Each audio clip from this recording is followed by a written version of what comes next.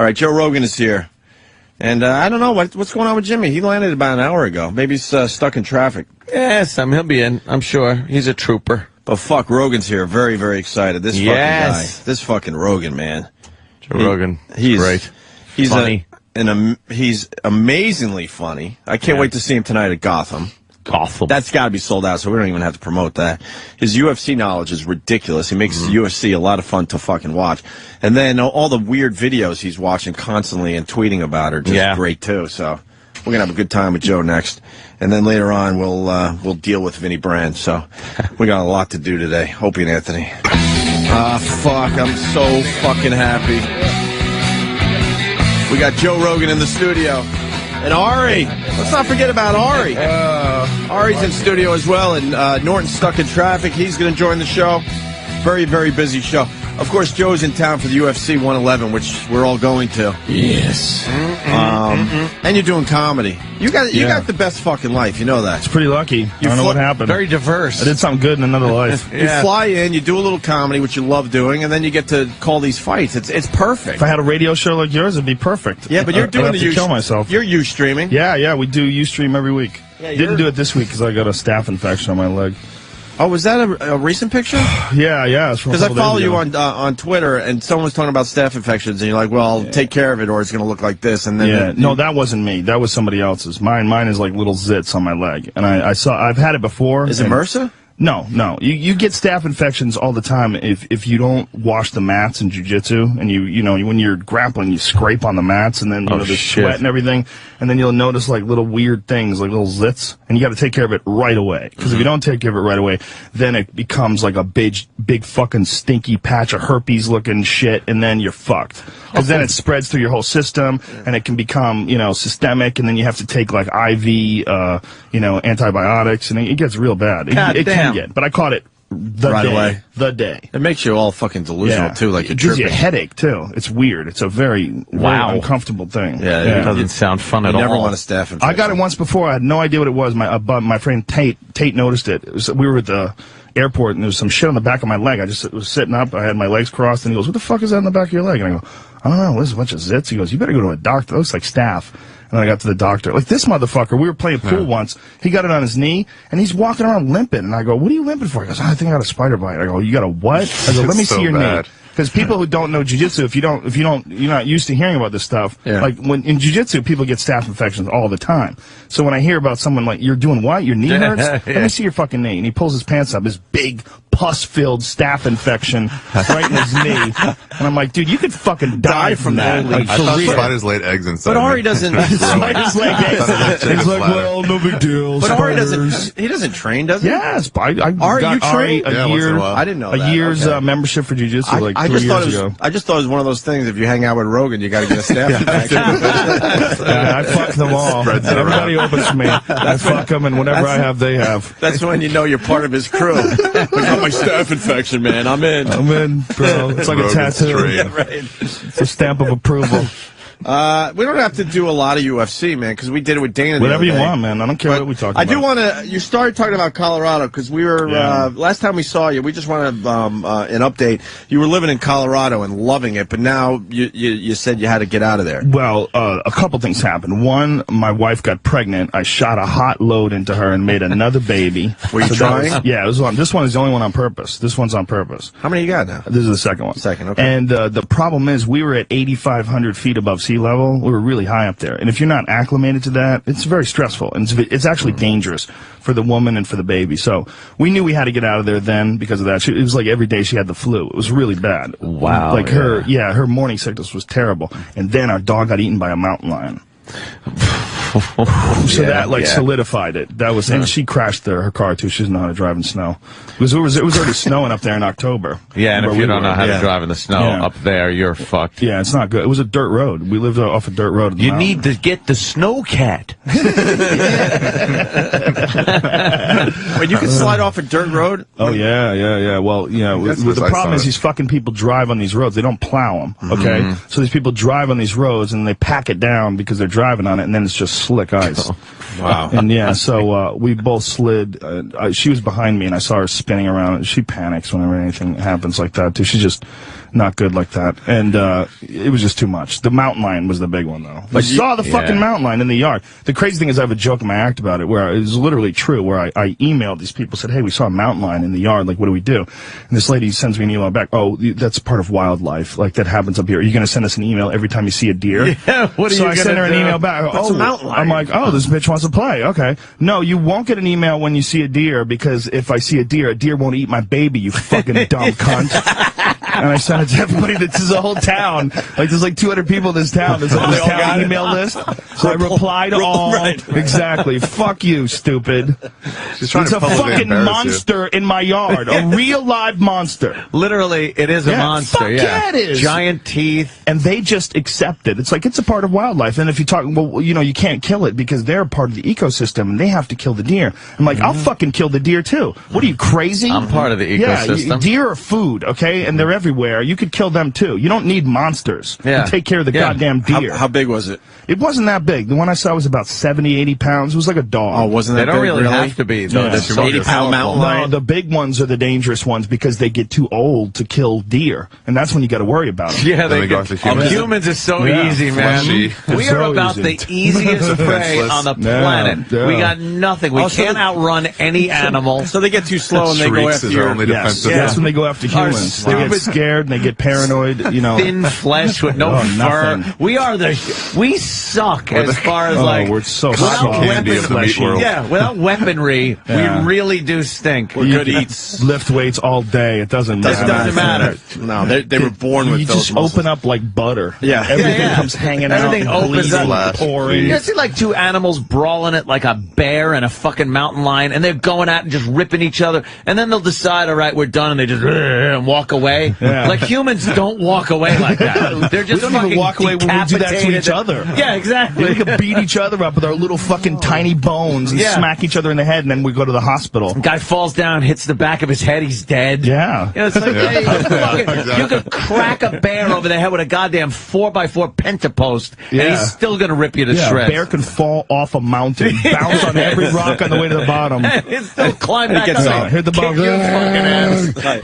Just makes them, Shake it off. just makes them mad, you Yeah, know. dude, Now they- we they suck. where I lived, there was very specific instructions. If you were attacked by a mountain lion, you're supposed to fight back. But if you're attacked by a bear, you're supposed to play dead. There was Yeah. like a fucking sign in the local town, little town store. You should never live in a town that has that sign. Yeah, well, you think that, but I fucking love it. You ever up see there. bears? Yeah, no, I never saw a bear. No, I saw the mountain lion. Saw a lot of coyotes, a Who lot the of deer. fuck would play dead if a bear's attacking them? Yeah, you gotta. You know what happened? You would fight for your life. I've seen a lot of shows on bear attacks and shit like that, and mountain lion attacks, and a lot of people do fight at first, and they get so fucked up that they resign themselves to the fact that they are dead, and they just go. And then I decided to just lay still and see if he would go away. But initially, it's very rare that people just go, "Oh, I got to play dead," because your instinct is, a monster's eating me. Yeah. I have to There's get no away. way you're going to play dead. Yeah. The thing about it bears, comes down to bears are omnivores, the same as chimps, and they don't kill you. They just start eating. They eat you while you're alive. See, if you a predator, they're used to killing. Like cougars have to kill every day. You know, when a cougar kills somebody, they kill you first, then they eat you. But Yeah. bears just start fucking eating. There's a video online, a really disturbing one of a bear eating a moose, and it's eating them from the guts out. Yeah, and the it has moose is this still moose like, on its back, and the moose is kicking its fucking legs up in the air, Yeah. and the bear just ripping his stomach apart. It's fucking horrifying. That is sick. I was saying before, too, I was watching a show called I Survived, and they have people that go through all kinds of shit and actually made it through. And there was a woman, she was riding a bike in California, and a big-ass mountain lion came out and just tackled her. And she said it felt like a freight train hit her. Yeah, they're She so just, strong. She's just riding her bike, and they're all muscle. So, Yeah. bam, she gets bowled over. The thing grabs her by the face, because these things will just take you by the throat, choke you to death. Suffocate you. They'll Yeah. suffocate you, drag you off, eat half of you, bury you, Her whatever the friend fuck. saved her, right? Her friend was with her and was screaming and yelling friend was and hitting her. grabbing her leg and having a tug of war with a mountain lion that's grabbing her face. And then she said she felt half her face pull over from her ear to her nose. It just ripped her face off. And then she's thinking, well, maybe I should just die at this point. And she was conscious of her friend saying, no, let go. And she threw the bike at the mountain lion, and the mountain lion didn't even flinch. just kept trying to reposition its mouth on this woman's throat. Finally did, and choked her out. So she blacks out right when a bunch of people came up and told this other woman that's trying to pull her away to get away from her because they were going to start throwing rocks at this mountain lion. And she said, screw it, I'll still hold her, throw rocks, I don't care if you hit me. Wow. So they started throwing rocks, and the second one rock hit the mountain lion on the back of the head, it kind of looked up and ran off. But this woman was fucked up. I saw her face. Yeah, her face was like, it was kind of melting. Like they just flapped it back. Predators, man. Well, where I live in California, one killed a dog down the street from my house. Yeah, killed a dog and on the picked menu, it up and dragged it over the fence. We didn't see the mountain lion kill the dog, but we saw the mountain lion, and then the dog was missing, and then we did the math. Yeah, it was pretty obvious. You never found the dog? No, the mountain lion. Well, my housekeeper had seen the mountain lion a couple days before, so it was obvious that it was staking the house out. Jesus, that's great. Yeah, there's something tasty in there. Yeah. Meanwhile, I'm up there with a fucking baby. I'm walking around. We're walking through the woods. My wife is holding the baby. We're walking. The dogs. I had one big dog. I have one big dog that's a Mastiff, and it didn't kill the Mastiff. It killed this little Pomeranian American Eskimo dog. Oh, that's just a tidbit. Well, my Mastiff had a limp, and so I kept him in the house. I'm like, just chill out, buddy. Just stay. Because we're on a fucking mountain. They're running around out there. Yeah. It's like these dogs had a yard in California, and now all of a sudden they're on the top of this mountain completely free. Eagles are fucking flying around. With the no bullshit. We saw eagles all the time. That was fucking awesome. How great I loved is it to see it. an eagle? I couldn't believe I could actually live there. It was like I was in a park. Yeah. But you got to be like a mountain man. You got to be a personal, your own. To have a wife and a kid, a baby, and shit like that. Your neighbor, how close? I couldn't see him. I'd have to go drive. It was like a half-a-mile drive till you saw any sort of a house. Isn't that kind of creepy, though, to be that alone? Yeah, yes and no. We'd have to give hikers and shit, hippies. I fucking hate hippies, man. We'd have these people would come wandering up the street and like, hey, man, I just thought I'd see what's up here. You don't see these fucking no trespassing signs, you cunts? And they'd be like, oh, we've been coming up here forever. Oh, so you've been trespassing forever. Yeah. So you figured we'll just keep doing it. See what's up here. Are you going to keep a muzzle flash? Like, this was like the argument I was having with these people in the town. Are you going to keep the community from accessing the trails? I go, oh, you mean the trail? You mean my fucking driveway? Like, what do you the trails? You're talking about my property that I'm paying for, you fucks. I pay for it. See, I give money. This is my yard. It's a big yard, but it's my fucking yard, Man, Yeah. Oh, Boulder was bad with that. Boulder, that was my number one problem with Boulder. If I move back to Colorado, I'm going to move to a more Republican gun-toting part of town. Because these fucking, everywhere you go is Obama, Obama, Obama. I mean, literally, you saw Obama stickers and posters and like it was sheep-like. It was this can't be everyone's opinion. There's no way. There's no way you guys have researched this and thought this out. This is just, it's a black guy. We love him. He's a Democrat. And they're for social issues, and we care about the environment. It was a weird place to live. Make a statue of him. No, they call it the People's Republic of Boulder. That's what everybody calls it. And that's what it's like. Yeah, it's really fascinating. It's spreading to the whole country. As you get older, man, the hippies become less and less tolerable. You start realizing that there's a reason why people don't like them. There's something going on there. They're not doing their fair share. They're not. And they didn't disappear in the 60s or early 70s. They just kind of mutated underground thing. And got stronger. They cut their hair and they had to get jobs. Because they wanted to get a new car. But they're still, man. Oh, it was very man. Shut up. Joe had to leave Boulder. That kind of sucks. I fucking hated leaving, man. I loved it out there. I loved it. Yeah. But it was just such a radical move, to move to the middle of the woods like that. It was crazy. Yeah. Hey, welcome Jimmy Norton to the program. Hey, little Jimmy. Hi, Jim.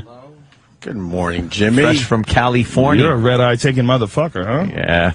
That Van Wyck should be. The Van Wyck. Well, that's one of the reasons why I moved to the woods. I hate traffic. It drives me nuts. The whole idea that there's this many people living together, especially in California, where eventually some shit's going to happen. Yeah. Something's going to break. There's a tsunami's going to hit it. An earthquake's going to hit. Something's going to happen. And when the machine breaks down, we break it. Yeah. There's nothing there to keep everybody going. It's not like, food is being grown there. No one's growing anything in California except weed. So there's just 20 million people in California, and then there's all these fucking people driving in, and they're stuck there, and there's no water supply. They get all their water from Colorado, Yeah.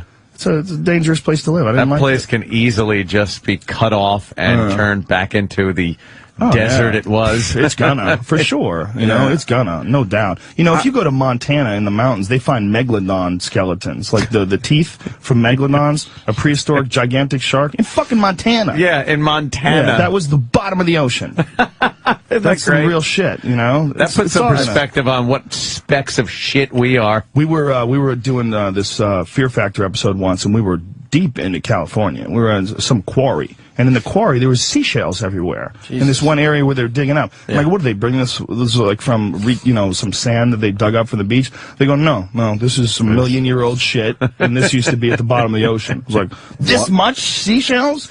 Like, yeah, that's the bottom of the fucking ocean. That's why I don't buy any of that global warming shit and this and that. It's cyclical weather patterns. You know, we could have an effect on certain things, but again, we're just another organism on this planet, so whatever we do is pretty much natural. Yeah. We're just taking, we can take dirt and water and wood and mix it up and air and make fucking airplanes that fly, you know? Right. So, but it's not our fault that we're able to do that. I mean, fuck it. And if a certain time comes where whatever it is deems us unfit for this planet, it will still be spinning around the sun long after we're gone. Save the planet. We could launch every nuke that's ever been invented at each other, and a million years later, it'd be back to normal. Something will pop up and smile. We can't build a road from fucking Queens that gets you in less than 2 hours. Fucking JFK. I landed at 6:11. JFK is the worst airport to land in. I fucking hate JFK Airport. It's the worst. I hate everybody associated with it. The belt isn't going to fucking move, and the Van Wyck isn't going to move. I avoid.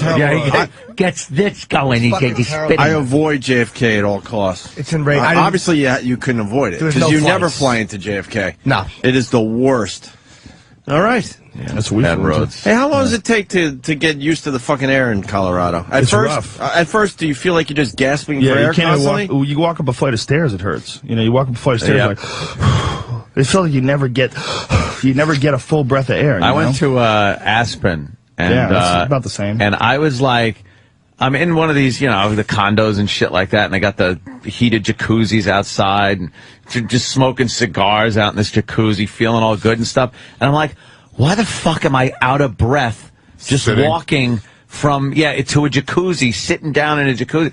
And you would get like, you'd have to take these deep fucking breaths. That's creepy. Well, I was living 3,000 feet above Boulder.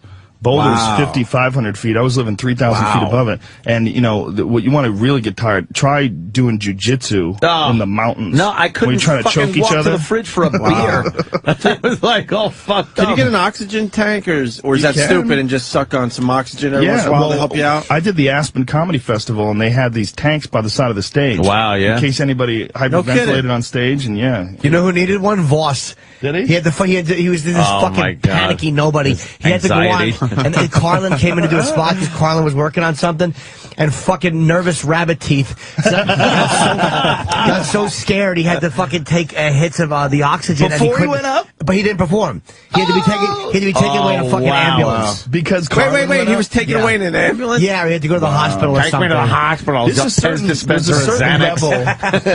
a certain level of comic where you go on after him. It's like, what's the fucking point? It's like no one's even going to want to hear anything I have to say. I had to follow Pryor for 5 weeks in a row at the store when he was at the end of his career, when he was in a wheelchair and they used to have to walk him to the stage.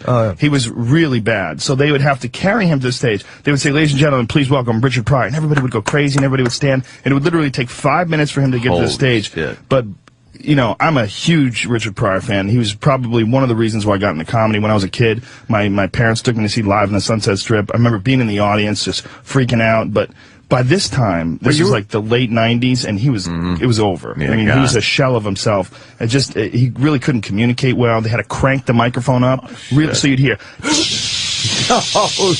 So he'd be on stage like, I love pussy, always love pussy. And there was nothing there. He had nothing. It was just, it was medicated, and he was also drinking, which he wasn't supposed to be doing. And so this crowd would see this for 40 minutes, and it was not funny. And they would try to laugh, and then at the end they'd say, ladies and gentlemen, Richard Pryor, and they would clap, and everybody would stand up, and they would walk him out of the room. And the way the Comedy Store works, then each comic brings up the guy after him, and he didn't bring up anybody. No. So the piano man would bring you up. So the piano man, ladies and gentlemen, please welcome the next comedian, Joe Rogan. and I would go to the stage while they're dragging off a fucking legend.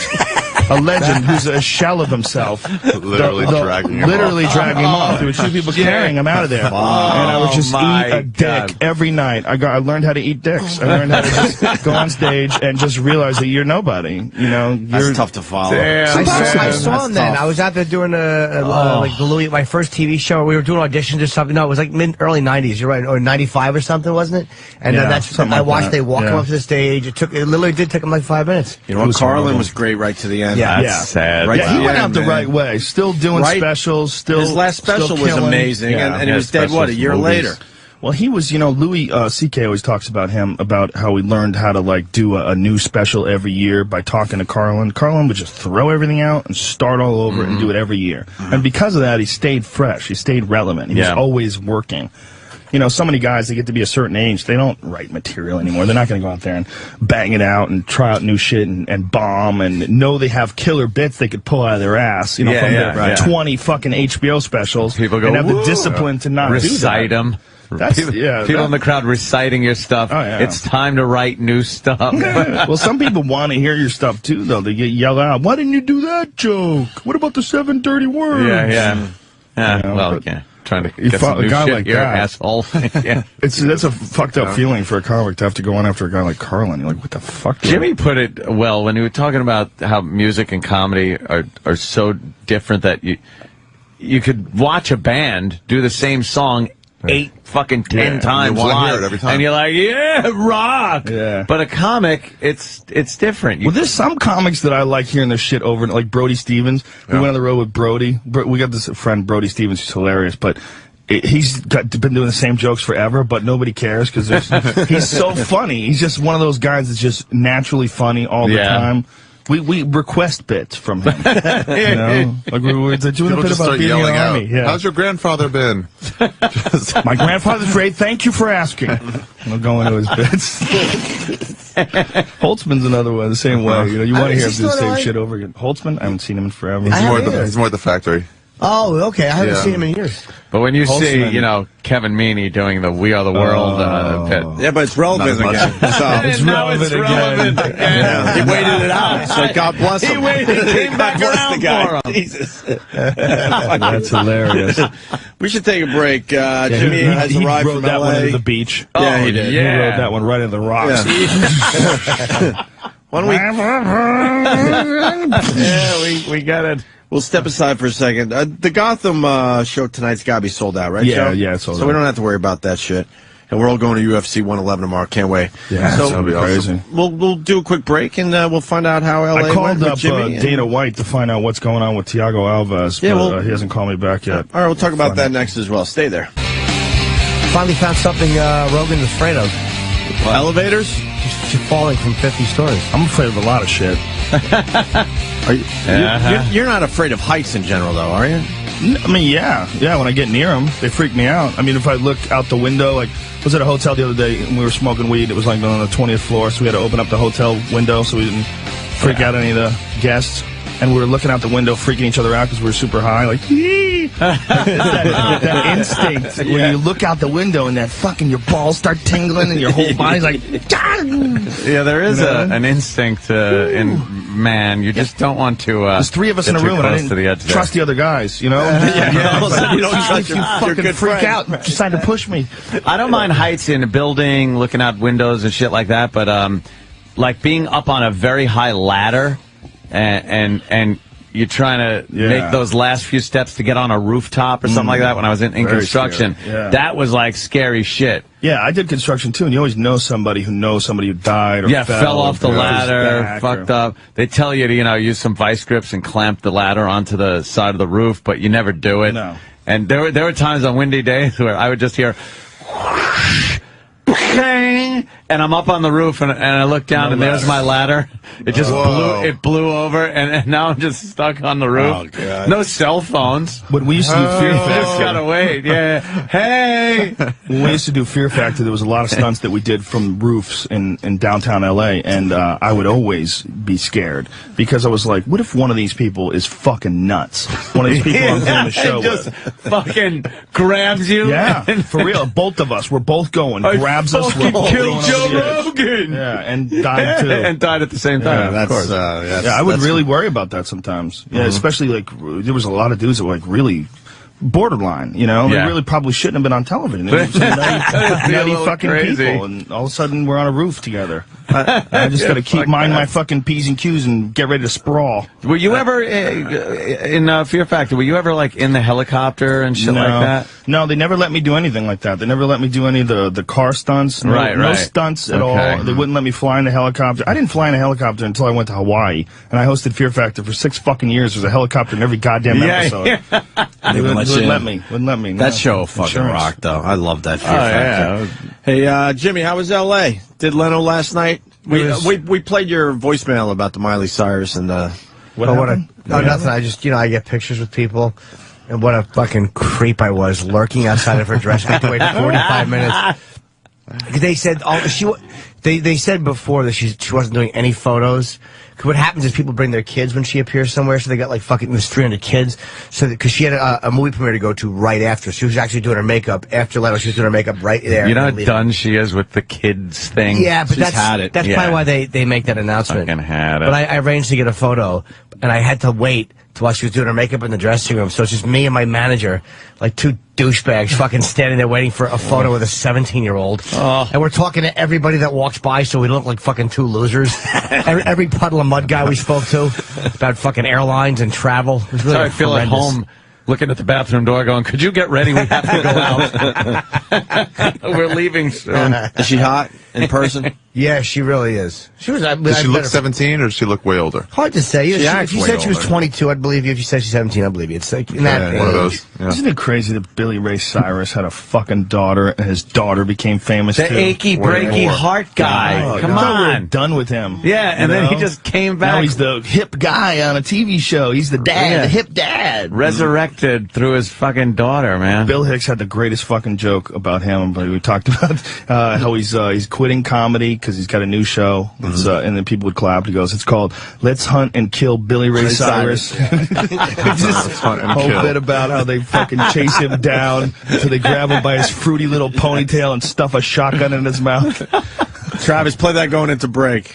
Yeah, that's a Bill great Hicks bit. shit. Yeah, that was a classic. Right. Yeah. I was just taking a leak during the break. It's a wonderful thing, and we've talked about this before. The packaging on men's underwear in like real stores, not Fruit of the Loom and fucking CVS or something, but you go into like the Gap and you got to buy men's underwear. Yeah, it's gay porno that you have to buy. You're buying gay porno that comes with free underwear. That's exactly how I look at this shit now. And it fucked me up because I didn't realize until I got it to the hotel that I had bought extra large. Because I didn't want to pick it up and start looking at the size. You just grabbed it. Dude, I grabbed it and fucking turned it over against the other shit I was buying. So, like, the gay porno wasn't showing, and walked up to the counter and didn't even look at the size. I didn't realize. Dudes with shaved stomachs and six-packs and they're fucking out, and they got one leg up and perfectly big cock lit bulge and stuff. Little oils. And I'm buying this fucking shit. But wait, I don't understand. Why won't you look for the size? Do you really think you're going to be looking at the size and people are going to go, look at the faggot?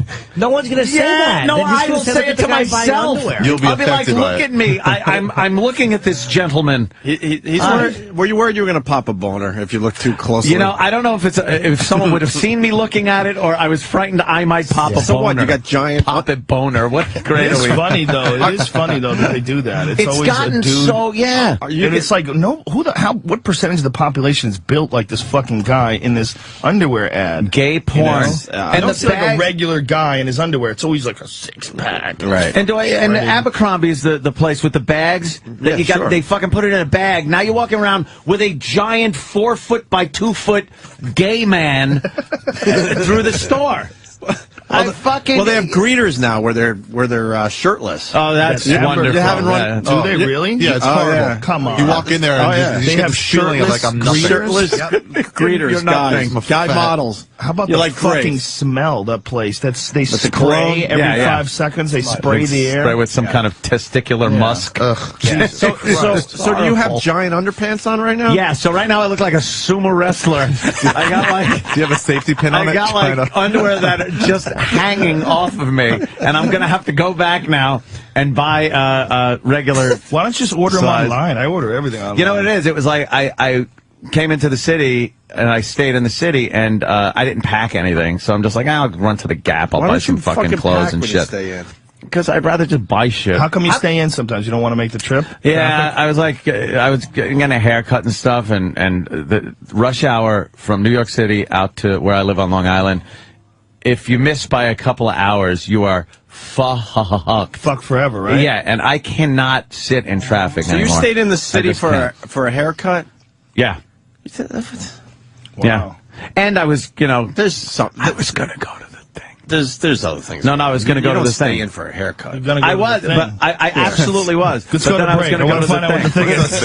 Yeah. No, the thing was the thing we were supposed to go to a movie premiere last night, and we got lazy. Well, what do you guys want? Movie premiere? Well, my fucking date went to L.A., so I was going to go with Jimmy. Why don't you guys go to it, though? Then I was tired. Ed Norton's latest film. You know what, though? We were invited, and we should have I'll went. go to that in a second. Well, you were gone. I didn't want to go by myself. What movie? What is it? What was the movie called? Him and Dreyfus. I don't know. I would have went to that in a second. Leaves of Grass, I think. Yeah, well, Leaves of Grass? What is that about? I think so. Something grass and Pot leaves. movie? Yeah, no. About some guy. It's about mulch. Who knows? Yeah, I don't know. Leaves of Grass. It was not good? I didn't go. I don't know. Didn't go? It's based on like the novel by fucking. By Sapphire? Yeah, by Sapphire. Sapphire. That's it. It's precious. She gets hit in the back of the head with another planter and makes me laugh my balls off. It's like watching a Roadrunner, that fucking movie. Great. Nothing funnier than watching her getting clocked in the head. I know. She opens a box and says, Acme retarded baby. There's just something about it where I couldn't really garner much sympathy. I don't know. Maybe I'm a horrid racist. Yeah. Something about it. It's called melanin. But when that fucking Monique just consistently just throws things at her big fat dumb head, I laugh. It's funny. It's fucking funny. I didn't watch that movie. I stopped watching any movie that's depressing. I said, I'm done with these. Yeah, right so did I. Last movie that I saw that was depressing was 21 Grams. Remember that? Oh, yeah, I do. I was like, I walked out. I didn't think that was depressing. What? The Hurt Locker? Hurt Locker wasn't depressing. What? No, I get the type of movie Joe's talking about. Cool. 21 Grams was downright depressing. Yeah, I don't want to watch anything where I'm going to walk out feeling like shit. And what a great film. Like, you didn't have to make me feel like shit. I know that people feel like shit in real life, okay? Well, I like movies like Avatar. I want to see some shit that's not real. I want to see blue people and fucking explosions and monsters. Did you go Those see... are great movies. So you saw Star Trek. Yeah, you saw Avatar? Those movies. Were you high? Fuck yeah. That would be the perfect perfect Avatar not high. Oh my god. Yeah. I timed it absolutely perfectly. I ate a pot cookie, and by the time I put those fucking glasses on, right when the previews were playing, and they started there was a couple of like Alice in Wonderland, the 3D preview. Oh my god, I was barely able to stay in my seat. You ate pot turkey? Huh? Pot turkey? What did you say? You ate pot? No, pot cookie. Oh, pot cookie. I thought you just gave a great idea. I thought you said pot The turkey. cookies are the way to go, too, because you get blitzkrieg for fucking hours. Like, if you smoke a joint and go see a 2-hour movie, an hour and a half in, you're like, God, I get high again. This is the end of the movie. I'm a little sober. This is getting boring. But a pot cookie will fucking keep you on the edge of your seat for hours, 5-6 hours. You're gone. Avatar. I liked the movie, and I wasn't on the pot. When you eat pot, people don't realize this. It's a totally different thing because it's processed by your liver, and it produces something called 11-hydroxymetabolite, which is 4 times more psychoactive than THC. 11-hydroxymetabolite. It's present in smoking it, when you smoke it, but it's not present in doses high enough to be psychoactive. But when you eat it and it's processed by your liver, it makes this totally different thing. Do you remember when the cop called in to 911 because he stole the brownies from this guy, and he's like, I think I'm dying, I'm going back in time. Well, that guy ate pot. That's the problem. When you eat it, it's just, you think it's laced. You think it's mushrooms or acid or something because it feels like it, because it's a totally different thing. The worst is you wake up the next morning sometimes, you're like, what's wrong with me? Yeah, still high. Still high. Still high. Yeah, you have no idea. You remember Chicago? Remember Chicago? Oh, we went to Chicago, and this buddy of ours gave us some cookies, and we ate these cookies. And we have this fat friend, Joey Diaz. Back then he was like 350 pounds. Fat Cuban. A big, fat, fucking coke snorting, crazy motherfucker. And so Joey ate one and had a mild heart attack. Oh, shit. Yeah, it was that strong. Wow. Yeah, I think he ate a couple of them. Didn't he eat a couple of them? Yeah. Wow. But meanwhile, Joey's joke was like, I'm 350 pounds. What the fuck is mild about me? There's nothing mild. He goes, they were so strong. I went to bed and I remember watching morphing cartoons fuck in my head. While my eyes were closing, I'm watching these neon lit, like, cartoon characters fucking and morphing into something else. Fucking, like, I can't imagine you watching Avatar that high. Oh, it was awesome. It was like fucking 3D. spectacular. I cried. I cried. He's wiping off his 3D glasses. When his eyes opened at the end of the movie, I cried. Tears. I got Avatar depression. I wanted to move to Avatar. I wanted to move to Pandora. That fucking movie ruled. People are like, well, it's so predictable. Shut the fuck up. It's a goddamn comic book. What were you expecting? Along for the ride. Yeah, exactly. I like movies like that. Like, everybody was like into like No Country for Old Men. I was like, okay, that movie just ended. And people were like, you know what? That's how real life goes. Hey, fuckhead, this isn't real life. It's a movie, yeah, all right? we want it all wrapped up nice. Yeah, I want it wrapped up real sweet. There are some movies. Close it up nice. Wrap it up somehow. There are some movies I will sit there and if the screen kind of starts going black, I'll be like, no, don't do it. If I see fucking a credit, I'm going to throw something. How many movies have you been at? I hate that shit. Credits rolling. It's like, you artsy motherfucker. How many movies have you been at? Yeah. What the fuck did I just watch? How many movies have you been at where you hear people yell, what the fuck? Yeah. Especially New York. What the fuck? Come on! Get the fuck out of here! Or, that's it? Like just immediate anger. Yeah, it's like you trust these people with your consciousness. You trust them. You're going to, take me on a ride. You're going to take me on a ride. You're going to shut it off and say, well, that's what happens in real life. I know what happens in real life, you fuck. Live it. I'm not here for real life. I'm here for some fantasy. I'm here for some wild shit. Finish it up. I like Wolfman movies and shit. I want to see some shit that's not real. Yeah, Silver Bullet, he fucking turns back into the guy, he's laying there naked and dead. Yeah, that's the end. American Werewolf in London. I have very displaced emotions. I like when a movie makes me cry because I find like I'm always one click off. Like in real life, like through funerals and wakes, nothing. It literally could be a Parcheesi board in front of me. But yet I'm lost if Jack says the right thing. I'm like, fucking a one click off. You know what gets me now that I have kids? What gets me now is anything that happens to kids. Like I saw the movie Crazy Heart with what is his name? I didn't see that. Bridges. That was a great movie. Good fucking movie. I liked him Real a lot, good movie. He's a great actor. Yep. But that scene with the kid, with the little kid turns missing, I'm like, you fucks, you better resolve this. Don't fuck me here. Does that happen when you become parent? It's just like you get so soft. You become you want to nerf the world. Really? Fuck yeah. That's how they pass all these goddamn laws. That's how they pass it. Yeah, you become a dad, and you're like, we gotta save the babies. We gotta keep the children safe. How old are your kids? Well, there's one in the oven right now, and there's one that's 2, and I have a 13-year-old stepdaughter. So I have a gang of children in my house. Wow, yeah. And one in my my wife is walking around vulnerable. Boy or girl? Yeah. They're all girls. But Joe, she wasn't believable when the kid was missing, though. She took it a little too casual. That bothered me. I'm like, really? Well, just gonna be when she was there? sitting there with her legs crossed, I was like, instead of running all over way. the place trying to figure it out, you would go into a deep panic. That was the only part that I didn't like about the whole movie. Did you guys see that fucking video where the nanny's beating up the baby? They just busted this lady in Florida. I did see it was that. Florida, right? Yes. Really recently? Yes. I can't even watch. I watch for 10 seconds and I don't exist anymore. Yeah. I become a murderous chimpanzee.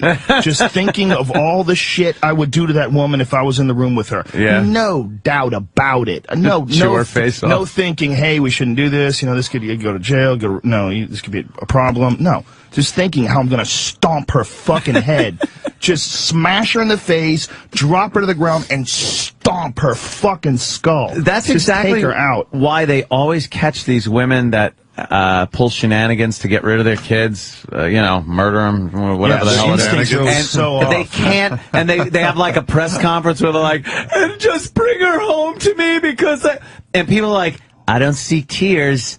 She doesn't look that. She smirked at one of the detectives when she walked away. Like everyone knows when someone's bullshitting. Yeah, isn't that a weird thing? How you really can detect deception? Yeah. It's like impossible to describe. Yeah, but you just know it. It's an instinct. It's part of it. It's a survival instinct. Odd. There's a great book called The Gift of Fear by Gavin DeBecker, where he talks about trusting your gut instinct. Yes. How we're taught to not trust that by being polite. Oh, but he's like, whenever politically somebody behaves correct and violently, everybody goes, I kind of sense something. It's never a mistake. It's never a mystery. I will never sacrifice my safety for political correctness or courtesy or anything like that.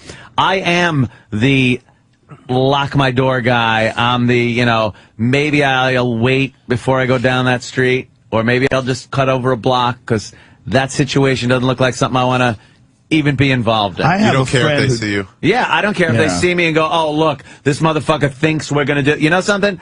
I don't care. Yeah. I'm going to err on the side of safety. And the reality is, we are all thinking it. If you of course. And then we get scared and have to lock our lock, but we're already thinking we're scared of the black man or whoever it There's is. a certain amount of randomness to the I'm world that if you don't address, you're a fool. They're really a mess. Yeah. You're a fool if you don't address it. I mean, I have a friend who doesn't lock his doors and shit. And he goes, I don't feel like if you put that out there, it doesn't get... I go, hey, fuckhead, babies get killed in drive-bys, okay? Yeah. You think those babies are putting that out there? That's They're putting it out there. Yeah, man, it's the secret, bro. You just got to manifest positive energy, Positive energy. Oh, that's Drek. There's randomness to the world, dude. When There's I hear randomness. beep, beep, beep, beep, boop, my alarm is set at night, I'm like, yeah.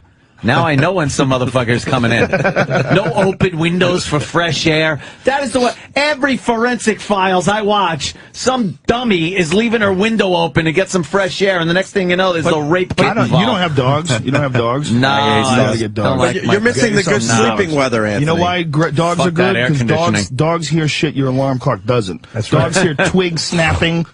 And also the dog's like turning. You get a dog that loves you, dude, get a nice German Shepherd. German Shepherds are very smart. Very smart. I love German Shepherds, but you know what it is? Smart. Get a I'm not responsible enough to own a living being. Oh, listen, you'll be fine. Listen, you would love that dog. Trust me. What do I do? You're a protection guy? Get yourself a nice trained German Shepherd in the back of one of those like Rob Report magazines, the real expensive magazines. You get them. You can get one like a year and a half old, already been trained, listens to you. You can talk to him in German. Oh, well, that sounds fun right there. I like the sound of that. And nothing scares I could dress in my costumes and talk to him in German. Let me tell you something. Dogs are great to have because dogs, they know shit. Like when I was living in Colorado, my dogs would start growling, and I would go outside, and it was like 40 degrees in August, and fucking fog would be filling the mountain. And the dog, the Mastiff, is big. He's like 140 pounds. He'd be on the deck going, what the fuck is out here? Something I cannot detect. But meanwhile, I'm in my house just watching fucking DirecTV like as if I was in Manhattan.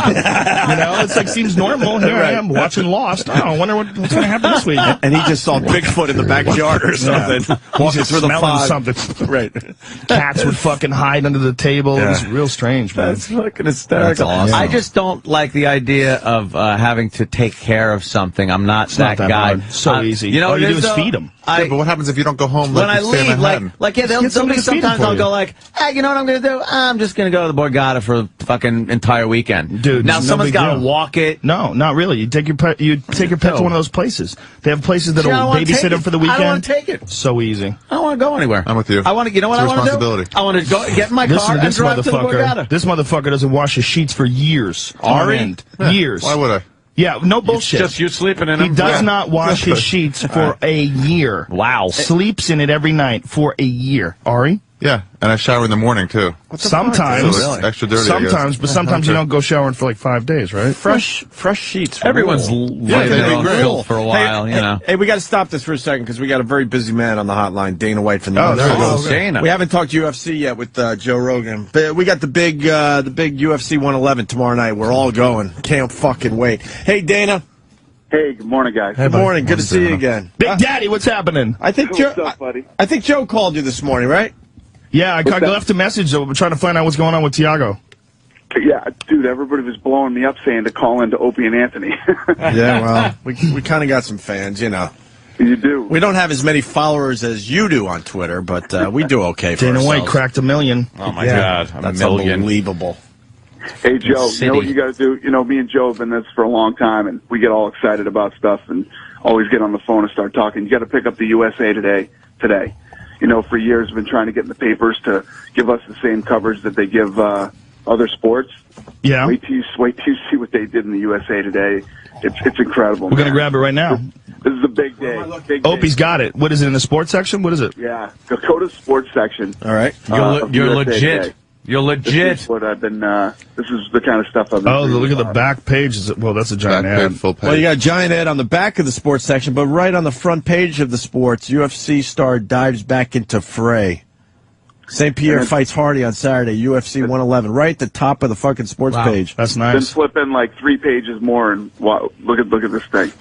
All right, 3 pages. So what is the official prognosis on Thiago Alves? Wait, this is worth it. Wow. Holy shit. It's like a full page fucking... And right below it, it's full page UFC, because right below it's the UFC now ad. flip that page open. Jesus, Oh, Dana. now flip that page open. We're trying to do Look a at radio show here. Wow. Holy shit, and then he gets another 2 pages in Wow. the Holy USA Sports shit. section. Wow. That's Holy pretty shit. fucking cool. That's the first time that happened? Yeah, ever. That's First time, gigantic. man. It's the first time ever. That's USA Today, too. That's the whole goddamn country. Yeah, you're in the fucking comics today. That's awesome. How many hours of sleep you get last night, Dana? 2? 1? What'd you get? 3. Nobody's runs Like, more it's than this free. motherfucker. He's been running on fumes for the last decade. On no sleep. He gets no sleep. First of all, he couldn't breathe. He finally got his fucking nose fixed. Because Dana used to box, so his nose was like mine. It was all covered with fucked up. scar tissue, and he couldn't breathe. Cartilage and- So he had to get a deviated septum because he was dying in his sleep and choking to death. And sleeping 2 hours a night. Nobody works harder than you, dude. Thanks. buddy. Nobody works harder than you. My job is easy as fuck. Are you tired not sleeping? He's an animal. No, I honestly I don't require that much sleep. So a lot of people God that bless can't you. sleep freak out. I got to take Ambien and see a doctor. It really doesn't bother me at all. Hey, I had the sinus surgery. It's how do you feel about yours? Like my breathing is better, but it's still a little fucked up. Me too. It's better, but it's not as good as I thought it was going to be. I'm not crazy about it. I'd never do that again. Well, let's be honest though, you started digging into your nose right away when you're supposed to like have the packing in there and you're supposed to do nothing. Remember when we talked about it? I started picking my nose right away. Nice. I was blowing my nose and doing stuff. You're not supposed to do that for 2 weeks. You're not even supposed to touch it. I did it the right way. It's like brain tissue My nose coming is out. great. I'm so happy I did it. Yeah. Mine's much better, but I still like I took I had to take Afrin the other night for the first time in a year because I just couldn't. I had like a rock on my face. I couldn't. Well, sleep. I had a thing. I used to have a thing where I would talk, where I would I would open my mouth when I would talk, and the reason why I would do it, like I developed like almost like a tick because I couldn't breathe out of my nose. So when I would talk, I would have to. You're take suffocating. Yeah, literally. My nose was useless, completely. I had only less than 20% use in one nostril, and the other one was like 2%. It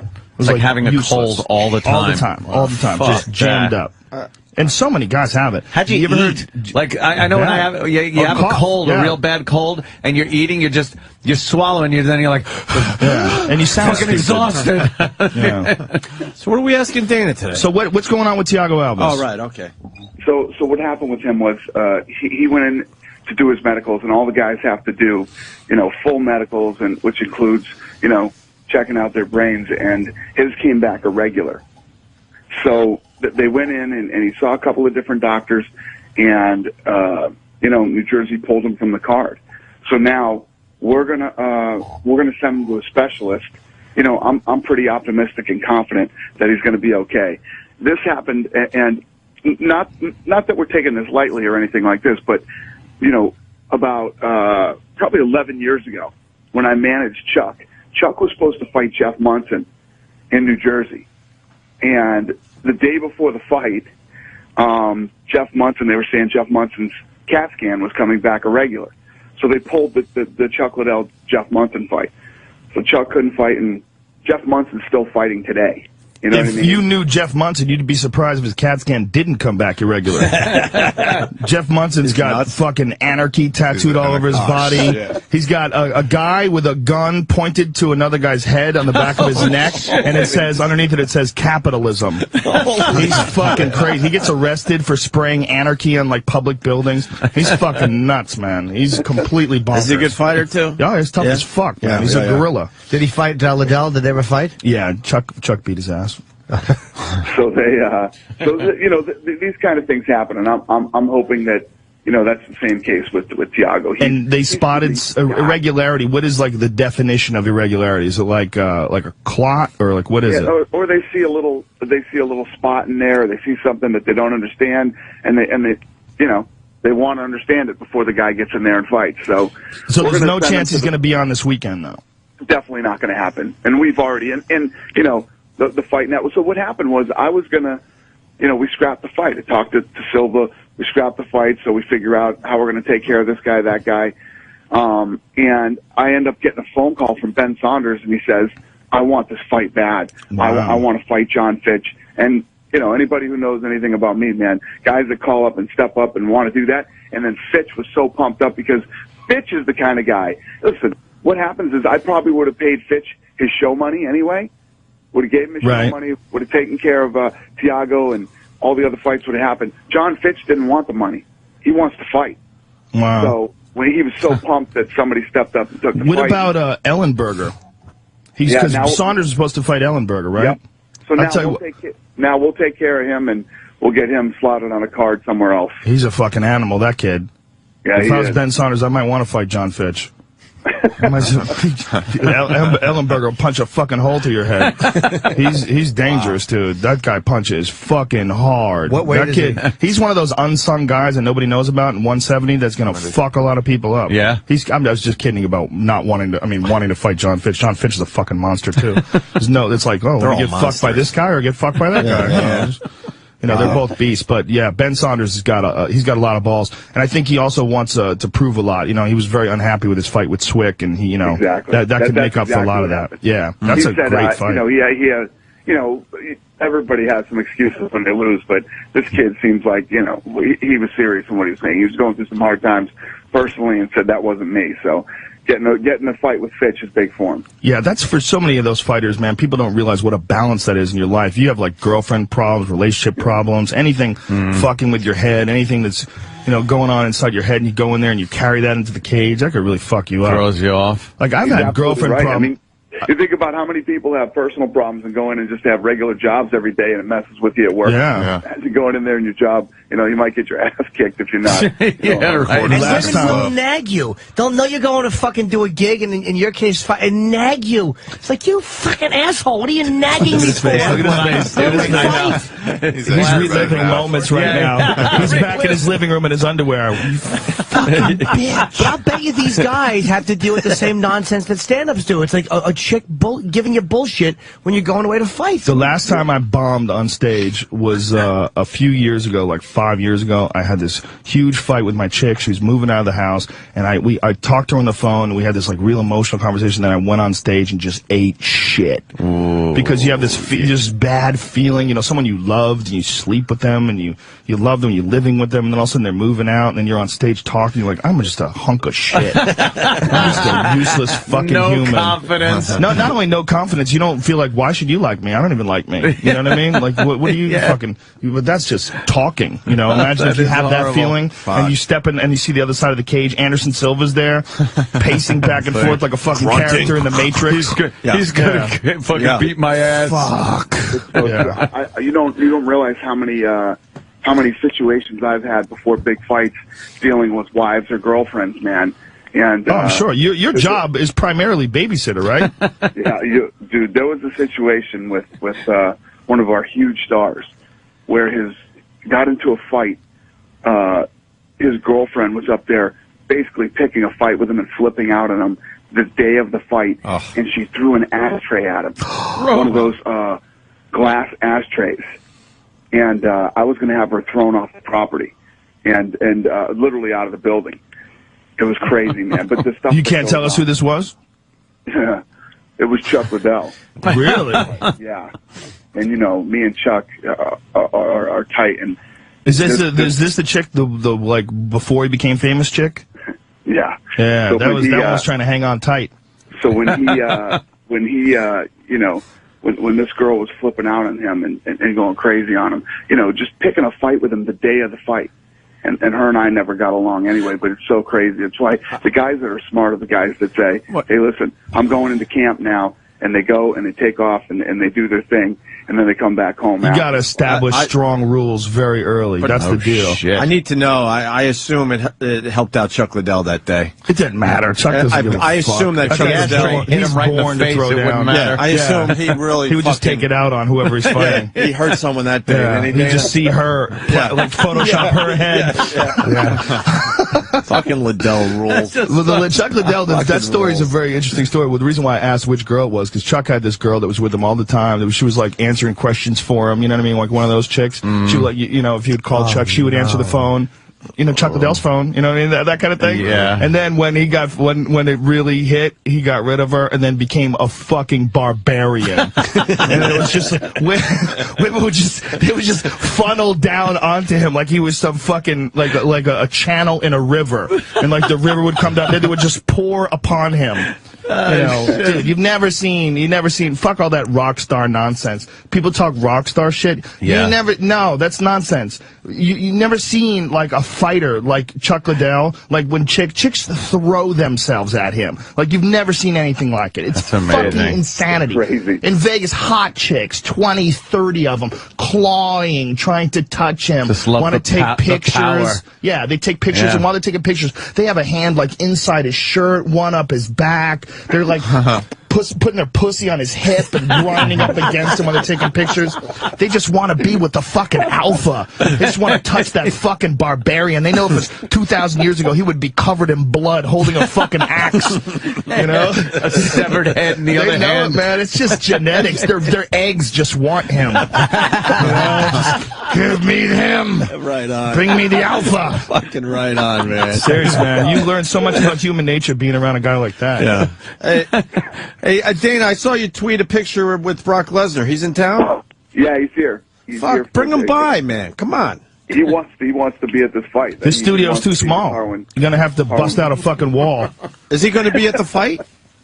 What's that? I called that. He's going to be at the fight. Yeah, he's going to be at the fight. Yeah, he'll be at the fight. Yeah, he wants to see this fight. Have you guys met Shane Carwin? He's another one. I was watching catcher's mitts. I was watching clips. I was watching clips of him online last night. Carwin's a monster. That last knockout, the short punch. Yeah. I forgot who he was fighting already. Gabriel Gonzaga. Yes. Yeah, what an amazing knockout that was. Carwin's had 11 fights. Not one of them has gotten out of the first round. Really? Yeah. He hit so fucking hard. He was fighting Neil Wayne. I will not forget this. And he took this dude down, got on top of him, and was grounding and pounding him. I'm sitting cage side. I can feel it through the floor. And I'm not bullshitting you. These fucking boom, boom. These fucking cinder blocks are dropping down on this dude's head. And I swear, you can feel it through the fucking floor. Wow. He's pounding on this dude, and the echo through the fucking cage, you literally feel in the floor. Holy shit. Dana, that's getting your ass kicked. Oh, that's dying. That would kill the normal person. It's like, you think what it would be like if someone took like a telephone pole and like, put it straight up in the air and then picked it up about 6 feet and then dropped it down the ground. That's the kind of noise it's making when he's pounding on this dude's skull. Just removing all of his memories. Dana, I think Joe Rogan's losing the passion for this UFC. I really think you got to find a new guy because he's losing a little bit. Me and him get on the phone sometimes. We're like fucking little kids, man, on the phone. That's awesome. Yeah, we'll be 3 o'clock in the morning. My wife will come into my office going, "What the fuck are you doing? Everyone's asleep." I go, "I'm sorry. Sorry, we're just talking about fights and stuff." Hey, I mentioned the Brock Lesnar because in the picture, he obviously looks like he's in amazing shape. He's in great shape. Yeah. He's seriously, he's changed so much since this thing happened to him, and he's changed his diet. A big part of what was wrong with him was his diet. Mm-hmm. So he changed his diet. He's changed his lifestyle, and he's very appreciative and grateful that he's still able to compete. So he's pumped up, man. He looks great, feels great, and And if you guys don't know what the problem was, this is how fucking crazy that guy is. His problem was he's such a fucking monster that he wouldn't eat vegetables. All he ate was dead animals. He was just eating meat. He's a hunter, you know, and he's eating meat and meat and meat, and that shit just packs up inside your intestine, and it creates like abscesses. It is called diverticulitis. Yeah. It's like from having excess protein. Like literally, he doesn't eat fucking vegetables. He's like there's nothing to clear it out. He's a fucking bear. He's a monster. He's just eating flesh. Just fucking naked in his house in Michigan. He's that bear eating the moose. Yeah, pulling fucking meat off the bone that he just shot this animal in the head with an arrow 20 minutes ago. Gotta eat it raw. It's the freshest. It's a hunting show. There's a hunting show online that you could watch Brock Lesnar. He shoots this deer with a bow and arrow and then picks this fucking deer up by its antlers and is dragging it through the woods, like carrying it back. I mean, caveman shit. That's fucking heavy. You know, this is like a 150, 160-pound animal he just shot with a bow and arrow, and he's dragging it like you would take your jacket. Like, you know, just dragging my jacket with me. Unbelievable. Just dead weight. Brock smash. Brock get deer. It looked like he was almost smiling in the picture that Dana tweeted too. So maybe he's starting to eat some vegetables. That's a scary dude. The scariest fight ever with him was after he beat the fuck out of Frank Mir. He gets on top of Frank Mir, smashes him, and then Frank Mir's his face is covered with blood. He was just completely unconscious. And then Brock screaming in his face, "You want to fucking talk shit now, motherfucker?" You're like, whoa. But Mir didn't learn his lesson because he said all that shit about hoping that Lesnar's the first, you know. Well, I wouldn't say learn his lesson. But Mir's still talking shit. Because Mir really was never the same guy like that then that he is now. He's a different human being because of this obsession with Brock Lesnar. First of all, he's packed on like 25 pounds of muscle. No bullshit. The dude does powerlifting every day because he knows that he can't compete with that kind of strength that Lesnar has. So now the dude he's training with Mark Filippi, who's one of those strongman dudes. He's doing fucking powerlifting every day. He's training hard. Like, he's way more disciplined than ever before. Ran through Czech Congo in his last fight. He was a tough motherfucker. He drops him with a punch and then gets on top of him and chokes him to sleep. And all he thinks about is Brock Lesnar. So do you want the third fight? I don't know, man. I want to see what happens. I don't give a shit. If you know what, I want to see this fight because I'll tell you what, man. It's a fascinating fight. Brock Lesnar, or rather, Frank Mir has more ways to win, but Shane Carwin is such a fucking gorilla. He's such a freak. It's like you zig when you should have zagged, and you wake up with a flashlight in your face. I mean, that's what happens. No bullshit. It's that kind of dude you're dealing with. You're dealing with a dude who can knock out any man. It's a win either way. Yeah. For the people that don't know, Brock Lesnar is obviously going to fight the winner of that fight. And even then, you still got Junior Dos Santos, you got Cain Velasquez. The fucking heavyweight division has never been more exciting. There's so many good fighters now. It's like, and they're all building up because they realize there's so much hype and there's so much intensity that everybody's seeing like these intense performances, so everybody's rising up. The training is ramping up and the fighters are getting better. How fucking good is Cain Velasquez, Dana?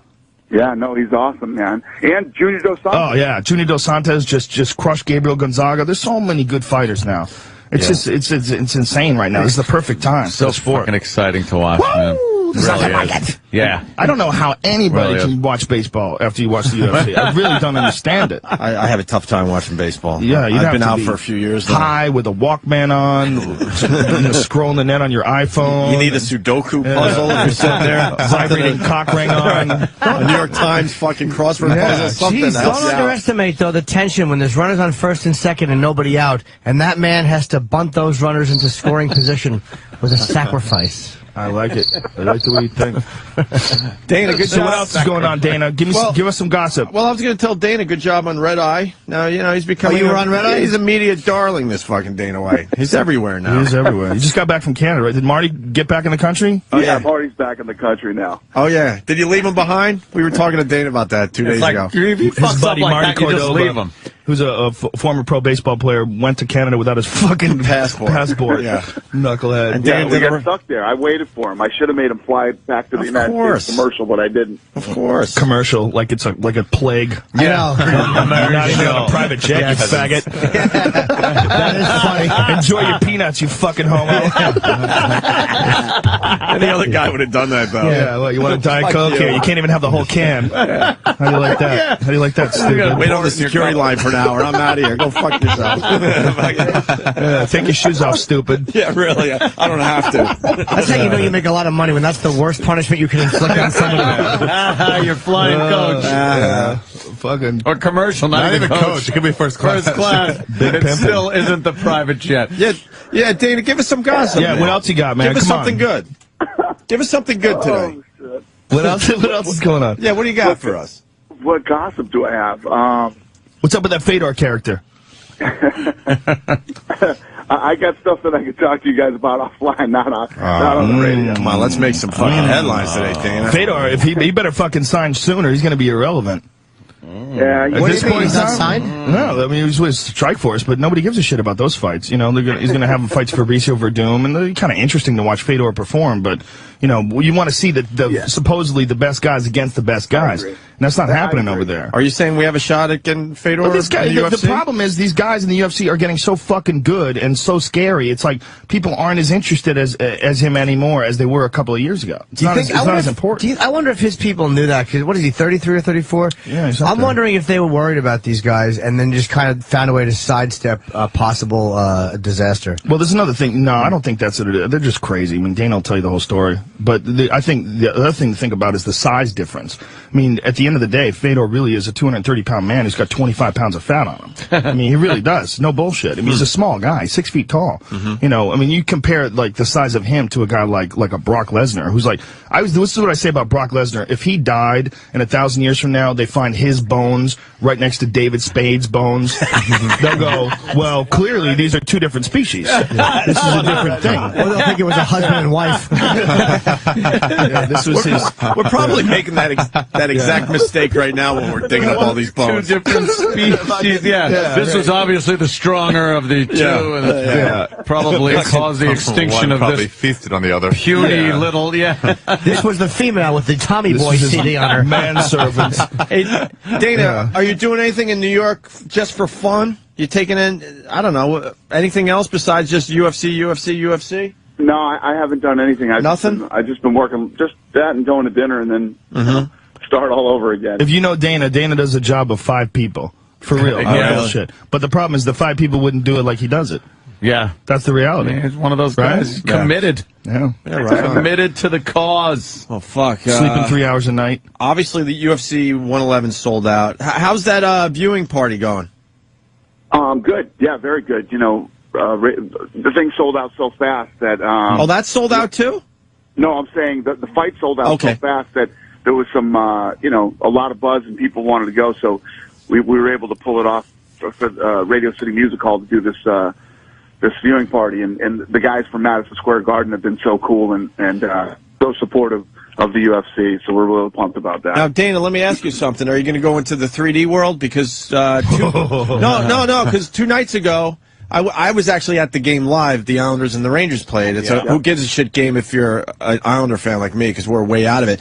But they had a 3D viewing fucking party at the Felt Forum, and it went extremely well. 3D hockey? First time. People, I went to the Sony fucking store. Loved it. I went to the Sony store the other day, and Saw they had the 3D 3D TV. the 3D Holy shit, TVs. it's fucking awesome. No, it's a That's great fucked question, up, man. huh? Everything's going through Yeah, I know it's a 3D, great and question. we have too. We've been. Really? Hey, Craig, when do you think we'll do our first 3D event? I mean, we've shot how many? 2 events now in 3D. Yeah. You shot him already in 3D?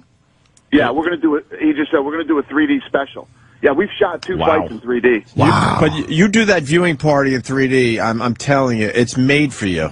It's made for you. Well, that's another thing people need to know. The UFC is in movie theaters now. There was we were at a movie theater recently, and there was a preview of it.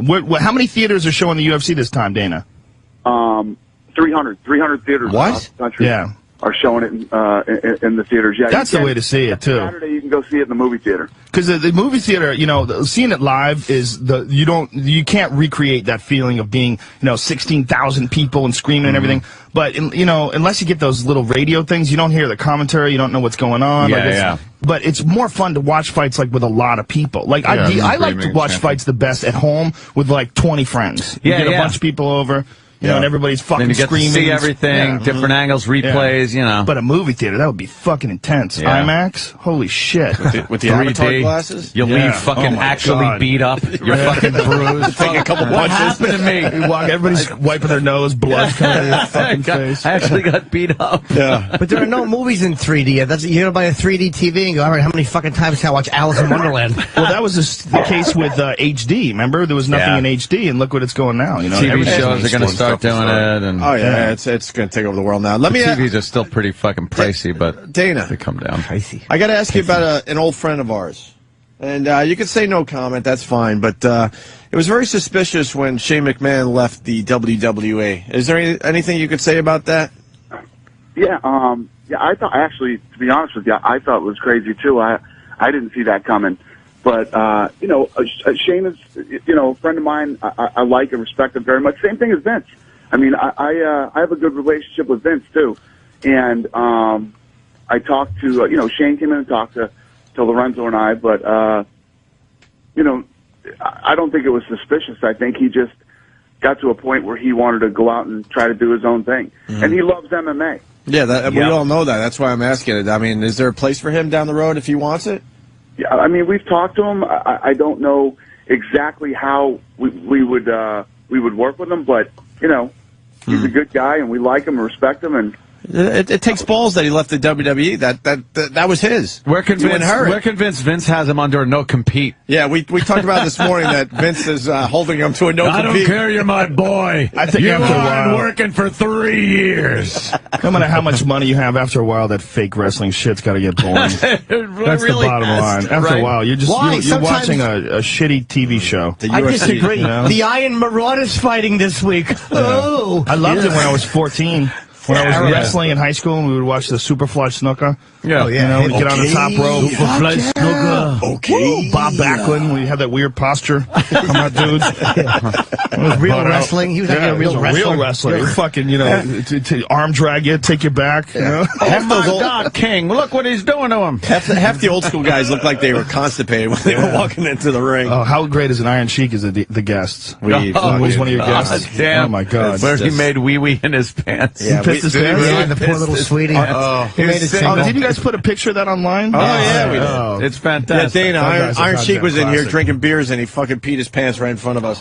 Well, a lot of people don't appreciate how hard it is to be a professional wrestler and how difficult it is. But that's as difficult, if not more, than fighting. Because these guys, they tour like 300 fucking nights a year, slamming each other. And, a lot of those guys have serious pain issues. Yeah. A lot of those guys are serious fucking athletes, too, like Brock Lesnar. Look at this motherfucker. This guy's only had 5 MMA fights, and he's the UFC heavyweight champion. How crazy is that? Came right out of wrestling. That is crazy. And, just a gigantic power wrestler, and it just shows you how strong that is. Like as a base for mixed martial arts, there's a lot of those guys that are looking at it right now. Well, Dana, anything else? I'm sure you want to go do something else. You guys cracked me up, man. Joe's just killing for us today. I called in. No other gossip? Nothing we can pull out of you? I don't. Yeah. All right, buddy. Wait. How about this? You can answer this question. You got some good stuff, though, don't you? What's that? You got some good gossip. Oh, he's always working. You got some something. good stuff, don't you? That would blow us away. I've got some stuff that I'm. Rogan's been telling me we got to talk. We got to talk. We got to talk about what's going on. Okay. We just haven't had the chance to hook up yet. Yeah. All right. He works more than anybody. Hardest working man in show business, right there. Dana White, ladies and gentlemen. All right, Dana. Thank you, brother. See you, man. See you later, Jeff. See you later, buddy. We'll see you tomorrow night. UFC 111 going down. All right, Dana. The weigh-ins are in a few hours. I'll be hosting the weigh-ins. Where's that at? It's at the arena. Oh, you have to go there for that? Yeah, as soon as we leave here, we go straight there. Aren't you going to sleep? Fucking sleep, you faggots. That's a great line from Kiss of Death. Sleeping's for squirts or snips. You ever see that? No. I ain't slept in 3 days, Richard Widmark, when he pushed your lady down the steps. Yeah, you old hag. You lying old hag. Wraps her up in a fucking cord. I can't even say the word faggots without thinking about Jesse Ventura in Predator. Bunch of slack-jawed faggots. Good old Jesse. Nothing was funnier than you fucking clowning him. Oh, I loved it. And he won't come back. Of course on he won't come back. Yeah. You exposed him. Yeah, you exposed him for his bulliness. Yeah. You know. Yeah. We could talk about that after the break. Oh, hey, Travis, you find that Bill Hicks bit? The Billy Ray Cyrus one? No, it's not into it. Fuck, it What is the a great fuck is wrong bit, with too, you? man. I think that was off It's Relentless, one of, yeah, right? it's one of the first tracks. On Relentless, I believe. I think it is. All right, Joe Rogan. We're going to continue with him for a little while, and we got Vinny Brand. Ari Shaffir's in our here as well. office. Well, Ari, of Powerful course. Ari Shaffir. That's the other voice you're hearing that we didn't really. The deep voice of God. That's me. Yeah. All right. Quick break. We'll continue. Got a full house today. Joe Rogan, of course, just killing for us today. Ari's here. He's doing very well as well. Yeah, you're doing a set tonight, right, Ari? Yes, sir. You'll be in front of Joe at Gotham. Yeah, should be a fun crowd. I think that's a sold-out show, too, so Joe doesn't even really have to be here for anything. He just likes hanging with us. And in the corner, we got Vinny Brand from the Stress Factory joining the program. Specifically to hang out with you. Yeah, I appreciate that. Specifically. That's so cool. And the gig. I don't. No, I know the gig, but I know but he the could gig. be I have to go to New Jersey, do the weigh-ins, then come back to the gig. We Yeah, he came to didn't have Manhattan. to be here. He could to just here. be sleeping in the show or was sold out a fucking few days eating. ago. Joe's a good egg. Eating love you, pot bitches. brownies. He doesn't have to be here whatsoever. You know what? so. It was true. We forgot to mention because I don't know what happened. Oh, what? But at 10 o'clock, my Seattle tickets go on sale for the 28th on Forgot to Ticketmaster. mention that? I forgot to Hey, mention whose that. fanny pack is that over there? Mine. Good for you. You wear that? I've proudly. Fuck you. Give me Is some that a- knuckles. I Wow. actually wear it Like under a my shirt goddamn like man. tits. I wear a fanny pack everywhere. Fanny Whenever packs I are go to fucking the travel, best. you take it off, you throw it through the fucking on the tray, put it through security. Oh, look at you. You're not emptying easy. your pockets or Yeah, anything. it's Phenomenal. Awesome. I love them. Yeah, people go, oh, it's so gay, it's so Well, no faggy. one's going to fucking goof on you. Yeah, no about one's- it. Sure, exactly I'll gonna- goof on Yeah. you. What I a don't faggot care. Rogan is. Yeah, Joe. no, I goof on me. Beat you to death with my fanny pack. Joe would beat you with it. You're right. It would be, how degrading would it be to be beaten with a fanny pack? Joe if you made probably fun has of fucking a little brass tissue out of knuckles it in them. here. Brass knuckles. They probably have man things in them. I Condoms, have- big magnums. He's the only Gum. one in the room that can pull it off. He's the only one. Listen, nobody Who's he can pull it kidding? off, but it doesn't matter. Nah, if you you're pull not it trying to get laid, who gives a fuck what I wear? No. You don't like it? The guys go, what do you really wear a fanny pack? Like, what do you give a fuck what I wear? Well, Who everyone says else that is to wrong you? with you. I want. Does someone really say that to you, or don't they just go, Yeah, people "That's a nice give a fanny shit. pack"? Yeah, that's Girls good. especially. Are you really wearing a fanny pack? Look what I have in my The fanny fuck pack. I am. I have my little eye patch. All right, you are a faggot. I do. I have a little eye Nice. patch in case baby boy gets tired. Like one of the Kennedys of Massachusetts. He's got got an like eye one of mask. those masks that, You what's got the your name, more on sunglasses. Green Acres. You got Yeah. Ray-Bans from like the fucking... They're awful. From Risky Business. Yeah. And I have my God. eye drops in Oh, case no. baby boy's eyes get dry on the big shiny airship. You are a little woman. I have my Dramamine in case Sweetie gets nauseous. God. Oh, if the nice. plane hits the little bumps. Got a little Midol in there, Jimmy. Do you? Take care of your And I cramping. got my keys, and I also have less drowsy Dramamine in case Less I have things to do. Yeah, the less drowsy form you go. That's awful. That's hilarious. That's my bag. What's in yours, Joe? I'm sure it's a little different than what A Jimmy knife. just pulled out. Survival kit, Brass knuckles, an illegal gun, Pockets for 50-pound weed. dumbbells, strips. and I have pot brownies. Rolling papers. Needle and thread to sew up wounds. and Treasure some map. C4 explosives. fucking. What to do if attacked by mountain lion? It's written on a piece of paper. I forgot we talked about so much stuff during the commercials. We talked about priests touching kids. Oh, yeah, we talked You're about trying to turn me on to this documentary. Now I got to go find Deliver it. Us from Evil. It's Deliver all Us- about how the Catholic Church took this one guy who had fucked, like, literally fucked babies. He fucked a 9-month-old baby, this piece of shit. Jesus. And this guy's still alive Whoa. and still out there, you know, wandering around. And they did this whole documentary on him about how the church shielded him and took him from place to place. And hundreds of kids were molested. And not only that, they say that 80% of all child abuse is not reported and priest abuse. So there's been... The Catholic Church is responsible for at least, there was something like 500,000 or some insane number of molestations that were reported by the Catholic Church. So they don't know how many the real number is. Yeah. I mean, it's fucking bananas. It's one of the biggest scandals, Yeah. I think, in the world it's history. incredible. If it was they that try many to cover it NASCAR up, too. drivers, Yeah. if Yeah. NASCAR drivers were fucking kids like that, Yeah, holy yeah. shit, it would be huge. Just Yeah, take but you know, any other people. It's Yeah. so much worse with priests. Yeah, They're no, the it's worse with positions of any authority. religion. They're There's so all religions are doing it. The Catholics are just getting a bad press. What are you talking about? That's so not true. No, the reason why I think it's true. No, you don't think that's true in the Muslim they have religion? To be celibate. No, are you kidding me? That's absolutely true. No, Rogan's got a great point on this. They have to be celibate. Yeah, they have to be celibate. Yeah, there's a lot of other religions. They allow them to marry. Well, not only that, they're all people. gay. You know, they didn't always have to be celibate, but they were fucking all the women. You know, like when a long time ago, priests were like rock stars. You know, there was no movies, there was no TV shows, and the priests were the ones who had the direct connection to God. And if you understand the way the Catholic Church works, I went to Catholic school when I was in first grade. You have to be subservient. I mean, this is really simple. It's like they talk, you listen, you do what they say, period, and that's how the whole religion is set up. And these guys were just fucking everything, just stuffing their cock in every chick who came to confession. And finally they had to say, listen, no sex. You can't have any sex at all. And then it mutated and became this gay thing. Yeah, because now the only people that would want to join the priesthood, I think, are a lot of people that are maybe a little confused about their sexuality, people that don't want to accept the fact that they're gay, so they enter the priesthood going, all right, I don't have to have any sex, but then the temptation, gets the best of you. There was a kid that I grew up with. Once you get to interview your first altar boy, all right. Well, not only that, I'm not sure I can give you the big Sunday gig unless you do a little something special. When you talk to the other priests and they tell you how the whole scene works, and you see like the evidence of abuse going on left and right. I mean, it's fucking rampant. And then they just, with impunity, they just move them around then. Where do you want to go to molest people? Do you think when a new priest comes, the other priest have to go I have a yen for German boys. All right, we'll send you to fucking That's Germany. probably how it went. But the Catholic Church is the one with the biggest problem. Give us your top 3 choices, and we'll... The outgoing priest tells the new guy who the tattletales are. Right, I want to go to other countries where they don't even speak my language. Well, now they got the Pope, right? The Pope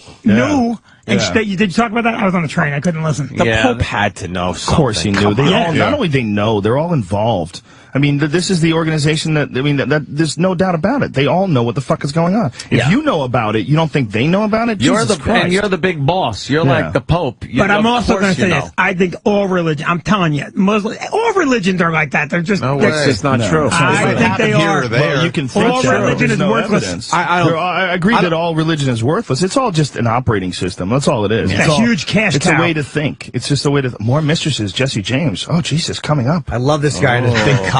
What a He's got a big, he would have been such a good priest. Cock. Yeah, he would have been a great priest. You know what I love? I love that the question is it chicks that are so fucked up they have like writing tattooed on their head. Yeah, on their forehead. That girl has, what was it? Pray for us sinners. Pray for us sinners. Right. See, right back to religion. Yes, see that? Pray for us. You think more girls come out for Jesse James than Tiger? No, I'm going with Jesse. I'm going with Tiger. I'm going with Jesse. I'm going with the black guy. Tiger. I go Tiger. Because he was away from his wife more. But then again, though, man, this guy probably didn't operate with the same discretion Tiger did because he's not as famous. He probably just stuck his dick in all these calendar fucking hose bags. Probably had a lot more waitresses than Tiger had. Tatted up whores. Yeah. Oh, she's so skanky. My tattoo artist did her tattoo. Her right arm is done by this guy, Aaron Della Vedova, who did my arm. And, he told me she's fucking crazy. He said she tried to fuck him. He said, she was like, come on, I want to tell your wife. He's like, get the fuck out of here, crazy bitch.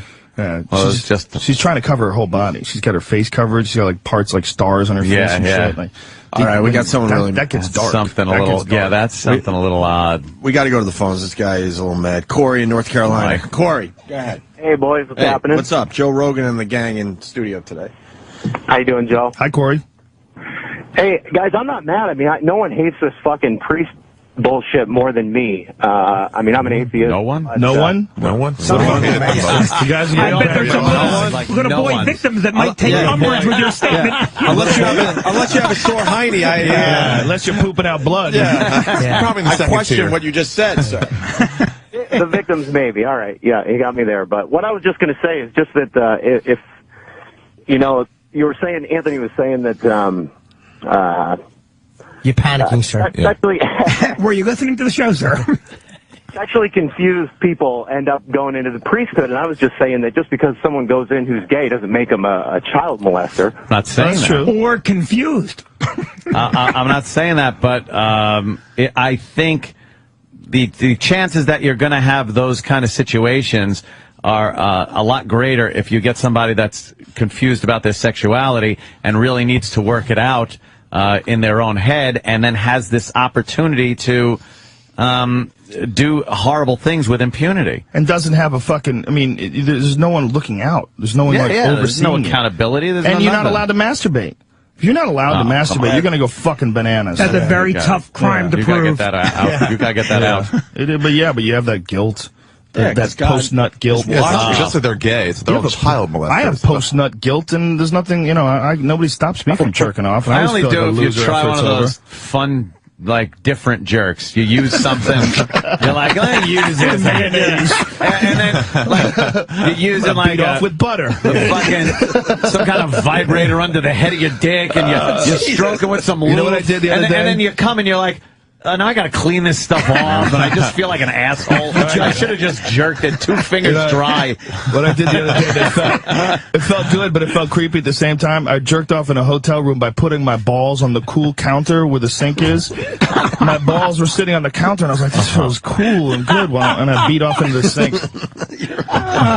But it felt good, but it felt creepy at the same time. You know, the traps in those hotel sinks must just be a fucking mess. You gotta tip that maid, no doubt about it. Just a thick paste. Oh, God damn, fucking man. dead babies. Let's get Dana back on the phone and tell him that story, Joe. Yeah, I tell everybody. I don't give a fuck. That's the beautiful thing about being a cage fighting commentator. You don't have to watch your ass like you do if you're a color analyst for baseball or something like that. You can say that kind of shit. Bob Kelly used to lay down in hotels on the counter with the sink in the bathroom, the whole counter, and then put his hand in the sink and fuck his hand, like moving his hips and everything, so he could come, and then we come in the sink. Wow. Yeah. He was fucking sinks. Wow. We call it, he was fucking a sink. Yeah. Brian fucked would you fuck a cantaloupe or something like He fucked a, what'd you fuck? Heat up a cantaloupe in the microwave. Yeah, get on mic there. I've heard about that one. Get on the mic. You've done the cantaloupe thing? We've all heard that. Yeah, I tried it once. Isn't that dangerous? How was it? It was all right. Microwave You gotta heat from stick the your inside. finger. You gotta test it Just first. make sure you put it on like warm baby and formula. You don't just jump in. The hardest, the main thing is to make a smaller hole, though, and it will just kind of grow into the size that you need. Don't make it too big. I've done this more than once. He wants a tight cantaloupe. That's all the guy cantaloupe pussy. I mean, if you're gonna fuck a cantaloupe, it should feel good, right? Right. You don't Is want there a some type fucking of melon sloppy that loose works better than cantaloupe. others? I think it looked You like whore. a bowling ball when it was done. Full cantaloupe, sloppy whore cantaloupe. Fucking stretched out piece of shit. You fucking cunt. Who are you fucking before me? Can't buy produce without feeling a little just. Now they're looking at me. I could fuck this. I could fuck this cantaloupe. It was all right, 3 though. babies. Yeah, it wasn't bad. It was actually a lot better. And then my friend told me to do a banana, too, but that was awful. Wait, how do you do it? I tried a banana. You fucking hollow it out. Yeah, and needle then dick? you duct tape around the outside of it, and you fill it with warm water. I read that in a porn magazine, and my fucking boyish limp dick just kind of sat in the warm banana water. I'm not Nothing gonna. happened. I think you got some sort of a fucking tropical fruit infection in your cock because of that. Yeah. Plus, that's just too much work. If you want to jerk off, you don't want to have to first find duct tape. Yeah. Well, that's what I was saying before. It's when you do those things that are a little just different than just jacking off to get rid of it. You feel all fucked up afterwards. It's like, what's I only thinking? rarely use Pervert. like lotion. Rarely. It's always just dry jacking. Oh, yeah, same here. Yeah, because I never commit to jerking off. It's always like, should I jerk off? Yeah. And the next thing you know, you're like rubbing your dick a little bit, like, I should jerk off. Next thing you know, Squeeze it a couple times. I used to do a joke in my act about getting busted by my girlfriend, which is totally true, with my pants down by my ankles, sitting in front of the computer, holding my balls with one hand, my dick with the other, and she would just walk through my office with my pants down by my ankles because I couldn't even commit to the fact that I was going to jerk off. It was just slowly, I started, flipping through like my email, and then you go to some porn site. Yeah, next thing you know, you're beating off. 3 clicks away, always. Yeah. Doesn't matter what I'm looking up. What did Ari has a bit about that, about how he writes at Starbucks because he can't write at home. He's just beat off constantly. So you figure always available. You figure if you're in public, all right, I'm jerking off. Hold on. What did the girl say though when she caught you? Oh, she got mad. She really got said mad? this. She goes, "You did this while I was at home." And then the joke was, I do it. We're sleeping right next to you. Yeah, she's sleeping naked inches away, and it's more exciting to just sneak off a little sneaky, tiny strokes. And the joke is that I would put a glass of water on the bed, not because I was thirsty, because I would want to make sure I'm not making any ripples. Little tiny. And I would pretend I'm sleeping. She would move, and I would panic. You look for that Jurassic Park movement in the water to see if you're jerking too hard. This actually, I haven't jerked off with her, but one of my exes, I actually did that. I used to jerk off with her, and then I finally had to move out. I'm like, I am jerking off. She's naked. Yeah, she's 21 and hot as fuck. And she's so annoying. She's right there sleeping. She's so and annoying. I would rather beat off. You just don't want that mattress moving too much. I've been there. There's a certain pleasure in her just being asleep. And not talking. It's just doing something you're not supposed to do. We like doing things we're not supposed to do. Yeah, you're not supposed to jerk off with a naked chick next to you. I think it's just that you want to jerk off, and you're like, she's here. What's the difference? I want to jerk off anyway. A little bit of it was I didn't want to get caught. There's a little bit of a fucking Mission Impossible. I bet I could do this. I bet I could do this. It's nice you can fantasize, too. You don't want her to lean over and ruin it with her mouth and face. You're like, it's you. That's a better use for duct tape, Jim, right there. But it's annoying. That's what kills it. I forgot you're here. You're trying to pretend it's somebody else. Is that what you do? Of course, that's what you never jerk off thinking about the person you're with. Yeah, man, you gotta fucking use your fucking Rolodex every once in a while. Yeah. Unless it's them being brutally fucked by I always others. fantasize about cantaloupe. What? Yeah, you're just fantasizing about fucking a cantaloupe. Vinny, any jerk-off stories? No, what is there to style? You go in, you jerk off, you're done. I've never done a cantaloupe. I never duct taped a banana. Oh, you gotta get creative sometimes. Vinny sticks to grapes and blueberries. You have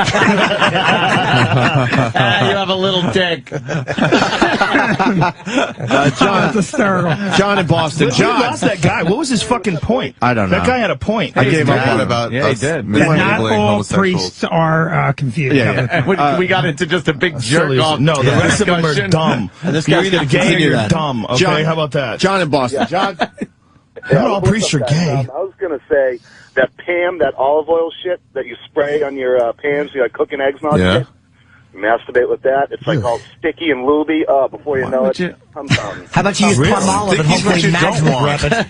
Try a little WD-40 next time, sir. Why would sticky be good? He's gone. Ain't good. Oh. I have a question about your cantaloupe. What about the seeds? Aren't you afraid a seed might slip in the head there? I didn't even. I've only done it once, but I didn't have any problems with that. I He think he's doesn't done get it more deep than enough once. to hit the seeds. Yeah, that's that.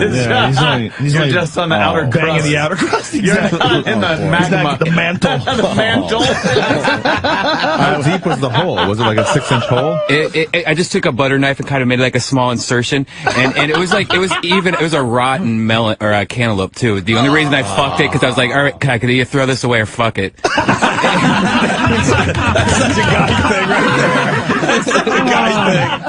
That's actually the way you should look at women. No chicken's ever looked at a cucumber and went, wow, this is starting to go bad. Should I stick it up my ass or just throw it away? But guys will. You'll never have a woman cleaning out a fridge thinking, I want to fuck that. Yeah, we got a woman on the phone. Well, Corinne, she's a regular from Jersey. What's up, Corinne? Hi, guys. I just wanted to say one night I woke up because the bed was shaking so hard it felt like one of those magic fingers beds. Yeah, see. And I look over and my husband is just cranking it. And I was just so tired. I just looked at him and rolled back over and went back to sleep. Wow. That's why he's That's why you got to do the water thing. That's pretty smart, Joe. It's not real. I didn't really do it. It's just a joke. That's too bad. that actually seems like it would work. Just beat off like a little prisoner. Like, just try not, not to wake up the guards or my cellmate. Yeah. You want to do that, man? I don't know. It's just such a weak feeling when you nut and you're just lying there going, "What the fuck is wrong with me?" Too. You can't make the noise too. And then you don't even like when you come, just like. And then you roll over in your own jizz. It's got to be just that through the nostril, heavy breathing. Bury your face in a pillow. What's worse? Because my bedroom door, shirt. my bedroom door faces my bed. So if my girlfriend's in the other room, I have to jerk off. I have to prop the sheet up into like a little triangle in case she walks in. She won't see me cranking because if she walks in, there's no chance for me to hide my cock because it's like door open. Light is on me. Oh, that's so I have to put a sheet up. So I have like maybe a millisecond to just like stop moving, like I'm sleeping on my back for the first time. With your legs up. With your legs. No, like you're in stirrups. No, my gyno. legs aren't up. I'm on my back, and I'll just try to tent the sheet a little bit. Oh, gotcha. Almost like a fucking cobra's neck. Yeah. Cobra's neck? I know what you're saying. Yeah, so you have space. Yeah, so I have without space. the sheet moving. So I can't jerk off against the sheet. Air bubble. Little air bubble. Yeah, with the grain. And what do you do with the load? A little bio-dough. What do you do with the load? I fucking I'll just usually dump it right on my stomach and then just fucking grab a napkin. I use a sock, so it just comes off I easy. used to, but I It's just, stopped. Really? Why? Because they were just creepy. I would always be fucking pulling them inside out. fucking 13. It's just so common though. Yeah. How many guys, especially get a nice silk sock? Oh yeah, nice, almost slippery. You can only use the sock for right when you're ready to nut, though, because if you use the sock the whole jerk, it's going to chafe you. I used to have this bit about how there's a safe zone in my body where it's okay for my loads to land, and that's between like my solar plexus right down to about an inch above my dick. Anywhere else it feels uncomfortable as fuck. But a load will land right there, and I'll just go back to sleep. I don't give a fuck. I'll do a little gator roll in the sheets, and I'll go to sleep. Are you serious? Yeah, but if I got a load on my shoulder, I would fucking panic. I would never go to sleep. If a load hit me in the neck, if I shot a load on my own neck, I would never go, there's a load on my neck, and I would go, I gotta get this off. But a load on my stomach, or who gives a fuck? And I'll just go right back to sleep. Really? Yeah. Out of bounds safe. This area is safe. I can't do that. That's fun. You gotta clean it off? I do. If it's on your shoulder, you feel like it's tapping you all night. Crust up in my stomach hair. I don't give a fuck. I don't give a fuck. I'm hairy as fuck too. If I don't shave, I look like a gorilla. All this shit is all hair. Get it on your arm hair. Hey, Keith in Middletown. We got two really good phone calls coming in. Keith, what's up? Hey, man. I thought you guys were, first off, hello, boys. Aren't you guys rich and famous? And, you guys are supposed to be rock stars here. What the hell are you worried about jerking off and your girlfriend's catching you? Because you're human beings. Yeah, we're still fucking... You live with a chick, all that nonsense. Look at Ozzy Osbourne. He gets yelled at by his wife. Right. It's all the same. Yeah, it's all the same. Still just a guy. Mm-hmm. But I can't imagine, you guys are supposed to have a life, man. We're killing your fantasy. I understand. You think Obama... man, just like you. You think Obama jerks off? I think Obama's wife fucks him with a strap on. I think Obama's wife does all the time. With 4 AIDS and a security clearance first. Michelle Absolutely. just fucking with those big arms. White rubber dick. A white one. Big white. It's molded after Ken Starr's dick. It's just 3 times larger. You think while we're peacefully sleeping, Obama's jerking it sometimes? He's got to beat off, I would like to look at his fucking history. I'd like to go look at his website history. Oh, yeah. On And his that computer laptop. that's Look not at that there, his. fucker. What turns you on, motherfucker? I mean, come on, man. If you're Obama, you got to be very careful what you beat off to. Yeah. Paper trail. Yeah. Everything. Fucking egg. All right, we got Joey. That's when you yeah, realize yeah, how yeah. fucking crazy Clinton was. He was having chicks suck his dick in the White House, and they were Oval like Office, 20. right there. Yeah. Like While 20. Yasser Arafat waited outside. Yeah, there was that one time. There was fucking Arafat and somebody else were waiting for him. outside. I like And that he's story. just like, He's such a lokester. He was just trying to get the edge off. He's looking look at that that. little peace negotiation. Take the edge off. When you're that sick, he must still be doing this. there's no cure for that. Stop. No, he's got that sickness deep in his fucking DNA. Yeah. It's deep in his cells. I love right after it happened. We prayed. I prayed with my minister, and we get out of here. You look back at that. That's such lies. It Straight is. lies. Of course. You got how caught, about the and you got to when- say something. How about when he got on TV? I did not have sexual relations Just with that woman. blatant Wow. lying. And then trying to say that blowjobs aren't sex. Yeah, And that's what he the way meant. it was defined No to one's me. worse than John Edwards, for Christ's sake. My wife's getting chemo. Come on over here. She's wrapped up today. Any chance you can meet me at 6? My wife's going to be really out of it. No one is smarter than John Edwards because he knew exactly where she was going to be. Well, she's getting the drip from 7 to 10. And he denied the kid. John Edwards is the She's worst. getting the drip. Just made that so ugly. I know. Let's go to Joey on Long Island. Joey!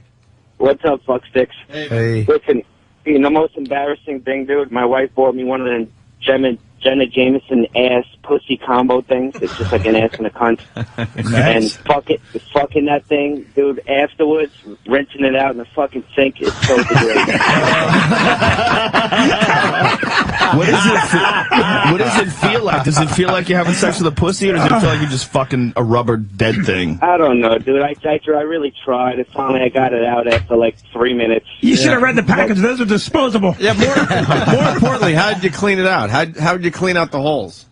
I tried rinsing it out with hot water. I just wound up fucking throwing the thing out. Soap, hot water, and shame. You Shame. this thing?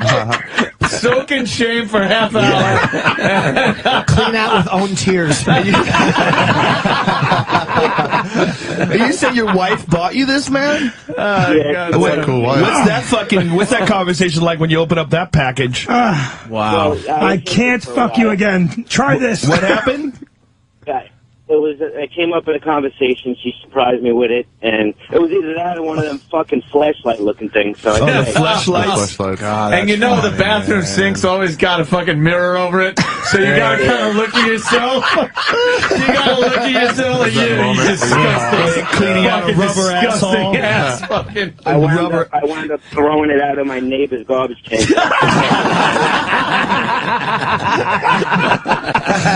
That's hilarious. Have you seen that one that guy came up with? It's a robot. It actually talks to you, and it's like a robot sex toy. Really? Yeah, it's like one of those real dolls, but I guess it can like kind communicate.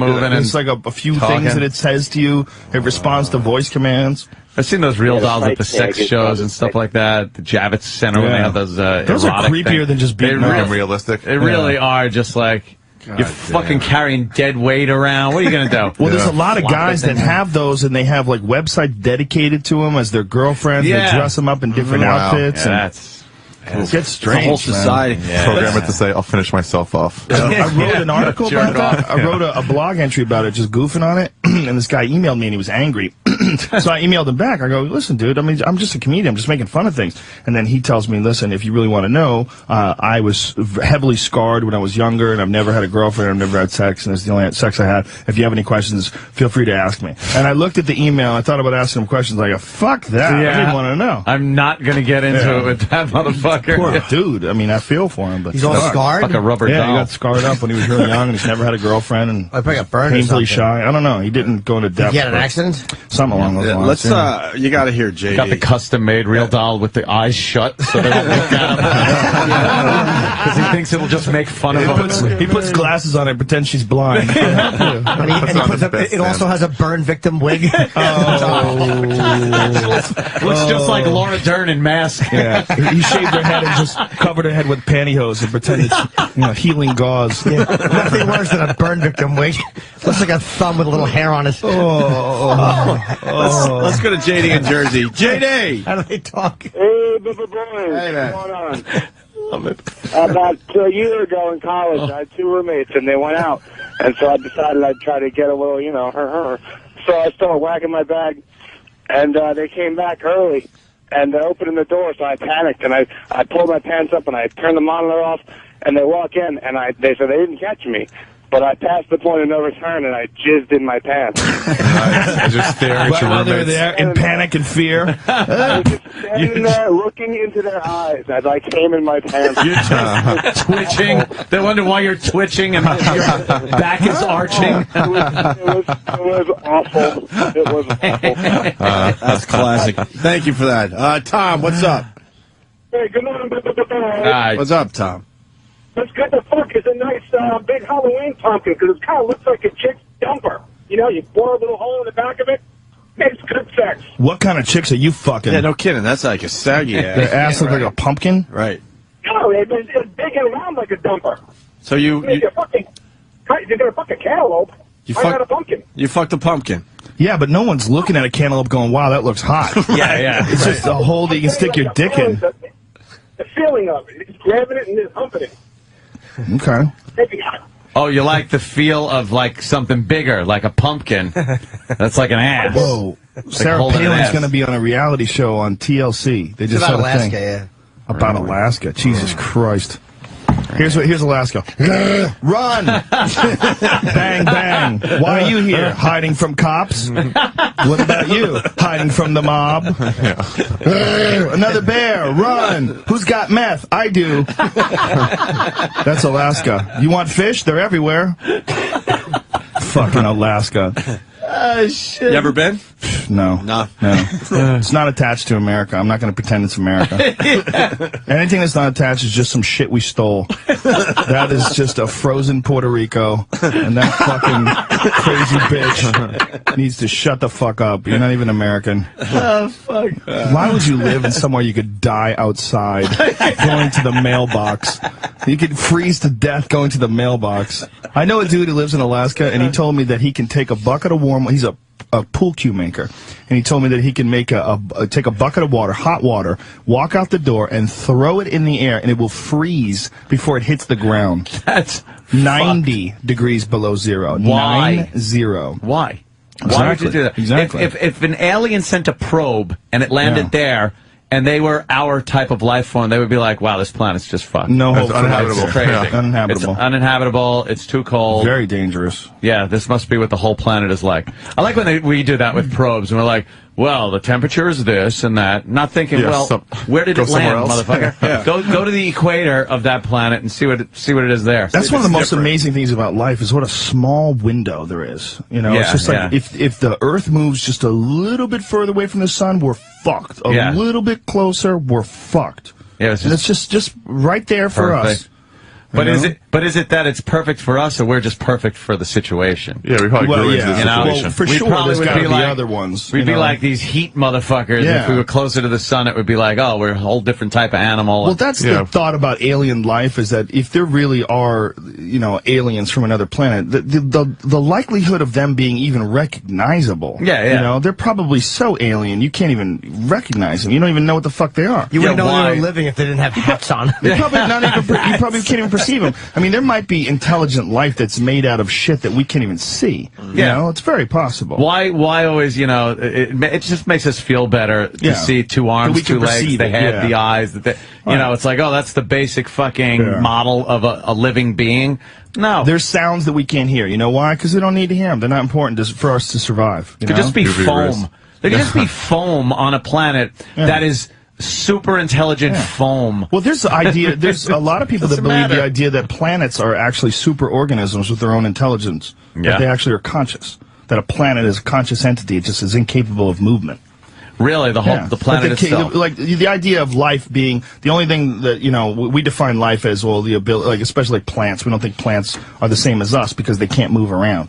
It's like the reason why we treat the killer whales the way we treat them. Killer whales are fucking incredibly smart, but we don't understand what they're saying. So when they're complaining, like, let me out of this fucking swimming pool, like, I don't know, here's a fish. Flip, motherfucker. But if killer whales figured out how to talk and they started talking like, hey man, get me the fuck out of here, we'd be like, what? Or that girl looks delicious. No, not gonna let you out. We're making money off of you. There's intelligent life. There's got to be intelligent life that's not. It doesn't apply the same restrictions that we have. Movement and. We need narrow parameters. We need things to have opposable thumbs and be able to tell a joke or this. You look at like dolphins and killer whales and things like that. They could be very intelligent, but we don't think so because hey. Make a car, motherfucker. Yeah, you can't change your environment. We know that. Yeah. Makes you wonder what that cantaloupe was thinking when this guy was fucking it. I'm a cantaloupe! Probably had a lot to say. Get me out of the microwave! Don't you know? Shame! Big fuck. That's some good pot talk right there. It's true, man. Chasing this poor little coyote around too. If you do any serious drugs, like that's one of the thoughts about mushrooms is that mushrooms are actually from another planet and that they're a life form from another planet, and the only way that this life form can communicate with you is if you eat it. That's one of the thoughts because we know that Earth. I'm sure someone came up with that thought after they dropped the mushroom. After they ate the mushroom. Well, it's also scientifically based because what mushrooms are is psilocybin is 4-phosphorylloxy N,N-dimethyltryptamine, and it's apparently the only compound we know about in nature that has phosphorus in the 4 position. There's no other related compounds like it. And the idea is that spores come from asteroids, because we know that like amino acids and all sorts of like life supposedly was seeded from asteroid impacts on Earth. And the thought is that spores also came from another planet, and they are literally an alien life form that has landed here, created mushrooms. People eat these mushrooms and come into contact with these aliens. Can you imagine just minutes ago we were talking about different ways to jerk off? I like that. Well, you know, now you're giving me the chemistry. If you've eaten mushrooms before, mushroom. one of the things that happens when you eat a lot of mushrooms is when the big, heavy mushroom experiences is like you're getting a lesson from something far more intelligent than you. I mean, literally, like you feel this connection to the world. You feel this, you know, this real sense that everything is intertwined and interconnected. All your actions and all your energy and your thoughts, that it all like manifests itself in your daily life, and it's all this weird like an intelligence is communicating with you. That's what it feels like when you're on mushrooms. That's fucked Joe, up. if you keep talking like this, you're going to lose your job at UFC. This is not at all. Not at all. My job, amazing. I am the bridge between the meatheads and the potheads. That's what I'm here for. I love that, man. That's a great theory. It's an interesting theory. You know, there's a guy named Terence McKenna that believes that human beings evolved from monkeys because they ate mushrooms, and it's based on climate. It's like a scientific theory based on, first of all, the doubling of the human brain size is like a giant mystery, because the human brain size doubled in a period of 2 million years. It's like the biggest mystery in the entire fossil record, and some people believe it's related to the throwing arm, that we figured out how to throw rocks at shit and kill things, and that's what started this brains. And then also there's another theory that we ate a lot of protein, we were eating more protein, but that doesn't make sense, because tigers still have little fucking brains. Yeah, that's all they eat is protein. So his theory is that the primates, when the rainforest receded into grasslands, these primates, because when the environment changed, these primates had to change their diet. They started experimenting with other things, and one of the things they do is they flip over logs and things looking for beetles and grubs and worms to eat. Well, they flip over cow patties too. Like the baboons are observed doing that in Africa all the time, because like grubs and shit grow underneath them. But there's also these psilocybin mushrooms that grow in cow shit, and that they eat these mushrooms and then they have these insane experiences. And these mushrooms make these monkeys start being self-aware, and they start thinking about more things, and then they evolve. Also, the mushrooms, when you take them in low doses, they increase visual acuity, they make you see better, and they make you hornier. So you would have more efficient hunters, because they could see better, hornier, so they'd fuck more, and make also more monkeys that were also aware of the mushrooms, and this would like snowball, and the mushroom-eating monkeys would be more intelligent than the rest of them, and they would evolve quicker.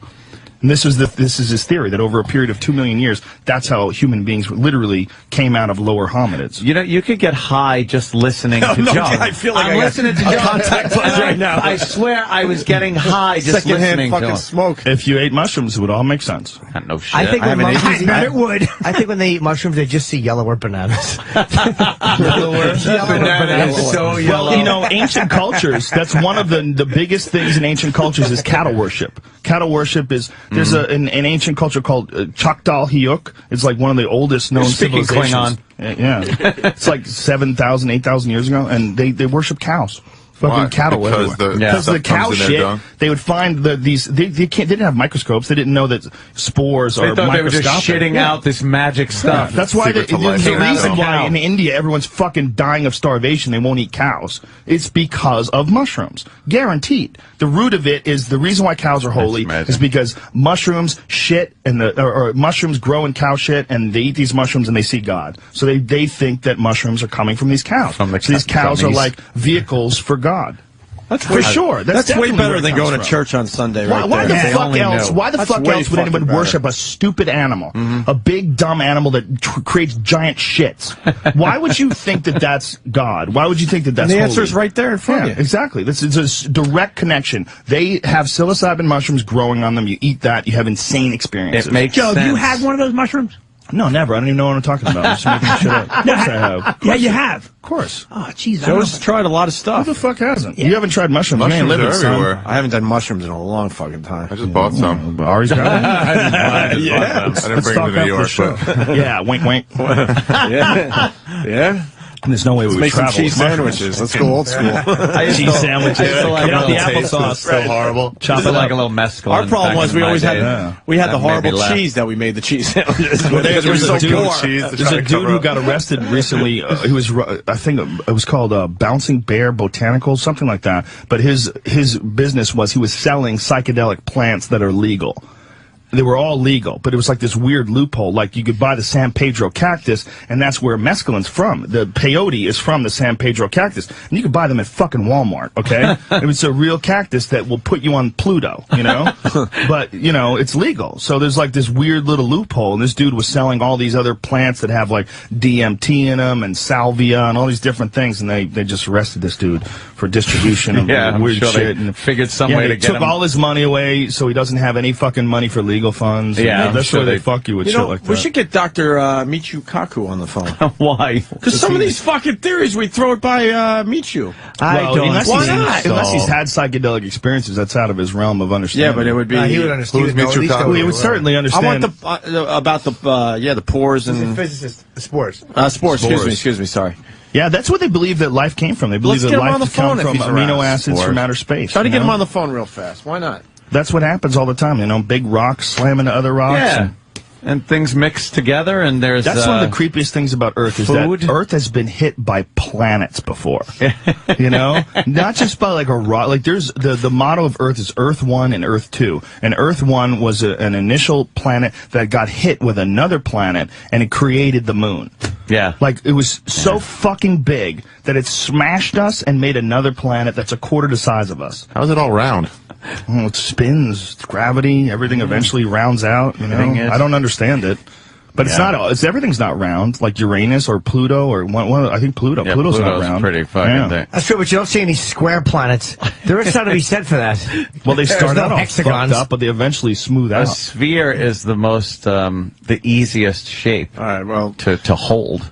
Because it's, you know. Where are you getting especially like Jupiter is like mostly gas, right? Yeah. And it's a sphere. That's crazy. Yeah, it happens. That gas swirls around, and then it coagulates. And gravity is pulling equal in all directions. Recent asteroid impact that they didn't even know it was coming, and it slammed into Jupiter and made an Earth-size impact. Gigantic. Shoemaker-Levy? No. Very recent, like within the last year. Another one they didn't see coming. An amateur astronomer in Australia pictured it. He was like staring at the images on his telescope of Jupiter, and all of a sudden there's this big fucking spot that wasn't there before. It's like, oh, look at this. Yeah, we could get taken out any moment. Yeah, well, it just whack the Earth and it's done. That's why I stay 1 month behind on my mortgage payment at all times. Jupiter protects us. If it wasn't for Jupiter, we'd be fucked. A lot of good. All the planets are, you know, without any one, it fucks up everybody else's little trip around the sun. And they've all been fucking nailed. Every single one of them has been nailed. I mean, they're always finding new impact craters on the Earth they didn't know existed existed. You ever see the before. Great Meteor Crater out there in Arizona? It's like a mile across, and it's a fucking crater like you see on the moon. And it's nothing. No, the one in the Yucatan, the 500-mile fucking wide impact crater that killed all the dinosaurs. The fucking Gulf of Mexico is supposedly a crater. Yeah. That's the one that killed the dinosaurs. Yeah. And that's that's a 65 million year one. There's another one 250 million years ago that's even bigger than that. Another mass extinction. Yeah, and that one it broke up right over Siberia. Yeah. And just took out like everything. Yeah. Took out fucking everything. Like 100 nuclear bombs. Yeah. Boom! Yeah. Just flattened forest and shit. But no one was there. Yeah. Yeah, but no one was there. Luckily. So did anyone really hear it? That shit could happen anytime. There's always ones that we miss, and they fly between us and the moon, and nobody sees it till it's too late. And it's like just a fucking civilization destroyer. Just one big rock that makes us fucking rub sticks together, start fires, huddled up in caves. Bring it. All over again. God, I would love it. Really? I'm so ready for just complete anarchy. How many bullets do you have? A lot. You're going to need a lot. I have a lot of lighters. I have a closet. Nice. I took a walk-in closet, and after got rid of the girlfriend, her walk-in closet turned into my armory. It's got magnetic locks on it, a separate alarm, and anytime I go to the gun store or the range, I usually buy twice the amount of ammo I fired at the range, and just keep stacking it. Wow. Keep stacking it. Are you hoping for shit to go down? Not hoping, but it wouldn't bother me. At this point, this fucking whole place has just gone to shit, so... people have always play the felt game. that. I'll come in, I'll work, I'll fucking pay my taxes, I'll do everything I'm supposed to do. But the second this machine breaks, oh, forget about it. Fucking, I'll put a brace on my leg and fucking... You need a rig that'll hold that tanker? You put some stuff in your little fanny pack. I'll be one of the first ones taken out. Who am I kidding? You drop your gun. Do you ever think about being off the grid? Do you ever think about being off the grid? About being having a place out there? I'm too entrenched in the internet. Yeah, but that's all going to be gone. If it all falls. Well, unless you have Carbonite.com. That's one of the big theories. Even during an apocalypse. Well, it backs up your computer. Nice. It's important to have your data. To sponsor. That's one of the big theories about civilization is that there's been massive cataclysmic disasters several times over history, and that's the reason why human beings are so advanced and we advance so quickly is that we're basically relearning things. That's like the reason why Machu Picchu and all these there's a bunch of different civilizations that they do not understand, like how they move these stones and got them into place. They don't know where they came from. And the idea is that civilization has existed for way longer than people think. Not just 5, 6, 10,000 years, but hundreds of thousands of years. But that periodically we get hit by meteors, Yellowstone blows up, there's some shit happens that just fucking kills like 80% of us, and the rest left are just retarded. Yeah. And we have no idea, and we just fuck, and we hope we stay alive, we live to be 30, and die off, and then it starts all over again. And that's one of the big theories. There's a guy named Graham Hancock who's got books, and he's dedicated his whole life to this, like showing that there's these advanced civilizations that created these structures that are virtually impossible to do with our technology. But how come the records aren't there? There aren't wouldn't be any records. The thing is, there wouldn't be any. What would be left of us if you went 30,000 years from now? Nothing. Your cell phone disappear, absorbed by the earth. Everything in the studio gone. What would be left? Stone. I'm trying to think of some type of... But I mean, fossils survive. Yeah, but you know how hard it is to make a fossil? When you die, you're not making a fossil, stupid. You're going to die. You just rot. You're just going to rot and disappear. The way you have to get caught in a fucking mudslide under the right conditions, and most things don't fossilize. Yeah, but no car fell into a tar pit? Dude, cars would disappear. Cars would be gone. Cars would be gone in 1,000 years. Cars wouldn't even last 1,000 years. They'd be gone. Rust away. Yeah. I had a 1970 fucking Barracuda that was falling apart, and it was only, at the time, it was not even 15 years old. It was 1985. They never found anything like a crock pot. I think they would have found a crock pot. They found things, but the things they found are all stone. Yeah. They've never found anything, other than that, but nothing would exist. Nothing that we have would not be absorbed except stone. Stone buildings and stone constructions, they would stay. But then people would look at certain monuments and just be like, wow, who made this and where did it come from and how did they get this from point A to point B? Well, I think there's a lot of structures like that out there that people just moved into. They found them that, like the fucking pyramids. There's a giant controversy about the dating of the pyramids. There's a guy named John Anthony West that has dedicated his entire life to trying to say that the Egyptian culture is tens of thousands of years older than conventional or paleontologists or archaeologists believe it is, and that he is shown that he's brought in geologists to show that there's water erosion on the Sphinx that shows that the Sphinx has been weathered by thousands of years of rainfall.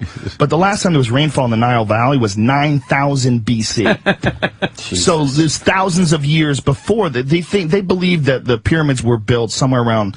Conventional thinking is 2,500 BC, and this guy is saying it's like 9,000 years older than we think it is, and that's just where it might be. It's probably older than that because it's been rained on for thousands of years. Hold that thought. We got Dr. Michio Kaku. He actually called us. This is awesome. Fuck yeah. Hey, doctor. Hi, I'm right here. All right, we got Joe Rogan in the studio. He's an amazing stand-up comic, but he also knows he has a lot of theories and stuff, and he threw a few at us, and we want to throw them at you now. So I'm just going to give you Joe Rogan for a minute or two. What do you think about the? Do you believe that life and amino acids and stuff have come here from asteroids and seeded the Earth? Well, there is a panspermia theory that says that, the aliens are here already. Look in the mirror. You're seeing an alien in the mirror right now because we're made out of spores and DNA that landed from another part of the galaxy. Fred Hoyle, the cosmologist, believed in that theory. He said that very soon after the oceans formed, life gets started. And it just happened too quickly. There's not enough time to get DNA off the ground. So he thought it came from outer space. I'm not so sure. I think that, volcano vents on the bottom of the ocean, they would have plenty of time to get DNA off the ground. But it is a legitimate area of dispute. Is it possible that it's both, that not only have has life existed because of volcano vents, but also because of, it comes from everywhere. It comes from Earth, and it also comes from outer space. That's right. There's some people who think that life started multiple times on the Earth, and perhaps there are germs all around us, some of which came from outer space, some of which came from, indigenous forms. And, where are they? Maybe they're in your nose. Maybe they're in your lungs. They could be everywhere, hidden, and we have yet to scratch the DNA of all the germs on this planet. So there is a theory that says that some of the germs probably came from outer space, and some of them may have been homegrown on the planet Earth. We haven't analyzed all the germs yet. That's why it's really spooky when they talk about taking a probe and putting it on Mars and then bringing it back. Yeah. Whoa, that gets a little... What are you bringing back with it? What's coming home? Yeah, tell them about the pyramids, too, there, Joe. Oh, are you familiar with the work of John Hancock, or Graham Hancock, rather, or John Anthony West? Well, I've heard some of it, based on erosions of the Sphinx and the pyramids, right? Yeah, well, Ron Schock, the geologist from the university, Boston University, is the guy that has kind of spearheaded the geologist perspective of it, that there's thousands of years of erosion from rainfall on the Sphinx and the Sphinx enclosure. It's hard to say because, 10,000 years ago, we had the Ice Age. And when the Ice Age melted, we had lots and lots of water that created the Great Salt Lakes, the Great Lakes near Michigan. A lot of the rainfall and the lakes of the earth were created after the Ice Age ended. So it's kind of hard to turn the videotape backwards to see what Egypt looked like at the end of the last Ice Age. So there could have been massive flooding in the area, which, sets the geologic time clock askew. Because of the melting of the glaciers and the formation of the Great Lakes. Well, that's one of Graham Hancock's theories coincides with the end of the Ice Age, because the end of the Ice Age and the extinction of woolly mammoths and saber-toothed tigers came very abruptly. And there's actually, they've found dead bodies of woolly mammoths, thousands of them all in one area. And the idea is that something happened that created this mass extinction, maybe a meteor impact or something, and it also coincided with the abrupt ending of the Ice Age. Well, it's hard to discount. However, I should point out that the earliest forms of writing, the earliest forms of science, the earliest forms of technology come from the Mesopotamian area. Iraq, right? And you can date them, again, till after the end of the Ice Age. So you would have to assume that civilization speeds up real fast in order to get the Sphinx and the pyramids to be built. Right. Most people would give it a much slower time frame, given the fact that it took time for primitive people to figure out how to use architecture and how to build stone monuments and things, because we were coming out of the Ice Age when we were like nomads, scrounging like a wolf pack. Well, that's one of the interesting things about that area, Iraq, which is where Sumer was, which is the oldest known civilization, first written language, first mathematics, first astrology, astronomy. They had a detailed depiction of a solar system, including Pluto, which we didn't discover until 1970, and this is 6,000 years ago in Sumer. Well, I would tend to doubt that they would get Pluto. The ancients didn't even get Uranus, Neptune, and the outer planets. The ancients only got up to Saturn. And there's an actual clay tablet. There's a clay tablet that depicts the sun, and it depicts the planets in the correct size and the correct orbit. You can find it online, and it's from 6,000 years ago from Sumer. Yeah, well, I guess it's a question of interpretation. People interpret these stone tablets in a lot of different ways. But, even modern telescopes have a difficult time seeing Pluto. You need the Hubble Space Telescope to get, even good glimpses of what Pluto may look like. No, I agree with you, but this is a really obvious image. I mean, it's a sun, and there's spheres that surround the sun that are the exact same number as we have planets in our solar system, and they're the exact same size in the right order. Well, I'll have to see it to believe it. It's pretty trippy. Gone onto the calendar very early because it meant that you knew when to plant the seeds, harvest.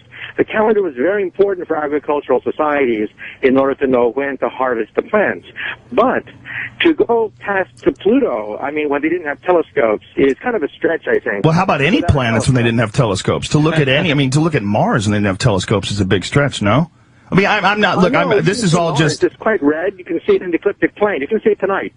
you could see that there's something up there, but you can't see what orbit it is and where it surrounds and, what other planets are around it, and Jupiter and... All the planets lying in the ecliptic plane. So the ancients were pretty smart. They figured out that all the planets lie in a straight line that cuts across the southern sky called the ecliptic plane. Yeah, but to look at it without a telescope, and to figure out what size it is and where the orbit is, that sounds almost impossible, doesn't it? Sounds pretty crazy. They figured out of the size of these things. They just did the relative orientations and the angles of these various planets. Do you have an internet connection? Do you have an internet connection right now?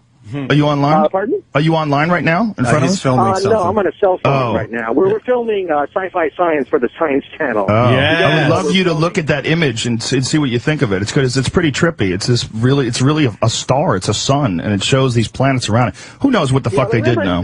There is a danger that Westerners put too much into indigenous culture's accomplishments. For example, the Mayan calendar. I think that the Westerners have hijacked the Mayan calendar and created all this mythology that doesn't exist concerning the Mayan calendar. The Mayans did not know where the center of the Milky Way galaxy was. They didn't know the orientation of the Earth, so on and so forth, with respect to the galaxy. These are Western refinements imposed upon an indigenous culture's astronomy. Yeah, I always thought that it's very interesting that people look to the Mayans to figure out when the end of civilization is going to come, when they couldn't even figure out when the end of their civilization would come. I mean, they disappeared over 1,000 years ago. Not only that, they were playing soccer with human heads. It was meant to be the beginning of a new cycle. It's a new age, It was meant to be celebration rather than doomsday. So the end of the long count. Basically, Doctor, what you're saying basically is that the ancients were a bunch of boobs who got lucky with a few charts. They did predict that movie. No, the ancients were very good with their calendar. They were able to get out to Saturn. They had the eclipses correct. They were very, very good out to Saturn. But beyond Saturn, you needed a telescope. What do you think about these ideas that all these ancient cultures talk about a previously existing, much more advanced civilization that was wiped out, like Atlantis, and they talk about it in Sumer and other civilization? What do you think about these people that think that there have been many different stages of humanity and that we've been wiped out by cataclysmic disasters and then had to rebuild? Well, the flood mythology goes back to the tale of Gilgamesh, which goes back to the 27th century BC. It's perhaps the oldest epic story of all time, and it talks about a great flood, the search for immortality, the great flood, and this, of course, then takes us back to before the Bible. And many people think that perhaps the Bible's talking about the great flood comes from the tale of Gilgamesh. So, yeah, I mean, there are tales of these things. And also, if you go to the Caspian Sea, at the end of the Ice Age, there was a massive breakdown of one of the lakes after the end of the Ice Age, which could have created the legend mentioned in the Epic of Gilgamesh. Right, but it is also possible that we have been almost wiped out many times in the past by giant meteor impacts and things of that such, right?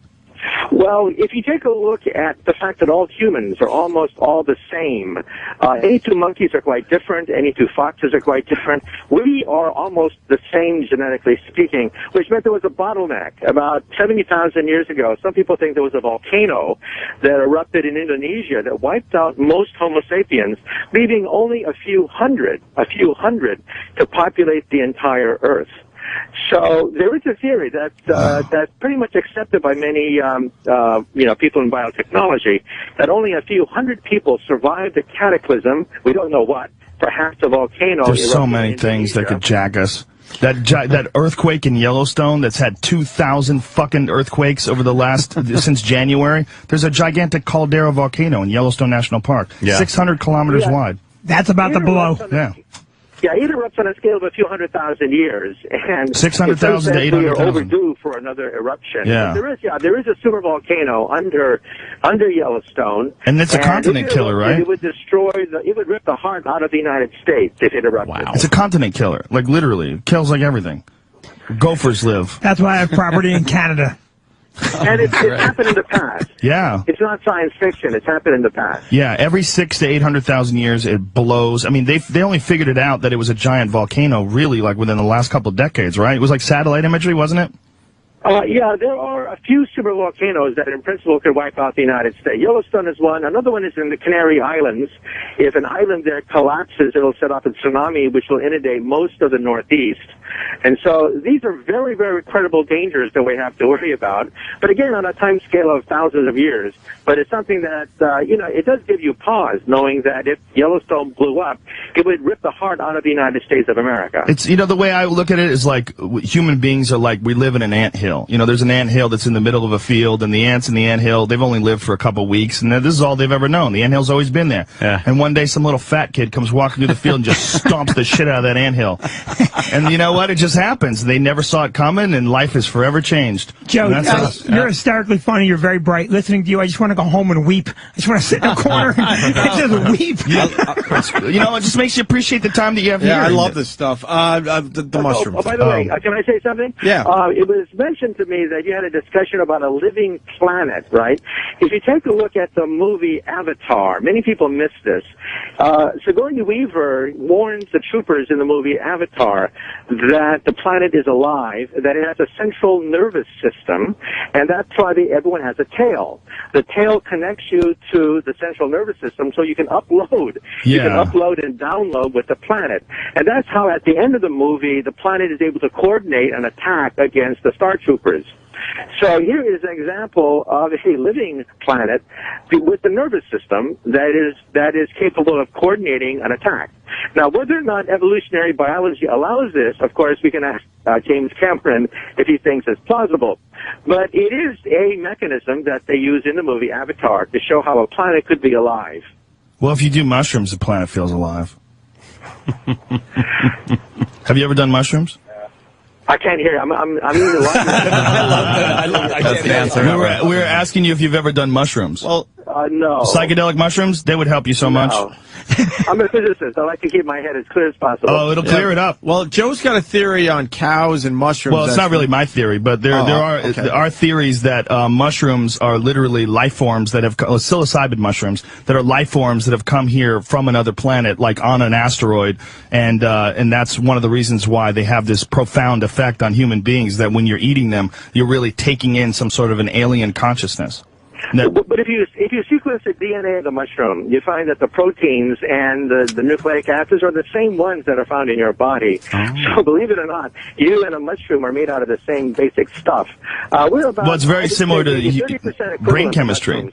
Well, mushrooms, with the compound in psilocybin mushrooms is very similar to actual human neurochemistry, right? The chemicals produced by the brain, the dimethyltryptamine is produced by the brain, and mushrooms are 4-foxforyloxy-N-N-dimethyltryptamine. Well, the reason why psychedelic drugs work is because they're able to go past the blood-brain barrier, and they're able to set off the synapses between the neurons. So basically, you're short-circuiting the brain. So think of a computer, and you set off every single circuit inside the computer. You fry it, right? Well, that's cocaine. That's what drugs do. They basically either set off all the neurons simultaneously, giving you the high, or they can be a depressant like heroin. But, my personal point of view is, why do we have to get a high artificially when we can get a high on life? Life itself. Life can't get you as high as mushrooms. if you're doing something in life that's getting you as high as mushrooms, you need to write a book about it because it's not the same. But I understand what you're saying about heroin and cocaine. These are very destructive, but psychedelic compounds are very, very different than narcotic drugs. Very different reactions to the body, very different reactions as far as like what you learn from them. When you have psychedelic experiences, they're very eye-opening, very, very awakening, and a lot of people believe that they're agents of evolution, that they actually help you evolve. Well, my attitude is that we have virtual reality. That is, we can create artificial worlds, but afterwards we turn the computer off and go back to living again. It's like an amusement, entertainment, right? However, with the psychedelic drugs, you don't know what it does to the brain. It has remnants, it has lingering effects, and plus, it doesn't necessarily give you deeper insights into reality. It's just another reality. Now, I'm a physicist. I want to decode our reality. And to do that, my brain has to be as clear as possible in order to understand. You're acting under the assumption that psychedelic drugs somehow do not make your brain clear or fog it up somehow or ruin it. Well, I don't want my heart surgeon on mushrooms when he's walking into the room. That I can tell you. That's a good call. But, mushrooms only last a few hours. But remember, no great scientific principle just covered by somebody high on drugs. Is that true? Wasn't the didn't Crick? Who was the guy that sequenced LSD, or the guy who was on LSD when he figured out DNA? No, Francis Crick and James Watson were not on LSD. Yeah, there's something online that you can read that about that. But Joe, he admitted that when he was dying. No offense, but anybody online can. In order to decipher the DNA molecule, it had nothing to do with drugs. Well, there's something I don't have the story in the top of my head, but I do know that John Lilly. You know who John Lilly is? The guy who's a pioneer in interspecies communication. He did a lot of work on dolphin communication. Yeah, dolphins. He was a guy who did a lot of work with dolphins, dolphin communication, deciphering dolphin communication, and he was a big fan of acid. And he said that he used to. Dr. Doolittle? He's John Lilly. That's the point, right? If you're on acid, you can speak to anything you want. You can speak to the chair if you want. Now we're talking. Chair. Maybe the chair is. No way. Not now, not ever. But you're such a fascinating guy. You're so intelligent, and I'm a huge fan of your work, and I love watching your specials. I would love to get you high on mushrooms. Okay, so, anyway, like I said, I'm a physicist. I like to be as clear as possible, discovering the secrets of the universe. Well, let's let the good doctor go. Yes. He's in the middle of filming his show. So. When can we see the show? It's coming out in winter. Right now we're talking about colonizing the galaxy. We have a whole program about what it would take to terraform Mars, what it would take to leave the Earth and leave the solar system and begin the colonization process of the Milky Way galaxy. Of course, centuries from now. But this is, of course, sci-fi science on the Science Channel. Awesome. Of course. Awesome. Well, thank you very much for your insight, sir. Thank you, Dr. Very much appreciated. Thank you. Okay. Thank you for humoring us. Is what I want to It's say. so ironic that this guy doesn't do drugs because so many people do drugs and watch his show. Yes. I mean, that guy doesn't smoke pot. You know how many people smoke pot and watch that guy and go, fuck yeah, I love this dude. He's going to freak me out. Would he be the big get to do drugs with? Oh, yeah. If I had a show, I wanted to do a show called Let's Do Mushrooms with Joe, where I just get famous people high on mushrooms. And just, when you're really blasted on mushrooms, you can't pretend to be anything other than who you are. You ever Ustream on mushrooms? No, never have. Always on the pot, but never on the pot. Right. I love when he's talking about things like what his show's going to be about, terraforming and stuff like that. It just reminds me of Paul Reiser in Aliens, pointing to the big machines, going, "We manufacture those, like so pompous. They're terraforming the fucking planet. Reiser was the company manufactures. He was one of the best weasel douches ever in that movie. I've never liked him in anything. And Aliens, he was such a fucking pricky weasel. He was awesome. Hey, kiddo. You got to get back on that horse. How do you go from that to Mad About You? I know.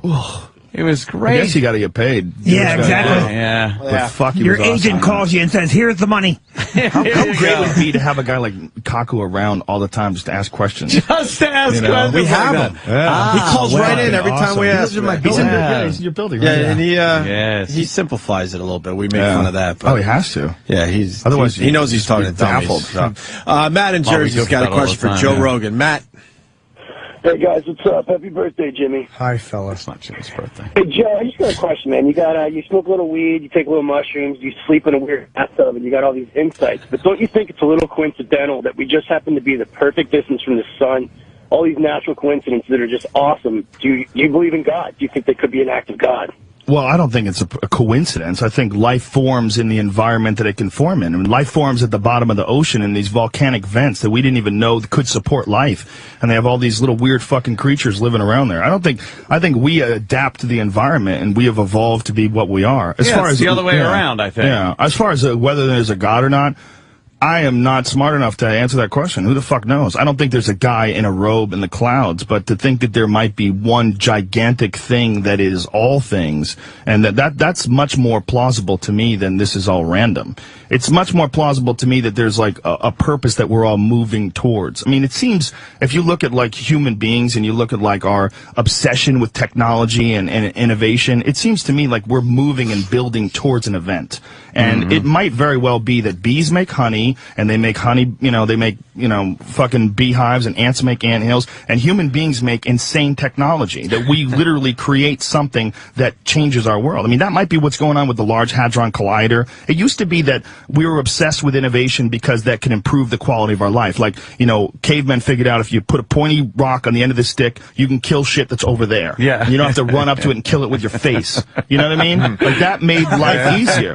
Well, it might get to a certain point in time where, where we're at right now, the things that they're working on right now, the peak of science, has nothing to do, it's not going to trickle down. Particle physics and smashing atoms, that's not going to trickle down to your fucking cell phone. Like, they're working on some shit right now with the Large Hadron Collider and the experiments with time travel and stuff they're doing right now. Yeah. They're working on some shit that is just so beyond helping us. It's just, what can we do? Can I press this button? Can what we happens when I bend do this? some space? When they first blew up the first atomic bomb, there was a very real concern that it might kill the entire Earth because it would start a chain reaction that would blow up and it would eat up the entire atmosphere of the planet and kill everybody. And they said, well, what's about But we had to give it a whirl anyway. let's try it. I think that we... Try it on the Japs. I think we have this obsession. The reason why we have this obsession with technological innovation, and even the reason why we have an obsession with material items and new things, I think it's because we're supporting what the human organism as one gigantic superorganism is doing. It's almost instinctual in us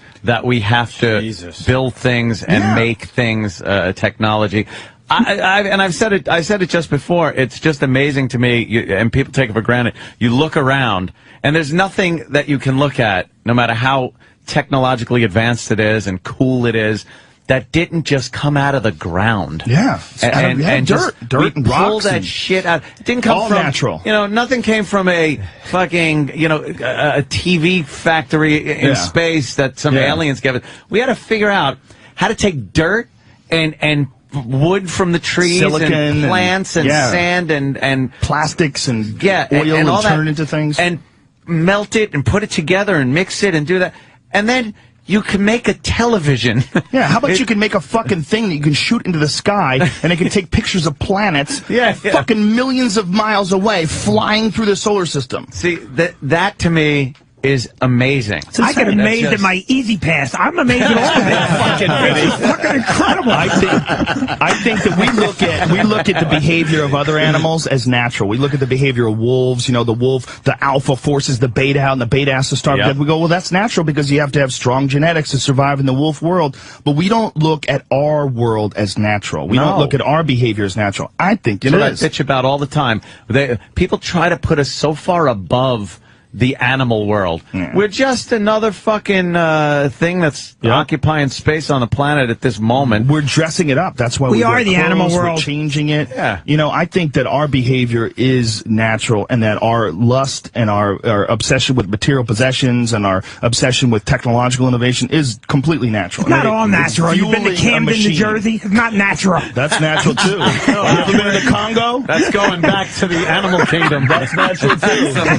Crazy shit going on there, my exactly. friend. I like that thought, too. Yeah, I was born in Newark. A lot of people saying you held your own with Dr. Kaku, so congratulations. Oh, there's no held my own. You held your own, Just brother. asked him questions. But the picture of the solar system, he's completely wrong. It's not like to say Rogan. that they're... I don't think he saw it, though. Yeah, he hasn't seen it. fairness. If he did see it, you would see it's a fucking sun. Can we see it now? Joe, where do you see it? Yeah, put it up. Dr. Steve hates Dr. Kako. Somebody find it. Look up. Someone look up Sumer, S-U-M-E-R. Look up the solar system image or something like that. Google it. Don't you love how Dr. Steve hates Dr. Kako? Dr. Steve hates him. Who's Dr. Steve? He makes shitty wine and he gives us Ambien when we He's want. also got a big physics background. Why does he hate Dr. Kako is a physics hack. He finds him to be a hack and a fucking idiot. Really? Who knew there were physics hacks? Well, there's a lot of debate in the physics community whether or not to even take any of this string theory seriously. Like a lot of people say they talk like cultists and this is all nonsense and none of it's proven. So there's a lot of weird shit going on with the whole string theory thing. Let's go to DK. DK. Hey, Bubba boys. What's up, DK? I got two quick things. One, Rogan, you're fucking a genius, dude. I love you. I'm not, listen, I'm far from a genius. I'm a pothead with free time. But no, it's impressive how you spit out that shit like it's nothing. That's because I'm a fucking retard. Yeah, try to ask me how to count. Already seen that. I'll fucking go to a check. I try to add 20%. I freeze trying to count numbers. There are a whole civilization dedicated to 20%. I understand certain things. But I know that part of your brain is being used for something I know the else, right position to put your arm to choke people unconscious. I know a few things that I've memorized. All right, DK, what do you got? I was wondering if he had actually like a list of the books he's read, if he's put them up on his website or anything. You should do that, Joe. Well, all that shit about mushrooms, all that stuff is all Terence McKenna's theory, and there's a bunch of really good ones. The best one, I think, is Food of the Gods. But any of the old Terence McKenna books, The Invisible Landscape, there's a bunch of different books by McKenna that are all... McKenna was a genius who spent his entire life doing mushrooms and studying psychedelics and studying the idea that psychedelic drugs are literally agents of evolution, that they help you evolve, and that they are the reason why human beings have evolved from lower animals. Joe, is there any part of you that thinks that maybe this guy's just fucking crazy? No, because when you look, I know that I'm a very different person because of psychedelic experiences that I've had. They've made me very different. But what I mean is, like, okay, so this guy does a lot of mushrooms and write the book. That's just, I mean, that's what happens when you do mushrooms. Weird shit comes out of your head. It's not that's the point simple. of doing mushrooms. He was why a can't scholar. it be deeper than that? But this guy is a scholar. He's not just a guy who did mushrooms. He's a guy that like studied archaeology and studied the history of, like he's gone into these indigenous cultures and taken ayahuasca with them and fucking traveled into spirit worlds with these shamans. I mean, it's a little bit deeper. I think we like to look at drugs as being something that wrecks your life and ruins you, which in most of the cases is true. But we throw this big blanket over all these compounds that affect your mind. We call them all drugs. They're all very different. Like there's a fucking drug. I'm drinking coffee. Cigarettes are a drug. There's a lot of drugs. Don't pick on my particular drug of choice. I like it. I think Vinny is pointing out that also one of the guys from Pink Floyd took acid in like 1965 or whatever and just never came back. That is true. Let me tell you something. I had a DMT trip 3 years ago, and I haven't done it since because life got real slippery for like 2 weeks. Slippery? In what way? Well, I did a big dose, and it was life-changing revelations, and I changed the way I think about people, the way I look at life, but after it was over, it was so mind-blowing. The thing about the DMT experience is that it happens in literally like 15, 20 seconds. Like you smoke it, and then it's like you get shot through a cannon to the middle of the universe. What's and then DMT? I don't know what DMT is. DMT is the most potent psychedelic drug known to man. It's called dimethyltryptamine, and it's made by your own brain. And the crazy thing about it is it exists all over the place. It's in a bunch of different plants. You can extract it from thousands of different plants all over the world, not just in one little island that you have to fucking travel to, and you gotta go to Borneo and fucking go into one part of the mountain. No, it's everywhere. It's in grass. So, Joe, if it's in grass, right, now that to me would make me think that maybe grass thinks, but we can't communicate with grass. If it's in your brain, too, that's the only part, and I've never done acid or mushrooms or pot. Yeah, maybe. Outside and talk to grass. Fucking who knows? We're communicating with an ass. That's you, Billy. That's you. Exactly. I mean, we don't know. Pile of weeds. Take a dump so we can grow some mushrooms. Just because the plants can't communicate with us doesn't mean they're not somehow or another consciousness, or they don't have some sort of consciousness. Wait, Joe, but I want to slow you down. The DMT thing. Okay. What did you learn that you're willing to share? That well, it's not. It's very. Out? Well, one thing that you feel first of all is that if this can happen so easily, and you can literally disappear so easily, and then you come right back, and when it happens, it's so fucking mind blowing, and it's so close. You smoke it and you're there. I mean, and this is the same compound that your brain produces when you're going to die. The same compound your brain produces while you're sleeping. Why would you do that? Well, why would I smoke it? I want to see what happens. I mean, you're going to die no matter what. I want to. If there's something that allows you to take a peek over to the other side, hey, there's a little door. Look through it. You want to see God? Look through the door real quick. Just try divorce. Get you there. How long does it take after you smoke it to kick in? It takes 15, 20 seconds. And what do you learn about people? Most. Well, you learn about the way you interact with human beings, that it directly affects your own life. You learn that, you can spread as much positive energy. If you spread as much positive energy as you can, literally, you can affect people like a ripple. Like, the more loving and friendly and nice you are to people, the more loving and friendly your own life will be, and theirs as well. Like, you literally have a direct and profound effect about everyone you come in contact with. But that was on DMT, you did that? Mm-hmm. Yeah, I mean, you feel it, like, in a very literal, real sense. Like, they explain it to you, and the way I describe describe it as a DMT, like when you're communicating with what I describe as complex geometric patterns that are made out of love and understanding.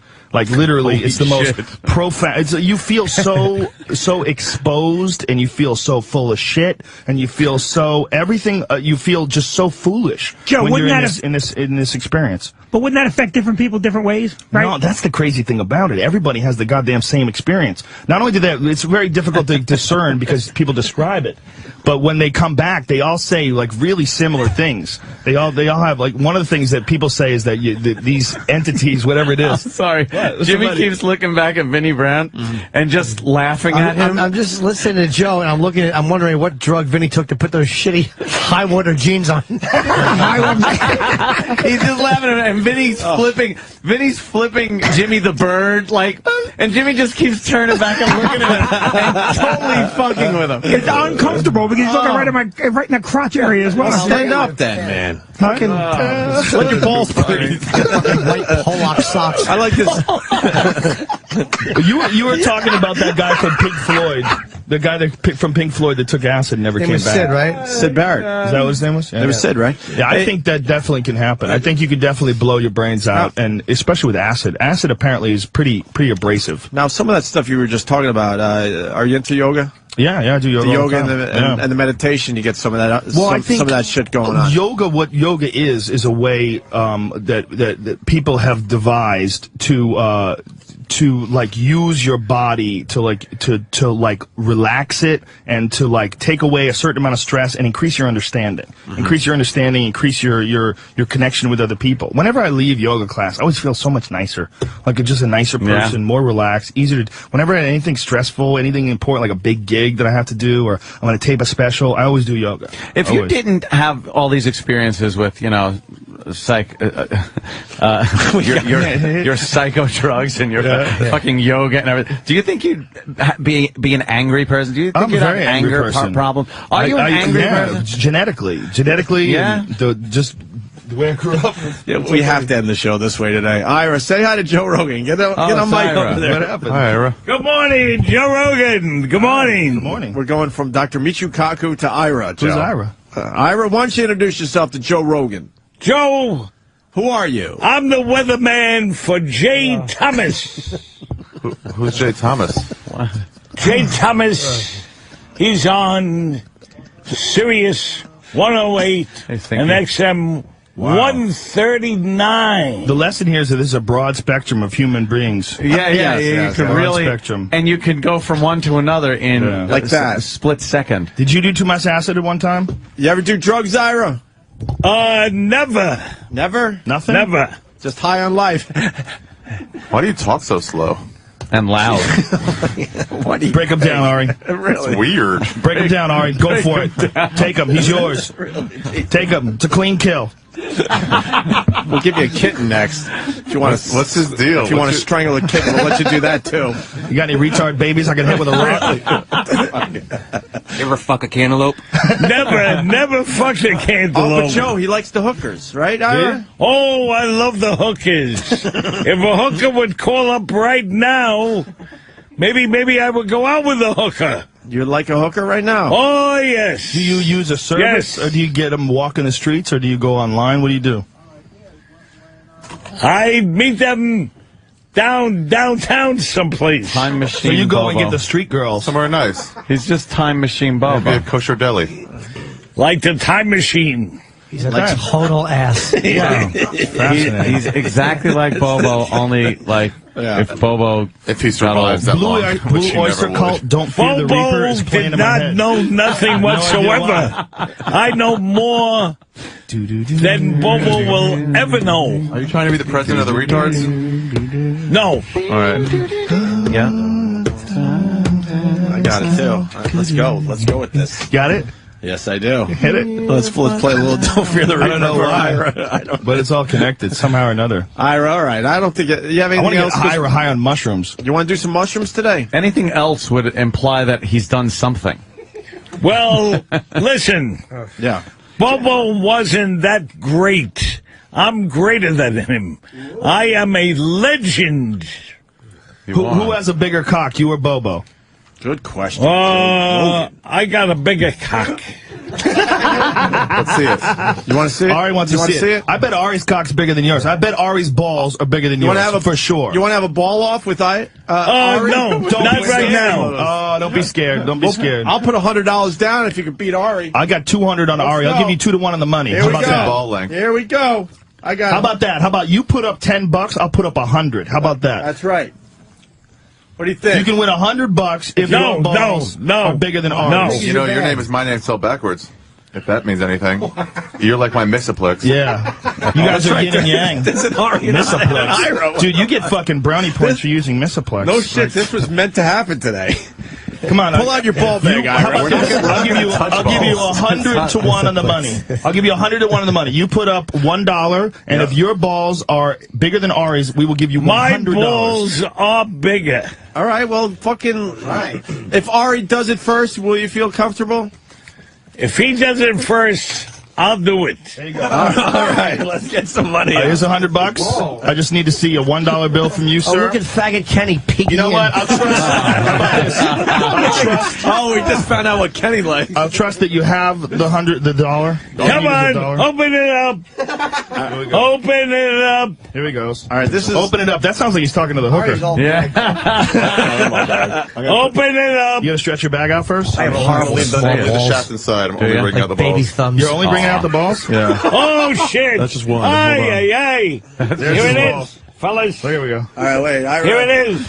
Here it He's is. gonna pull out his Here balls. it is. Now, he's got gravity has been yanking on his balls for decades true. longer than yours. Oh, look at this. That's just your penis. That's just your dick. I'm gonna take that as a win. Where's your balls? You owe me $1, motherfucker. You don't even have balls. Some sort of weird shame now. He just pulled out the smallest head I've ever seen. His is bigger than mine. Yeah. Exactly. Give me $1. Give me $1. You had a chance to win 100. Not at all. You owe me $1, son.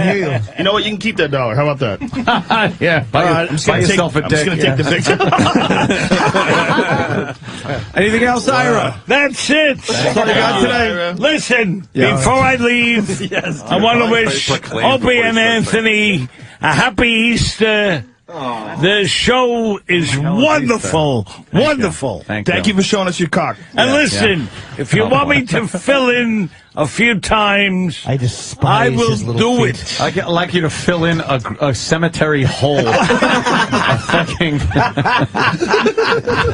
I despise you. You're the greatest. You're wonderful. Yeah, all right. I loathe you. Wow. All right. Thank you, Ira. We gotta go back Thank to you. some... Thank you. Thanks We better not. You've had your fingers on your... That's the beautiful thing about this show. Yeah. Maybe I I had to do that to you. Remember last time I was here, remember when Marion Barry came in? God, that was fun. That's right. How's it going?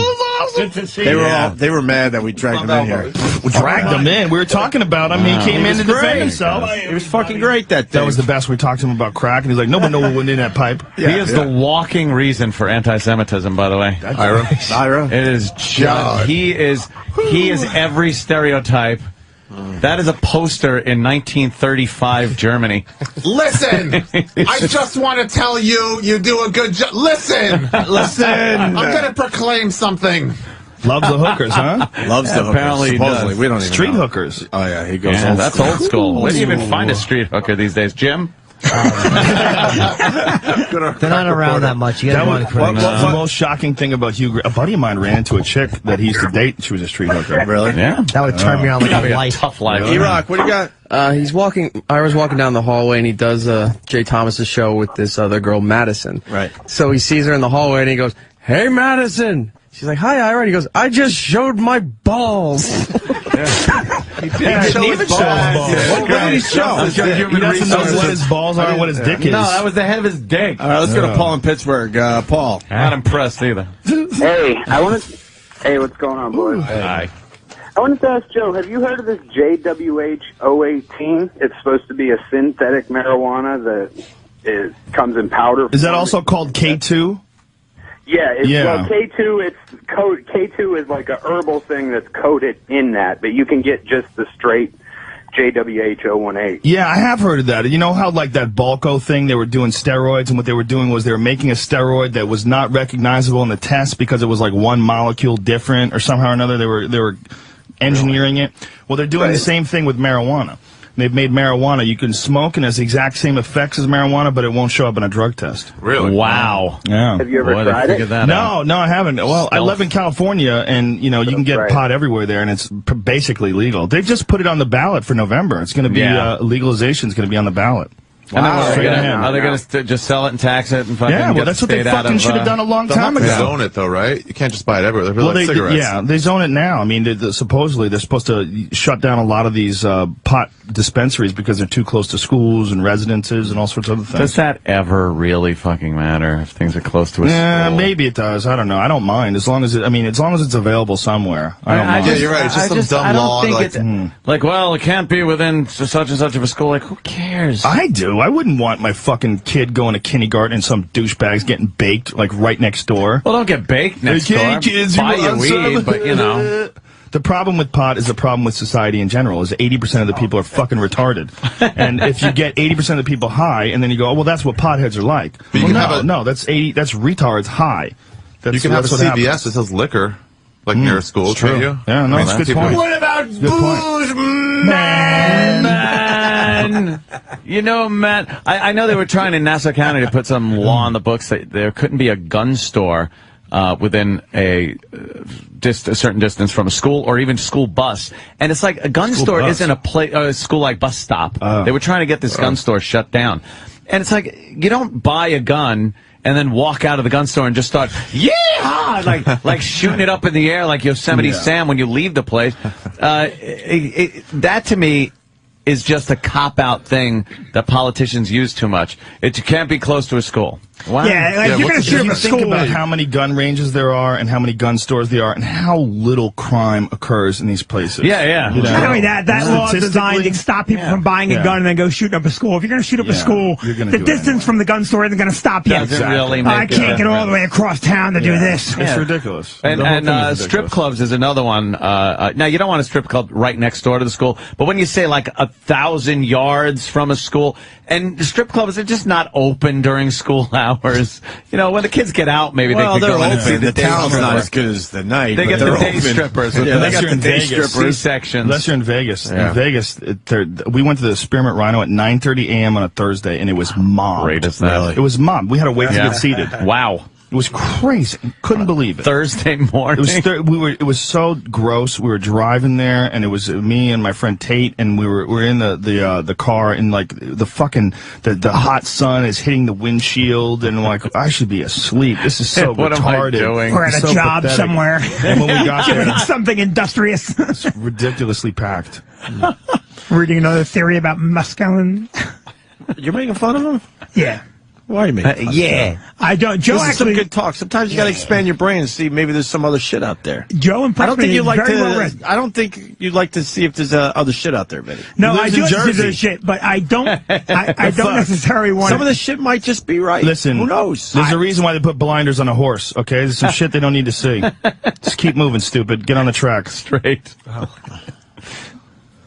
Wow. Do you expand your mind? That was awesome. I gotta ponder that. No, I don't. Yeah, Vinny's very different than Joe. I'm amazed though. I like that. I like to think it's not just this horse shit that we're looking at every day, that there might be some different looks. There's a lot more. There's a lot more. I like to think that. I like to think that too, but I don't necessarily want to dig into a pile of cow shit and eat something off of it to find out. You have to. You ever get mushrooms? My friend who grows it in his closet. I don't even know the difference between mushrooms and acid and...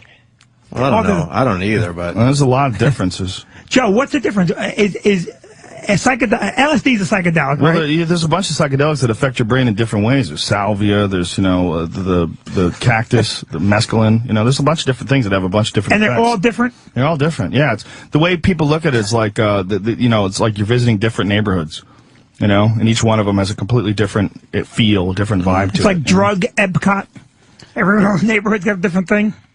I'll let that sit out there. Sorry. Wait, hold on. I'm doing well right up to that point. Everyone was. Right there, I stepped up. We haven't had any good bombs today. That was a good one.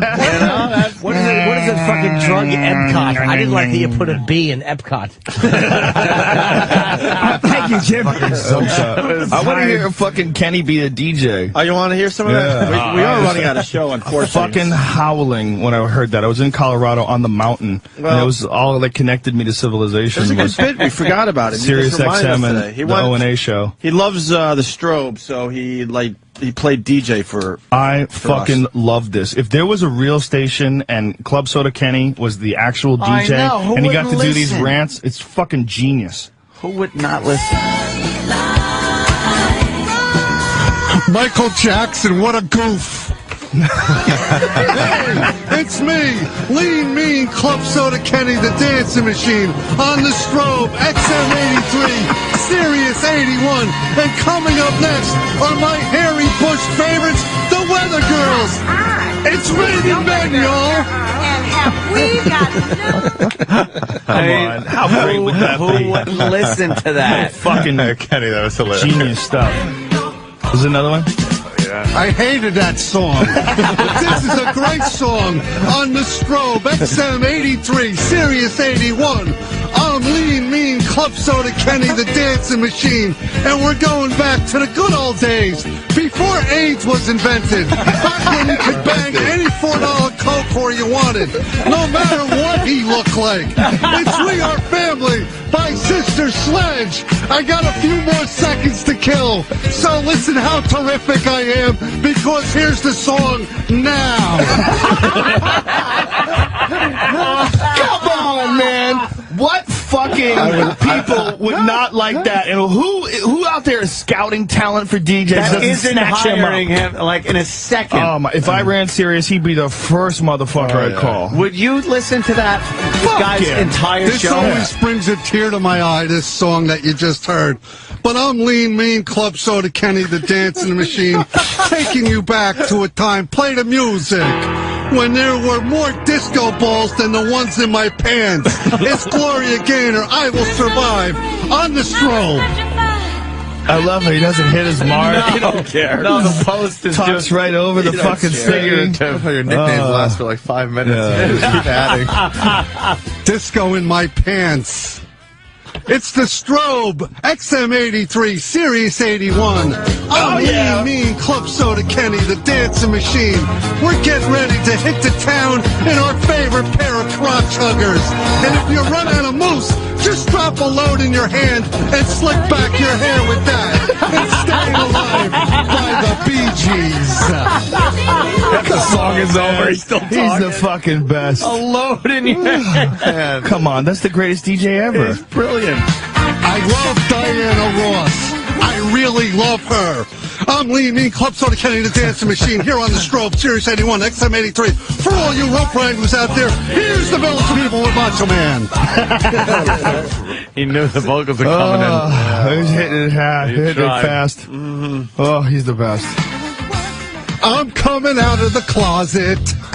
Hey, Zone A Zone Clubby, the disco baller, on the Strobe, XM83, Sirius 81.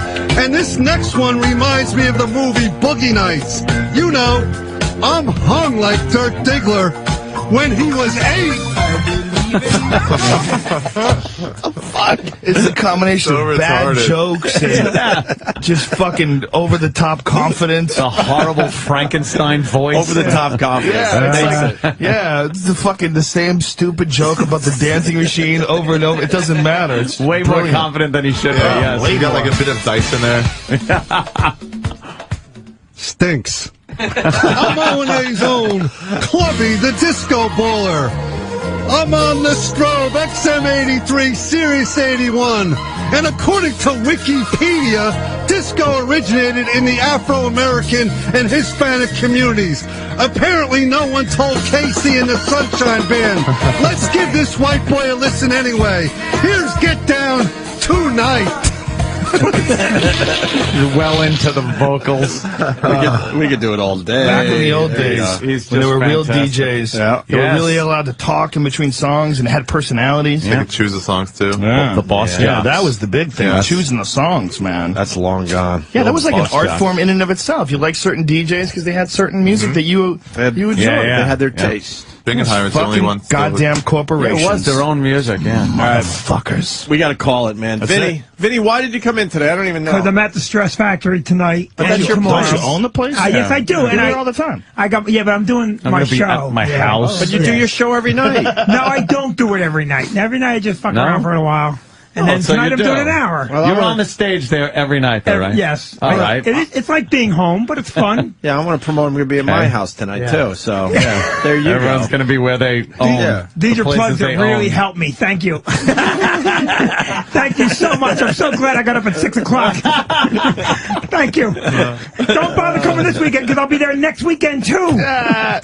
No, Vinny's doing his full show tonight at the Stress Factory, the place he owns, which I all kidding aside, is one of the better comedy clubs in the area, if not the I best. haven't been there in so long. I was supposed to be there sometime a long time ago, and it got canceled out. Joe, I have tried so many times. Yeah. Like, I just nonstop. But you're busy as shit. But you should really come in. I would love to. I know I was supposed to do something. It was a couple years ago, and something got switched around. Did you come in with Kevin James one time? Long time ago, yeah. It was Kevin, right? Yeah, I think so. Yeah, we did a weekend together, right? Yeah, you know what's funny? Yeah, someone was telling me that they said, I guess Adam, Bald Adam, saw you and said, go to the Stress Factory. Oh, yeah, the place with the phone call, which I haven't done in forever. That's how I'll be known forever. Which I haven't done That's like forever. if Jeff Dunham cured cancer. Oh, you're the guy with the puppet, right? Yeah, you're the guy with the terrorist Hold puppet. on, not to interrupt you in your long shorts.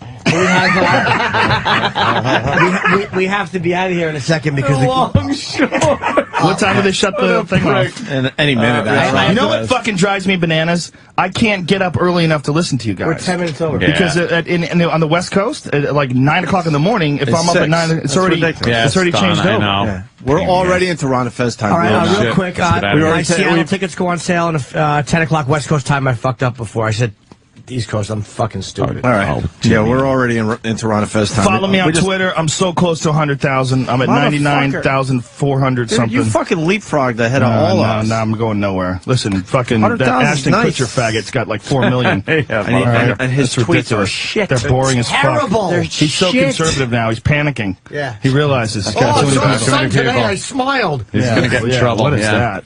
These are awful. Just a shitty tweeter. God damn that motherfucker. Right. 4 million though. 4 million I know, people. that's ridiculous. If I Whatever. could just get him to retweet one thing. Rogan, we're going to go party at Could hit Gotham 100 tonight, grand. even though you don't have to talk about that. And UFC 111 tomorrow. Can't 111 fucking tomorrow. wait. Can't fucking wait. Ari, we'll see you tonight doing your thing, too. Ari, very funny comic as well. Thank you very And much. who is the dude with the cantaloupe?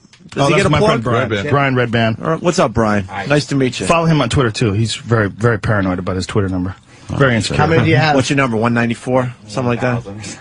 That's right. Aw. Those are good. I'm laughing at you. Redban, R-E-D-B-A-N. Follow that shit. There you go. And I'm You can get a few more. JoeRogan.net, D-O-T-N-E-T, spelled out. Joe's one of the best ones to follow. I'll post He tweets some good weird shit. Yep. All right, we're out of here. Ron Fez is going to kill us. See you Monday. Have a great weekend. Blah, blah, blah. All right, let's do this. Very busy show. Jay Moore in studio playing Gotham Comedy Club tonight, and then Saturday, right? You're taking Friday off? Take Saturday off. Thursday, Take Friday, Saturday off. Sunday. Good move. Thursday, Friday, Sunday at Gotham Comedy Club. Got it. Jay Moore. Yeah. And then Levy, anything? I will be at the Morgan's at Molkino, Illinois, Friday, April 16th. Me, Let's say hi to Beetlejuice. Joe Rogan. Joe! What's going on? What's up, buddy? You cut off Bob Levy in the middle of his fantasy. Yeah, exactly. Well, you I should did him a fucking know favor. it by heart. He doesn't know where he's performing. He's Nah. got to read it off a piece of paper He like wasn't a stooge. prepared, you know. There's very few shows where you could be on hold, and while you're on hold, you hear Bob Levy talking about Ashley Dupre getting raped by black guys. Thank you, Joe. Thank you. That's a great line, Bob Levy. Beautiful to hear first thing in the morning. You should have got a solid plug for that line. I'm sorry. I'm sorry, but We'll get back to your plugs in a bit. Hey, all the his Times plugs. Cinnamon with Watusa, Wisconsin. Joe Saturday. Who Rogan cares? is the Vince Scully. Joe Rogan is the Vince Scully of mixed martial arts. My Yes, friend. he really Joe is. Rogan knows more about mixed martial arts than I know about anything. He's the best. Hey, Joe, it's Joe DeRosa here. How are you? Yeah, Joe, I know you retweeted yesterday. How'd you like seeing Norton get in an armbar from BJ Penn? Well, the weird thing was how casually he did it, like from the chair. Yeah, He's sitting down in a chair and fucking could have just busted Norton's arm off. Yeah. I wanted to see what the position felt like, because I know it's obviously painful, but it's like you watch guys doing this, and I didn't realize he was going to put his legs around my head and face. Yeah, he did. That's Until you came.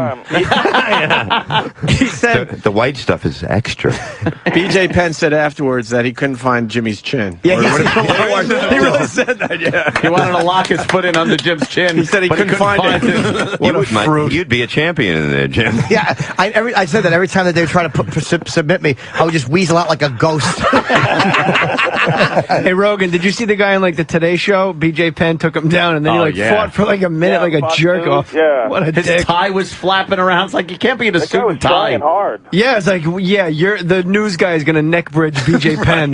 What is this, fucking Verona High, 1987? Neck bridge, left under right. Get out of there, JJ. Watch the Wizard. It was pretty fun how he was spazzing out. What do you think that is, Joe? I'm sorry, Jimmy. I only did those wrestling things to impress Joe. Yeah.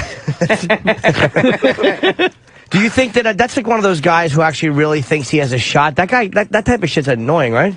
It's a little annoying, but I think that's what they planned in the first place. I bet he probably felt like he could just freak out all he wants and BJ would still get him, so he just tried really hard. Yeah. What did you think of? I loved your announcing during the Silva Damian Maia fight, because you have such a fucking great way. Like you were saying, I've never seen a guy clowned like this.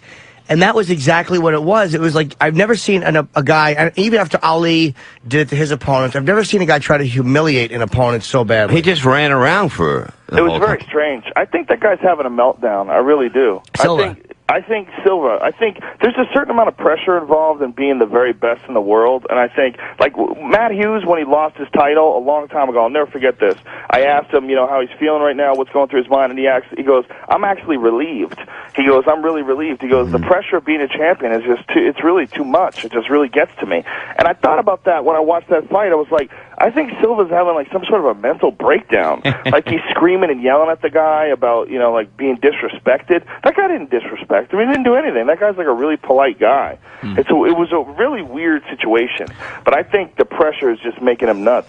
Do you think Silva's angry at Dana and wants to be fighting guys that he deems more worthy or bigger names? No, they were excited about this fight. He was scared about, I don't want to say scared, but they didn't want to fight Vitor Belfort. Vitor Belfort is a very dangerous striker, and that was the original guy that he was supposed to fight, but Vitor tore his shoulder and had to get surgery on it.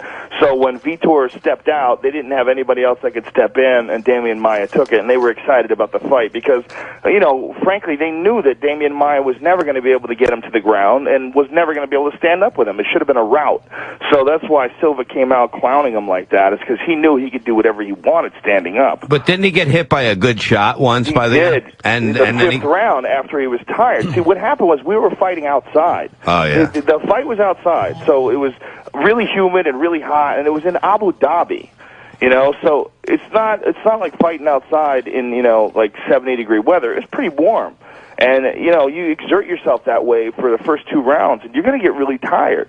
And that's what happened. The 3rd round, he slowed down. And in the 4th round, it started, Damian Maia started coming after him, and Anderson was just kind of like running away. I tell you what I thought. I thought Damian Maia was very scared of him and deferred to him too much. And it happened in the very, very... Me and Bob Kelly watched it, and Bobby noticed it. You know what, dude? You hit each other, you sweat, but you know what, dude? The amazing thing was when Silva got down on his knees and he bows to every corner of the ring, when Damian Maia did that and misunderstood it, it was almost like he was allowing Silva's ritual to dictate the way he behaved in the ring. And I thought he should have stood there and done his own thing, but that immediately told me he's way too impressed and way too frightened of Silva. Well, I think he was trying to be respectful, but I've never seen Silva bow on his knees to all corners like that. I've never seen him do that either. I really think he's losing his mind. Damian Maia had to be respectful because Silva, when he's hot, like in the early rounds, when he charged at him like that and just landed, he threw a flying knee like a regular person throws a jab. Yeah. He just flew at him. He's incredibly talented, but I think he's losing his marbles. That's what I think. Wow. Hey, did you like Abu Dhabi there, Joe? It's very strange, dude. It is, right? Very strange. First of all, it's flooded with whores. They're everywhere. And that's Russian a problem? Whores. Go on. Russian you go to whores. these places, and there's like hundreds of them just staring at every man that walks in. It's very strange. They build everything out there. They have an infinite amount of money. They're literally trillionaires. So these guys, they make like man-made islands and shit, and gigantic hotels, and everything's brand new and spotless. Everywhere you look, everyone's driving a Mercedes. It's like one of the craziest places I've ever been. Did you feel unwelcome as an American, or you felt welcome? Very welcome. They love tourists. They're trying to make Abu Dhabi sort of like and Vegas Dubai. They're trying to make both of them like these places where people can go. Where is Abu Vegas. Dhabi? Yeah, where is Forgive it, me. Joe? It's the United Arab Emirates. It's like east of Africa. The UAA? UAE. UAE? I can't get the fucking ice stinks. Sorry. Is it one of the? Is it really expensive? 'Cause I heard Dubai is really almost unpleasantly expensive. How bad is Abu Dhabi? Like if you want to go take a trip, stay in a nice hotel, or get a hooker. Yeah, I'm exactly. sure it's expensive. I'm sure. I really don't know. It's just like Dubai. It's sort of the same thing. Do you get time to move around a little bit? Not really. No. Yeah. I mean, it takes almost 20 hours to get there. Yeah. You know, you get there, you land, you get off the plane, you try to recover, you eat. Next thing you know, you're at the fights. What the fuck do you do for 20 hours on a plane? Have you guys seen the YouTube video that Rogan put up of the guy at jiu-jitsu that stares at his cock? It's fucking hilarious. Wait, there's a guy. You're fighting him? No. It's just some kid. Well, go ahead, Joe. I'm sorry. Well, there was a dude that was in my jiu-jitsu class. He got kicked out for staring at cock. For staring at cock? The crazy thing is the dude didn't even go there for jiu-jitsu. He just went there to get his ass kicked. He would go there and just sort of resist for a little while and then give in. And he would stare at your cock? Oh yeah, you could like count on him, like Old Faithful. Every time he would go to the locker room after training, this guy could have been done working out like a half an hour ago, but it didn't matter. He would wait around. Norton did that at Woodstock. I would take my pants off. This dude would be staring at my hog. Did you say anything to him? Yeah, many times. Like, dude, stop staring at my dick. Like, what? I was just back here. I didn't know. Where do we find this video? Everybody wants to see this now. Oh, it's online. If you YouTube Hog Watch. Yeah, Hogwash. Yeah. First, you might want to put Rogan's name in it. Yeah, Rogan Otherwise, cock, you get that a should bunch pop of pigs up. fucking. Bob, help us out over there. You're next to the fucking. He doesn't know how to type. I don't know. Those No. fat You don't know how to fingers. type? Fuck. A computer? What the Yeah. fuck is that? It's not 3 G's Guy, and hog. did it to a bunch of UFC guys. He did it to George Sotiropoulos, a guy who fights in the UFC. Well- and George got fucking crazy. He started yelling. George, at him. I would, Get the fuck George. out of here! Stop looking at my dick. George asked for that. You know. I'd look at certain dicks, like Liddell. I'm wondering what Liddell is packing. Just like Liddell. He's probably got just a fucking alligator in his pants. You think? Yeah. I think he's got like a 2-way. Like I bet he's shortchanged. Yeah, me too. I bet he's Me shortchanged. too. But if he was here, I would say it was huge. You really think that he's shortchanged? Yeah, I think he's probably shortchanged a little bit. Like, That guy is. 'cause he's angry. He's fucked more women than probably everybody, you, me, everybody in Sirius Yeah. Radio right now. Did they have a everybody on choice? air. That happens when you hold them down. Everybody in that building, probably. Everybody. I really believe he's probably fucked more women combined than everyone in the building Wow. you're at right now. That giant skyscraper, he's probably fucked more women than everyone in there. Does that count prostitutes, though? I don't think he has to go to prostitute. No. But if I could put my prostitute numbers against his regular girl, No, I don't think you can, prostitutes Jim. don't count, Jimmy. You ain't gonna make the Hall of Fames with that. First of all, look at Rogan's Joe? body in this fucking video. Rogan should be in fucking. Oh, hold on. We got Hog Watch with Joe Rogan. Watch with Joe. Every time I change, I come back here, and dude is back here, staring in the mirror, looking at my dick. I mean, he could have been done He's working got out black for eyes and half an hour. everything. He's fights for real, Joe. Wait till I'm changing, and when I'm changing right here, dude will be standing right here, and he'll look at my dick. I every think time. Joe's teasing him. And it's gotten so that we crack jokes about it. Did you grow that beard in He's got the afternoon, Joe? He's got the Abu Dhabi beard. Yeah, what is it? What the fuck? Fucking chic. I can't get on the I need a plane. male assist. I need a male assist. All right, so where do you put the camera? Adam Cowboy. Look at the body Yeah, on Rogan. look at the guy Jesus over here. Christ. And look at this You're guy. a beautiful man, Rogan. This guy's just hanging out. Oh, He's the been, casual glance? he's been It gets dressed better. for 2 hours, He's gonna that go over- guy. he's gonna, watch this. He sees the camera, too. He doesn't give a shit. He looks. Now, Joe turns and faces him. Fucking Joe. Just hanging out. He has the cameras there. He wants Guy's to looking at his dick. Holy shit. How does he not know what you're doing? He knows. He doesn't care. He knows. He doesn't care. He's a fucking freak. There's something wrong with him. Look at him just looking down. Joe's naked, flexing into the camera, and the guy's getting a fucking sweatsuit boner. He's fucking laughing. He's I like hope he smiling. paid Eddie the full Bravo month. with a cameo. At the end, was that Mr. Bravo? He's smiling. Now he's fixing his hair after. No, he's not. He's looking at his dick in the mirror. Look, he is. What? He's making believe he's fixing his Jufro. You don't fix a Jufro. Look at him. You just pat it. And now he's looking like at his feet, and then he looks up at Joe's ass crack. Rogan, he's going by. Let me see. Rogan, how often do you work out? This is crazy. You look like Tito Santana. 3 or 4 days a week with jiu-jitsu. Jesus, dude. You're fucking ripped, Joe. You think you could take Jimmy? I'm scared of death. I'm trying to stay in shape. I'm scared. There's not a soft cock in this room right now. Fucking dick.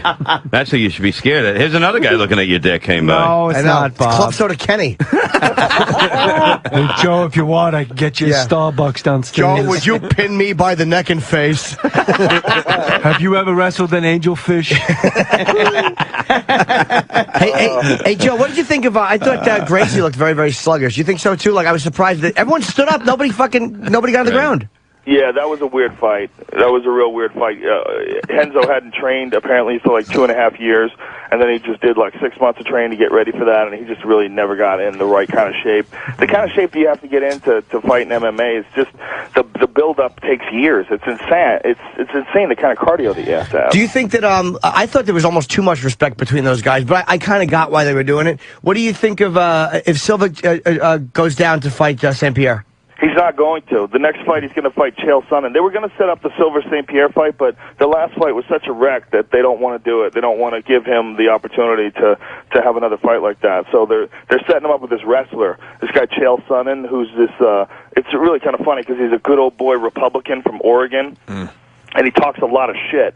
He's like probably the best shit talker in MMA, and he's going to drive Silva crazy. Really? And yeah, he fucking talks so much shit. Like he's just going to say everything and anything about Silva and get him nuts and then attack him. He's going to go after him. Hey, Joe, it's Chael Sonnen's fighter.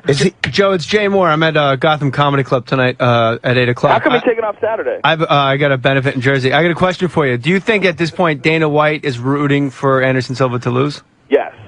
If I had absolutely. All right, I'll see you guys later. Yeah, absolutely. He's not happy. That's it. What, Joe? You can't count on him to perform. If he feels he's ahead, he'll coast. He doesn't give a shit. Yeah. Like Roy Jones. You gotta appreciate the fact that the guy takes 0 damage. I mean, he got hit more by Maya in that fight than like any fight that I can remember. You know, the guy, he doesn't get hit. He just keeps moving. He doesn't give a shit if people boo. Why didn't Maya go after him, like try to, because he's one of the best jiu-jitsu fighters, and do you think this wrestler you're talking about, whose name I don't remember, will try to put him on the ground? The wrestler will, first of all, Chael Sonnen is nothing like Damian Maya. He's a way, way, way better wrestler.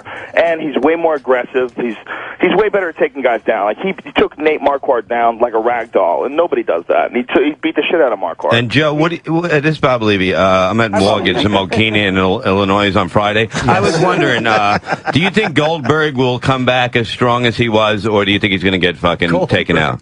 Goldberg? Who's that fucking crazy Jew? Goldberg. What Goldberg? Who's the wrestling? Who's the wrestling guy? Fucking Brock Lesnar. Brock Lesnar, I meant. That's what I meant. Bob Levy, please report to the front office. Your mother is here with your snow pants, you dizzy fuck. That's a good question. I got the answer. That's a great Goldberg question. You want to answer the Goldberg question, Rogan? Yeah. Do you think Bob Backlund has a shot against... Bob Backlund's got the best posture in MMA. Yeah, he definitely does. Do you believe Bob Backlund's squat thrust world record will hold up? Got to. If it doesn't, I thought things will happen. Fucking Lesnar is going to be just I thought it was unfair that the WWF banned Don Morocco from using the Asiatic spike. Joe, your thoughts? Yeah. I agree with you. I'm with you 100%. It's Larry Merchant. Joe, in Brock Lesnar, we see a man who had a staph infection, but it seems as if with Anderson Silva, the UFC has an Anderson Silva infection, Joe. That might be the best Larry Merchant impression on the planet. It's amazing. And only. Yeah, that's the only one. Who else does Larry Merchant? Joe, have you heard my Harold Letterman? No. He always does a scorecard like he's on the fucking. He's the guy that like they go, let's go now to Harold Letterman, see how he scored the fight, and he's always on like the Ho Chi Minh Trail in '68. So he's like, okay, Jim, I got the fight 4 rounds to 3. I got it all De La Hoya. It's like, how do you have it all De La Hoya if you just said it's fucking 4-3, you moron? I got 4 rounds to 3. Okay, Jim, everybody get down. Dump all your remaining firepower within my compound. For the record, it is my call. In the meantime, and you two will cease fire. And if I find out there was an illegal killing, I will court-martial your ass. I got it on De La Hoya. 5 rounds to 3. It's a shutout. Oscar De La Hoya is a man who's going to get tired. You know, the best Larry Merchant ever is when George Foreman knocked out Michael Moore, because Larry Merchant was so offended that George Foreman was even in the ring. So the second voice I'm going to do will be Jim Lampley. He goes, you know, George Foreman is a man who has always called his jab the Big Bang. Well, in order for George Foreman, who has been outclassed, outboxed, and outmaneuvered in this fight, in order for George to win this fight, the Big Bang itself. Moore is down! Moore is down, and he's not getting back up! Okay, Jim, I got Michael Moore. He's going to stay laying down. He went to bed. I got Moore winning the fight in the landslide. Everybody get down. Don't fucking pick up the teapot. This is gook stuff, man. Let's get out of here. Jay Moore, ladies and gentlemen, Gotham Comedy Club. Absolutely. No, this is important, Sal. This is important. Look, Maps. Go ahead. No, but they didn't actually say that was in Platoon. That's not what the guy said. No, literal Jim. And the guy Joe, where are steps you out this weekend? River dancing with no arms. How great was that? Where's Rogan this weekend? Yeah, Rogan, where are you this weekend? Nowhere. Just hanging? Why are you calling it? Everybody's I mean, we love somewhere. when you call the show, but are you promoting anything? I got a DVD out. My DVD just came out. What's it called? Talking Monkeys in Space. Okay. You can get it on Amazon and all that good shit, iTunes, all that stuff. There's like 6 comics that I would actually go watch. Rogan rules. Joe's the one. Rogan's 3 of them. Rogan's also one of 2 guys in my life that if I had a bat and had the first shot, I would lay the bat down at their feet and walk away. I saw Rogan in April Foolishness. I was fucking nervous talking to him. Like, I hope he doesn't like take anything the wrong way and hit me. Who's the other one? I wouldn't do that. Chappie. Chappie? You know Kevin Chapman from Boston? Just an old... But Joe's like one of the You can't nicest teach guys hate. out there. I try to be. You are, bro. Joe's a good... I'd be nice, too. Guys were...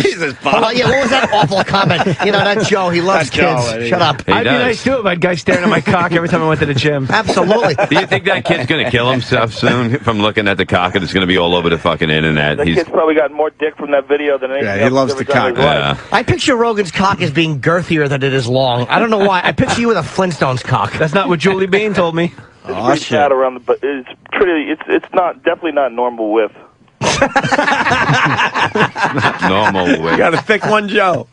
Well, yeah, everything about me's thick. My head, my dick. His dick ain't bright. I take big, thick shits. Everything. How's your nose now, Joe? Is everything all better? Fantastic. I've been following you on Twitter. See my boogers? Yeah, I saw the photos. Yeah, we of saw your the snots. boogers. The greatest thing I've ever done. I had a broken nose my whole life from like when I was a little kid, so I could never breathe out of my nose. And years of martial arts, getting kicked and punched in the face. It's always been fucked up, but now it's fixed. I could never breathe out of my nose before. Never. That gives me anxiety. When I'm on stage with a stuffy nose, I start having a panic attack. Really? Yeah, how do you talk, Joe? How do you talk when you know I can't do it? I can't take a deep breath. I needed juice. It was bad for a long time. I couldn't do it. I mean, I could talk, but I would have to take breaths.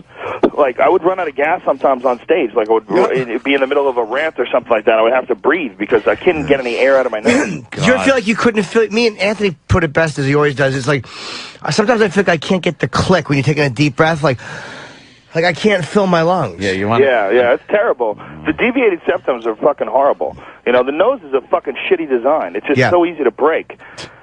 You know, you just slap someone in the nose, and their nose will break, and then their eyes will water. Joe, what are your thoughts on the trachea, Joe? I'm just as God made me. People think it is. I thought it was the most vulnerable. It's like you could punch somebody in the neck, and if they're strong, they're just going to get mad. It doesn't hurt you nearly as much as people think. Like, you ever see karate movies where a guy chops a guy in the neck and the guy goes down? Yeah. Your neck kind of gives in. That would be kind of me, it like gives. It goes in and comes back out again. Hey, what do you think? When do you think Lesnar's fighting Shane Cohen? Well, the tentative date is July 3rd. That's when they're trying to make it. But the UFC is still trying to get Fedor. And if they got Fedor, if somehow or another they got Fedor out of his contract and all that jazz, then they would set up probably Fedor versus Brock Lesnar first. Jesus. You think would they fight Fedor Lesnar first? I mean, right away. Why not? Because I think a lot of guys could beat him. I think there's a few guys in the UFC like Cain Velasquez. I think Cain Velasquez might be able to beat Fedor. You know, there's a couple other guys that might have a chance. You know, Carwin has a chance. Yeah. You know, and Brock Lesnar has a chance. I think the best thing to do would be to just throw him to the lions right right away. Because this way that the invincibility factor is still there, as opposed to if he loses badly to one guy. Now we're because he's worth so much money. He's worth so. I mean, to have like the most mysterious heavyweight fight the biggest dog in the UFC, you got to do that right away. Because anything that fucks it up, I mean, you could really hype it up and make this a gigantic fucking fight. But if he stepped in and like say fought Cain Velasquez first, there's a very good possibility that Cain could beat him. You know, the UFC guys. One thing is important is they're way bigger. Like, Fedor walks around, he's 6 feet tall, he walks around at like 230 pounds, and he's kind of fat. I mean, he's a fucking awesome fighter. The guy's a machine, but he'd be giving away at least 50 pounds to Brock Lesnar. Wow. Now, you're talking like this is going to happen. You have confidence that Dana's going to make this happen? I don't know. You know, what are the odds? What are your odds, Joe? I would say it's probably 50-50. Who the fuck knows? Anybody else, I would say, is 100% because Dana's going after him. Yeah. But the fact that these Russian guys they're nuts. They want to co-promote with the UFC. They want to like basically own half of the show. Why doesn't Dana tell Fedor to go fuck himself? You don't need Fedor to keep UFC afloat. Fuck Fedor. Because I think he wants to prove a point. Because all these hardcore fans keep saying, like, hey, if, you know, Dana cared, Fedor would be in the UFC right now. And he's trying to make a deal to, like, satisfy all the fans. Like, the guy is, like, fanatical about satisfying the people that support the UFC. Well, then why not put on, when I watch UFC Fight Night, can I get something past 2006?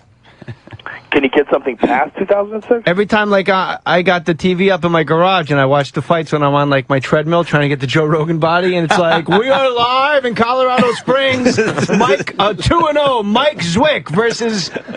It's always, like, fights from 2006 on Fight Night on Spike. I never noticed. Well, it's because you're there at the real stuff. What's going on with Junkyard Dog? Or Kimbo Slice? Is he coming back? Nothing going on? Junkyard Dog. Oh. He's fighting Matt Mitrione next month in Montreal. How's that going to work out? You said it best that, I think it was actually on Twitter you said it, that, what the fuck is it, Kimbo Slice should just spend like a year at like Fairtech Gym rolling around, like not even come out of the woods for a year just doing jiu-jitsu. Yeah, but the problem is these guys don't make enough money to do that, you know, and the way he lives, you know, Kimbo's like, he likes gold chains and shit, likes to drive nice cars. We know know exactly what kind of a life, what kind of rich you mean. What would you call that, Joe? What kind of rich? There's a word for it. I can't remember. What's it rhyme with? I heard it growing up a lot in my household. Shit, I hate when this happens. Yeah. That'll be, if you heard it a lot growing up, that'll be crybaby faggot rich. That's true. I certainly was. Not Anthony. Anthony was out in California fucking shooting deer. Yeah, I know. That's after what I grew a up weird a little. life. Hey, what Fucking you and Fred Wolf. What weight is Silva going to fight at, this wrestler? How did we get back 185. So I'm going to keep throwing in fucking UFC questions. I had one, and I wanted you. Let me just touch you right here. Here's the thing: is Bob Kelly right? Because Bob Kelly is so. He's got some pretty good guns on him. Bob Kelly thinks he knows everything about the UFC. Do you have to be the same weight at weigh-in? No. Bob Kelly stinks. Why does Bob Kelly's Facebook or whatever his fucking Twitter photo look like a wax portrait of himself? No, it's Rampage Jackson yelling at him. No, it's this. I know, this is a new the one with the wax lips. This is what Bob said to me, because I said Fedor fights at like 230 and fucking Carwin and it was 265. So, like, what are they going to have to do? And Bob goes, nah, dude, they got to weigh in at the same weight. No, they don't. No, What does That's how they weigh in. We all know that. We don't even have to spend time on that. Joe, what does catch weight mean? Catch weight means if a guy can't make the division weight, or they decide to fight at they agree to a fight. Like, say if two guys, they normally fight at 170, but they don't want to fight at 185, they'll agree to meet at 175. That's a catch weight. It means an in-between weight class. But why would... Okay, Joe. could they just weigh in at different... an impression in the world right there. Hey, could they just weigh in at different weights if they wanted to? If they agreed to it? Yes, okay. If they agree to it. Yeah, but they have to be, one of them, they have to be within a certain weight class. I mean, you can't have, like, a guy who's 170 fighting a guy who's 265. You can't have that. Could a 235 guy fight a 265 guy? Yes. Okay, well, good. It's 205 to, heavyweight is 205 up to 265. So you could literally be any weight from 205 up. Even light heavyweight, really? Is the cup still here? The what? As long as you weigh more than 205. If you weigh more than 205, then he's a heavyweight. Oh, I didn't know that. Well, yeah. All right, so fucking Liddell could fight, or not that it's going to happen, but he could fight Carwin. Easily, yeah. That'd be bad. That'd be a bad move. Yeah, that'd be bad. He's like 230. Who's we love 230? Chuck, but Jesus, I don't think he wants to fight Carwin. Yeah, Carwin is fucking don't frightening. do that. Don't do that to Chuck. That guy's horrifying. Yeah. Carwin, that guy has literally, like, his hands, his fists are maybe 2.5 times the size of mine. Yeah. Like, when you shake his We hand, saw, remember that? it's like shaking a giant's hand. It's What ridiculous. about Chuck? Chuck's not fighting Tito anymore, right? No, he's not fighting Tito, and I don't know why. Something happened on the show, and Tito's not fighting. I don't know what happened. What, did he hurt himself? I don't know. They won't tell me. They hide all the information because they're worried about people leaking it on the internet. But we know now that something happened because they had to schedule a fight in Vancouver for June. They had to start promoting it. And Chuck is going to fight Rich Franklin in that fight. Huh? Weird. Wow. Yeah, Chuck's not drinking anymore. He's been training nonstop, like a madman, trying to actually make a real run at this. Right. Yeah, so we'll see. We had him in 2 weeks ago. He looked great. Yeah, but what do you think, Joe? You know what? There's a certain time when the body just doesn't want to agree with your desires anymore. Right. The body just doesn't want to do it anymore. I don't know if he's reached that time or if he was just partying too much and maybe he can come back. He's taken a long time off, which is good. Give his body a chance to heal up. Who knows? You never could say no. You can't. It's so difficult to tell whether or not a guy's done. Right. All right. But it's ugly when if you think that's difficult, go see Bob Levy at Morgan's Thunderbolt in Mokina, Illinois. And at Time Cinema in Watusi, I know, but Wisconsin. kid, just one at a time, Bob. Look Take at me. it easy, Mo. Tonight I'm at Gotham. It's easy. Right, Rogan's got the weekend off, and Jimmy's going to be at some island in Florida. We're all caught up. No, I'm not. Just calling to get more Twitter friends. Please, people, follow me on Twitter. JoeRogan.net. Spell it out. DOTNET. You're bragging now. You got more followers than anyone. Why don't you tweet that they should follow me? A little follow Thursday. Follow Jay Moore, please, ladies and gentlemen. I'll tell you, Joe, here's Jay a man Moore 37. when you follow him on Twitter. I got nothing. That's funny. When is that? I heard. See that fucking Ashton Kutcher with his $4.5 million. It my brain. And he says nothing. It proves that it doesn't work because if Ashton Kutcher, if half of his followers saw his movie, opening weekend would be like $30 million. Right. I was saying this to Rob Riggle. I said, you got 1.5 million followers. This show should be a fucking smash hit, you dope. I'm like, you got over 1 million fucking followers, and you tell them all, watch Gary or Married tonight. I go, can't you say that when you're not on the fucking show? You're just a fucking hoarder. You just got to hoard all the fucking tweets. Wow. Sorry. Good point, man. Hey, is UFC going to be in Pittsburgh the 29th, 30th, or the 1st of May? No, who is going to be in Pittsburgh? I'll be there. So at the Improv, so I thought maybe I could go. Are you really going to be there? Yeah, at the Improv. Jimmy Norton is a man. Sounds like suicide. Yeah. Jesus, Jimmy. Suicide. I went to the Pittsburgh Improv once, and I was so happy when I got out of there. Really? Oh, I'm not a fan of Pittsburgh. You don't like Pittsburgh. I feel like everybody just wants to get out of there. They're all stuck. Like you go to Philly, everybody's having a good time. You go to Pittsburgh, and everybody has this look on their face like fuck. Hey Joe, would you and Jimmy agree with me? I mean, Bob doesn't know. He doesn't really travel to the country much to do comedy. Yeah. Would you agree that Denver, for some reason, it's like they were all on fucking Paxil coming into the crowd. They were the happiest people I've ever seen in my life. Denver's awesome. I love Colorado. I lived there for 4 months till my dog got eaten by a mountain lion. Well, Jesus. It's one way of looking at it. What, you don't live in Colorado? Joe, you're not in Colorado anymore? No, he, maybe you weren't here when he came in. Yeah, I was. He told the whole story. Fucking dog. Hey, he's back in L.A. Oh, I didn't know that, dude. Yeah, he's out. Yeah, I had to come back to L.A. My wife got pregnant, my dog got eaten, and that was a wrap. Yeah. One for one. I fucked up, and I tried to move my wife into the mountains. Because I really secretly want to live there and wait for the apocalypse. You had a whole blog about like you heaven on earth up in the mountains. Believe me, I'm so depressed for you now. Because he had to move back. I'm going to go walk the leash. I have a teacup. Now you're funny. You've been here 2 hours, you fucking stuttering prick. You motherfucker. You fucking been here 2 hours, you fucking prick, Bob Levy, you motherfucker. Levy's has some strong lines today. Strong. Shay wasn't here cock-a-blocking all my fucking time. Cock-a-blocking? Yeah. I learned that in Uba Duba where fucking Joe Rogan was, all right?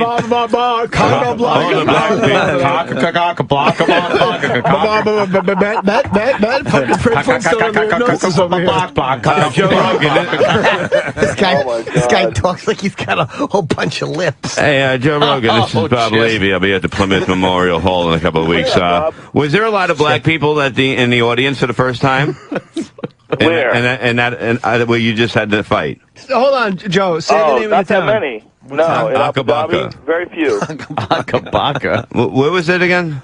It was in Abu Dhabi. Abu Dhabi. Same fucking thing. It's right next door. Hey Joe, if you ever need someone to do Harold Letterman and Larry Merchant with you and Goldberg, please call me because his partner. I would love that. If we did that, I thought no, it's Goldberg. I thought you were goofing Mike on Goldberg, right? I didn't get it wrong. I'm all about it. We were going back to Goldberg with Levy. Oh no, I meant Mike Goldberg, Joe's broadcasting partner. I got to admit, I got confused. I got one more. The Rick Monday to Joe's Vin Scully. So if you ever, God man, if you ever take a sick day, call me for crying out loud. Fucking Jay would do a nice set with you, Joe.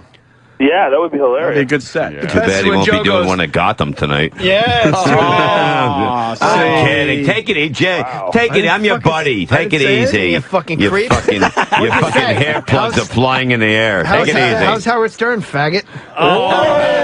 He's doing great. Faggot.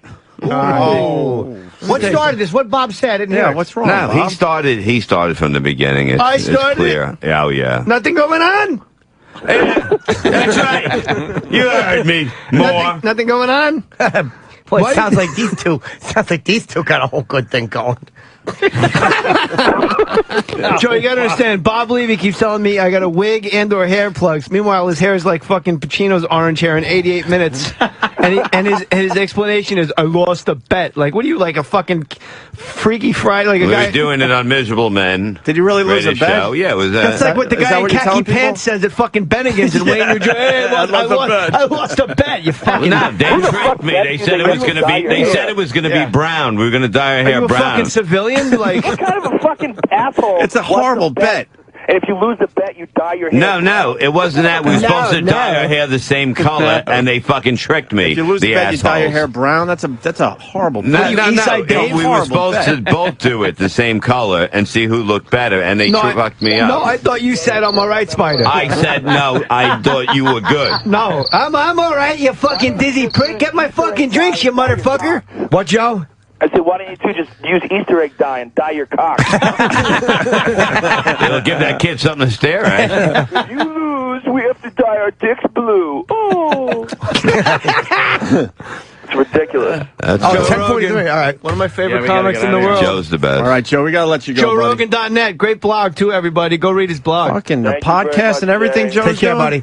I love you, motherfuckers. Thank you. See you, Joe. Later, Joe Rogan is the greatest. He really is the best fucking announcer, honestly, in sports. He's phenomenal. What a great phoner with 5 guys in the room, and Joe's just killing on the phone. Yeah. I just want to be like a little kid and ask fight questions. He's great. He's awesome. I was happy to see the kid watching his hog. That was the fucking weirdest fucking video. Please, who wouldn't look at Rogan's cock? I'd like to fault that kid. Rogan's cock. Yeah, welcome to the fucking club. We should start one. Well, you're like you're way down Tranny Street more than me, but like I'm straight, but for some reason I'm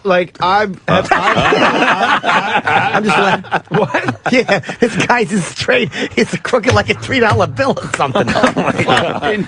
I would totally look at fucking Rogan's cock. Out of respect. You gotta take a peek. Out of respect. It probably looks like fucking Luca Brasi with a fireman's hat. I was on mushrooms once, and the guy I was with said, "What if the tip of everyone's cock, the head of your cock, had the same face as you?"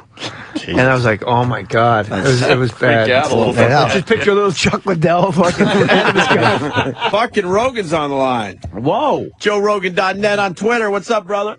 Gentlemen, what's happening? Hello, Joe. I'm still awake here in Los Angeles for some strange reason, and I heard you guys were talking about Twitter or about Strikeforce, rather. Well, we were also talking to Dr. Michio Kaku. You ever get into him or what? Did I ever get into him? Yeah. Well, not literally. He's got some good shit to say, man. He would blow your mind. I think we put him on the phone with you last time. Yeah, That's right. We talked to him. Remember, we talked about. I just remembered. Life being seeded on Earth from space and all kinds of other. Yeah. He's talking about this volcano in Iceland, and that's scary shit, dude. The real scary one is the one in Yellowstone. There's a caldera volcano in Yellowstone that's 600 fucking kilometers wide. Yeah, he was just talking about that one and how, in time, you don't know. It could be thousands, hundreds, thousands, million, whatever it is. But eventually, that whole center is just going to explode out of this country. Taking out most of the United States. Yeah, it's a continent killer. It blows up every 600,000 to 800,000 years, and the last time it blew up was 600,000 years. All right, let's fucking wait. We're way overdue, kids. Oh, we're over there. Oh, that's anytime. wonderful. It's literally, and they've had over 2,000 earthquakes there since January. Can't they just drill a hole and vent it? Just fucking pipe it into the ocean, as I'm sure. They've had 2,000 earthquakes since January in Yellowstone? Yeah, more than that. More than 2,000 earthquakes since January there. Is that normal? No, it's not. Oh, good. Thanks, Joe. Jesus, thanks. Just send Rogan there to kick the volcano's ass, bro. Man. Man. What's your take on the strike force thing? We all know what your take would be, but not good for the sport, not good for strike force, right? Oh, well, it's not bad. It's getting people looking at it. So anytime people are looking at things, it's good for them because, they need ratings and everything. But I heard you guys thought that it was fake.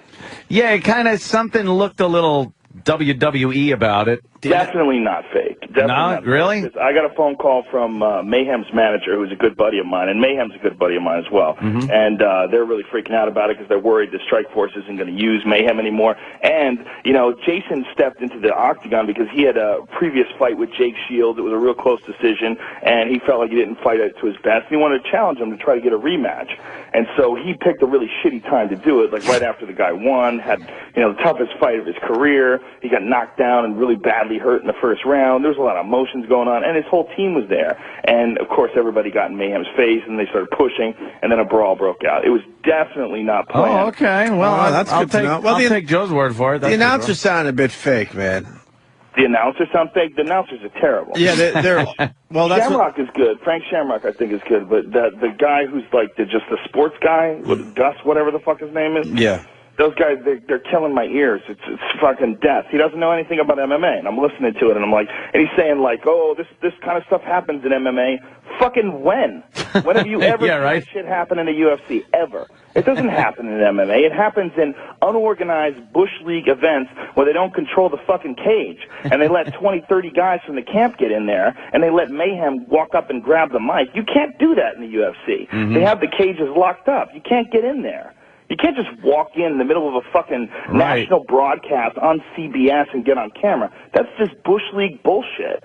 Yeah. That's the real problem, is they let that happen, and they let this brawl break out.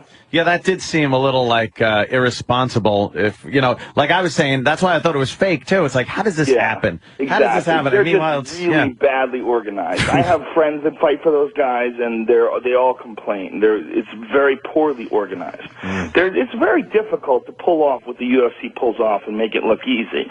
And these guys, they see all the money that's involved, and they say, fuck it, let's get in on this. And so they throw a fuckload of money at it, and they try to put it together, but it requires a lot of getting things right. And the UFC has gone through a lot of trial and error over a fucking decade to figure it out. Yeah, obviously. And it's true. You watch UFC and you see a professional organization at work, and you assume that anyone can just do that, and it doesn't work out. Yeah, the ratings were not. One thing you can never do is you can never let all those fucking psychos into the cage after the fight. Yeah, you can't do that.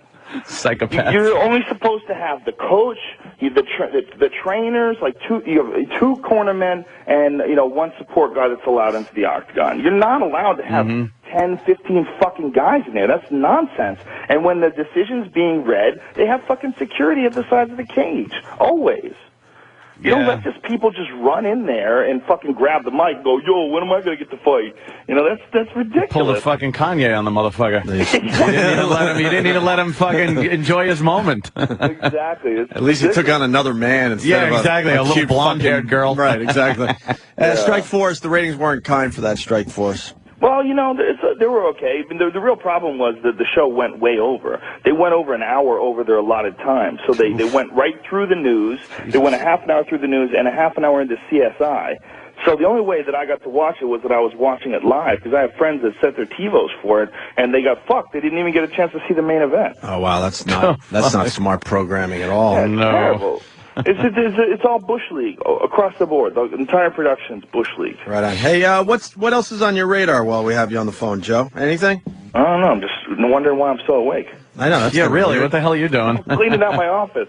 I'm trying to. I'm organizing my office, so I'm obsessed. Good luck with that. Yeah, well, I'm doing my weekly podcast, and I decided to turn my office into like some sort of a studio, and so I've just been throwing everything out and just cleaning it up. Very boring stuff. Dude, your podcast is taking off, man. It's fun, man. I mean, I started doing it just as a goof, and now it's like the number 8 comedy podcast on iTunes.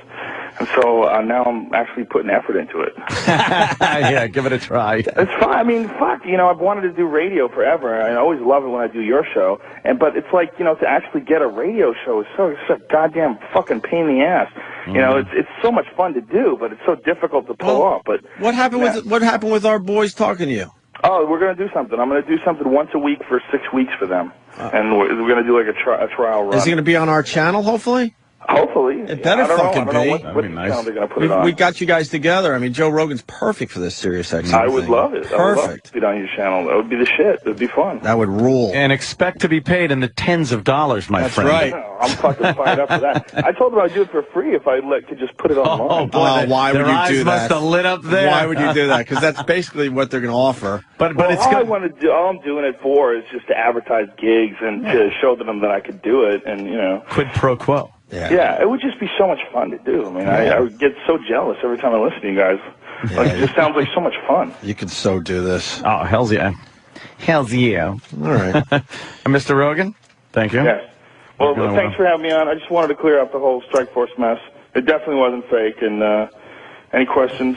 That's good. Coming from Joe Rogan, I'll absolutely buy that. Yeah, and if you guys ever have any MMA questions, feel free to email me.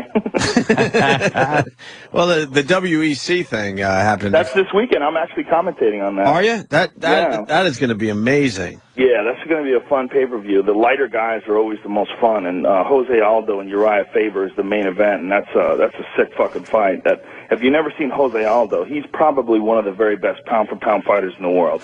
He's like a small Anderson Silva, but he doesn't have all the psychological issues that Anderson has about like finishing fights. Yeah, the buzz on this fight is going through the roof. So yeah, I'm going to check it out. Definitely it's pretty sick. Uriah Faber is a bad motherfucker too, so it should be real interesting. And Aldo is a freak, man. He's like literally one of the best Brazilian Jiu-Jitsu guys in the world. He's beaten like top-notch Brazilian Jiu-Jitsu world champions in straight grappling competitions, but he's won like almost all of his fights by knockout. I mean, he's an incredible athlete. Really like a freak prospect, and he's became the champion beating this guy Mike Brown, who's the guy who beat Uriah Faber twice. So it's a pretty fucking intense fight. Now I'm confused. Why doesn't Dana bring the lighter guys into the UFC? Well, what happens is they bought the WEC, and they have network obligations and all sorts of other things. They own the WEC as well as the UFC, and the WEC is right now they air on Versus. Okay. So they really kind of can't do that as of right now. But they can't just start the new weight classes. But who knows what's going to happen in the future? Well, I'm just excited to be able to do commentary on these guys because I think they're underlooked. I think they're probably some of the most exciting weight classes in the world. Yeah, a lot of people are saying that. And if you got an Aldo fight, I'm thinking, man, that would be great to be part of UFC pay-per-view. You move those guys up. Want those guys to get more attention too because the WEC just doesn't have the same cachet, it doesn't have the same value. I don't know shit about the WEC, but yeah, it's a problem with the UFC now. The brand is so huge that people just associate the best fighters in the world with the UFC, and you hear the WEC and people just go, well, what is that? It's such a small percentage of the people that actually know, which really sucks because some of the fighters are fucking incredible. I mean, they've got a bunch of great fighters over there. Well, this pay-per-view this weekend is going to help that, so get a little more exposure for the WEC. All right, I'm going to sleep. Yeah, thank you, Joe. JoeRogan.net on Twitter, man. Follow him. Joe. He's Take a it great easy, follow. man. Thank you, gentlemen. Later. All right, Joe Rogan. Rogan rules. I think we just talked for an hour and a half. Fucking guy. The fucking guy. Oh! Yeah. It's breaky time. Breaky, wakey. The Tender Trap down there in Huntington. Wow. Oh, the Tender Trap. I used to go in there. Specials. You just give the girl $1 and she'd fucking just shake her shit all in front of you. You could grab her ass, fucking tits. You could grab them. They didn't But care. it's when rich guys came in, make it rain and all that. I reckon we should all get together and go, look, let's fucking tip them with coins. Let's just put the bowl back in our court. Flick a quarter at her and go hit the road. Just see the gusset just chinging along. It's like, we got Joe Rogan now on the phone. Wow. Holy shit. Wow. It's an all-star fucking radio show today. Joe Rogan. How are you, sir? What's going down, boy? What's happening, man? Just talked to your boy Dana White. Oh, yeah? Talking about Chuck Liddell and UFC 115, but what are you calling about? I'm calling about that, I guess. Steve told me to call. I'm on my way to the airport. Oh. When did you talk to Steve? He said he's unreachable. Yeah. He Twittered me last night. And said call the show? Call the show. There's not enough guests. guests. See, I can even fuck things up when I'm not here. He wants an oversaturation. Yeah, it is oversaturation today. Hey, what are you going to Vancouver right now? Yeah, I'm in a car on the way to the airport right now. Have you been to Vancouver before? Oh, I love it up there. I hear nothing but great things about this damn city. They have outstanding weed, and it's everywhere. and Joe would know too. That's like that's a great endorsement. But you don't smoke before the announcing, do you? No, that's the one time I don't get high. Because when I'm high, I will start. Most of my jobs that I do, it like almost requires me to have like loose thinking and just start rambling about anything. Yeah. You know, like being on stage, that's a good thing. It helps you ad lib. Yeah. But on doing UFC commentary, that's a terrible idea. How many hours? Oh, sorry. I'm sorry, because some fights could be boring, and in the middle of the boring fight, I might just start talking about space or something. You go off about that shit. You know what? I don't trust myself. You got to make a deal with Dana where he allows you to do that one time only. Yeah. that would rule. Me, it's not a good idea. How many hours out? Fighters. Okay. You know, those fighters, I was just going to say, those guys, they train for 6 weeks. It's just a huge event for them. They got some fucking stoner talking stone pot talk about the universe while they're fighting their heart out. Disrespectful. Yeah. God damn. It is. Joe would be in there, hey, man, why do they have to fight? You know? Yeah. Why can't we all just kind of hang out? Yeah. Make peace, not war. Really stupid. Like, eventually, these guys have to realize, man, that this is, like, affecting the way they think forever, man. Yeah. Joe, I'm becoming a fan of your podcast. You tweet that shit, and then I sit around going, God, when is he going to start this thing? And then all of a sudden he's like, well, I was going to start at noon, but a piece broke, so I got to go down the street. I'll be back in an hour. A piece broke. Oh, yeah. Not nearly as professional as Anthony set up. It's so yes. It's frustrating, though. You're sitting there like, okay, it's showtime, and no, Joe's at a Radio Shack because something broke. I just, I'm going to start doing mine again real soon. I just got a new thing. It's called live text. Specifically, I got it just so I could put a scroll on the bottom that'll say stuff like, caller is a shithead. And it scrolls like the news. Like, I'll spend $1,000 so I could just put, the caller's a dick. I just keep buying broadcast quality stuff to do dick jokes with. Asshole. What is the name of the piece of equipment that you use to work your green screen? Oh, yeah, it's a TriCaster Studio. The thing's fucking amazing. It's a television studio in a little box.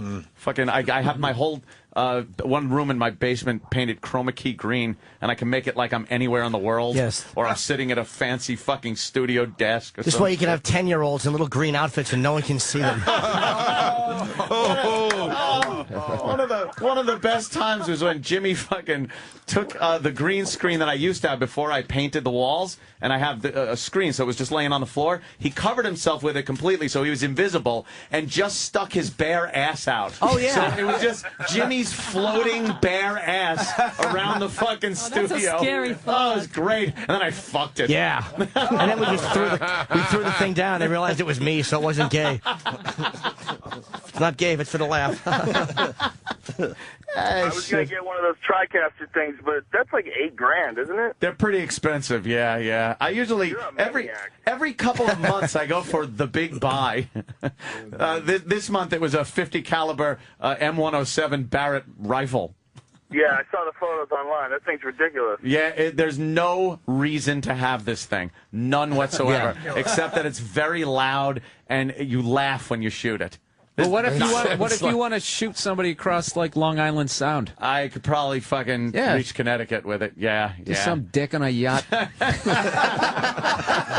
I never saw it coming. Yeah, it's got like a mile and a half range. People have been killed a mile and a half away with this thing. Yeah, but that's one of those things. Like, you're probably the insane. only guy on Long Island that has one. So I saw one of those first 48. Some fucking idiot got a 50 caliber gun and shot somebody with it. Oh, they like found Desert Eagle. Yeah, they found him in like 20 minutes. Yeah, Like, that's okay, right. how many people own one of those? Yeah, you don't want to commit crimes with like the only weapon in town. Yeah. Yeah. Fucking rob a bank in a Duesenberg. Hey, shit. Well, Vancouver awaits, Joe. Yes. Yeah, I'm fired up. And- It's an awesome town. I was going to go there if the United States got too hairy after 9/11. Oh, really? If war started breaking out here, that was my plan B. Oh, Go to right to Vancouver. Vancouver. Please, run to my house. We'll have a pisser. Forget about it. I'm waiting for anarchy to kick I know in. you are. That's what I'm running as far away from your house as possible. Anarchy or zombie invasion, and I'm fucking. You're ready. I'm giggling my balls off. Yeah, he's gonna be like Tom Cruise at the end of what the fuck was that? At Taps. Yeah, it's fucking beautiful. man. It's fucking beautiful. We're gonna be at the we're gonna be at the end of your block waving wild T-shirts. Friendlies, friendlies. Yeah. Same side, same side. Yeah. Coming in. Friendlies with a wild shirt. What's the Food and water stored? Just in my gun closet. and a pool in the back to drink out of? Yeah, why not? A pool to drink out of. I could store some stuff. I got plenty of beer. I got a couple of kegs downstairs. It's great. That's all I need. Yeah. Get drunk. And You got the shoot munitions. at You go people. out, you'll take the food. That's it. Exactly. I'm the one that gets the food from the other people. Right. First thing you do is you shoot the neighbor's pet just to set the tone.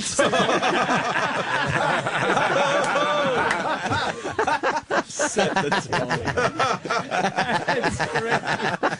You ever seen that show? You ever seen that show on Alaska where these people they're forced to live in like a cabin together? Yes. And they have to forage for their own food. Yeah. And there's fucking nothing to eat. They go out all day and they shot a squirrel, but it fell into a hole and they couldn't get it, so they starved. Yeah, it's great. Sounds like a great You realize how fucking hard it is to go get your own food. Yeah. It's a handful of ice with piss in it. It's a snow cone. That show is really fucking creepy. It's scary as shit. It's scary as shit when you really consider what would happen if the supermarkets closed down. Oh man, we talk about this all the time. Like if the power went out, we were talking about how long would it take if the power went out, like all over the whole world, for it to completely break down, for the system to just fucking break down. 2 days. I said 2 days. I said the same thing. They would wait like a week. a week. They would And I'm wait a like, week no and then realize, fucking way it's going a week. Not a week. 3-4 People days. would lose their mind in 3 days at The most. first people to go nuts would be bachelors because they got nothing in their fridge, right? So they start starving. Yeah, once they eat their moldy cottage cheese. No, the fucking first bullshit. people that would go nuts are the people with kids. Because let me tell you something. If you're hungry, that's one thing. If my baby's hungry, I'll fucking kill someone, bring back... Yeah, parents would start going crazy, but they don't have that fucking killer instinct. Yeah, You don't think so? The kids, Are you let kidding them me? die My first. We were killer here. instinct has kicked way in more since I've had kids. You would just go crazy because you can't plop them in front of TV. Those won't shut up. Yeah, when I talking. can't put in a Disney video. Fuck. Yeah, fuck. This kid won't shut up. I have to talk to him.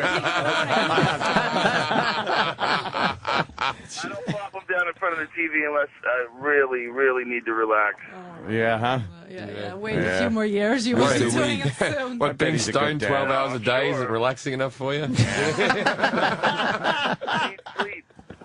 Yeah, I don't doubt it. I bet he's a good dad. Little spinning back kick if he opens his I'm mouth. amazed how good I am at it, or how much I enjoy it, actually. I love it. Yeah, It's really, all the really guys. pretty incredible. I've seen that shit. Like my brother, he just turned on a dime. He turned into daddy guy. I was saying Because it's your kid. It's because it's your kid. Anybody else's kid is annoying as fuck. Joe, Right. I said that. When it's your kid. I said just that. said it. I said that exact thing to Anthony before the just show said it today. this morning. I still hate everyone else's kids, but man, I'm all in with mine. All in. Until you find out they're not really yours. She's killing. She's killing. Are you taking notes? Or he'll kill you. It's too sappy Yeah. for me, the daddy talks. Yeah, you don't like kids there, Dr. Z? Okay, I have two. Almost the time when I kill them. Oh, you've already got 2. Yes. You're in good shape for a woman who's thrown 2 out. Well done. They're still alive. They're still alive. Yeah. They're still alive. How old are they? 7 and 3. I assumed you hadn't killed them. Years. Yeah. I didn't think you'd go, I have 2 kids. One of them's dead. Yeah, no kidding. Surprisingly, It yes, they're only still lasted a month. Cop death. What do you know? Although there was no TV, not sure what I did. Joe, I told you, it's Joe. pandemonium There's in here. at least 10, maybe more. 2, 3, 4. All right, well, yeah, there's it's like 10 or ridiculous 11. having someone on the line then. That's so all right. I That's love all you right. guys. Love listening. Always good talking to you. I'll let Absolutely, you guys go. Joe. And, and next time I'm in town, Anthony, I'm going to do your show. I'm going to come over. I would be fucking great, man. Come over. We'll pounce them down and have some fun. And let's fucking shoot something in the water. No problem. 50 cal right into the pool. Nice. Take care, guys. See you later, Joe. Have fun in Vancouver. Joe Rogan. I like Joe. We couldn't be happier. Joe Rogan in studio. Yes, Our finally. pal. It's been a while. And Ari, Finally. of course, to your right there, What's Joe. going on, sir? Sorry. Powerful, Mr. Shafir. I was telling Joe before he came in, I feel like I know what he's up to because of this new world we live in with the Twitter and the podcasting and everything else. I follow the Joe. Got to follow the Joe Rogan. Joe's got the best podcast out there. He does get some good. I like your tweets where I look and go, wow, he is up really late, man. and they're usually the most abstract ones when you've been up really late. Because that's another thing. People know what time you're going to bed. Yeah. It's not just what you're saying. They know where you are, what you're doing at any given moment, which is kind of odd. So, because we were talking about this, I get a lot of this shit. If I tweet something at 1 a.m., I'll get like, go to bed, you got a show to do. What is it, worse stuff tomorrow? You should get some sleep. I'm like, you don't know that I slept from 10:30 in the morning till 8 at night. I'm fine. Don't worry about, me getting enough sleep. But yours where, you're just... He's pontificating about some new mushroom, and it's 3 a.m. California time. You can tell when I get out of the tank, too. Those are the really weird tweets. Oh, out of the tank, yeah? Out of the tank, yeah, because usually I'm too high when I get in the tank to really tweet anything coherent. Yeah. So I get in and then level out and think things over and then get out with a bathrobe on covered in salt from the Epsom tank. Yeah. And then I start surfing. And that's the real weird tweets. Starts checking out some shit, finding stories deep in the internet, and then it's like, oh, that's a good one. Yeah, if you see something about somebody living in the Amazon, and it's like 4:30 in the morning, I'm high as fuck. I'm the spider. Guarantee you. No shit, man. Hey, we should get the plug out right away. Joe Rogan's gonna be at the Gotham Comedy Club. Oh, fuck it. All right, then we don't have to do any business. Changed everything. I don't have to do any more business amazing. anymore. That's right. cool. It's way different now. It's really easy. We got to ask Joe about the supermoon. He knows that shit. Yep. We were trying to figure it out on our own right before you got here. Well, we know that the moon affects tides, and it's closer than it's ever been before, or as close as it ever gets. 220,000 miles out, as opposed to, like, at its peak, I think it gets like 250 something. How long ago was that? Like, what's the time difference? It's a good question. Millions of years, or like a couple years? No, well, it goes in cycles. I mean, it's not. I don't know. It's just really close. Just say a few thousand years ago this happened. The moon has can't an say that odd anymore. orbit. You used to be able to talk shit like that. Just pull a figure out of your ass. Nah, whatever. Yeah. Now people get online and they're like, They get mad at you. Full of shit. And we say something on the podcast, because podcast is just like the radio. It's a conversation. Yeah. Sometimes you're not entirely accurate. You're just trying to remember. Like, what the fuck did that guy say? That's exactly not what he said. 100 Twitters from Johnny No Right. You can't really paraphrase anymore. It's like, no, here's the exact quote, dick. It's good and it's bad, It's good. Yeah.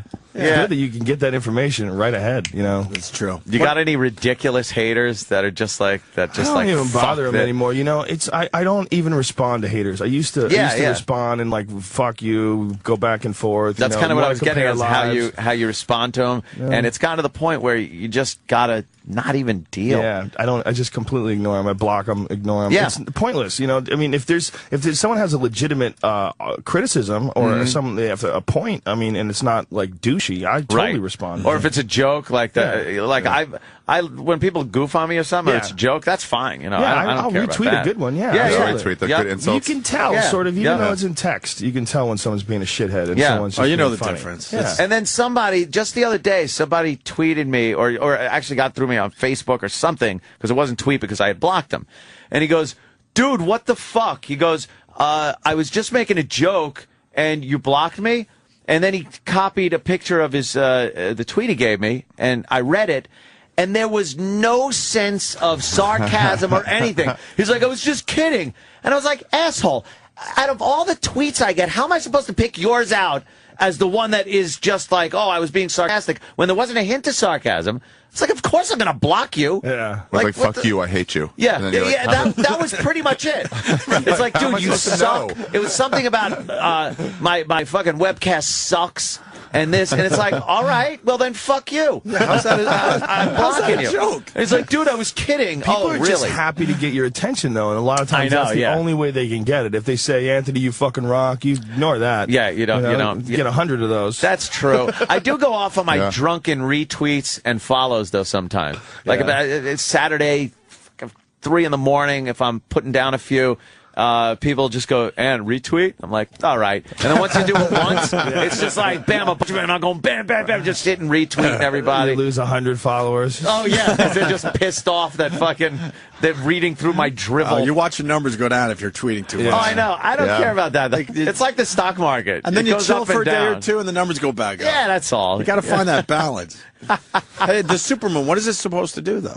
Well, it's just, they're not exactly sure. Some people think it's going to cause cataclysmic disasters. Yeah. Tsunami? It's close to the Earth. Yeah, what, earthquakes, tsunami, things like that? There's another one in Chile. There was another earthquake. Boulder Dash. A small one in Chile just happened. Yeah.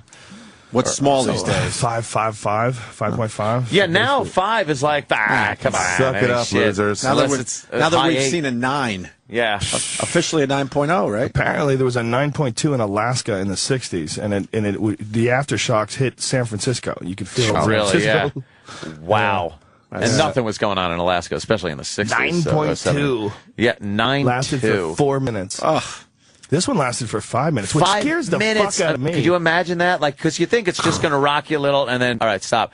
After, you know what a long 5 minutes is when you're in an earthquake? That isn't 5 minutes of fucking getting your dick sucked. No. You know, that's a hard 5 minutes, That's man. like 5 minutes of Brock Lesnar on top of you, hitting you in the head. It's like, how long? This has only been, what, a minute and a half? I got 3.5 of this to go. I still got this.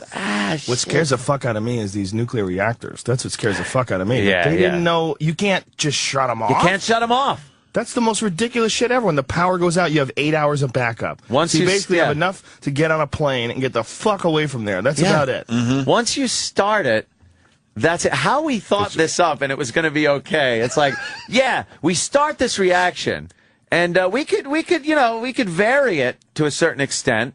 But we can't really shut it completely off. Oh, and by the way, if it isn't cooled all the time, it's really going to fuck things up. Will die. It melts down and eats a hole through the planet and everyone dies. Yeah. It's like, it'll hit water eventually, right? Oh, yeah. And fucking send a plume of death up. Yeah, and the gas will kill every bird in the sky. Yeah, instead of the few that have been dropping dead. What do you make of this, Joe?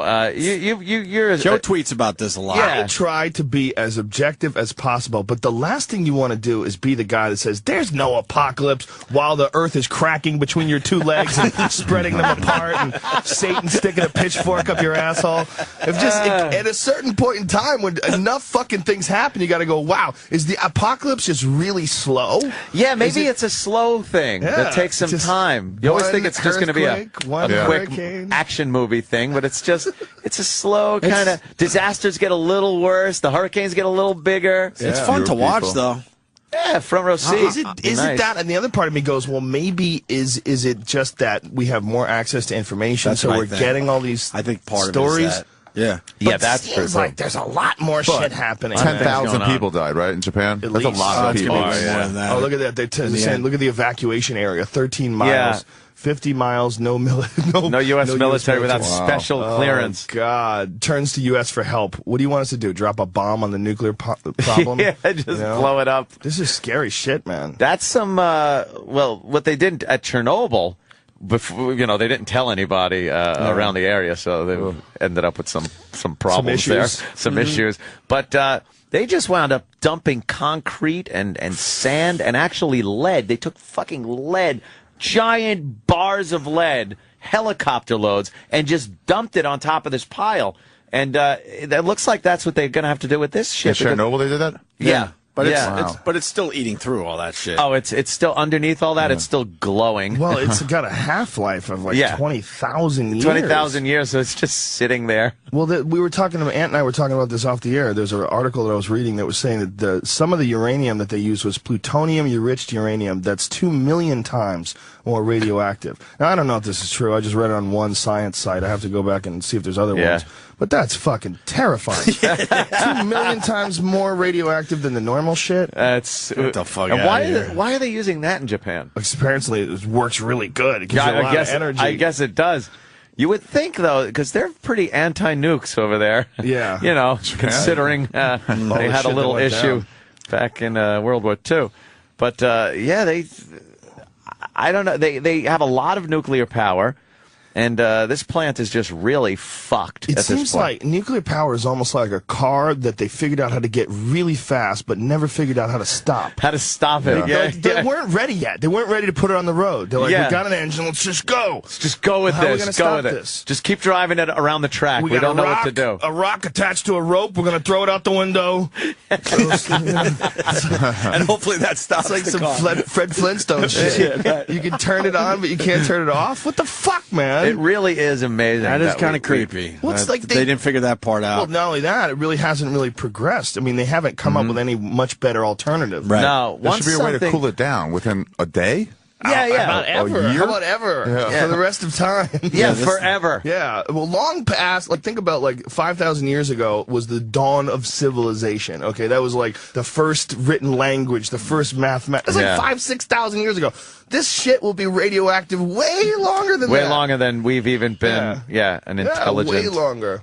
Leaving history. And, exactly. What is all that shit that they bury in Nevada when they have, they make deals so that they can fucking have casinos and hookers. they let them fucking do tests and bury shit in the mountains. And all those spent nuclear rods, they got to go somewhere.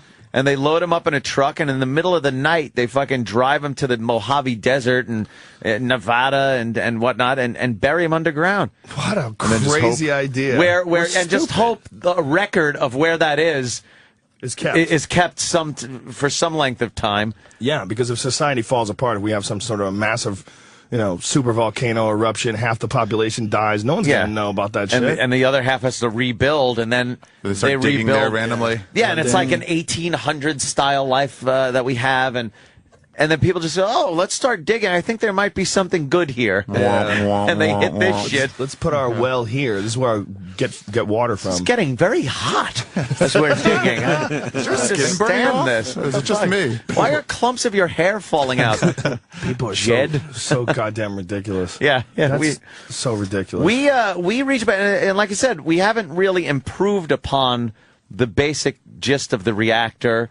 Or the automobile, for the most part. It's still an internal combustion engine. It's better economy-wise, and they look cool and everything, but it's still a piston banging up and down in a cylinder. Once we find something that works, we leave it until we run out of what that shit works on. Yeah. And then we have to come up with something. That's why a viable alternative to fossil fuel, it ain't going to happen until that last drop of fuel is gone. And then the next week, we'll have something great that'll work. Because we've always done that through history. Yeah. We find need to shit. Be forced into a we corner. need to be forced. We're lazy motherfuckers for the most part. And until we turn on the water and it doesn't come out, then it's like, where's the water? All right, we got to work on this. And then the next day, see, the water's back. The laziness is part of it, but also, the fossil fuel and the companies that own it and sell it, they have so much power. Oh, yeah. There's so much power as far as, getting things pushed through and you can't. Yeah, they're the guys that they can make politicians do things. Yeah. They mold the world. Between them and Monsanto with their genetically modified food, and the Monsanto thing is the scariest thing about Monsanto is there was a lot of speculation that they bought Blackwater. It can't be proved. Wow, that's an interesting. Blackwater was sold, and it was sold to a third party, and they know that Monsanto was interested into it. Now, why would Monsanto need a fucking what amounts to mercenaries security squad. Countries. They're selling their genetically modified foods into other countries and trying to do the same bulldog tactics that they use on American farmers. If you don't know what it is, essentially Monsanto comes up with genetically modified food and a genetically modified seed that when farmers buy it, the shit gets in the air and it cross-pollinates into other people's farms.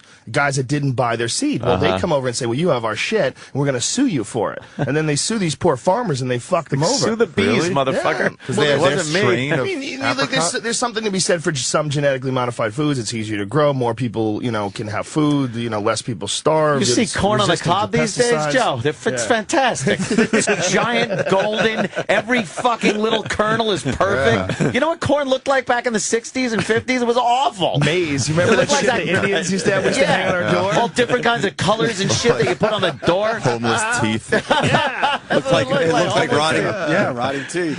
Fuck. Now it's just this big and chicken breasts. Holy fuck! Well, one of the things about WikiLeaks was that WikiLeaks released cables showing how much influence the genetically modified food people have in foreign countries and how the United States is aiding them and the government is actually pushing these things through and even imposing sanctions on countries that don't accept this stuff. Wow. So if you hear about them now buying, supposedly, allegedly buying Blackwater, like they have their own fucking army and they have these evil seeds that they're selling everywhere. And is it just to sell their seeds? Yeah, to fucking run all the food. They want to run everything. Yeah, that's a big business. Yeah, I was just wondering what the end game is in their minds. Controlling the world's food. That's a big business. They patent pigs. They patent pig parts. I mean, they literally patent everything they could possibly patent. They want to be able to control the entire population of pigs and corn. And what are they going to do after that? Are they just fucking enslave run everyone? shit. They're gonna whip their dicks out and slap farmers in the face. They're running things. Would it be interesting if some of that genetically altered food has something in there that they can, from some remote location, just shut off, and your entire farm dies? Like they just some kind of that's the movie version of it. Yeah, some kind of key where it's like, well, this guy, we need some famine in this area. Click, bam, instant famine. That is, I mean, come on, why not? Are you smoking pot? It's possible. No, you get close to Joe and you start having that. That would be the movie. Get a contact buzz. Thing. It's a contact buzz. Joe's giving us a contact buzz. Joe, you tweeted a fucking video of how small we are in the universe. Oh, yeah. I'm still Did you watch that? Yeah, I retweeted that fucking thing. With the music? It's the one with the fucking, dramatic. Yeah, we put it on our Facebook. We're giving you credit, I hope, because that's... Man, if that doesn't just make you want to jump out a window. I didn't realize... It's so small. I didn't realize objects got that big in the universe. Well, how about the one where you get to the largest sun, and if you were flying over it in a jet, it would take thousands of years just to make one circle. Yeah. Wow. That's the largest star. You see that, Ari? And it's so big. You still can't comprehend it. Yeah. As it's going on, as this video's playing, you can't wrap your mind around size that big because it just... the Earth becomes invisible. Yeah, you can't wrap your head around it. You can't. That's nothing compared to the entirety of it. Yeah. The really crazy thing that the quantum physicists have theorized lately is that inside every black hole is another universe. They know that inside every galaxy is a supermassive black hole that's 0.5% of the mass of the galaxy. The bigger the galaxy, the bigger the black hole. But now they believe that inside every one of those black holes is another universe hundreds of billions of galaxies, each with black holes, each with hundreds of billions of galaxies inside of them, each with black holes, each infinite forever. Infinite is very hard to kind of wrap your mind around, and you could just go off and not stop. It seems like there's a wall somewhere, or you come back to the first point at some point. Like, you can't there's got to be something weird. They're playing it now on this Neptune. little video. And it's just and it just keeps going. Wow, that's big. You think Jupiter is huge, and then it's then the sun pops out. Our sun's a little bitch. The sun is a little bitch. Gets owned by these fucking things. Sirius A just dwarfs the sun, and then just keeps going and going and now going. You can't even trying see to wrap your head around the size of the universe is trying to pick up the ocean in your hands. Like it's just you're not even a piece of it. You don't have it. It's not going to happen. So of course there's life out there. Of course there is. With infinite, there has to be. There has with to no be. end ever. There has to be. Well, I think we have a very narrow idea of what life is. Yeah. And our idea is just biological, carbon-based life. You know, and that's where the only information is being traveled back and forth between participants. I think it's really possible that there's some other forms of life that we can't even tune into. You know, life easily could be like a radio. There could be a full spectrum, you know? Right. And we just can't tune into whatever their life is. It's like it could be. They've theorized about light-based life. Right. So how would you communicate with some light-based life form that you don't even know existed if you passed right through it? Right, or it could be right here with us right now in another dimension, just like another radio station that you can't tune into. You sit here, tune into 103.5, and 107's right there. You just don't get it somehow. Yeah, you don't get it. It's right there, same radio. You could get it if you just turn this knob, but you don't get it. It's right here all around you all the time. Crazy music. Yeah, crazy music. It's all around you. We were doing dick jokes 20 minutes ago. Well, you know, Holy shit. when Christianity, when they had to convert pagans and when they had to convert the Irish, is when they invented, St. Patrick actually invented the idea of purgatory. And the reason why they had to invent the idea of purgatory, because the Irish, who were intoxicating, obsessed with being intoxicated, and they have a long history of taking mushrooms and, and believing in elves and fairies, they had to convince people that the land of Fae was purgatory. They had to say, well, yeah, it's another thing. It's a new thing. And they had to, that's how they brought them into Christianity, by convincing them that there's this land around you filled with souls all the time. That's an ancient Irish belief. It's, we were talking about religion sometime last week. We had a good discussion about it. Yeah, it just gets to the point, though, where some people don't want to hear anything different than what they believe in, as far as the, textbook Bible religion of Catholicism and Judaism. They have theirs. And you start going off and talking about the fact that, this book was written a long time ago and not by God. It's by people. You know how if you try to tell somebody something and they tell somebody else something, it gets all fucked up in the translation.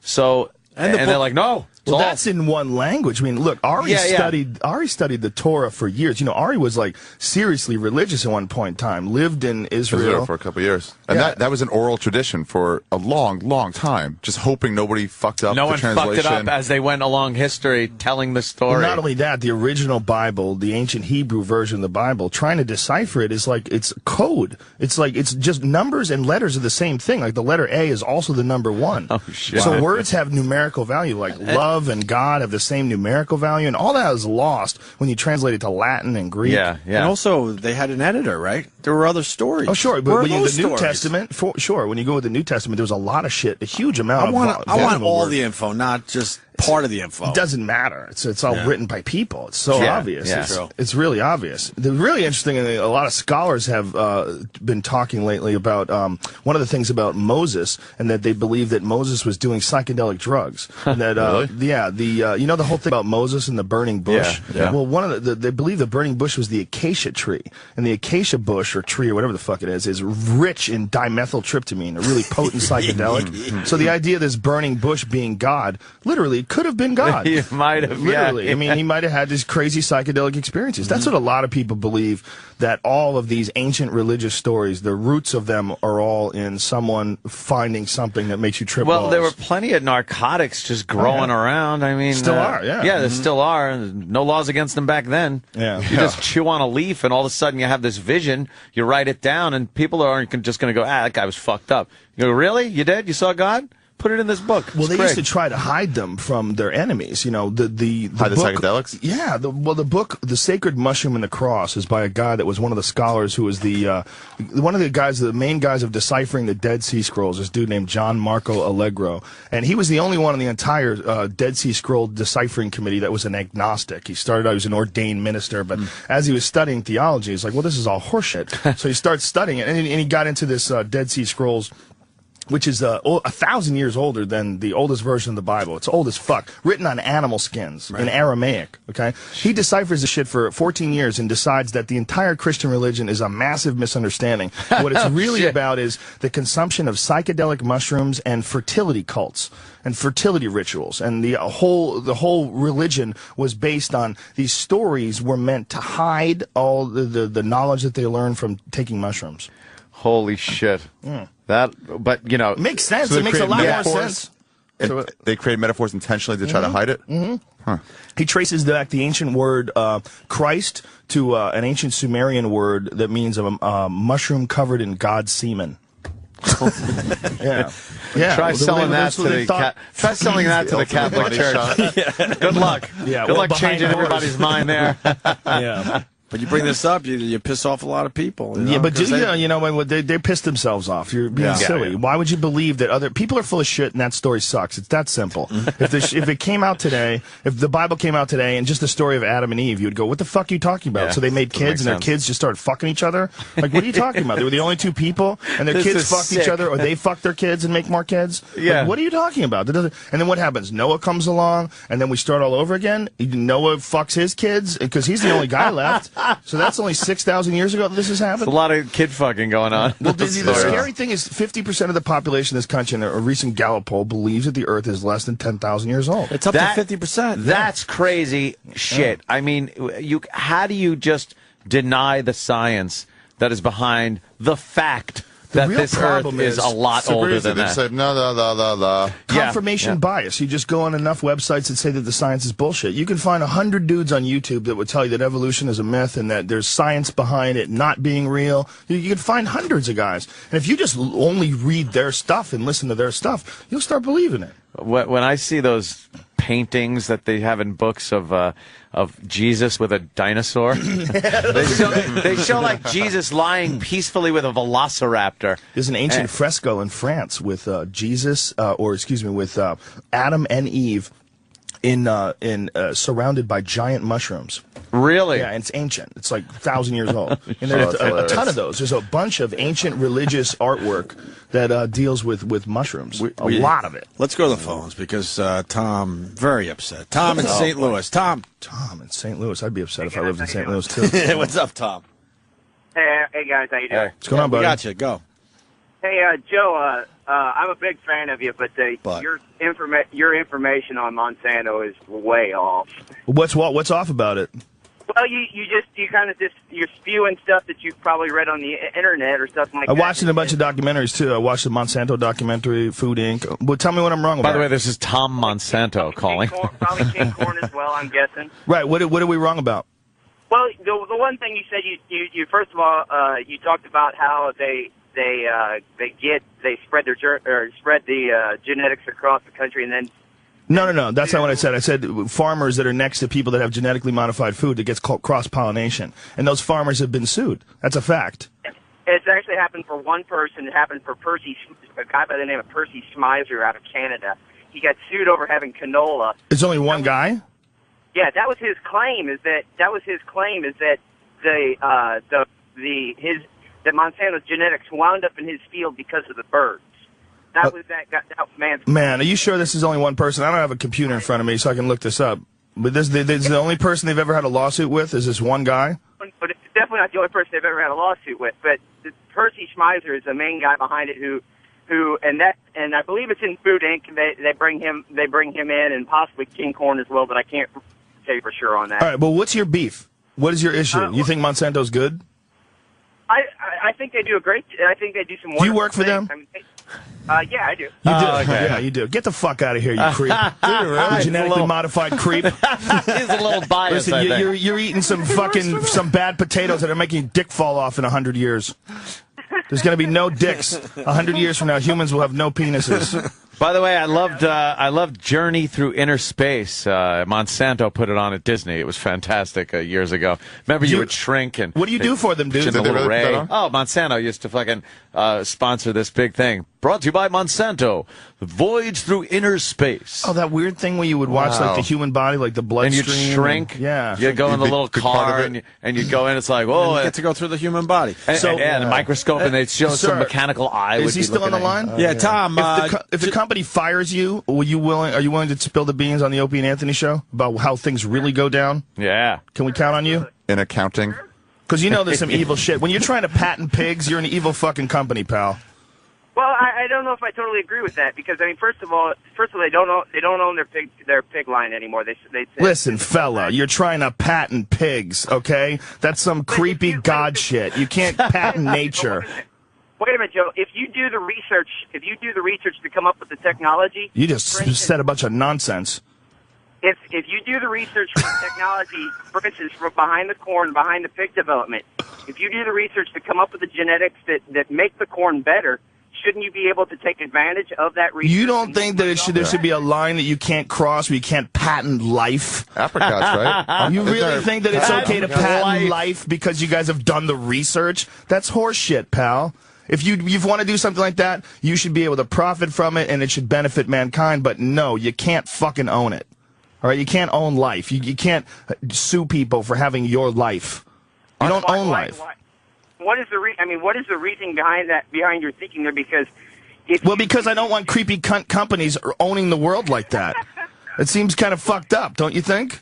Were there companies, multinational conglomerates that own life? But they do the research behind the genetics. I mean, it's not like it's not me. You don't see any problem with that? Do you have a problem with them owning Blackwater? What if that's true? Is that true? Can you tell us? You work for the company. Yeah. That was the first time I'd ever heard that when you said that. It's online, fella. If you're going to be the guy that's running around Johnny Save-A-Ho defending Captain Monsanto. I haven't seen anybody in black coats and black sunglasses. You might want to look in your back window right now because they're probably monitoring you because of this call. Someone's got crosshairs on the back of his head right now waiting for him to say one word. Right now you're being a good soldier, sir. What do you do there for Monsanto? I work in finance. Finance. So you're a bean counter. Yeah, you're a genetically modified bean counter. Yeah, and you shut down farmers, go down and steal all their fucking money. They have one ear of corn that's mutant Frankenstein corn. All right, buddy. It was good talking to you, brother. That's it. Take care, Joe. Hey, the second he hangs up, there's one crack of a gunshot, and the back of his head explodes.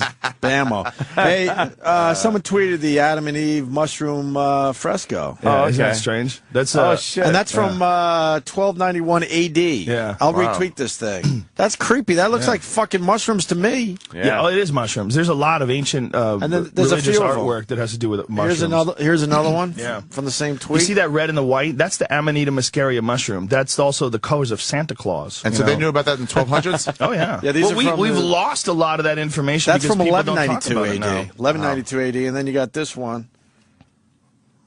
Oh, shit, I just lost it. Oh, whatever, I'll find it again. Yeah. But there's a lot of that. Wow, I learned something new today. I didn't know. There's a guy named Jack Herer that was this big hemp activist that was writing a book about it before he died, but his book was all about ancient religious artwork and how much of it had to do with psychedelic drugs. And what, they just bury this stuff? Because you don't really see it anymore. You do see some of it is also in, even in ancient Catholic stuff. Like if you see like some of their artwork, like you see the pine cone all the time in ancient Catholic, like in ancient Catholicism and Christianity. That pine cone represents the pineal gland, and that represents the gland that produces dimethyltryptamine and psychedelic drugs. And there's a lot of the doorways that are shaped like mushrooms, and that's supposed to be symbolic. Jesus, that's fucked up. Yeah, it makes sense. But the idea behind the sacred mushroom and the cross was that all these religious people hid all this information, and that it also was hidden by the bishops and by the higher echelons of the church would hide it from the peasants because they didn't want them becoming enlightened. Right, yeah. The original halos. The original halo wasn't a circle like on the top of your head like a hula hoop. It was a mushroom cap. Like the behind your head was a mushroom cap. I remember seeing some of those, like literally with the spines a mushroom. Yeah. Like that was because you were supposed to be holy. You were fucked up on shrooms and you saw some things. So fucked up. You were connected. You were connected to God.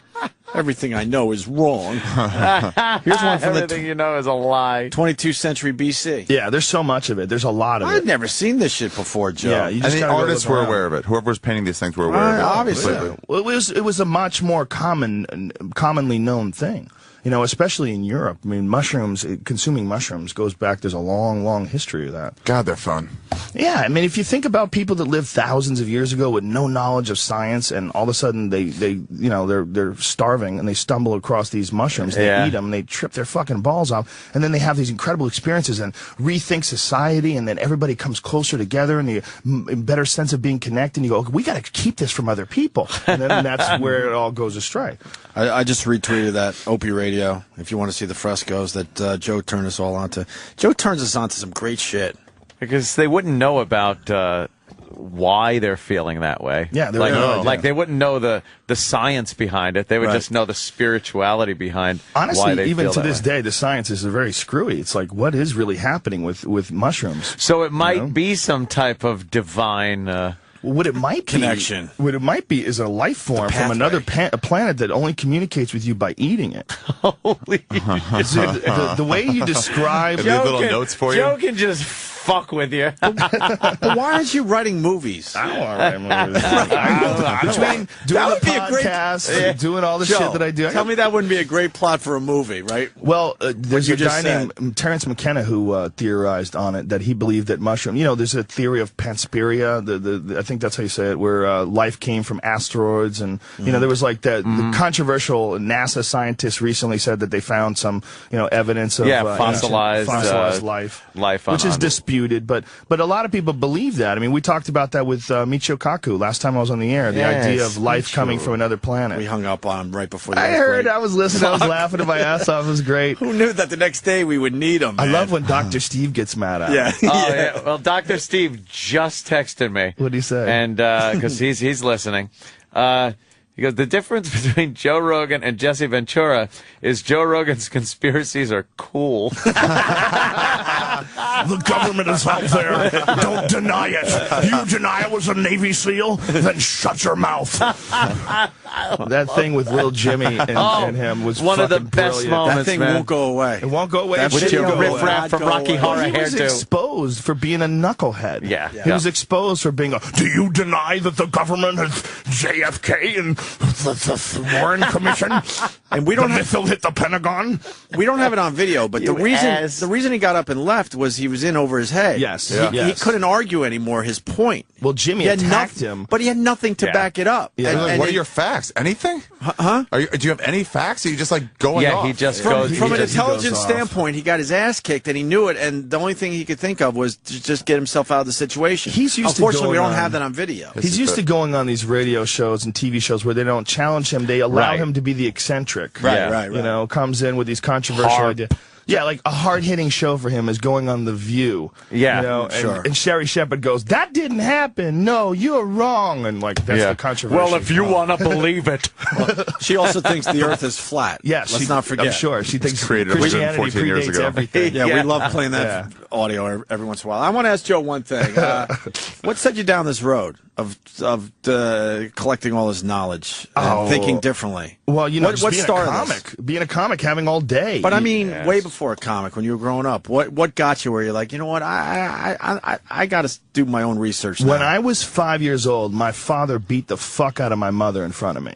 And for no reason. My mother came home with hamburger, and my dad was mad that that's what she got for dinner. So he slapped her in the head and knocked her down and just screaming. And yet my father was a very bad person and he's a very violent guy. And I'll never forget that, being 5 years old saying, even my own dad is a piece of shit. Oh, like, wow. At 5? At 5. Oh, you're supposed to realize that later. Damn, man. Wow. Well, I started, hamburger sucks, huh? That started. I guess it's worse than I thought. I guess hamburger gets your ass beat. Don't bring home hamburger for dad. Learning something. I think, that was it. And then moving around a lot. I lived in San Francisco from the time I was 7 till I was 11, then Florida from 11 to 13, Boston from 13 to 24. There was a lot of moving, so there's a lot of being forced to be, to come up with your own opinions instead of just adopting the opinion of a group that you're hanging around That's with. the fucking, that's very similar to my lifestyle. Yeah. Oh, God, I have the spaghetti hitting the wall story. And My dad wasn't into throwing things except fists. Oh, really? Yeah. Is he still around? I don't know. I don't talk to him. I haven't talked to him since I was 7.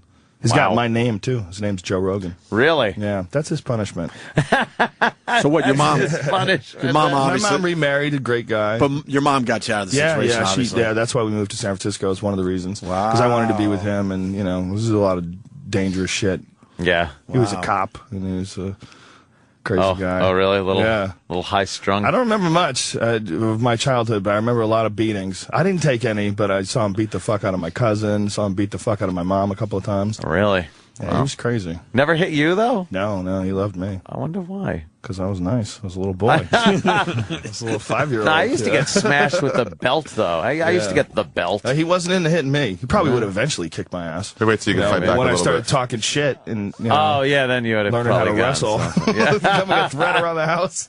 Got to keep this kid down. Young lion has maybe to be like put in his 12. place. Yeah, I don't know. Who knows? I mean, maybe he would have never, but he liked to beat the shit out of my mom.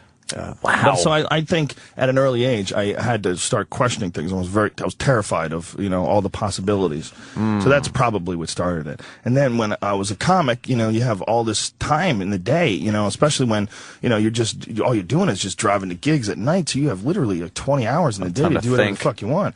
And when I was probably 22 or 23, a buddy of mine gave me this book, this David Lifton book called Best Evidence, and it was all about the JFK assassination. And David Lifton was an accountant, and he was assigned to do something with the Warren Commission. And as he was writing a piece about this Warren Commission report, he literally researched the entire book and found all these inconsistencies and all these places where it contradicted itself, and realized that this was just a book that was sort of calculated to achieve a goal instead of, designed to sort of really get an accurate description of the events. And so I started reading this, and I started getting into all kinds of fucked up things, and it became a huge problem. I remember the day I got the book, I fucking bombed that night on stage because I read the book during the day. I was in Philadelphia. I was working for Andy Scarpati in the Comedy Cabaret, and I'm in my fucking hotel all day reading this terrifying book about how the government was taken over in a coup by the CIA, and you went up shot there Kennedy and bummed out and totally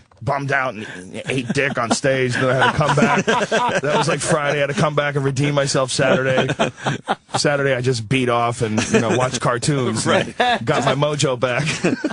Bring yourself down a little bit. Yeah, man. You can fucking that's the problem with guys like Alex Jones who'll tell you about the New World Order. You hang around with those guys and you're convinced that the sky's falling. Like we were talking about this before the show. Yep. Like, is the apocalypse here? Is it just moving really slow? Like, that's it, because you see shit happening, and then you start thinking though, like, all right, nothing's happening to us. Just pick it's like this is kind of cool. But I'm gonna turn on the TV and just fuck around, watch dumb shows and shit like that. Better off. You're better it's off. Still there. You can find suffering everywhere in the world if you look every day of the week and decide to suffer constantly. All you have to do is just tune into the Africa channel. Just whatever you want to just watch everything about Africa. BET. And you'll see people. Right.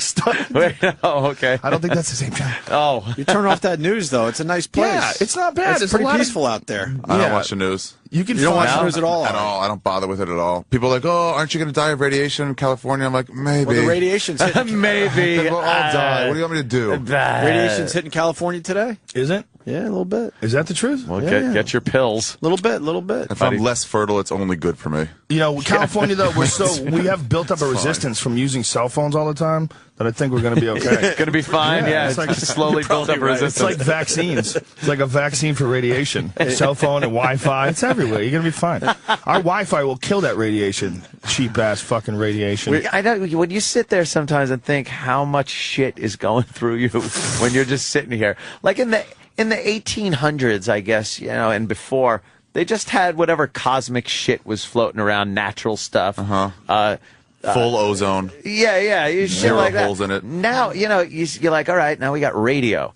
And all those radio signals, it is radiation. It's just fucking radiation. We're wearing radiation right now. Going through you. Yeah, right on our head. How do we know this We put headphones on that fucking have magnets that are being fucking we know this is okay? It's changing our brains. I bet it is. I bet it's rewiring our brains. Who knows? It's gotta be. And at any given, just think of all the different frequencies that are being used and stuff. All those signals just fucking permeating you. Yeah. Wi-Fi, cordless phone. Yeah, there's just more being added every GSM signal, CDMA, all combining. Everything just. And what's that doing? We're not going to get the tumors in our head anymore because we don't use our cell phones for phone Yeah, you're going to calls. get like finger tumors from texting.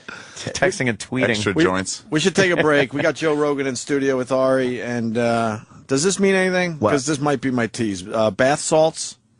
Oh, yeah. You know after what that is? After yeah. the break? Yeah. Well, if it's not worth bringing explain up. it. Yeah, no, it is. And Ari's shit-covered, deformed asshole. Oh, yeah. We can talk about that. That's from the podcast? Yeah, I missed that episode? For the folks, Jew Clam. Google Jew Clam. Jew Clam Uncensored. Yeah, Jew Clam Uncensored. What is that? You got We'll it show online? Oh, yeah, his asshole's Oh, online. I can't wait. All It right. looks like And a Liddell's cheeseburger. here, Is Liddell here? Yeah. Is he here? Beautiful. Where the fuck is he? He's in the office. Oh, I'm sorry, Chuck. I didn't even see you. Beating the fuck out of Rogan. You beat the shit out of somebody now. Story, they wouldn't let him in the St. Patrick's Day parade with his fucking green mohawk. They made him wear a hat to cover his green mohawk. Why? They have a no hair dye rule. Green mohawk's against the rules. They have a no hair dye You rule. can't dye your hair. Yes. Yes. No. Yes. No. Yes. Yes. Reed Harris from the fucking WEC told me yesterday. Why couldn't you dye the fuck ridiculous? Is wrong with people? Silly.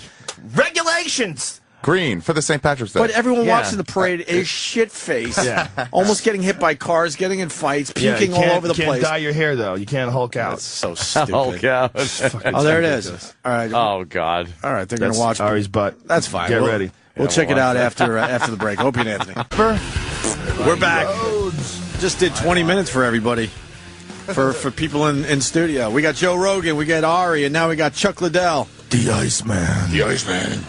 He was confirming the story. They didn't let you walk through fucking St. Patrick's Day parade with your green hair. Yeah, they gave me a great green beret. Knitted beret. It looked great. Because that looks normal. Yeah, that was much better than having I've been sitting there for 2 hours waiting to get on and walk in the parade, and then at last minute I'm walking out, the guy's grabbing me. You can't walk on the parade. You can't walk like that. And, Why? I don't know, because I got a mohawk and it was green. I don't know that's one of the two. I don't know what. Green it wasn't mohawk. Catholic enough or something. I don't know. So That's stupid. what they told me. Yeah, apparently there's a no hair dye rule. Ridiculous. I never knew that. Yeah, I had no idea. No one told me. If I was asked, I would have said, yeah, there's plenty of people with their hair dyed marching in there, but I guess not. More government intruding into the man's life. What happened with the whole gay thing with the parade? What was like the that gay used thing? to be it used to be a big issue, is that the gays always wanted to march in the St. Patty's Day parade. Really? And every year it was a giant issue. Like, no, we're not letting if you're gay and you want to be in the parade, you got to be in as, you know, part of this thing and just be a gay guy marching with this group. But they wanted like the gay group to march, and it was always a big thing. But now that just kind of went away. I think the gays just gave up. Just gave up on it. They realize Fuck how it. ridiculous it is. Yeah. You go in as a gay contingent. Yeah, the whole point is St. Patrick's Day. It's not whether or not you fuck guys. Yeah, it didn't make any sense, so I guess they gave up. Fuck them. It's also St. Patrick. The church just doesn't want you. Yeah, It's pretty it clear. really They is. don't want you guys. Yeah, regardless of, you could say what God's intent is with the gay guys, the church doesn't like you. Yeah. You can really just say that. I don't know what God's opinion on gay guys are, but the church hates you. It pretty much does. Not very open-minded when it comes to that. It's funny how many fucking gay people there are in the church, though. That's I what's know. really weird. You would figure that they would make it kind of easier on gays. In my opinion, if you want to take a vow of celibacy, there's got to be at least some confusion as to your sexuality. Yeah. If you're saying I think I could go my entire life with no pussy, what's going I think on you're there? denying what you want, and you're in that middle ground of. I don't want pussy, but I better not jump on the cock. Let me Who's go that? become clergy. Controversial priest. Who's that controversial priest? He's really, really popular in Miami. Really, some charismatic young priest. They caught him with a woman, and he's in a lot of trouble With a because of woman? that. Wow. So he left the Catholic Church. Yeah, they frown upon that. Wow, yeah. They should keep that guy. And he gave a speech about it. He was like, "Look, they're all gay." He's like, "The priests are all gay. Like it's a Yeah, huge that- contingency of gay people, people and kid fuckers. That's what it is. I mean, that's really what it is. It's ridiculous that that's it's even controversial to say that. I know, yeah, because you say that and you think, oh, am I going to get? But come on, look through history. Could you imagine if NASCAR drivers fucked as many kids as priests did? They would shut down NASCAR. They sure wouldn't be riding Heartbeat. anymore, right? They wouldn't just move them to another state. You're gonna have to race in West Virginia now. Fucking, the cars, all you'd see is a paint job on them. There wouldn't be one sponsor sticker on anything. Anything. It's amazing, though, isn't it? Yeah, that is. Just a bunch of pink cars going around in circles. They can just keep doing it. Wow, look at that. They got a Geiger counter on some kid's head in Japan. They had some kid at the airport, and the guy with a big glove with that on. shower head thing they've been fucking just scanning people with? They scanned his little head. His little head. To see if he's radioactive. Well, they're saying they can't really tell if you've ingested anything radioactive by putting that fucking detector by your head and by your body. They can tell if you've been in a radioactive surroundings, but they can't tell how much you've ingested, how long you've been in the area. I was talking before, Shep Smith, Shep Smith on Fox News. He's going to glow in the dark. The guy has been there since it happened. He's constantly right near the reactor. Wow. Even Anderson Cooper isn't going to Japan. No. No, he was there. Was he? Well, but he goes everywhere dangerous. He was there.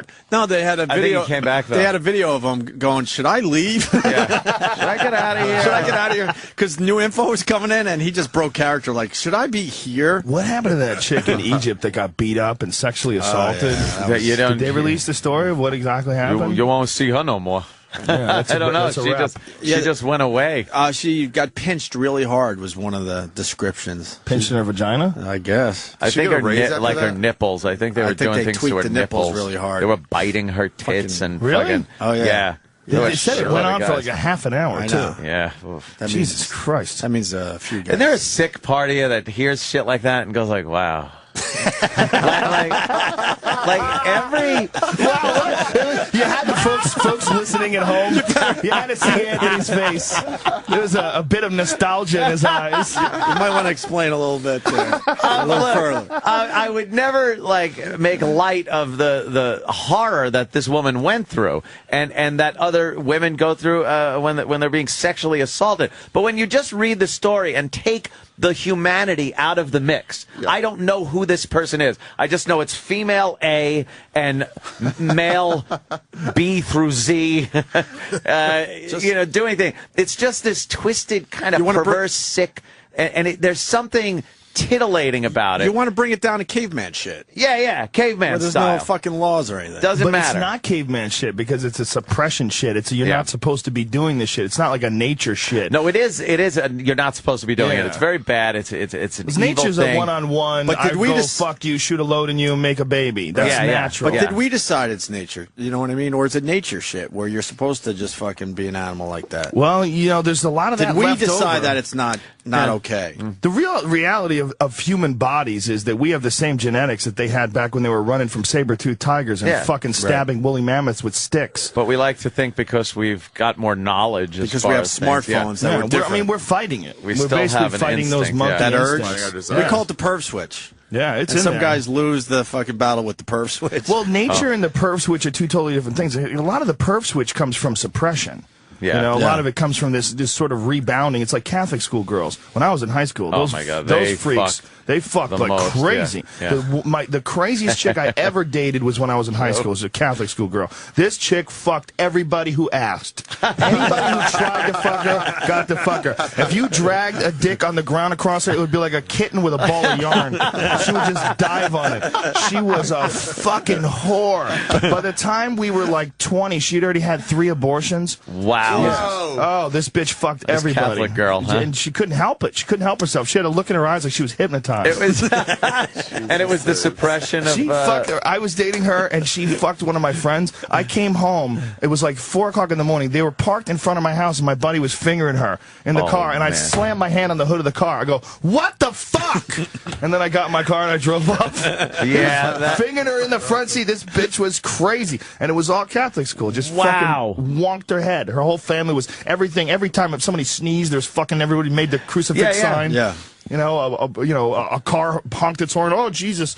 Everybody was. I knew a family like that, and it was a lot of girls, sisters, and all raised like strict Catholic family. Where when we wanted to go to the movies, we couldn't just pull up to the house. We had to come in the house. We couldn't pick the girl up just by beeping the horn or stuff. Had to come into the house. It's the mother and father there. Yeah. And then they asked what movie were we seeing, and they would look in the Catholic Digest to see if the movie was rated by the Catholic Digest, and some of them were rated condemned. Like the movie's fucking condemned. Like the Exorcist? Something like that would be just condemned. So we'd have to say we were going to see a movie that was rated within, the parameters that they wanted. Yeah. And the fucked up thing is, we never went to the movies. We'd go park behind like Leahy Junior High and just fuck in the car and get blowjob, and then come home and like we'd have to get a synopsis of the movie, and yeah, it was great, and time it out right and get home. But like you said, just the most whorish. They would send us up, and the parents were oblivious. They thought, because they were raising them like this, that they were perfect. Me and a bunch of my friends would go out with these sisters, because they were all sisters, take a station wagon upstate New York to a cabin that the parents owned, and the parents wanted an equal number of guys to girls. They said, no, you can't go unless there's another guy, which was the oddest thing. It's like, why would you... That doesn't make sense. You're just gearing up for a good fuck fest with your daughter. And it was. We would go up there and they would be like, it was. It's a great place. Yeah. Oh, it was just, you're out in the middle of nowhere. No one's going to fuck things up. That was like when you, in your youth, you'd stay up all fucking night. If you were in bed with a chick and like, you knew nothing was interrupting it, you'd stay up all night because you were just like, I don't want this to fucking... This is great. It's like 5 in the morning, the sun's coming up, and you're like, motherfucker, why can't it be fucking midnight again? Yeah. It was just the greatest thing. And you'd have to get up and go back to fucking not getting laid for a month. It was tough growing up. Fucking tough shit, I had a 6-month dry spell when I was 19. Oh. It was very scary. Very scary. You just kind of come to the thing of like, am I ever going to get laid again? It's never going to happen again. It's terrible. And when I finally got it in again, I lasted a half a second, maybe. And then I was like, is this the rest of my life? Because I was out of school. Yeah, I'm going to be premature ejaculation guy. Great. Like, is this what I have to look? Is life over? Is it really like a John Cougar Mellencamp song?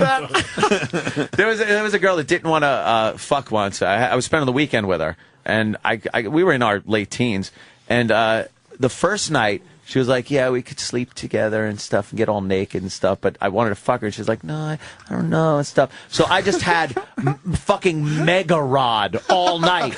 All night. It's fucking dripping crazy glue all fucking night long. Just a wreck. Turgid. Pulsating teen penis that I had. It was great.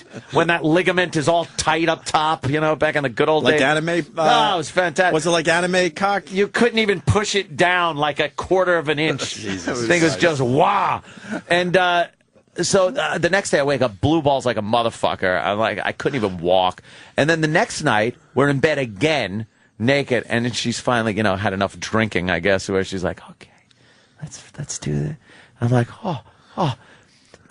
Dude, it was saved up now for a whole fucking night of having a rod and not being able to come. And then that, I swear, the head touched the fucking lips, and just gone all over. I fire hosed her. The good news is you're good to go in another 20 minutes. Exactly. Not even. I don't even think I lost my rod. It was just like, fuck you. You're fucking. Back in there. Didn't worry about anything either. No rubber, no nothing. There's a couple times in my life I've gone 2 loads with 1 rod. It's a very rare occurrence. Yeah, it's going on here. That's got to be like a brand new girl. Very excited. You got to be really excited about what you're doing. That's not some 20th anniversary shit. Yeah. That doesn't come with one of those anniversary cards where it's like, I'm sorry I don't tell you I love you as much as I should. I love the apology cards. Those are great. I don't say it as much as I should, but no, I love you. Here, I'm giving you 2 fucking orgasms with 1 rod. Ain't happening. Liddell's enjoying himself today. Chuck, you have anything to add, or what? I'm just going to be entertained. He's just happy he doesn't have to wear that goofy hat from yesterday, man. Can we get back to that video, Ari's video? Do we have someone God, what was that? Ari's butthole? It's called Chuck Ari's. Doesn't need to see that. Shit-covered, deformed asshole. Yeah. Chuck's a sensitive guy. He doesn't need to see this. No, I wouldn't. Can we get one of the guys to pop that up for us? Is it right there? No, it's not here. I'll look for it. All right. Well, I mean, knows?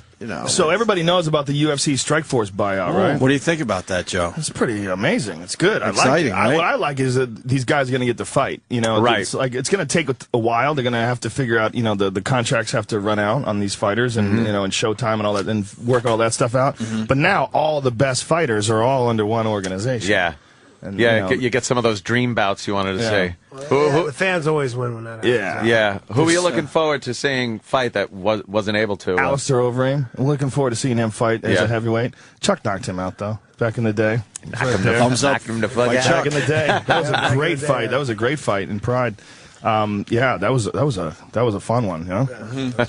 Alistair's a bad motherfucker. He's ever since he got to heavyweight too, he's been doing much better. He's huge now. He's like 260, 255. He's enormous. But he does very well. He won the Grand Prix, the K1 Grand Prix. So as a striker, he's like one of the top strikers, like as far as like, being successful as a striker and as a mixed martial arts guy. He's the heavyweight champ of Strikeforce, and he won the Grand Prix for K1. So that's a big deal. Shit. He's the one I'm most excited about seeing. Gilbert Melendez, another one. Nick Diaz. Fedor, where we at with that? I think Fedor should be fighting at 205. I mean, Fedor's smaller than Chuck. I mean, Chuck, obviously longtime 205 champion. I mean, you walk around like, what, 225, something like that? 230. Yeah, that's what Fedor fights at, but fat. And Chuck's not fat walking around at 225, 230. I mean, frame-wise, the guy could be a middleweight, right? Yeah. Wow. You see some of the guys like Rich Franklin, a guy who cuts a lot of weight to get down to 185. Yeah. Physically, he's probably bigger than Fedor, But Fedor's he's a bad motherfucker, no doubt. But he's too small for the biggest guys in the division. That Bigfoot Silva fight proved that to me. I mean, that fucking giant motherfucker got on top of him and was hammer-fisting him into oblivion. And I was like, this is a mismatch weight-wise. There's no way. This guy, we got one guy who's cutting down from 285, 290 to get to 265 weight class, and you got another guy who's fat at 230. It just doesn't line up, He's just too... After a while, I mean, in the old days, you could pull that off. But when it gets to a certain point, the competition gets fierce, you have to be as big as you can for your division. You have to be, as in shape as possible. You can't be walking around with a big belly and, it looks great, It's kind of fun that this guy with a big gut was knocking everybody out, Right. When he fought Brett Rogers. Why don't they add a middle weight class? They should. I agree. I think maybe they will eventually. I think somewhere around, what do you think, like 225, 230? Think that's a good idea? Yeah, I'm not sure. So they could do that. They do that in it's just some guys that are, there's you see like stand next to a guy like Brock, and you see Brock next to Fedor. That's a different weight class. Sure. There's just a different weight class. No question. But then a guy like Cain Velasquez is only about 240, and and he beat the shit out of Brock. Yeah, so nice guy, by the way. Yeah, great guy. We liked Cain. He's a motherfucker. He's a motherfucker. Really nice in person. That guy. They were talking about that guy for years before he broke out onto the scene. He's got like creepy conditioning for heavyweight. Yeah, it doesn't even make sense. Just doesn't get tired. He outworks like middleweights, lightweights. I mean, he's like the most conditioned guy in the gym apparently. So he can he's a lot of stamina. He could. Yeah, it's funny. His trainer. They said this after the Ben Rothwell fight. He fought Ben Rothwell, and Rothwell was upset that they stopped the fight. He was just getting the fuck beat out of him. I mean, Cain Velasquez is just all over him. And then Javier Mendez says, "Well, they were probably thinking that the storm was going to end eventually, but the storm never ends with Cain." Just the fucking thought of the storm never ends. You never want to hear that. Never stops fucking punching you and kicking you until you're beating the fuck out of your head. It doesn't get tired. I've never seen a heavyweight that has that kind of conditioning. Wow. What about UFC 128? What do you like? We talked to Jones on the phone. He was a cool guy. He's it's very interesting. He's got more hype behind him, I think, than anybody I've ever seen in the history of the division. Like young contenders coming up, with a limited amount of fights. I mean, when Chuck was a contender before, Chuck was the uncrowned champion before. I mean, everybody always, although people behind the scenes knew that he was going to beat Tito when he fought him. It was always known that eventually one day they're going to have to get him together. So it was like Chuck had so much experience before he got there, but John Jones has only been doing MMA for 3 years. Wow. That's the ridiculous thing. Huh. I mean, he's just gone from the first fight with Andre Guzman all the way through to the last fight with Ryan Bader and never been in a tiny bit of trouble. Well, they learned on the shoulder, you guys, who had to pretty much learn on your own what the best thing to do, best training, best mixture of martial arts. It was creative back in the day. So and it was trial and error kind of a thing, You realize you can't just go in there knowing one thing because this guy's going to come in and fucking put you on the mat and kill you. But now I guess these guys are getting better in a shorter period of time, which will give them, I guess, longer careers. Well, they see right away when you enter into the sport right now, you see full, complete mixed martial artists, and those are the guys that people are imitating. Like, and kids from now, like there's this commercial with these kids that train at the tap out gym. These kids are like 7, 8 years old. Yeah, yeah. You ever seen that commercial? I've seen that shit. These motherfuckers. That's fucked up, man. Hitting flying arm bars and high kicking each other, and they're little kids. You know? They're learning MMA from the beginning. You know? 7, 8 years old. Can you imagine? Jesus. I was there for Chuck's debut. What Chuck was different, the difference between Chuck and all the other guys before him is that all the other wrestlers were trying to take the fight to the ground, and they would get on top of you and pound on you. But what Chuck did was make guys stand up. That was like the first time that anybody ever done that. I always said, when I came in, when you came in, there's 3 different elements you had to learn. And most people came in with one and learned the other 2. I came in with 2 and had to learn one. I had to learn jiu-jitsu. So, I mean, I had that advantage in the beginning, and I was able to keep guys they were wrestlers striking with me. They weren't comfortable, and plus it puts them somewhere where they're uncomfortable because they're not used to striking. They're not used to being and it frustrates them that they can't take me down. I was there for Chuck's debut, and the funny thing was they found out that Chuck was a wrestler right before he go out. Tell him, John Peretti. Yeah, John Peretti comes up to me. I found out I was a wrestler before I go out. He's like, if you want to come back, you need to keep this on your feet. So I'm fighting a boxer. I'm like, okay, I'll try. Yeah, they used to make guys do things. They used to make guys stand like this. This was famous for the Elite XC, that company that went under that was banking on Kimbo Slice and all that. Right, yeah. They used to have a ground clock where if you were on the ground for like 30 seconds, a little alarm would go off and they would stand you back up. They made you stand up? Yeah, it was famous. Gary Shaw would tell people backstage, they reported on it. They would tell him, keep this fight standing, we want to see a good knockout. I remember a lot of times I saw when Chuck would fight, which always perplexed me. You'd get a guy, he'd be on his back, and you'd be smashing him in the face, and I'd be like, this guy's done. And then you'd back off and let the guy get up. And I'm like, why are you letting him get it? You fucking have him. I've been on top you want to play with him a little bit. I'm trying to put him away, and I have him hurt. I figure out he's not quitting right now, and I just step back because I figure I can hurt him better standing up. Jesus. All right. It's a calculated maneuver. I guess so, because I was always like, oh, he's pounding him. This guy's just got him. He's fighting enough, so they're not going to stop it. All right, get back up, because I've got him hurt. I don't want to let him rest down there. You're probably thinking about the Jeremy Horn fight. Yes, he was laying down there, and you were pounding his face. Yeah, because I guess now he's got to stand up, and now he can't just lay back and worry about. Now he's got to worry about his legs and everything. Yeah, sometimes when guys get a guy hurt and then they get on top of him, the guy can grab a hold of you and wrap a hold of you even from the bottom and save himself. Yeah. And just kind of clear his cobwebs out as first if he's actually standing up with you. So Chuck was just like, all right, get up, motherfucker. Oh, shit, I'm going to punch you standing up.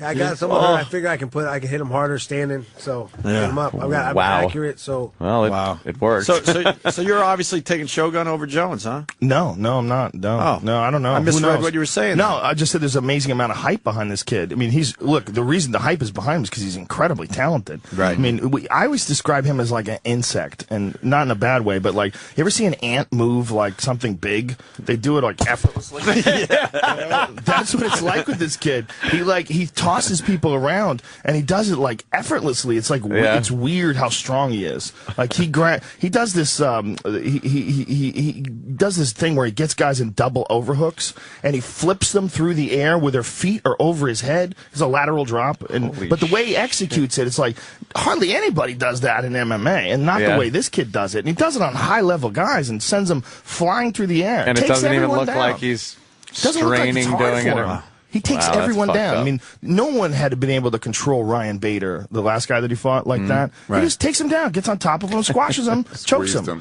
Who do you want, Chuck?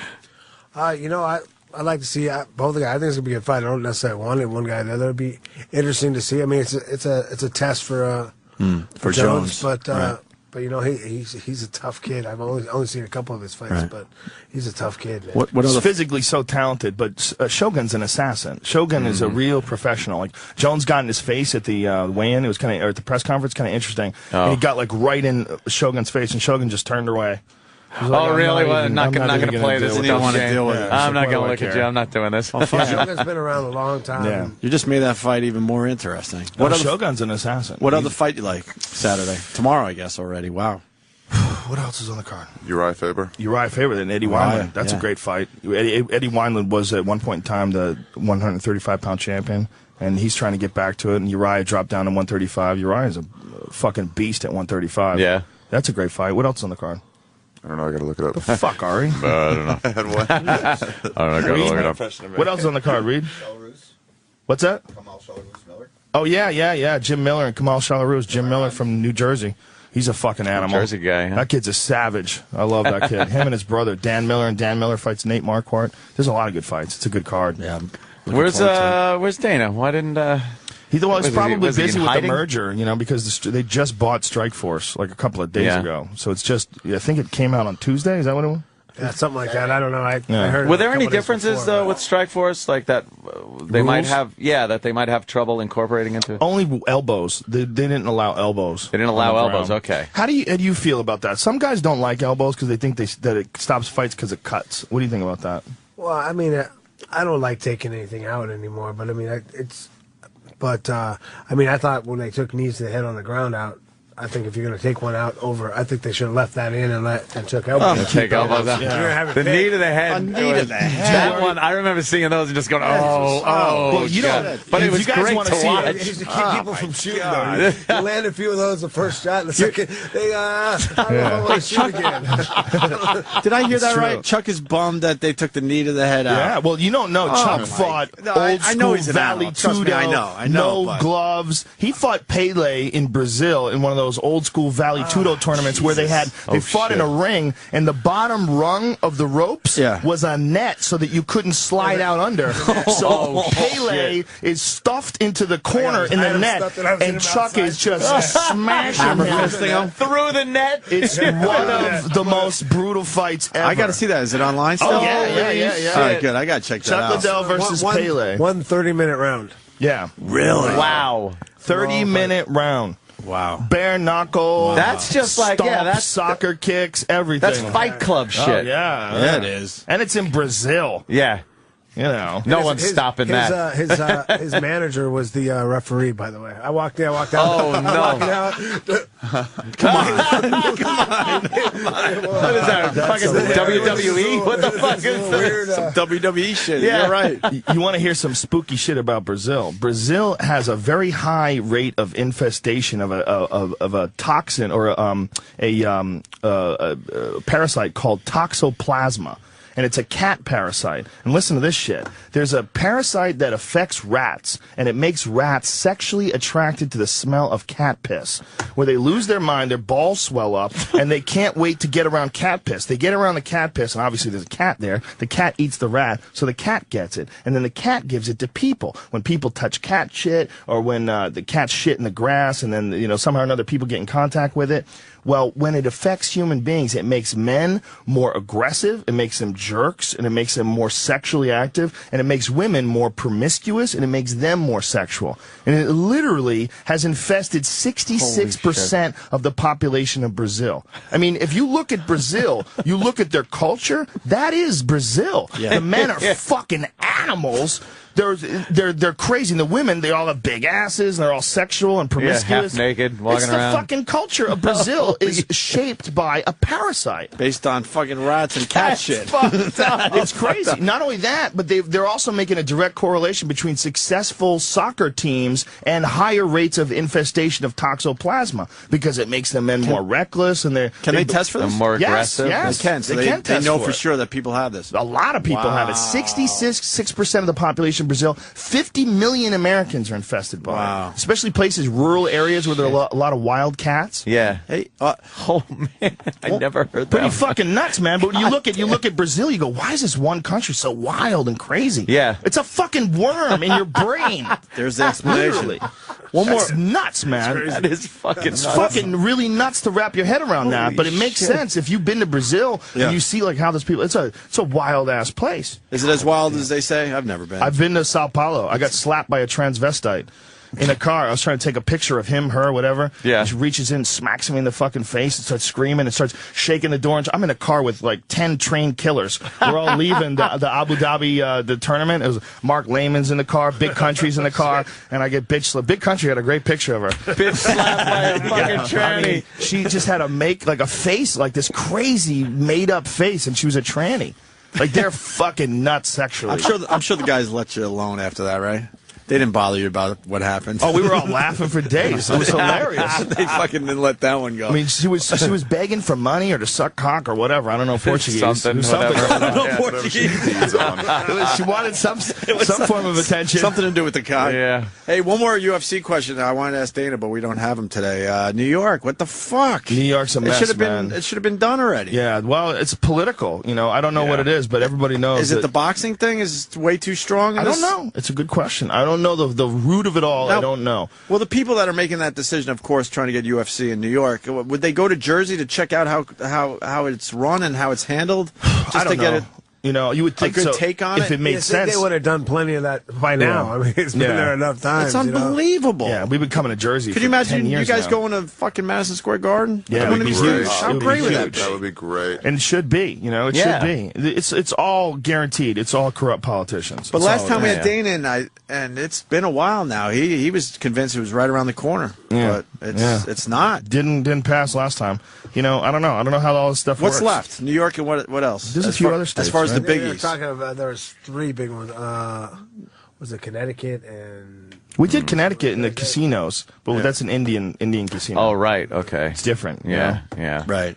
Don't have to pay attention to white man They law. listed them off yesterday. I don't know. But New York, it's ridiculous. You got Boston, the fact that you have boxing, right? You got Boston. Yeah, boxing is there. It's like the fact that there's boxing is legal, but MMA is illegal. That's just ignorant. We They say don't that every understand. time when you get into the UFC a little bit. It's tough to watch boxing. I'm sorry. Yeah. It really is. It is. Although, you know, I do still enjoy a good boxing match because, you know, it's like I like a good jiu-jitsu match. You know, I like watching a good wrestling match, you know, but there's the big picture of MMA where it's all together is more exciting than anything. Yeah. That's the Hard to big argue ball that. of wax. Hard to argue that. But, you know, like I watched the Miguel Cotto, Ricardo Mayorga fight last weekend. It was a good fight. It was interesting. It was good boxing. Yeah, match. but like Ope says, I find it hard to even tune into boxing anymore. It's because you know what, you really don't know what you're going to get. Yeah. Sometimes you can get the most boring fucking fight. Man. It's a lot of What do you think Come happened on to with the- boxing? stop clinching, you motherfuckers. Too many Hit belts? each other.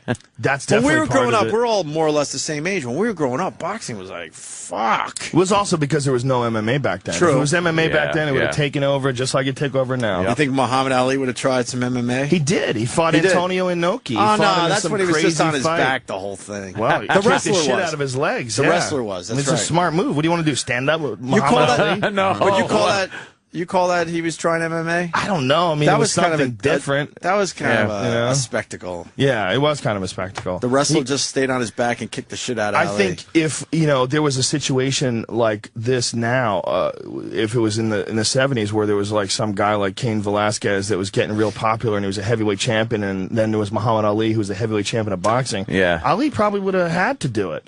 He probably would have been. I mean, he had such an incredible ego. Yeah, to be the greatest, he would have had to. Just learn how to sprawl. You know. Yeah. Go down the pit, do a little training with Hackelman, work on some techniques. We're going to take a quick break, and Ari's asshole awaits. It's right there on the screen. Oh, great. He's in mid-wipe, so... You don't want to see it. Jew Clam, It'll stay with you. uncensored, online. Google it. You don't want to see it, really? Yeah, you do. You want to see it, can't- Chuck, after the break? You can't unwatch it. It's not good. Remember, you Chuck has cannot done worse to unwatch people. it. You're talking about a guy who fought bare knuckle in Brazil. He'll exactly. He'll look at some assholes. Throw it up on the screen. All right, more with Joe Rogan. Are you won't even promoting flinch. anything, Joe? No. Joe Rogan Here on to hang Twitter, out. but you have I'm just plenty happy to of- be here, man. Just plenty happy of to be here. followers. And Chuck, you promoting anything? Not really, no. Just hanging. I hanging liked out. it. I like when guys just come by to hang. Penn might come by and hang today. Yeah, we'll see. You like Penn? Yeah, very Penn much. rules. He's man. a good dude. I like that guy. All right. He was on Fear Factor. Was he? Yeah, him and Teller. Oh shit. Yeah. Were you ever on mushrooms on Fear Factor? No, just the weed. And I I saw never the did weed. it on the mushrooms. You ever done stand up on mushrooms? No.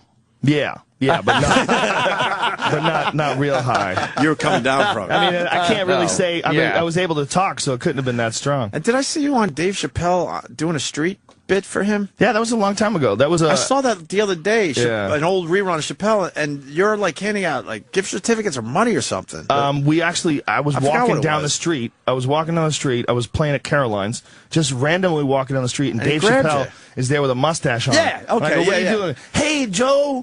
I'm handing out things for New York boobs. You want to be on my show? And I was like, yeah, sure, man. What do I have to do? Was it buttons or something? Yeah, if they had nice boobs? You got great New York boobs. Right. And all of a sudden, so, Joe Rogan is handing the button to Chappelle's character or something. Like, what are you doing? He's such an eccentric guy, man. I really wish he would start, like, really touring. He basically sort of shows up at places and does sets. He brings a band with him now. Yeah, I heard about that. Yeah, brings a band with him, some weird bluesy jazz To band. walk away from what he had going is not just walk away from that. amazing. He's one of the greatest comics of our generation. You Yeah, know? yeah. I mean, there's a few guys that you look at and you go, well, these guys are like at the top of the heap. You know, and he was one of them. Absolutely. And he just walked away. And he had a from really good gig. It wasn't like a 2.5 Men situation where maybe creatively you're a little embarrassed, but he was doing some good shit. Oh my when God! I did his show, when I did the Fear Factor thing, he was telling me that they were giving him a hard time. That they would tell him like how many times he could say nigger, and they wanted him to stop saying nigger, and they start fucking around because they think they can look. If you got a hit show and you got a bunch of people that are saying, look, we want to advertise, but we want to ensure that our product is not being misrepresented. Yeah. Do you think you could tone down the blackie? You think you could figure out a way to get him? Make it just as funny. Keep doing that. Yeah. But do it by these rules. Make it funny. Keep it funny, but we could fit within these parameters so we could advertise. We'll all make money, and it'll shut up. Suits, bro. Oh, they're Suits. the worst. And when you're trying to like figure out what's funny and what's not funny, you can only leave that to comedians. You can't Suits. You can't look at it and go, if I water it down, it'll still be funny, but then it'll be more lucrative, and let's figure out a comfortable medium, because it won't be funny and it'll piss off the comic. Right. And Chappelle just wound up getting tired of it all. That's amazing, and the dignity to walk away from that and say fuck you. He clearly doesn't give a fuck, because he could be touring and selling out stadiums, and instead he just shows up at comedy clubs like unannounced. Fuck it, and does like 5-hour sets. Yeah, and he's happy with it. All the time. We need a Chuck Liddell for these meetings with the Suits. Oh yeah. You'll see it our way. That's oh God. Chuck's too friendly. Yeah. Chuck's intimidating as fuck, but then when you get around him, you're like, God, he's so normal and nice. So nice. Yeah, nice guy, damn it. You need some fucking brooding Mike Tyson character that might bite somebody's ear off at any moment. We have a short list of guys that scared the shit out of us the first time we saw him, and certainly Chuck. It took a while for us to relax around him. Because the first time you came in, you were breathing like a bull and had that look, and we're like, fuck. Well, do you find yourself more easygoing now that you've retired? I guess, probably. I mean, it just depends. I mean, I think other times I come in, I had a fight coming up, so I was kind of in fight mode, training. You don't have to be in that. A little. It's always a little more. I never noticed it, but all my friends always did. Oh, fuck yeah, man. A little more on edge, a little more like, what? What'd you Yes, that's it. That's exactly what scared the shit out of us. What the fuck was that? Yeah. We got a couple of those looks. Nothing. We were in Vegas once, and I don't know the particulars about it, but there was 2 tables going on. There was our table that was over here, and then there was a table that was next to it. And at our table, Chuck was there with a couple of his friends, and there was some dude. It was like some drug dealer type character or something. I don't know who he was. And then it was some large black gentleman, and the large black gentleman got quite mouthy. And he got yelly, and he was screaming in someone's face, and Chuck stepped up around behind his buddy and stood right in front of the black guy and started talking to him, and the dude literally turned 2 shades lighter color. Like, you could see the look in his face. He was like, what the fuck have I gotten myself into? Chuck Liddell is literally inches from my and I don't know what Chuck was saying because it was loud. That's all you could do. But you could see Chuck looking at the guy going like this, talking to him, and the guy was shaking his head, talking at the same time. Oh, man. It was terrifying. You remember what you said, Chuck, or no? Yeah, I mean, I just was. Do you remember the situation? Yeah, I remember. He had a problem with some small guy. I mean, I don't know what happened exactly, but it was like basically I was just letting him know that you're not going to do anything. Just sit down, go back to what you're doing. We can be cool. The dude's but mouth you're opened. You're not doing anything. Yeah. You can tell he was isn't going any further. You know what I like about this? This is the nice version we're hearing. He was having a hard time getting oxygen to his brain because his mouth opened in the shock because he was all angry and aggro, and he was doing this thing that a lot of dudes do where they get their knuckles above their head and then they come down with their fingers and start pointing. He was doing this, and then when Chuck showed up, the hand dropped and his mouth opened. Well, you could tell he was like having a hard time getting in air. He's like, "Oh Jesus, I gotta stay calm." That's like the worst situation you could be in. It's like, this isn't just any schlep coming over that you're like, I might be able to take this guy. He's getting in my face. It's like, no, it's Chuck Liddell. Yeah, and it's not confusing. This fucking tattoo on his head, the mohawk. Yeah, you know what you're getting. And he's staring at you with that 100,000-yard stare. Oh, yeah. That is brutal, man. It was funny. We're going to take a quick break. I just want to see if Penn's here. So yeah, cool. Quick break, and he is here? Oh, fuck. This show is... Shazam. All right, just continues. All right. Penn, and is Teller here, too? Just Penn? Just Penn. All right, we'll wrap up next with Joe Rogan, Chuck Liddell, Ari, and Penn. Stay there. Let's talk about it. Now I got to see that. Now we got to talk about it on the air. That sounds great. So we got Joe Rogan, we got Chuck Liddell, and now we got Penn Jillette in studio. And he already knows what you were going to say live on the air because of his damn Twitter. The Twitter, they tell you everything, you know. They talk really to you on the Twitter. They send you stuff, and they said, and I apologize so much. You just, you're absolutely right. Whatever happened is true. I apologize for it. You know what I just realized? Penn has some parts of his voice sound a bit like Jesse Ventura. Oh, really? Yeah, that's the libertarian parts. No, there's something about his voice, and I was just thinking, well, what a great combination to be bullshit and bullshit. You know, your show, which is calling out bullshit, and his show, which is embracing it, complete and bullshit, loving it violently. It could be a complete symbiotic relationship. It'd be amazing. Just completely cycle it right through. Talking about thermite paint. Thermite took down the trade centers. Really? Did they paint the walls while people were working in there? Free ball, false speed. Have you ever seen a crew come in to destroy a building with the work that has to be done before they actually press the button and bring it down? You're telling me they did that while people were working in there and didn't upset one cubicle? Really, Jesse? Well, I was a Navy SEAL. I know. Whatever. I served my country. Did you? Proud of your service. No, I didn't. I'm sorry, but that doesn't mean I believe that fucking someone went in with a paint roller with a fucking coyote from the Roadrunner paint and fucking brought down the Trade Center. You fucking nut. Thermite paint. What's your Navy SEAL physics and chemistry change? Yeah. Excuse me, sir. I was a demolition man. In Vietnam. Demolition man. Really? We played this. We did this like Q&A thing in Florida State University, and it was where the don't tase me, bro thing happened. It was in the actual room. That's great. Did you feel it in the air? And the guy that booked us was the guy that told the police officer, go over there and shut that guy up. And it was great because the culture of tase me, bro, don't tase me, bro, is national. Right. But at this particular school, this guy stood up and, the first question of the night, he stands up and 3 video guys stand up with him. And he goes, I want to ask you a question, Mr. Gillette. And I go, sure. And he goes, you did the bullshit show without watching Building 7 go down. I'm calling bullshit on you. The 9/11 was a conspiracy. And he goes on yelling at me. And the great thing was the audience, 1,200 people. Tase him. Tase him. Tase him. The chant just starts, and it's really hard not to laugh your ass off. And he finished his point, and I said, no, I haven't watched, I certainly saw the video, but I didn't watch it in detail. And yes, I've read some of the stuff you said, but certainly not all of it. How can you go on TV without reading everything about it?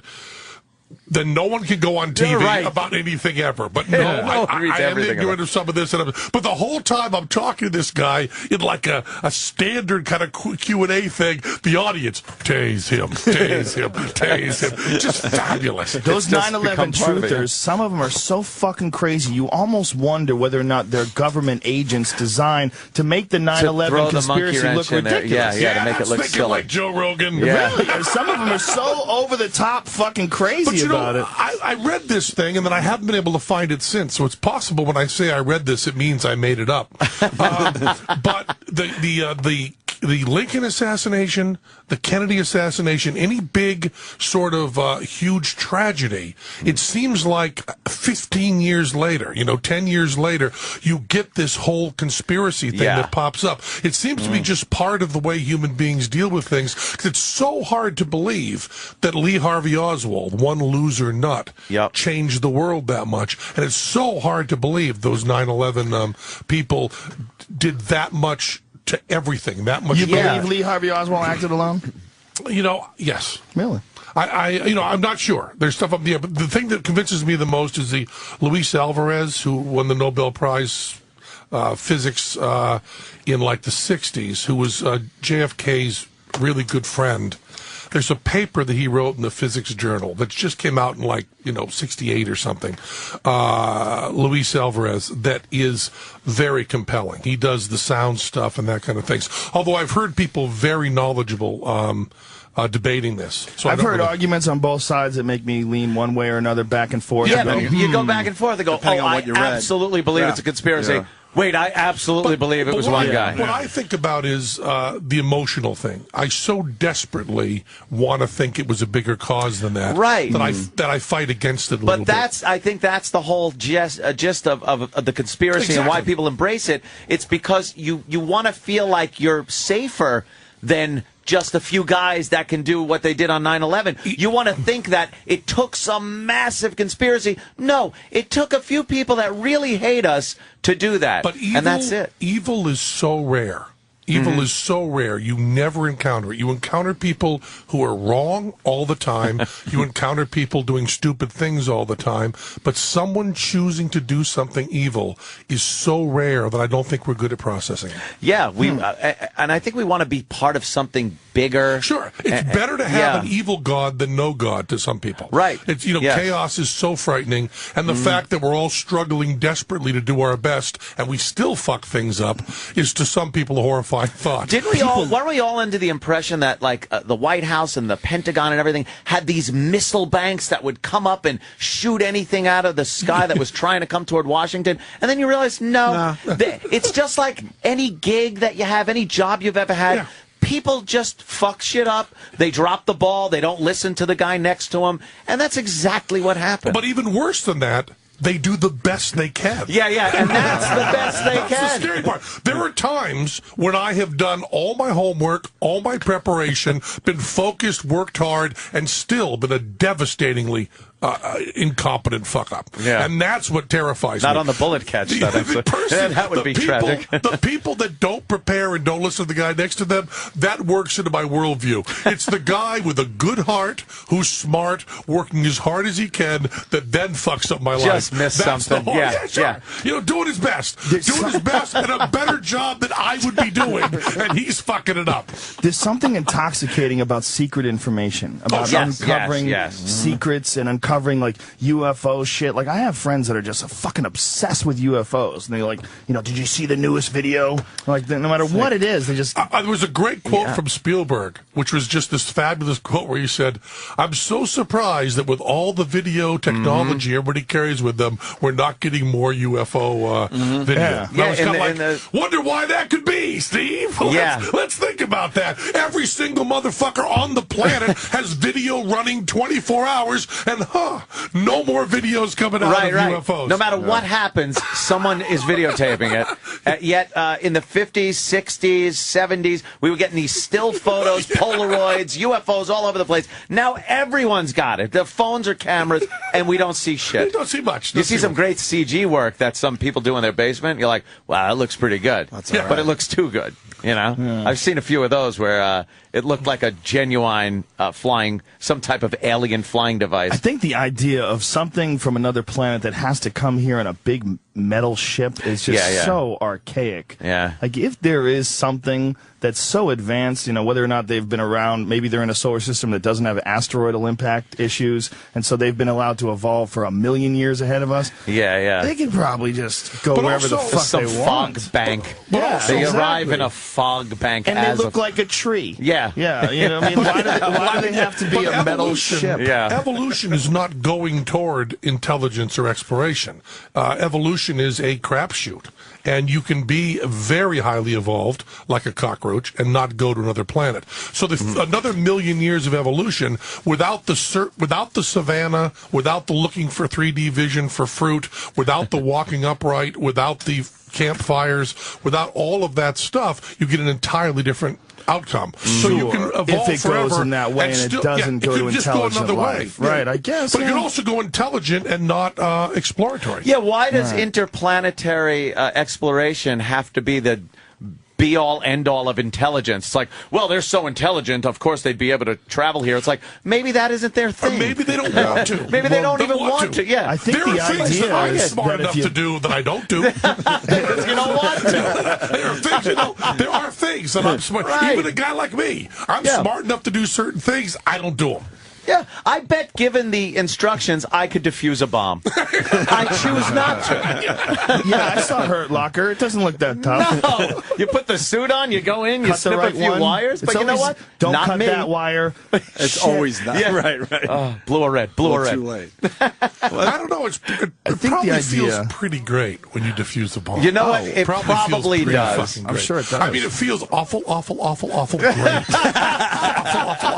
Which you know, for sex, a lot of times it's like that. Awful. Same feeling. You know? Hey, Penn, what are you doing in town? We know, but for the radio audience, because you saw something last night. Yeah, I saw. Well, we did Jimmy Fallon, which was exciting because I got to be in a room with Leon Russell. And the incredible thing is, we walk over to Leon Russell, you know, just to blow him. He's the greatest guy in the world. I don't know who he is. Leon Russell, piano player for Joe Cocker, but he's also just done an album with Elton John. But he played piano for Sinatra, Phil Spector. Everybody. Long gray hair, long gray beard. You've seen this guy. Nuttier than a shithouse. Yeah, you've seen this guy. And, you know, he's in like a wheelchair with a cane, just being so much cred. A cane with a wheelchair? Well, no, he was in a cane to get to the wheelchair. Okay. But he's got, this beautiful long white hair, and just crazy. And we walk over to him, you know, and I just go, "Hello, Mr. Russell. My name is Pan." Teller goes, "Hi, nice to meet you." And he goes, "Glad to hear you talk, Teller." And all of a sudden, it washed over me that he knew something about us. And I'm like going, why are you wasting your time watching Penn and Teller when you could be playing the piano? But then I went after that and saw Book of Mormon, you know, Trey and Matt's show. Yeah. And I think it might, present company excluded, it might be the greatest thing I've ever seen. Wow. I could not believe how it was so, you know, art, the purpose of art is to inspire. And then it gets to a certain level, and it makes you want to give up. You know, you listen to Bach and go, I don't have anything. Am I going to pick an instrument up and really try to be proficient at this? Yeah, no. And, this is so good. It is a moment without even a moment of cynicism. It's pure. It's beautiful.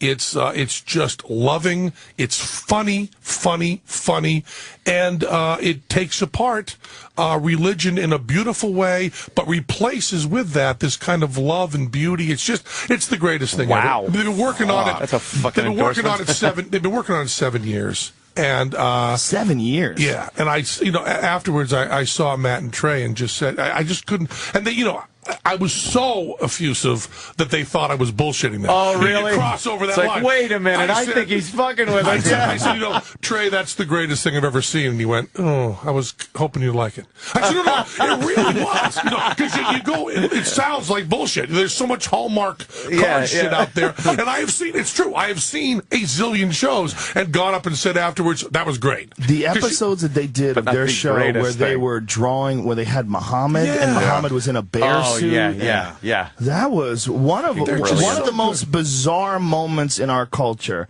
that this is tolerated. That this nonsense is tolerated, where you're not even allowed to draw this guy. The figure. You're gonna on Muhammad, Comedy fucking Central. You're gonna go along with that and censor this because you know, there's the cartoonist in Seattle, who did Draw Mohammed Day, who was put into witness protection.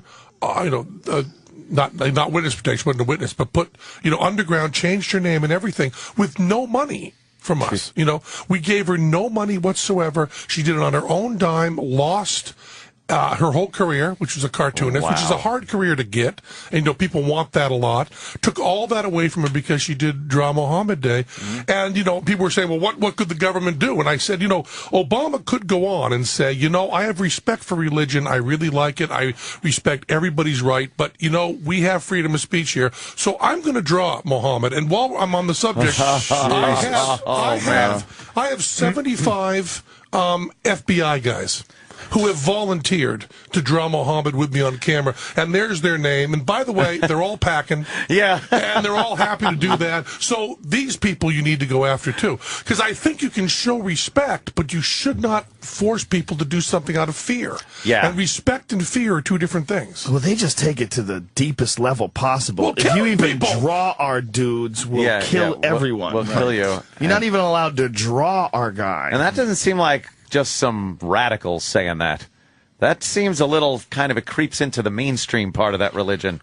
I don't know. Yes. Or at least the mainstream part of the religion isn't saying, hey, don't go killing people for drawing Muhammad. They're like, well, you shouldn't draw him. I'm not going to kill you, but you'll probably get killed. Salman Rushdie still has to hide. Yeah. He's still hiding. That was in the 80s, right? Yeah. Well, Jan Hirsi Ali, who wrote Infidel, who's I write her email now and again through incredible number of remailers. I don't know wow, really? And she says stuff like, when I'm in Vegas, I like to come visit you. And I always write back and go, maybe. Yeah. Maybe you could just see my children and not me.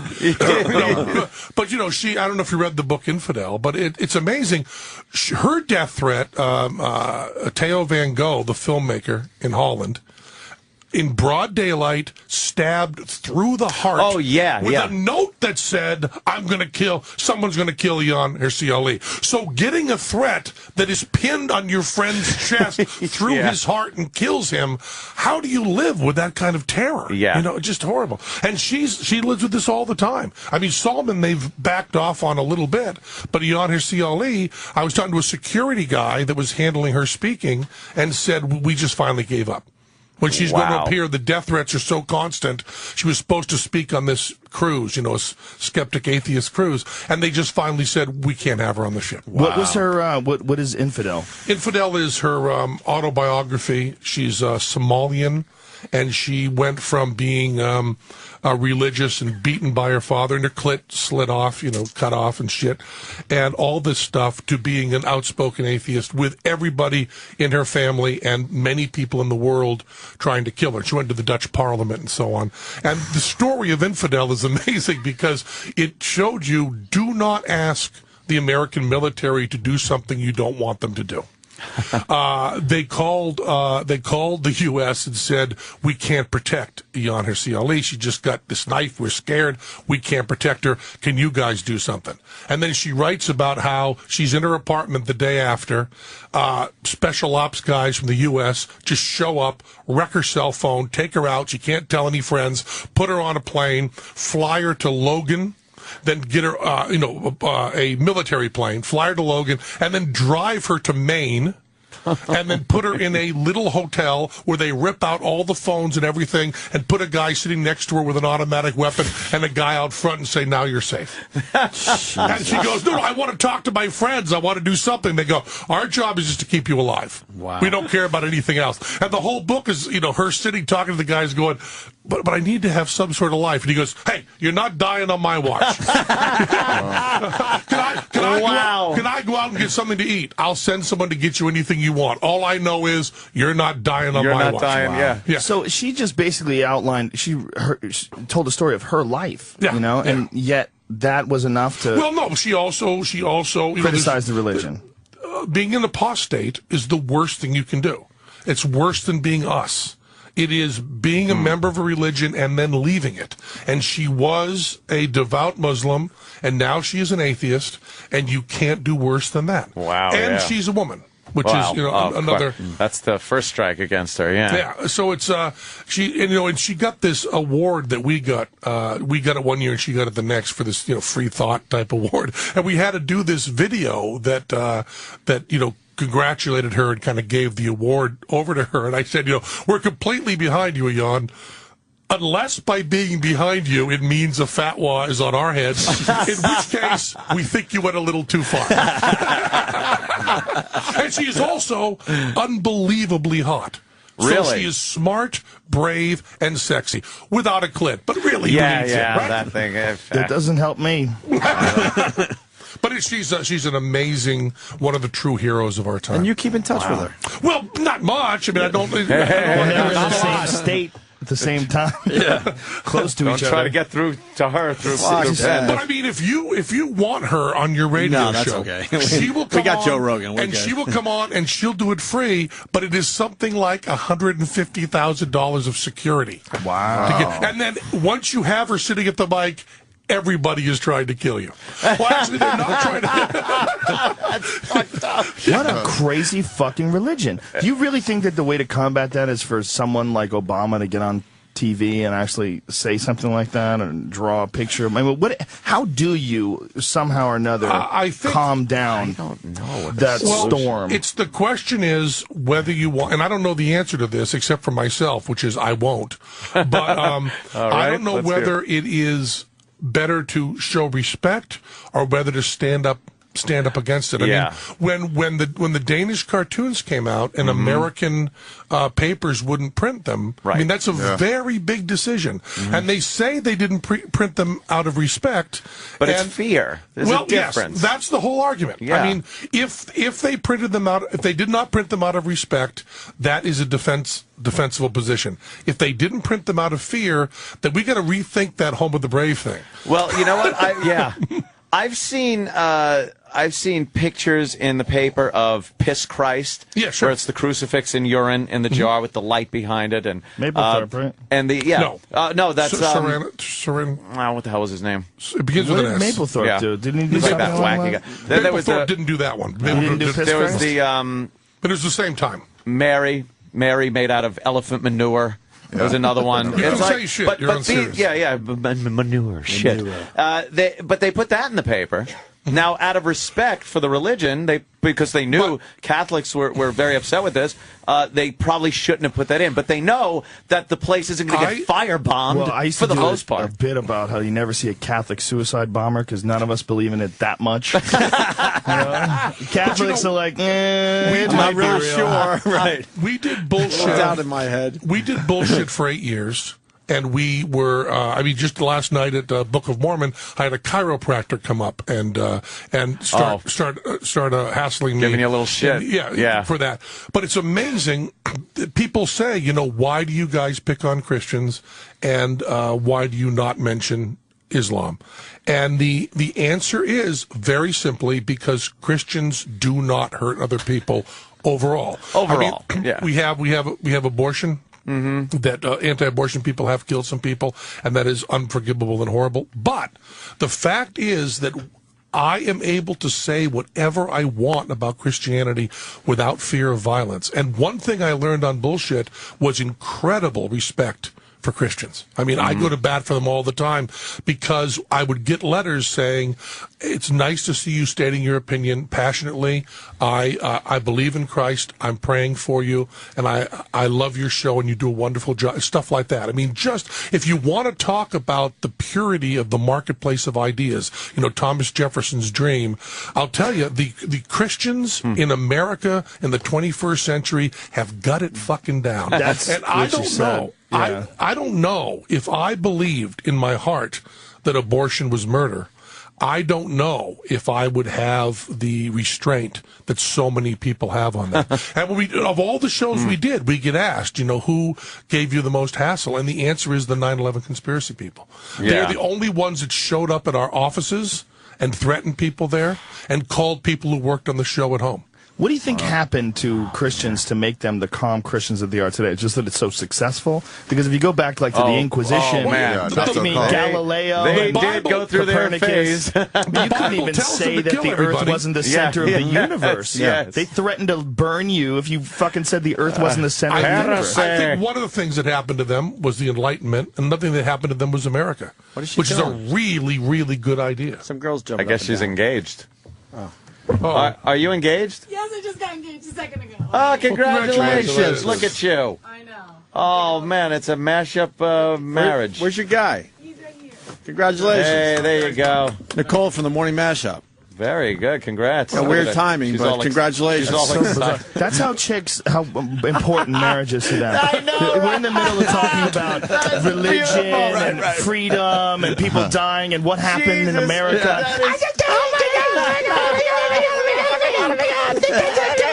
Look at the precious. Look at the precious. She held that ring up. We all had to pretend that we cared. And we didn't get the same. Has it? We didn't get the same reaction from the guys. Like, yeah, he was just like, Also, we were really good at reacting, weren't we? Hey, congratulations. She felt so entitled. She opened up the door while a radio show was going on. Yes. Had no idea what we were talking about. Going deep. And led with the the ring. magic She ring. led with her ring. Yeah, it came in first. Precious. Holy shit. That was really weird. I'll tell you a marriage story. The answer is... Enough of that. Yeah, take a seat. Listen to Uncle Anthony. Yeah, He's going to set you I'll straight. spin you a yarn about marriage. It's a little thing called divorce. Yeah. and we can even spell it because it's country western music. We still haven't seen Ari's asshole. Oh, great. What are we doing, Joe? You want to see? You want to see Ari's asshole? Yeah, sure. Hit play on that thing. What is this called again? Jew Clam. Jew Clam. Yeah, you can go to jewclam.com. No, I think I think it's already up here. Go Yeah, ahead. yeah. Well, let's show. There You it got goes. any sound? I don't know. You don't want to hear anything. You just need to see it. Watch. He shows it. He threw toilet paper at him. He's gonna turn and show his asshole as he's wiping. He's taking a shit with the door open. And color commentary. This is thank you. It's natural for me. This is the Austin, the Cap City in Austin, the green room, and now here Ari's gonna. We figured we had to dumb the showdown. There it goes. What's he doing? Why? Oh my God! He's got hemorrhoids. You got hemorrhoids, Ari. I thought it was a piece of shit sticking out of my ass. It's precisely as advertised. Listen, I'm not one to sell you a bag of fake things. False bill of goods. No, this is exactly what it's supposed to be. Is that it? You think? Or Well, you can. or we go close up. Oh no, there's too much time left in this video. We have another minute to go in the video. Oh, his pants are up. That's not a good sign. Oh my God! You've had girls lick your ass before? One girl licked it. She was. Well, we're doing now. It's recapping. Yeah. I wasn't into it. I was like, this is like licking my knee. This doesn't do anything for me. His asshole's calloused up. Yeah, that really is. Wow, Ari. He said he doesn't like having his ass licked. It's like, When it's mid-inflamed, it's bad. really? Yeah, it is. That was a bad one. Wow, you really aren't shy when it comes to things like that, huh? I thought it was shit sticking out of my ass. I didn't realize that it was an inflamed hemorrhoid. I thought I just hadn't gotten it all the way. So you wanted a second opinion on the internet? What's 8 months later all about? That'll follow you. Oh, we took a picture of it 8 months later because he wanted to let us know that it's all healed. Oh, God, that looks like Homer's mouth. That really is kind of it's disturbing. Now this is much later. He's going to show you that it's all healed up. All right, much better. Wow, infrared. That's crazy. What's wrong with you guys? We got issues. We're bored. Being stand-up comedians, man. Not having boundaries isn't always good. Yeah, that's true. You kind of JoeRogan.net. Go off. So a little advertisement. Sure. Let people know where to look at Ari's asshole. Yeah, well, you got that. Oh, yeah. And then his big ball bag. Going on here? Yeah, Penny's got a huge ball bag too. Oh, yeah, that's good. Yeah, he's Book got of Mormon, one of the greatest works of the Yes, new yes. century. But Book of Mormon. Right next to Right up Jules. until right there. this. When does Book of Mormon open up? I don't know when it opens. I gotta oh, fucking actually, see Tickets that. cost $519 for Charlie Sheen. What? up to. Wow. Sold out New York City shows. What is he going to do? Next week it opens. It opens next Thursday, I believe. Next Thursday, I'm going. You need to go. You need to go. I'll go. What is... Well, it's a play, right? It's a musical. A musical. And a musical, did you like Bigger, Longer, and Uncut? Yes, loved it. I believe it's better than that. And it's live, and it's amazing. Team America is the funniest thing. I never laughed harder in a movie than Team America. I believe it's better than both of those. That's incredible. That's incredible. Why don't they put it out like as a movie? Well, I mean, when you see it, it's the perfect form for it. Oh, really? I mean, one of the cool things about it is that it's not a movie. You know what I mean? Oh. They're actually doing it. They're there in front of you, and you have all the actors really doing it in real time is great. And, another thing, if we're going to rave about the United States of America, and the audience is just out of their minds cheering. It's it's as purely blasphemous as it could be, with a humanist, just love everybody point of view, and the audience is going absolutely crazy. If you have any cynicism in you, like everything on Broadway is shit, and they just do this fucking Spider-Man garbage all the time, this will just wash that away. Not only will you love Trey and Matt and everyone in the cast, you will also love everyone in the theater with you. When you say blasphemous, though, isn't Mormonism in and of itself blasphemous? Well, not within the Mormon church. But this is blasphemous to whatever supernatural beliefs you have.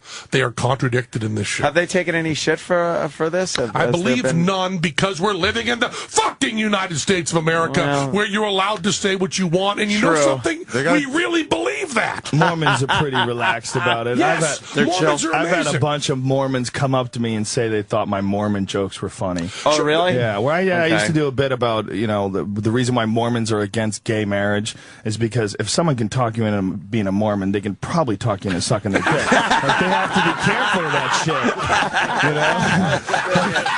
God damn, Joe.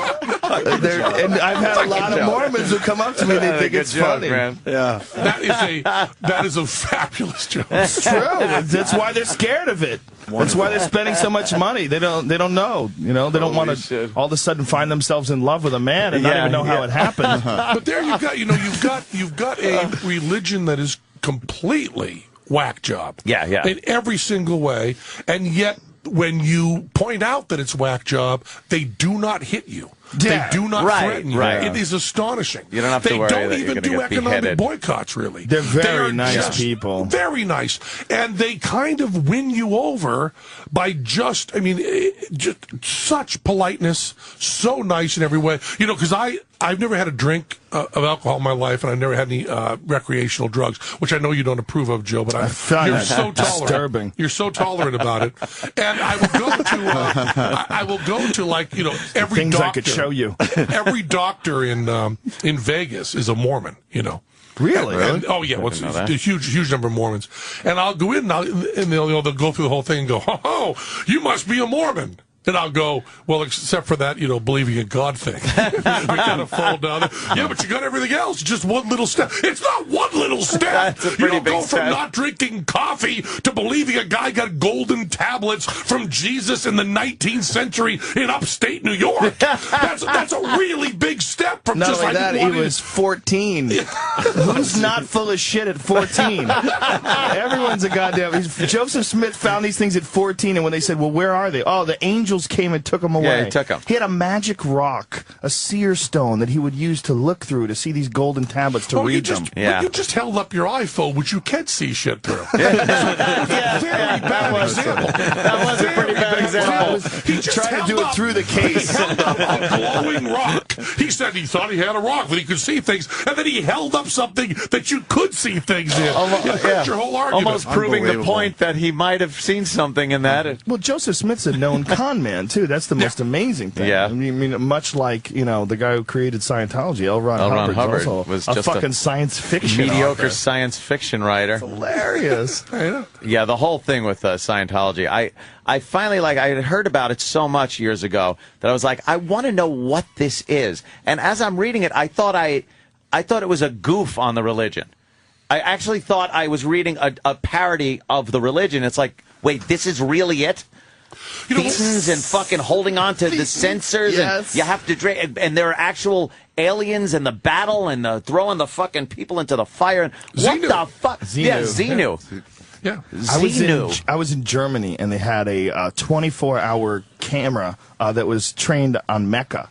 And I'm watching this in my hotel room. It's 3 o'clock in the morning. It's 24 hours they have this. And there's this building, the square, look like a shed in the center with it's very fancy. And everyone's milling around this center. And they all have the same outfit on, this very traditional white robe. And there's thousands of them. And they're all like one of those ant swarms. They're going in a circle. And I'm looking at this. I'm like, if this was a new thing, if this was something that someone had just invented in Ohio, and there was a new religion that just started, and they all had to go around this box and circle it, people would be fucking tripping out. You're nuts. They would be freaking out. It'd be scary. It'd be dangerous. That's the amazing thing about Scientology is we watched it grow.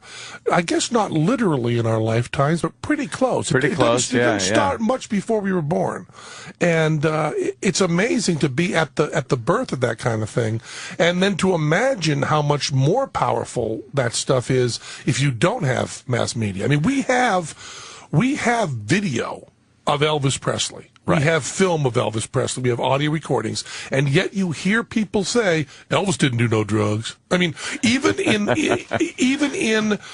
with evidence that we trust, people can say Elvis is alive, Elvis did this, Elvis did that. And Elvis was alive during our lifetimes, and people can still make up shit. When nothing in the scriptures was written until 300 years after supposed Jesus Christ. You've got to say 300 years and they got everything right, even though we can't get things accurate on Kurt Cobain. You know what I mean? We fuck up, and we can write. We can write Kurt Cobain. You know what I mean? He wasn't really that good. You know, we can write that down and remember it. But you know, it's just astonishing. So if it happened present day, I mean, we're seeing the crazy shit of Scientology. And granted, Scientology is not that successful. Both the people against it and the people for it pump up the numbers. But even having over 4 people believe in Scientology. Wait a minute. You say not that successful. Well, first of all, they're the second largest real estate holders in Los Angeles, aren't they? Is that true? They own, they're trying to separate Hollywood so that they can own Hollywood. Really? They have a tremendous amount of money and influence. And, you know, anybody that's ever tried to criticize them, I mean, wasn't there someone who was trying to write a movie about them, a parody movie, and a guy got attacked, and they threw rocks through his fucking window. They used to have, I think they used to have some pretty hardcore lawyers that would go after anybody that said anything bad about Scientology. Well, it seems like they calmed down with the litigation thing. But that's a really, for PR purposes. That's a really good point, Joe. I mean, when you talk about Hollywood, I think there's a huge influence. I'm not sure, and I may be wrong about this. I'm not sure if in mid-America they have much. They won't even let them in Germany. Germany is illegal. Yeah, Scientology. They're like, no, we know where this is going. We've seen something like this before. We've seen the previews. Get the fuck out of here, boy. Let me go. Master race, rockets from the sky. Yeah. We've been here. Fuck that. Monsters from the sky. I mean, nothing is more futuristic or apocalyptic than the World War II scenario. Oh, I know. A man who has a vision of a master race, genetic engineering, and rockets flying through the sky, slamming, and then not only that, but the most advanced technology as far as like rocketry and aviation. And you think Churchill was that bad? Crazy shit. I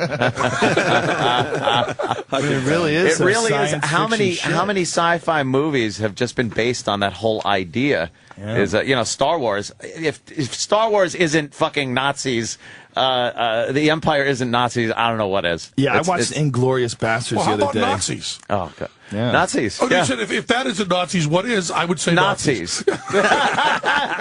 You know what? Put that way, I really did sound silly there. You ever watched that show, Ancient Aliens, on the History Channel? I just got turned on to it. Ridiculously stupid show for the most part. Yeah. But every now and then they talk about some interesting shit. And they had aliens and the Third Reich, and it was all about the Nazis, how into the occult they were, and how into like Tesla's work, and all they were trying to come up with all this, the crazy technological advantages over the enemy. And yeah. They were doing some nutty shit. How they never got the bomb first is pretty amazing. Well, because they were spending time on the fucking occult stuff. On the occult stuff. See, we were working on real just shit. Explained it to you. You say that, but if no one was working on the bomb and that occult shit, if they kept working on it and figured something out, who the fuck knows what they were up to? No, I'm not talking about non-science based. I'm saying maybe some of it had to do with science. You know, what they were doing was some pretty intense, and you know, they were looking like deep back into history. To Hitler doing the Hindu street magic. Pick a card. They were looking at the Bhagavad Gita. That's just a thumb tip, sir.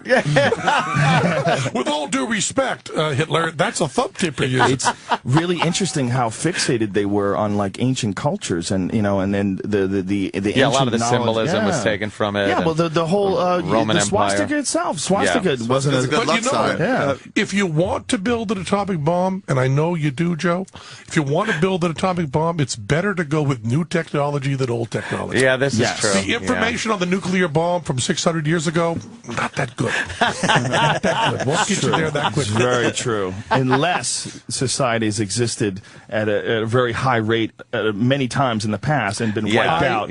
I stick with my original point. I think so. I don't think there were advanced civilizations that I think we know pretty much what's happened for the past 50,000 years. Yeah. Well, I don't think so. I think not only that, but more recently, they've been showing that there is, in fact, a lot of evidence that there is advanced civilizations that were wiped out. Have you ever studied any John Anthony West stuff? No, not at all. Robert Schoch is a geologist at Boston University, and he's one of the main guys that's working on trying to change the ideas of ancient Egypt. And one of the things he does is he's talking about water erosion on the Sphinx. The Sphinx is, this huge structure, and most people believe it's built about 2,500 years ago. But what the problem is, the Sphinx enclosure has massive fissures that were created by thousands of years of rainfall. And the only time they had rainfall, the last time they had rainfall in the Nile Valley was 9,000 BC. So what this guy is saying is that most of this stuff, there's stuff that's from, 2,500 BC, but there's also shit that's probably from fucking way earlier. And there's different styles of construction, very clearly different styles of construction. Zawi Hawass, who's the main guy, the head of the Egypt studies over there in Egypt, and he's the guy, the head of, he chooses who gets to, study things and where you get to dig and what you get to do. He's very resistant to any ideas of predating, the ancient Egypt culture. But this is geology. This is geologists look at this and say, you are dealing with thousands of years of rainfall to create these fissures. There's no doubt about that. This is very clear evidence. And the last time there was that kind of rainfall in the Nile Valley is 9,000 BC. But that still doesn't get you back, to an ancient civilization that was as advanced as ours, and it still doesn't get you back more than 10,000 years. Well, you're talking 9,000 BC is more than 10,000 years. It's 11,000 years ago, and you're dealing with someone who can make something incredibly complicated. You're talking about incredibly complicated, massive stone structures that were created back when they supposedly were just learning language. I mean, language is only thought to be 30 to 40,000 years old. Yeah, but now you're talking about an advanced civilization that still just built something out of rocks. Show me an airplane. And you're talking about what would be left? Though this is the big question. Landing gear. If there was something like a super volcano, and North America was wiped out, and then thousands of years later, they come back here, 15,000 years later, and they start digging through the rubble. What the fuck are they going to find? They're going to find stone structures. He'll be here. What are they going to find? They're going to find that in 2011 there was a guy on the radio that couldn't add 9 and 2 and get 11. That one stupid motherfucker should have probably shut up. He said 9,000 BC. I said nothing more than 10,000 years ago. I'm still embarrassed. Well, I don't think there's anything left. I mean, you look at those pictures of Detroit. Flaming hot fucking nuclear piles from their nuclear power plants. Have you looked at? How about an iPhone? One of them. One of them would make it. The iPhone. No, one that iPhone. would be gone. That thing would be eaten up by the earth in 100 years. But there would be nothing left. No, stone would be. That's the thing about the Egyptian structures. Big parts of the iPhone. Get the fuck out of here. Metal? This thing would be rotted away, man. This thing would be gone. You would have a chip in there. 10,000 years later. Yeah. Really? Yeah. I don't know about that. I mean, we were assuming that I bet you. if there was an advanced civilization... I bet you $5 that in 10,000 years. You're on, Vegas boy. I know you Vegas fucks like to gamble. Now, all we've got to do is live 10,000 years to pay this off. I mean, if you see what's going on in Detroit, how the nature is reclaiming buildings. Real quickly. Oh, and Russia? There's been a lot of ancient, not even ancient, 50, 60 years buildings in Russia that are like eaten up with trees. Trees are growing inside of them, busting through them. You look at the surroundings of Chernobyl and stuff where they just that's abandoned what I'm talking shit. about. It looks pretty creepy. Trees just grow right through buildings, crack through the concrete. Sure. 10,000 years. We can't even wrap our heads around what the fuck that is. Yeah. 10,000 years. It wouldn't be much even left. add 9 and 2. I know that was. There's a guy named Graham Hancock, and he's got this fantastic book called Fingerprints of the Gods, and it's all about ancient structures that defy explanation. And most of them have alignments that are they look exactly like constellations, and there's some sort of a connection between constructing these things and trying to recreate what they see in the sky, and that this has occurred not just at one part of the world, but many parts of the world, suggesting that this was something that was done on a massive scale, many thousands of years before we thought of, as human history. I mean, they've had to predate a lot of things very recently. There's a structure they found in Turkey, this really complicated stone structures that were like 12,000, 13,000 years old. And you saw the thing they found in Spain. They believe they found what might be Atlantis. I mean, this is like real legit geologists and archaeologists are saying. Why just stone? And then you're saying what's going to be around in 10,000 years? How about the stone stuff we made? Yeah. So will that be around? That will probably be around. The Big lions buildings, in front of the cornerstones and in shit. front of the library, something like that. Maybe. I mean, but not much else. But what you might be seeing is you might be seeing remnants of how powerful slave labor is, too. That's true. The problem with that is they don't even believe slaves built the pyramids. I know that. I know that stuff's out there, but I'm just saying you don't know that the older stuff couldn't have been that. I mean, when you have human life being cheaper, there's certain shit you can do really well, like carry rocks. Yeah, but the numbers are so huge. I mean, some of those monoliths that they've found that haven't been moved yet, that are hundreds of tons and perfectly cut and fucking enormous. Yeah, there's a lot of evidence that leads to plenty of time on their hands. They really did. I don't think that's enough. They had 10,000 years. Yeah. They also had to eat, and they're running around chasing squirrels and shit, trying to hit them with rocks to feed themselves. I mean, if you talk about 12,000 years ago, you're saying the most advanced civilization are chasing squirrels with rocks? Well, we're talking about what we're talking about. Microwave that rotted away in 2,000 years. That's his point. Our vision of 12,000 years ago, as opposed to what may or may not have happened. If we look back, I mean, we think 10,000 years ago we were basically throwing spears at woolly mammoths. That's our idea of humanity. Wait, you went from a squirrel to a woolly mammoth, and from a rock to you just went 8,000 years. Squirrels were very big. I'm big at flipping back and forth between animals. From squirrel to woolly mammoth. Well, that's whatever you need to eat. Your new book, isn't it? Yes, that's the title of my new paper. From squirrels to woolly mammoth. Yes. From rock to spear. The Joe Rogan story. Shit we ate while we made buildings. Gotta dumb it down.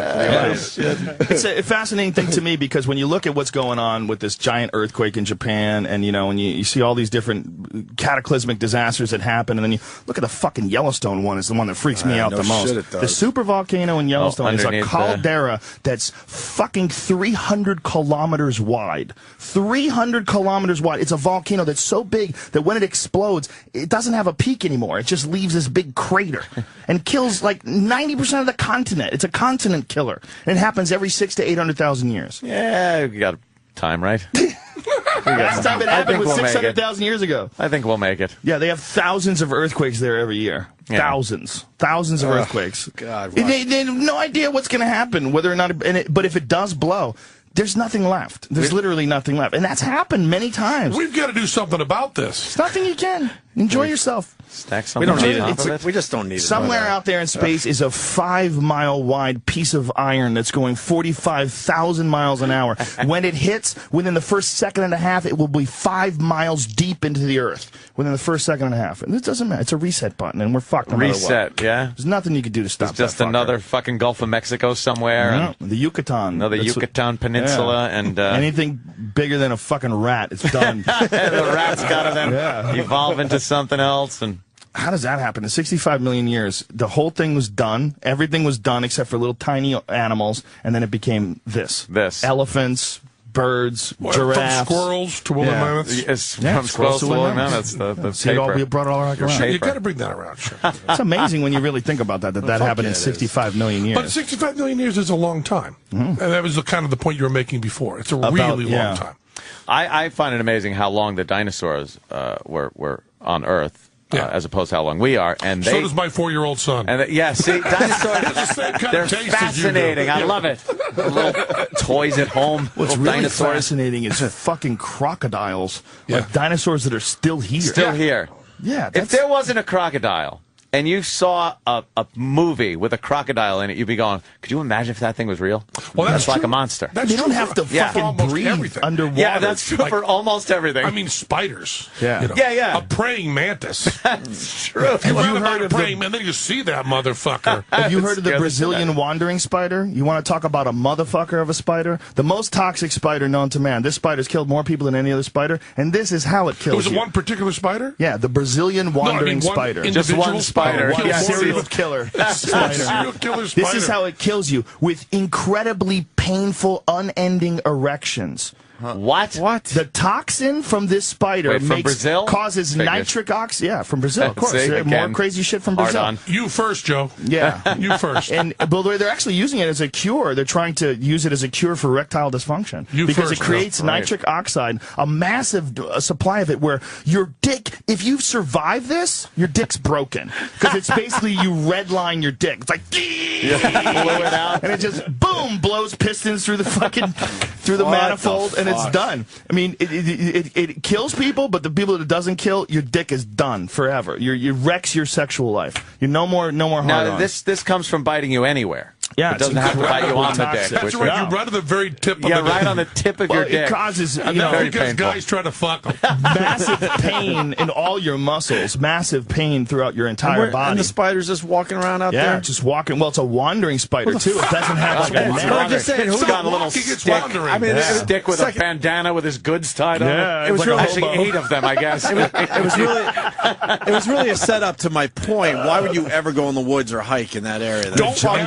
Don't ever go anywhere where money doesn't matter. Don't ever go anywhere where money doesn't matter. Words to live by, Lloyd. I went into the Everglades once, and when you haven't got, if you've got $1,000 in your hand and it won't help you, you don't want to be there. Right. You don't want to be there. Yeah. Don't ever go anywhere where money doesn't matter. The Everglades are so crazy because people, these fucking assholes, go to pet stores and buy vipers and all these crazy fucking snakes, and they go, I don't want this anymore, and they throw them into the swamp, and now they're eating crocodiles. Have you seen that shit? Have you seen that picture? There's a fucking photo of an alligator that's half eaten by a python. I don't believe that picture's real. Really? You think it's shop? I think there was something on Snopes about it, but I might be missing. We'll have to look into that. But I know, well, first of all, there's a show where they go after them and kill dangerous shit them. in the Everglades. Yeah. Don't get me wrong. I'm not going on They're not record to say there's not indigenous. dangerous They're shit. alien species. I might argue with you about exactly when civilization started, but dangerous shit in the Everglades,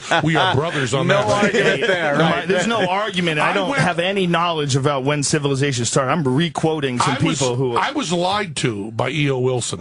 Who's that? You know, the entomologist who's the real expert on all ants. E.O. Wilson's the biologist at Harvard, and Koch. And he, I always, whenever I say Harvard, I follow with Koch. And then when people say, why'd you say Koch? I say, why'd you say Harvard? It's just, it reminds you that every time you hear the word Harvard, you should say Koch.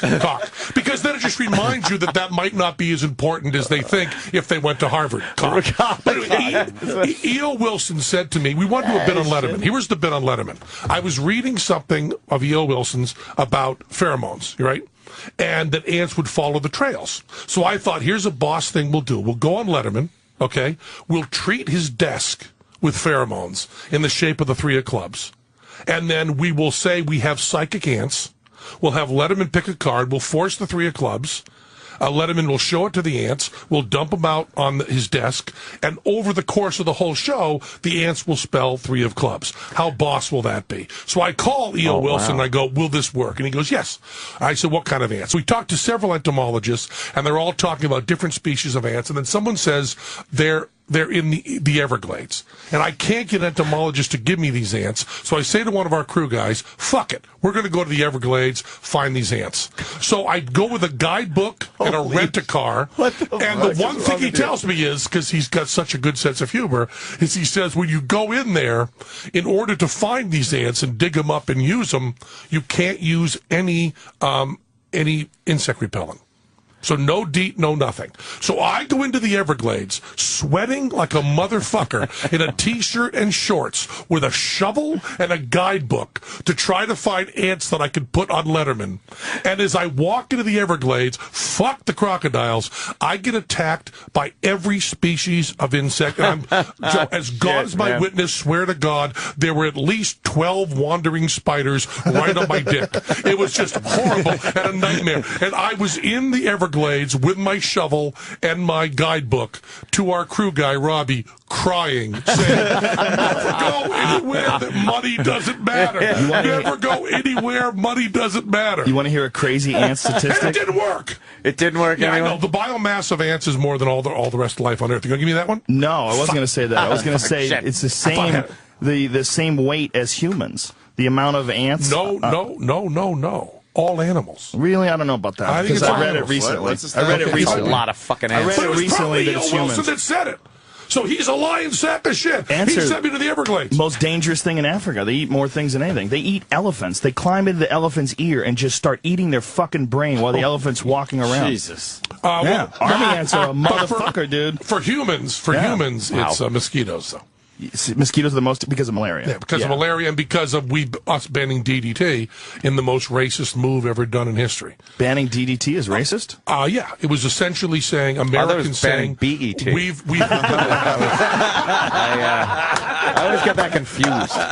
No, we've conquered malaria in the United States. A different kind of bug. Silent Spring comes out, and we banned DDT worldwide and sentenced probably 500 million people to death. That could be by DDT. The banning the DDT was because of what reason? It was really a racist reason? It was mostly a book called Silent Spring by Rachel Carson, and about the eagle person? Eagle legs. Eagle legs getting all soft and probably not true. That's right, the American eagle. But if those people were dying of malaria in the USA, I contend that we would not have banned DDT. It's the fact that it was people in mostly Africa and India that we decided to ban it worldwide, which we kind of did. In India, they still use it some. But DDT is a wonder drug. DDT is like the polio vaccine for malaria, and we took it off the market. And DDT is a pesticide, right? Yes, exactly. Yeah. But it really does take down mosquitoes. What is the bad part? There must be something bad. There's all sorts of bad. What's the bad thing there? There's a lot of bad, but not as much bad as children dying of malaria. It's always a trade-off. Wow, yeah. I'm a big DDT fan. I never would have had you as a DDT fan. Tell you the truth. I wear the hat and I cheer and I paint my face like DDT on certain holidays. Well, what do they say is wrong with DDT? I'm ignorant about it. There's a book called Silent Spring that said that it was going to go into our food chain and do all sorts of damage all the way up. Robin eggs were thinner, eagle eggs were thinner, the shells of them, and there was all sorts of damage. Whether that stuff is true, it certainly wasn't as true as they said. Certainly you don't get anything good without trade-offs. There is some bad about DDT, but 500 million people, you got to have a pant load of bad to let those people die. Yeah. Were that many people going to die from using it? Probably not. Exactly. That's the point. But, it's very easy to be an environmentalist, hardcore environmentalist, when you are rich and white and living in the USA. When you're not battling Brazilian wandering spiders crawling up your asshole. Biting your dick, yes. It's amazing how quickly the rainforest is going away, too. You ever watch, go to a website that shows you how much of the rainforest we're losing every day? It's terrifying. I haven't noticed from my house. I just look out the window. I watch TV. Cup of coffee.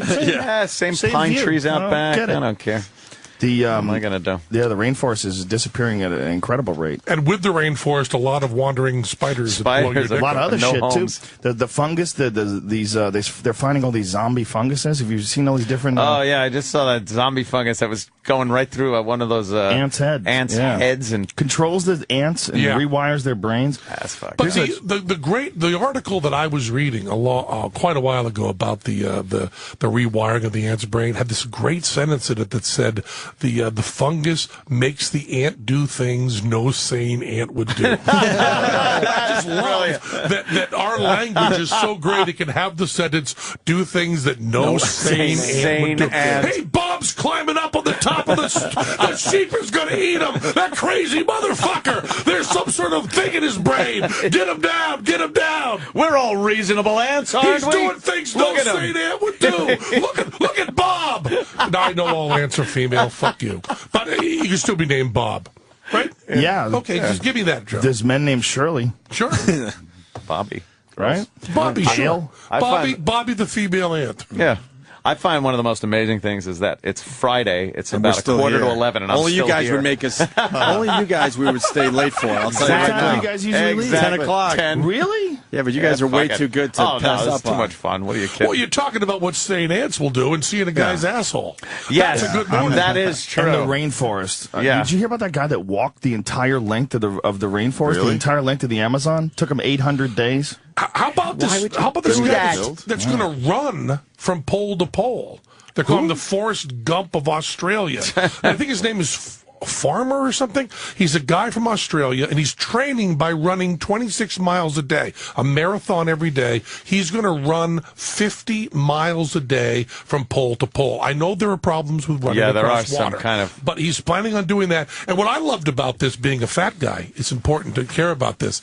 He has to take in 6,000 calories a day, so he has to, no, maybe it was 12,000 calories a day, so he has to drink olive oil to get enough calories. Whoa. And I'm watching this and going, boy, I hate the idea of running, but that drink of the olive oil is good. So, you know, guys who climb Everest have to eat sticks of butter. You know? Really? Yeah. You just can't get enough calories into you. You're burning so many. So if you're running 50 miles a day, one of your big problems is getting enough calories, and the way to solve that is by drinking olive oil, which is very sexy. Oh, man, that's got to make for some nasty dumps. Just to run from pole to pole to Greasy say dumps. you did it. Who gives a fuck? What is that nonsense? I agree. I I'm don't know, gonna 50 miles a day. show the world. That. Yeah. They'll shut up then. They'll leave me alone then. seems Once I so run pole silly. to pole. Yeah. Yeah, but how, There must everything be. is. Everything is. There must be some crazy motivation from childhood. He's doing wedgies that just will never get out of his mind. He's doing some sort of charity thing. He's raising money for, I think, something that's undeniably good, like fighting cancer or something. But he's not doing it just to For the DDT. I want to get a New Jersey. He gets kids to the pole, and right when he gets there, a polar bear eats his asshole. Just comes running after him, and just starts tearing his asshole apart. But right when they have 12,000 cameras calories on. a day. That's a lot of food. 12,000 calories a day. Yeah. That's several pizzas. Iraq, how do you get that? Oh, see, because we make fun because he's a little chubby. Oh, the chubbiness. Yeah, he's okay. He's looking for a comeback right now. Yeah, he's searching. Believe me. Well, he's just going to But take eating butter. Yeah, that part of that's, climbing Everest I'm okay with. That sounds As a matter all of right. fact, the list of things that I like about climbing Everest, eating butter. Eating butter. It's on the top End of of the list. list. No, that's the end of the list. Oh, that's it. There's nothing else. Think of something else good about climbing Everest. Seeing the Wiggling your bodies. toes every step so they don't fall Freezing off. cold. Not good. Freezing cold. Not good. breathing. Not being able to breathe. Not good. Falling to your death. Not good. What about seeing all the bodies, the hundreds of bodies that On are the left way up. there? Not good. Or you put it on the there. positive. Not Positive. could be Negative. kinda Okay, cool. negative. Good. That's negative for me too. But I just didn't want us to get into a little But thing how about old does a dead From body? the You don't internet, wanna see it's what- you don't wanna- positive. what's that? From the internet, it's positive. When you're there in person, it's like, what am I doing? How old does a body have to be before it's cool to look at? Like, if there's some explorers from the 1800s and there's their encampment and that's where they died, you look and go, all right, that's kind of cool. If it's someone last week, you're like, body. With the North Here's Face the jacket on. Fuck definition of that. Too soon. Yes, too soon. Too soon. Too soon to look at a dead body. Too soon to look at the dead If the body. gear but- looks old, I think it's once the shit you're smell in. goes away, you're okay. The first guy Shit to smell ever goes climb away. Everest. Rule of thumb. I like that. For Rule all of thumb. too soon. For Yeah. all too soon. Any joke you want to make, once the shit smell goes away, That's it. go crazy. You're in. Now What did you it's guys okay. think about Gilbert Godfrey getting in trouble for tweeting all those? Yeah, the things about Japanese things. Japan? I'm from the school of thought, as they say. Anything. I think anything should be able to be said. But there are consequences. There are no bad guys in this. Aflac is an insurance company. Right. Being edgy is not an upside for an insurance company. No. You know, I'm very good friends with Gilbert, and I talked to him a lot about this. And I didn't know they were 75% Japanese. Amazing. Who But knew? when Gilbert made those jokes, and everybody forgets this, Gilbert was making those jokes before he saw the future. You know, we didn't know on that Friday how terrible it was going to get. Right. And there is a certain line there. So Aflac did exactly the right thing, and so did Gilbert. You know, you have to say, when you are as brilliant as Gilbert, it is your job to society to say anything that pops into your head. Now, without Twitter, that doesn't happen. Because without Twitter, he doesn't get to say it until a week later when he already knows shit. But none of us, and I don't mean in entertainment, I mean in the world, know how to use Twitter yet. So it's a nutty situation that Joe just, while he was talking to us, sent out to 1 million people something that I said. He could have made a mistake there. I was going to, but I forgot what your exact quote was. Don't go anywhere where money doesn't matter. Yeah. When we're done here, I'll do that. But I think you've got a situation that's horrible with no bad guys. It's, once again, you don't see evil. It's not like the Affleck guy said, I want to stop all freedom of speech, fuck him. Right. He was like, oh man, that's really bumming some of our customers. We got to stop it. Yeah. And, you know, Gilbert... Good take. Gilbert did not say, I have no respect for people who are suffering in Japan. That isn't part of it. I mean, as Joan Rivers said, and it's, you know, she's exactly right on this, there are many, many ways of dealing with grief. Entombing the reactor is a last resort. This is the next thing they're talking about when it comes to this. Oh, so there you go. Fucking so scary. 10,000 years from now, that's what'll be left. Yes, a boiling but not nuclear really, core. Not really that much more scary than the tsunami and the earthquake. I mean, the tsunami and the earthquake will kill more people than the nuclear thing. Yeah, but the tsunami and the earthquake, when they're done, they're done. Well, no, they're not done. This fucking thing is a half-life of 20,000 years of shit. They're not done, they're done. They're moving the whole continent inches, noticeable amounts. They're not done, they're done. There's bad shit that happens everywhere. Well, I'm definitely not doubting that, but I'm saying that this is a scary thing, this not being able to shut down nuclear power plants. Yeah.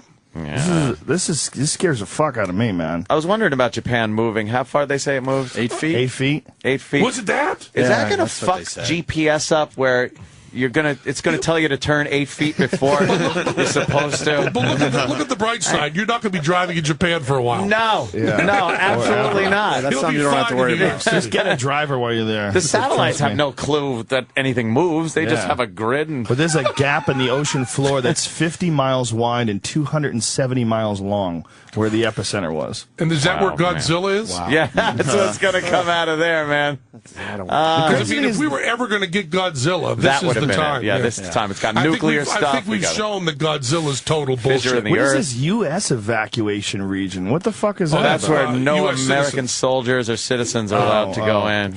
Our zone's a little bigger than the Japanese one. They're like, nah, we're not believing their zone. Yeah, we're not buying that zone. But I don't think. Don't worry, we're not evacuating San Francisco. Well, yeah, that's the weird thing when you see online these cloud fucking scenarios. Oh, they were showing kind of where radiation would go, picked up on the jet stream and dumped on the North Pacific. Yeah, that's not good. That's a little odd. That's a little. But I think it's supposed to be just a minuscule amount, just a little radioactivity. Well, there's a lot of people that believe every time you go through the X-ray thing, the new thing at the airport, it's fucking up your DNA. Yeah, but I think those are people that are politically motivated, possibly.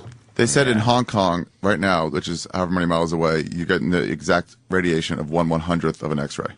Oh, see, that's we could take that. Yeah. Yeah, you had a thing at the TSA recently. I was reading about that. It wasn't recently. It just showed up. It was in 2002. Really? That I was against TSA before it was cool. A guy, you know, was grabbing my what did the guy say? The guy was grabbing my cock, junk. filling me up. No, it was junk for that guy.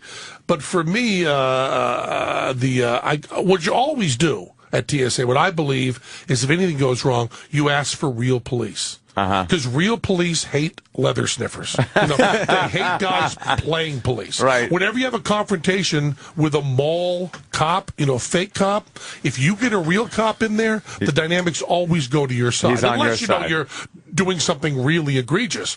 And so I went through, and this guy just said, hey, don't do that. And he started giving me some attitude, and I said, call the police. And he said, no, we don't need to call the police. You've done nothing wrong. I said, no, I haven't. You have. Call the police. And he said, no, you don't have to call. I said, no, that's my right as a citizen. Get Metro in here. It was in Vegas. And then the real police officer says, you were grabbing his dick? And I said, I don't care. Really, anyone can grab my dick. you just have to ask me beforehand. I require dinner, anything. Right. I'm not homophobic. I don't care. Grab my let me cock. know you're going to do but it. I also care a lot about the Constitution, a lot about freedom. So it's a weird combination. You I just don't put need out to a protect. very strange invitation, I don't sir. need to protect. I don't need to protect my cock, but I'd like to for the sake of my country. Right. So my cock is a patriotic area. It's not. I don't. I'm not afraid of anything. So do you think he was grabbing your dick just to humiliate No. you? Yeah. It was just because I showed a little attitude. Imagine me showing a little attitude. Oh, He no. must have misinterpreted something. It must have been just I had a belch or something, and the look on my face looked like I was contemptible to him. And in 2002, if you questioned anything, you were unpatriotic. That was the height of fever. Oh, my You know God, what they did, though? You know what the final thing they did was? Is after I did this little... And I tried to do it very politely and through proper channels and stuff, through the police officer. The TSA person in Vegas called up and said, Penn, we don't want to have any trouble with this. When you're going to fly somewhere, you just let us know, and we'll get you through without going through the security. I'll see. And I went, no, I don't want special treatment. It wasn't about me. It was about the idea of it. As a matter of fact, you're much more welcome to feel me up than the elderly ladies and the children who you're frightening to death.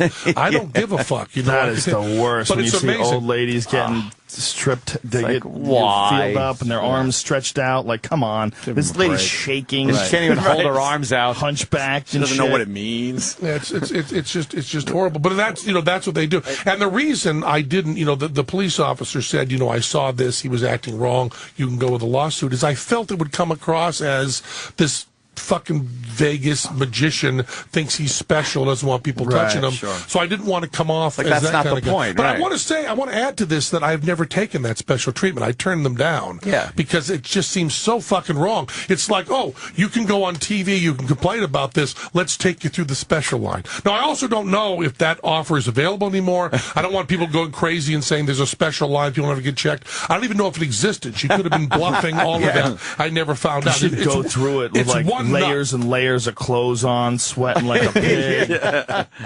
Looking. But I mean, it's knows what's behind that security. door. It's security theater, and I think everybody knows that. It really is. It's there to kind of make you feel like they're doing something, but things slip through all the time. Yeah, didn't they just have a thing in the Post? But it was the Daily News or the Post. And They showed knives and shit. They just snuck knives. through. Guy brought a box cutter on the plane, and I think because it was for his job or something, and he had it in there, and he's the one that said, like, look, I didn't mean to have this. And they freak out then. Oh, well, come on out. You got to come out. It's like he was fessing up to the fact that he had it on him. We also have the point that they put pilots through that shit. The pilots go through. Yeah. And the pilots, they have a way to do it. Once you're the pilot of the fucking plane, you don't have to worry about nail clippers. You really don't have, Well, do you remember that guy in Egypt, the pilot that fucking took the plane crashed down? the plane, He's screaming, Allah Akbar. Yeah, he crashed the plane. He laid a hammer over the co-pilot's head or something and just decided, that's it. This is it. I'm going in. Time to wrap it up. The problem is, once you're going to kill everybody, incling yourself in the plane, hitting a guy in the head with a hammer, not that bad. Really not that bad. If you're looking at what you're going to do, You're committed. on the way to that, that's Unless okay. it's Once you brain foiled. him, though, that's a commitment. You don't want to change your mind after that. You can't worse than saying no in improv. There's an amazing story of a freight line. It was FedEx or UPS, one of the airplanes, using one of those L-1011s, and a guy wanted to kill himself, get the insurance money for his family, one of these old gags. So he flies on the jump seat, has a hammer on him, and goes into the flight deck and just starts beating the shit out of the pilot and co-pilot. And one of the guys got up, and they were major league fucked up in the head, like bleeding on their brains, and grabbed this guy. And as they're fighting, the guy pulls out a knife, he's stabbing one guy, and the pilot, who's also semi-conscious, just starts rolling the plane over. And now the co-pilot and the hijacker, at this point it's now a hijacker, are flopping from the ceiling to the floor of the plane. He's trying to knock this guy out using acrobatics with the plane. Holy shit. Finally got him to the point where the co-pilot was able to hold him down, and they landed the plane. They both wound up with really horrible head injuries and everything, but landed the fucking plane and thwarted the guy's attempts to crash the plane. An amazing story. I saw it on one of those minutes before disaster shows. That's crazy. Yeah, unbelievable. How many people in the fucking main cabin got fucked up landing on their head? It was a freight. Yeah, it was a freight. It was a freight thing. plane. And some of the freight was coming out and smashing these guys. And the way the story was told was just like, oh my God, that's horrific. The way the story was told was like they had to fill cable television hours. Yes, exactly. And I was right there watching. Recreation. I love a good recreation. I know that way. That we have 800 channels. They're running 24 hours a day. You try to fill them up, motherfucker. I love them. I can't get enough. You got to get out of here. Watch everything. Yeah, Ron and Fez Fez starting like 2 on. minutes. Beautiful. You guys can stick around for Ron and Fez. Hey, they love people. What are the plugs? Joe Rogan, you just nothing. Podcast, tweeting that. Follow me on Twitter. We're at UFC tomorrow night. Chuck Liddell, anything? Just hanging? Hanging. Ari, anything? At Ari Shafir. All right, Penn Gillette, We're at the sure. Rio Wall Street Hotel Casino in Las Vegas, Nevada, and Teller's show Play Dead is at the Player Theater. And you guys should go I'm to see finally Teller's going. fucking play. Didn't Jimmy Go see it? Yeah, Jimmy told me I got to go now. Jimmy saw it, said it was amazing. Well, I'm really I'm going to go good. check it out. Go see What is it. Play Dead? What is it? Play Dead is a show that Teller wrote and directed at the Players Theater, and it's like an old-fashioned spook show where you're in the dark and it scares you, and it's also funny and thrilling, and it's a really cool And show. where's it at? It's at the Players Theater. Where's it's right that? here in New York City. Oh, okay. And it's great. It's great. It's a one-man show by Todd Robbins, but Teller wrote it and directed it, and it's not really a one-man show. There's a lot of people sneaking around in the fucking dark. And now Teller's going to yell at me. No, it's a one-man show. No one's sneaking around in the fucking dark. There's no one sneaking around in the fucking dark. It's a one-man show. He's doing it all himself. Yeah, except for the people sneaking around in the fucking dark, you retard. But yeah, You're just an asshole all the time, man. And he doesn't even do drugs. No, it's amazing. Thank God. so far, it's You just so apologize far. for There's so still far. hope. Yeah, I you might never go know. get fucked up with you right now. That would be amazing. There's hope for the world. We're going to start our weekend, man. Penn Gillette, it was a pleasure. It was a Okay. pleasure Hey, just fucking thanks, checking guys. this out, Absolutely. man. A lot of fun. See you guys And Monday. go see his fucking show. All right, we will. Why am I introducing these buffoons? I'm William Shatner, goddammit. But enough of this palaver. Let's get the show on the road. Good fucking morning. Hi, everybody. We got Joe Rogan. He's here already. Right off the bat. And I think we already did 20 minutes of radio. we should have recorded that. Well, It doesn't matter. We should get more where that came from. and we should get the plug in because we're going to just start rocking here. Fear Factor starting Monday at 8 p.m. on NBC. Fucking A. I've been watching That is awesome. The ads, they put the trailers on TV. Holy fuck. It looks like they completely threw out any rule book or any restraints. It looks insane now. I wish I could tell you one episode that we did that may not air because it's so fucked up that NBC, they've watched it for weeks and they still can't decide whether or not it's going to air. Can't figure it out. Yeah. I may or may have not watched someone drink animal piss, and that's not even the worst. That's not even the worst part. I may or may not have. I may or may not have. I can't tell you. I cannot neither deny nor confirm. Yeah. But that's not even. I can't even tell you what I really want to tell you. During the break, I'll tell you. Just let it slide. Just And let then it go. just- Can't. It's too No, fucked up. not you. I mean NBC. Just fucking air it. It's too fucked up. It really is. Yeah, I'll tell you why. We'll discuss it. Could it be on a DVD someday? Yeah. Well, it's on my phone, so it's eventually going to get somewhere. Did it happen at Penn State? No, but it could have. Is it an eggnog challenge? No, but it could be. We should do eggnog challenge Yeah, for we Fear should. Factor if you're interested. We could get Pat from Pat Menaki Funaki's still around. Oh, What fuck about- yeah. But we need Pat Duffy too. Yeah, that lunatic. Was that guy still around? You don't hire him anymore, Yeah, do we you? just saw him recently at Really? the Hard Rock. Well, Is he still brushing his teeth with dog shit? He'll do anything. What a crazy fuck. What he did was Why fucking Amazing. don't we show him the video? Amazing. We just did a live broadcast for Oh, Thanksgiving at the Hard Rock Cafe. And he did something there. Oh, He'd be good on Fear Factor, wouldn't he? A guy like that? Yeah. God. You guys were at the Hard Rock in Vegas? In New York. And Oh, I wish. and you know, the lawyers have kind of shut down a lot of our shit, unfortunately, but we're still doing a fine radio show. But we decided to do a mashed potato eating contest. Kind of lame, I'm not going to lie to you. And then Pat Duffy, who happened to be in the audience, there he is on Oh stage. my God, Chugs puke. Yeah. Well, watch this. Some guy had puked his own potatoes into the potatoes. Oh no. What you're about to see is he's going to go for this guy's massive, they were huge bowls of mashed potatoes, and he puked a lot into his mashed potatoes. And then Pat Duffy wanted to just come up and say hi hi to everyone because it's been a while. It looked like gravy. God. Yeah, His stomach bile was brown. It's a quick video, and you know what? He wanted to wish his father a happy 60th birthday, Joe. You can understand this. This is so repulsive. Well, if that was my boy. Better read. We're only doing this because you asked about Pat Duff. The volume? Well, oh great, no volume today. You need a beverage or? Wait, he's got a cup. Oh no! That's mashed potato cube. No, that's mashed potato This kid doesn't give a fuck. It's stringing. It's stringing, hanging down.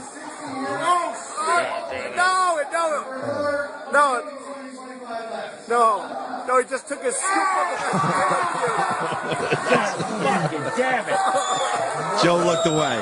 So repulsive. Whoa. Rogan, who has seen everything, has looked away. This is hard to watch. This is really hard to watch. That kid takes it to another level. Yeah, he does. He's still thirsty, though. You need to. He goes back. Oh yeah, he has to go back for a second scoop. Can you watch that Second scoop. I can't watch it. It's so bad. That's truly terrible. And he's not done there, Joe. The video's almost over. He goes in for a third scoop, and then you get to see what the mashed potatoes really look like. Oh my God! That's all. Jesus! God damn it! He keeps going. Yeah, he does. He does. What is wrong with this fucking guy?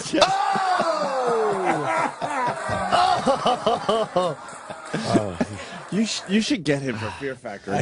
No, but he's a ringer. Yeah, he's a ringer. No ringers. Definitely. Yeah. You can't have ringers. Definitely. Well, I would like to see though. There's some things that we did that I know even he would gag. You think? Yeah. There was a time when we made them drink blended maggots. We had and it wasn't just a little bit. It was like a fucking big gulp full of blended maggots.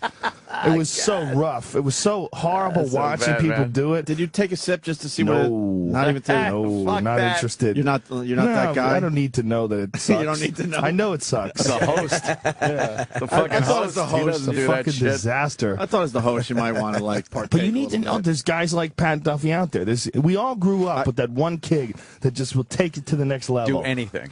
We've been doing this a long time. He's the king. Oh, he's the monster. Pat Duffy is the fucking king. There's no one that comes close to Baby the shit he's Bird. done. Baby Bird. Imagine how many fucking people would willingly do that. Yeah. I'll never forget that. That was the greatest moment of any radio show I've ever been a part of, without a doubt. I don't think when that kid leaned over that garbage pail and had fucking Pat from Winaki unload in his mouth a cartoonish amount of puke. Yes. It was cartoonish. Remember? It really was. It was a goddamn broken fire hydrant. It was just unbelievable, the volume. So repulsive. And that was a tradition, and unfortunately that was shut down. They shut that down? Yeah, the lawyers shut that down? They shut that Because down. somebody died in California doing a water drinking contest, and then no one in the fucking country can ever do them again. No kind of like eating, drinking, anything like that. Socking, fucking. Right. Isn't it amazing that you can die from water? Yeah, that is fucked Who knew up. that? Who knew that? It's Yeah. so, You needed. hold that shit in. I mean, Apparently it's happened with like fraternity pledges. Sure. Yeah. People don't realize, What happens? What you drink too much water? What's the biological? I think it gets super saturated in your system, and then it can just come out into your brain. You get like some kind of fucking it could absorb into your system, but then it just like comes out of your bloodstream. Isn't that fucking nuts? When you think about when you talk about drugs, they always talk about the LD50 rate, with his lethal dose for 50% of the population. Right. What you don't realize is most of the shit you take, like salt. Go eat a pound of salt. You're fucking dead. You're dead. But meanwhile, you're sprinkling on your fries, sprinkling on your burger. It's poison. You eat a pound of that shit, you're dead And as that's fuck. it. You eat a little bit, you're fine. How close do you think you've come to eating a pound? In your whole life? Well, I don't know, just in a weekend or something when you just went crazy. Well, with you'd have salt. to do it all in one sitting. Yeah. You know, it's not a weekend. It's like within an hour. You know, you'd have to somehow or There's another some eat salty a pound shit of out there, salt. though, man. You're eating poison all day, man. Yeah. Like fucking, bananas got potassium in it. If you eat fucking potassium, you're gonna be dead. Yeah, eat too much of it. Have too many aspirin, you'll fucking die. Yeah, but the water thing makes you a waterhead, is what Kevin from Connecticut is saying. Somewhere around 10,000 people die from, I believe it's aspirin and caffeine. The aspirin and caffeine overdose in this country alone. It's like 10,000 people. Caffeine? I didn't know caffeine could do it. Yeah, now you're freaking Kills us people. out. Yeah. It's like fucking. Yeah. Oh yeah, you could die. You ever heard of people dying from those rip fuels? Do you remember Really? those? Oh yeah. Well, they don't have the same ingredients anymore. I think they took out the really hard shit. I forget what the fuck it was called. I don't remember either. But Oh, remember that shit? Yeah. there was a kid on Long Island that diet died from that pills. shit. Yep. People would love to. The girls were taking it. Diet pills. Ephedrine? How much coffee Yes, am I? ephedrine. How much Thank you, coffee sir. am I allowed to It's a have? good question. I was Now just saying. you're freaking me out with the OG. I had and some this. I mean, I caffeine. have a cup here this morning, but which I will drink very lightly. But I took like 2 weeks off of coffee. Yeah. It was the first time in my whole life I've ever done that. Headaches? No, Flu I symptoms, did. like they say? I did when I was writing my book, and when I was writing the book, I was drinking like 5-6 cups a day, and then I took a couple days off and I had headaches. But this time I didn't have any headaches. But when I took like 4 days off, I had a cup after that, and then I was like, whoa, like it really hits you. And then I'm Yeah. like, man, I'm just used to this shit. Like this can't be normal to be used to this heavy duty stimulant. So then I just took a bunch of time off, and what I was amazed with was how much energy I had throughout the day. Like That's I what didn't they need a said. nap at the end of the day. It was like I Yeah. was even. Yeah. And I was like, oh, but I still wanted the coffee. You still want that charge, You're like a still little jonesing. junkie. They say that though. You get your energy back if you get off the coffee. So Yeah. you're not crashing. right. I don't Exactly. I don't So do that. what I did is I switched to Water. tea.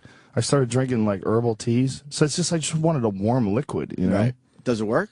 I mean, it's okay. As far as It's the same craving thing. goes? Yeah, sort of. right. You know. And then you Stick get to water all decaf. day. But decaf still Okay. fucks you. Why? Yeah, decaf sucks. Decaf still has caffeine. in Does it really? Yeah. Sucks. Yeah. I It's drink not that a at lot. night. I drink it at night. I didn't know it had Really? caffeine. Well, yeah. you probably drink so much coffee that it's just like you could probably drink a cup of coffee and then take a No, nap. regular coffee I can't. I'm a very bad sleeper. Really? It keeps me up, yeah. You drink a lot of coffee during the day. Yeah, I right? do. At least 2 or 3 cups. Now it's not as many. Just as in it the used to be. morning When for you're me. doing no. radio or like even when I'm doing my podcast, I feel like I need a little something to just get Something. me fucking really fired You up just and need get something going. to just sip the whole Yeah. time. And it, Fucking you know, Marys. you need a little bit of a stimulant. Yeah. You know, you're Yeah. talking and thinking, and you know, Well, you do a little, you know. well, that helps too. Well, that, I Gets took the a little mind of that before going. I got here. I'll tell I you do that. the opposite. I'm not gonna lie to you. drink. What's that? I do Drink? the opposite. I sit in my basement and start the webcast and I'll just start drinking, and by the end of it I'm just like, yeah, I'm sick of the fucking phone calls yet. Just no thought process, just completely sloshed. And you sit there with your chick, and you guys get hammered together. It's yeah, we hilarious. get You into start arguing. arguments and shit. It's like watching the Days of Wine and Roses. Hey, that shit was in Stacker too. Oh, What's right. that? That's Yeah, right. man. Ephedrine, right? And we were big fucking advertisers for Stacker too. Oh, really? And they It's- had to change the ingredients in there. The Yeah. ephedrine, you mean? Yes. I don't know what the Ephedra. ingredient Yeah, was. Maybe it ephedra. was. You remember when people were on that fen shit? Yeah, and it was fucking their hearts up. Ooh, I it was know to a lose girl. weight, right? I know a girl who lost like 40 pounds. She got hot. She was like a little chubster, and then all of a sudden she got on the fen, and everybody's like, "What the fuck?" Like it was quick, man. It was like a couple of months. That can't be good for you. Yeah, oh, it's terrible for you. Can't be good She got for you. off that shit and Right back blew up. right back up. Blew Yeah. right up. Oh shit. Yeah, I mean, she was just fucking hitting it at the It's red like- line all day. It's like fat flowers for Algernon. You know how you know how when you're on the highway and you're in your Shelby and you hit that fucking red line before you change gears? Yeah. That bitch was living there. That's what she was living. She was just living there all day. Oh man, that's a tough place to be. Drinking Diet Coke and taking fen. Just fuck the heart. Yeah. Fuck the heart. I want some good dick. I want some quality dick. For once in my life, I don't want some fucking sacrifice dick. Some chubby chase. Yeah. Why the fuck don't you live on the East Coast, man? We I wish I did. We don't get to see you enough, Joe. I listen. I love you guys. I listen all the time, constantly, all day. And we listen Whenever to I'm in my podcasts. car, unless I'm listening to the news, this is what I listen to. And I check out the Or unless I want to podcasts. get angry. If I want to listen, I listen to right wing talk radio and see fucking idiots. Who do you listen to? Oh, whoever's on. There's a Patriot station on XM Sirius. Yeah. Patriot It drives you Radio. nuts. It's fucking great. No, I mean, it's just, you need to know that there's actually people like that out there. People, people were saying to me, they're like, "Why don't you fucking call Rogan out and being such a lib?" It's I'm like not. he's not fucking. If you know Joe, he's not a lefty. He's not fucking You're a in the righty. middle. I'm He's more like- of a, he's like more of a libertarian, Republican but- than I am a liberal. Yeah, exactly. But it's With more gun of a, laws and a lot of different things. I'm much more of a Republican. Like, people think I'm completely right wing. That's not the truth, man. I love abortions. Yeah, go for it, ladies. You like the Occupy Wall Street thing, though, right? I'm fascinated by the rebellion. I don't think it's really focused. We will crush your rebellion.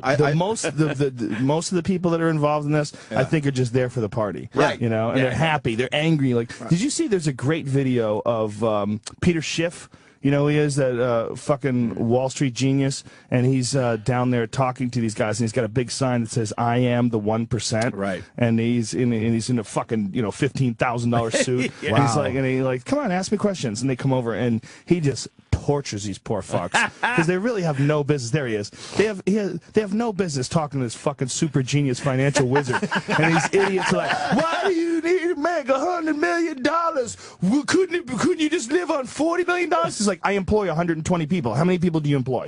And they're like, it's because of us that you. You should really listen to it because it's really kind of hilarious. He's playing right now. 9%. Maybe see if we can find some common ground. It's not capitalism. Look at a big sign on the I'm the 1%. Let's talk. It's corporatism. Nice it's suit. Crony capitalism. It's fascism. That is the problem. Capitalism is the solution if we can only fully embrace it. Anyway, we got a few Meanwhile, people this guy's around been here. And I'm calling wondering out who in all these particular would assholes like in the to banks address for any of their years. grievances. Right. Fucking genius. This guy's Imagine compassionate capitalism.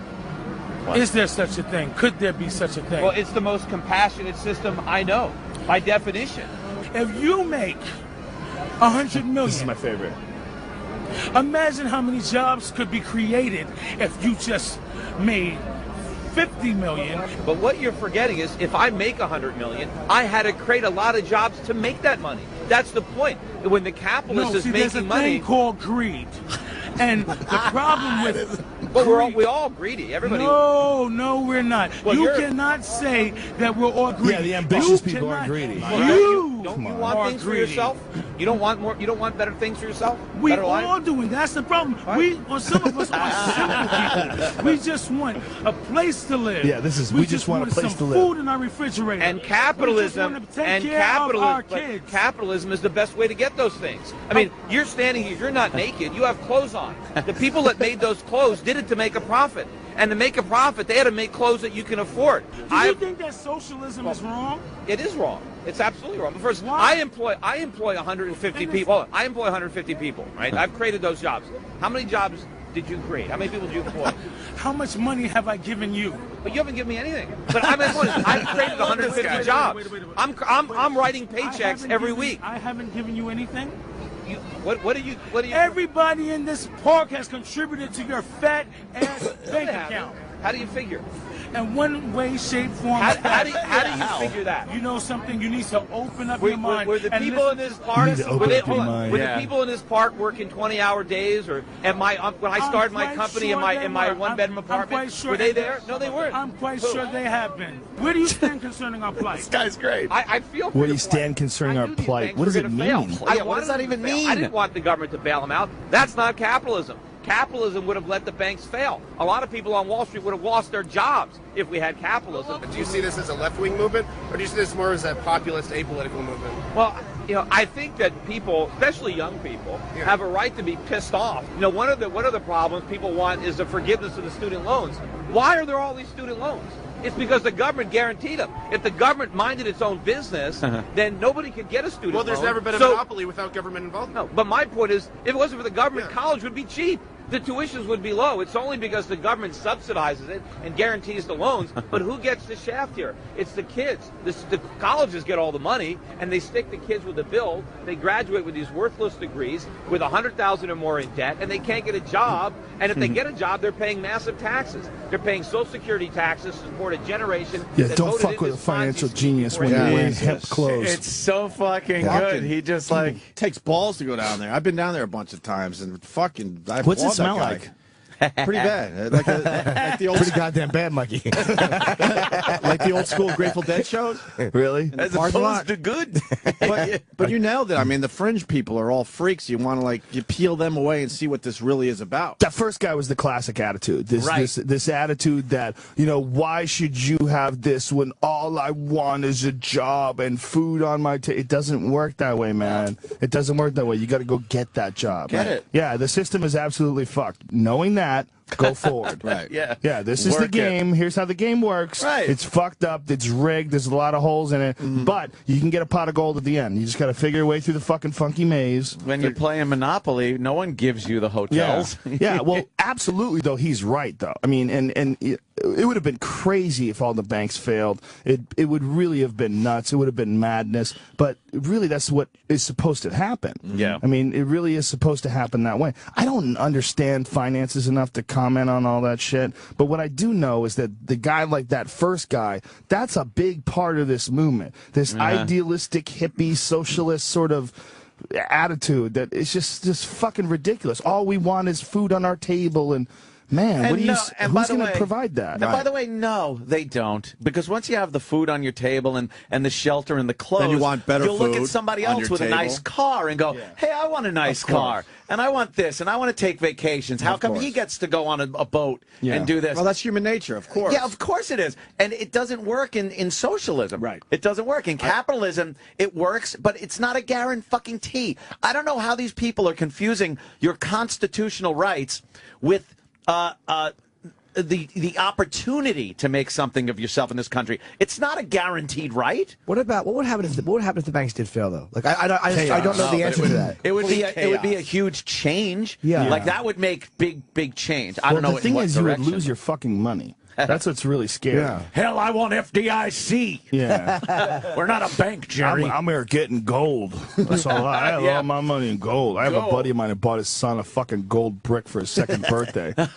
the kid a gold brick. This is a start of his collection. Like why don't you get him gasoline and bullets? Because that's what he's going to need. A Goldfinger prop. Who are you going to sell that to? If it ever gets to the point where you need gold, that gold's going to be fucking worthless. Yeah, worthless. Because someone will take it.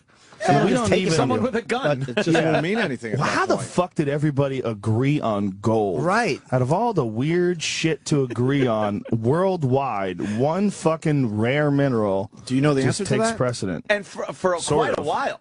It's not even like the off-shelf answer. It's not even like they decided recently. Yeah. Like gold has been fucking gold 10,000 years. For years. Like people just decided, and we still look at it like, yeah, that's the shit. It's Well, you know the craziest explanation for that is by Zechariah Sitchin, who was a biblical scholar and a linguist who studied the Sumerian text. And the Sumerian text is one of the oldest written languages. It's in cuneiform. It's from Mesopotamia, Babylon, where the cradle of Iraq civilization. is.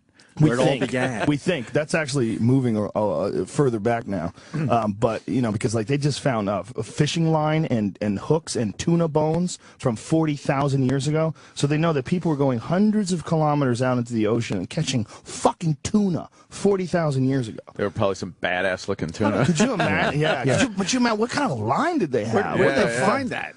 They just recently have discovered this. It was probably tuna that would walk up on the fucking shore and punch people in the face. They'd be raping their wife when they came home. Come home, your baby's getting eaten by a tuna. Where do you think that smell came from? There's a tuna shitting in the yard. Can you go kill it?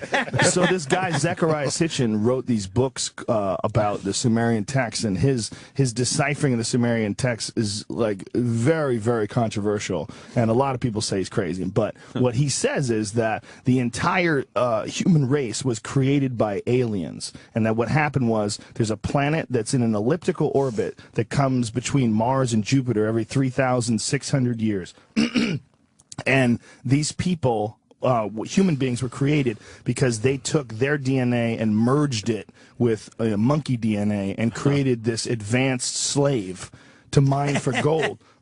Because they use gold they suspend gold in their atmosphere to protect their atmosphere, because they've lost their atmosphere, just like our atmosphere is slowly eroding because of modern machines and industrial society, and pollution. Their atmosphere is already eroded, so they suspend gold particles in their atmosphere, and it sounds completely retarded, but if you stop and think about, like, why the fuck do we like gold? Like, and why has it been that way for so long? Well, if we were, like, genetically engineered to mine for this shit by aliens, sounds stupid. But then you realize that this guy wrote this book in, like, the 1970s, and they didn't figure out, there's like a symposium on climate change in, like, the 2000s, where they were battering around ideas for how to combat, the erosion of the atmosphere. And one of them was suspension of reflective particles in the atmosphere. And this is like, no one knew this in 1970. We didn't even have that issue in the 1970s. Right. But this fucking guy wrote this book about this. But let me ask you a question.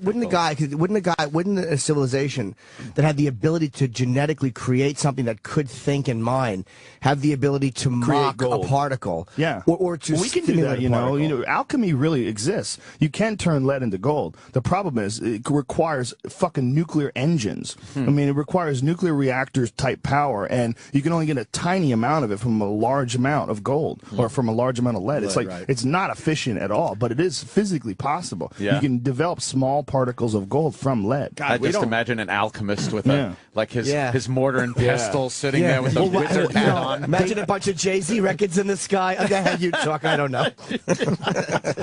We don't know shit is what it comes down to. Well, we don't know shit about human civilization. We don't that's know for sure. shit. We don't know shit about how long people have been around. Right. There's a new thing that they found recently called Göbekli Tepe. It's in Turkey, and it's at least 12,000 years old, which is when people were supposed to be wearing animal skins. We're supposed to be hunter-gatherers and nomadic people. And they found this huge stone structure with fucking, 19-foot-high stone columns that are perfectly cut and animals that are carved into them that don't even exist in that country.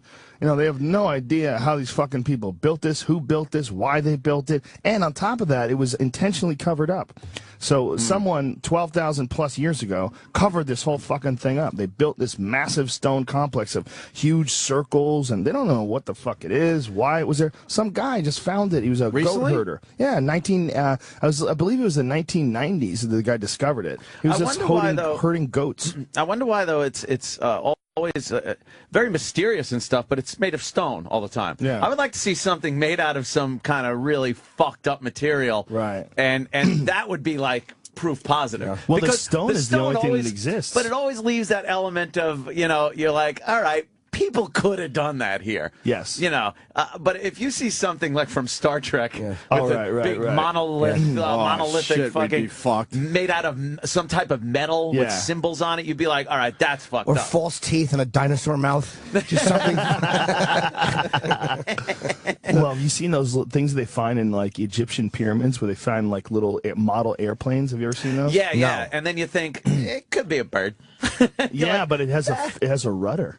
No bird has a rudder. It has an upright rudder that doesn't exist in the animal kingdom. I've seen that. That is pretty weird. It's fucking amazing. Or maybe they just understood flight to a certain degree, or understood what the aerodynamics would be. Right. I just say something really obvious. Understanding flight is nothing compared to understanding how to build a fucking gigantic, perfect complex of 2,300,000 stones, all cut. Literally, I mean, the tolerance has to be like micro-millimeters in order to get it perfectly to meet at the top. That is crazy. Well, that's insane. You ever see some failed pyramids that just, they didn't quite, they started fucked up at the bottom and they get up top and it's like, we're flat. It's like Frankenstein pyramid. Well, the conventional wisdom is that those were the first pyramids, but there's a lot of people that believe that that's not the case. That in fact, what happened was there was a great civilizations from 30, 40,000 years ago, and then massive ecological disasters, whether it's a meteor impact or something happened, killed a huge percent of the population, and then people lost all that information and tried to rebuild these pyramids, and that's what the shitty ones are. Oh, no shit. Yeah. The shitty ones they believe are actually the newer ones. Right. There's a big rat in front of the new pyramids. They were non-union. Big rat instead of a sphinx. It's a fucking rat. They can't even wrap their head around how those people built that shit 2,500 BC, Haven't they reenacted it too? I've seen shows where they kind of think they can figure it out. Guesswork. One professor will say this, another scholar will say that's not the way. There's some scholars that say it wasn't, that they were actually made out of concrete, and that they made a concrete a form of, that these were actually cast. Right. And that there's a lot of evidence to support that, too. But it's amazing that we Italians there? Come on. It's amazing we can't figure out how it was built still. Well, with all the there's shit we're doing. a massive amount of evidence that people have been around a lot longer than we think they have. I believe that. But this tuna thing, finding these 42,000-year-old fucking tuna bones and hooks and line and shit, like, what? Dude, match the hatch, dude. Caveman Bobby. Yeah. Yeah, that's because I think as they find more stuff, you realize that people have been thinking and making tools a lot earlier than we thought. Well, I had this guy on my podcast. His name is Graham Hancock, and he's written a bunch of books about this stuff. He spent his whole life studying it. He's got a book called Fingerprints of the Gods, and it's his assertion that somewhere around 10,500 BC, there was something happened, some massive ecological disaster, some massive, whether it was a flood or there's a bunch of different theories to what it was melting glaciers. And it coincides with the end of the Ice Age as well. The end of the Ice Age happened really abruptly. And it killed a bunch of species almost instantly, like woolly mammoths and saber-toothed tigers. They find them dead, like thousands of them all in a field. And they have no idea what killed them, no idea how quickly they died. Because like if a bear dies in the woods, there's nothing left in a couple of weeks. All the bones get chewed up, the flesh gets eaten by other bears, they cannibalize it. And it happens with almost every animal. So when you get a place where there's thousands of bodies, something fucking happened. And they don't know what that something was, but it coincides with the melting of the glaciers that covered North America. North America 10,000 years ago was covered in over a mile-high fucking sheet of ice. Most of North America was under ice. And what people don't know is when that ice is moving, it's like a fucking eraser. It's grinding everything. It's moving a couple feet a year, and it's a mile high, and it's crushing everything in its path. So any buildings, any construction, any computer you leave behind, that shit is gone, man. There will be no evidence other than the stone. That is amazing. Pretty fucking crazy. Fuck yeah, it is. I didn't realize it was only 10,000 years ago. 10,000 years ago, there were saber-toothed tigers in North America. And it took so long to build up the ice to that point. And then relatively short period of time to pull back again. And the stuff it left, though, when you look like in Central Park, all those giant boulders, that's directly because of the ice age. The Great Age Lakes. Dragging, the Great Lakes. You ever fly over the Great Lakes? I've only flown over once recently. We did a UFC in Milwaukee, and we flew over Lake Michigan. I was like, holy fuck, that's an ocean. Yeah. It's a goddamn ocean of water. We used to take boats across there when I lived in Western New York. It's giant. An ocean. Joe Rogan is right. Used to be a giant fucking sheet of ice, and that's like a little puddle that's left. Right. Yep. Wow. Long Island itself, if you look at the geography of Long Island, the North Shore being very rocky, very deep water, and the South Shore being very sandy and shallow. Into the ocean. It was directly because of the receding ice just pulling everything back. It's fucking We can't even wrap our heads around that. And the time frame is just insane. But it's like, what do we spend? 75, maybe hopefully 80, 85 years on this planet? Yeah. It's fucking nothing. You're not seeing shit. Well, have you heard the black hole they just recently discovered that's 21 billion times the mass of our sun and 10 times larger than our solar system? Could you give me an example I can understand? Wrap your head around that. A black hole 10 times larger than our fucking solar system. Jesus. Yeah, that's crazy. And that's nothing. That's crazy. And that's not. If that that's disappears, the universe won't even notice it. We didn't even find it until recently. Like, oh, look at that. Look at that little silly thing sitting there eating up fucking galaxies, sucking galaxies down its maw. Does this shit freak you out, Joe? Yeah, sure, definitely. You really study this shit. You know I got too much free time. When I have too much free time, that's when I start really going into this stuff. But it doesn't seem like this knowledge and pot would go together. Really? Why is that? I don't know. It's perfectly I think it would in sync. I think it would just freak you out. That paranoia thing might I think it would just freak you out. If you start thinking too much about something. And I think paranoia is a good thing. Enormity of things. Yeah, I do. I think a lot of people walk through life with blinders on, and I think one of the things that marijuana does is it makes you realize, like, oh my God, I'm like a fleshy little water balloon of fucking blood and tissue. An amazing goop could work like a machine.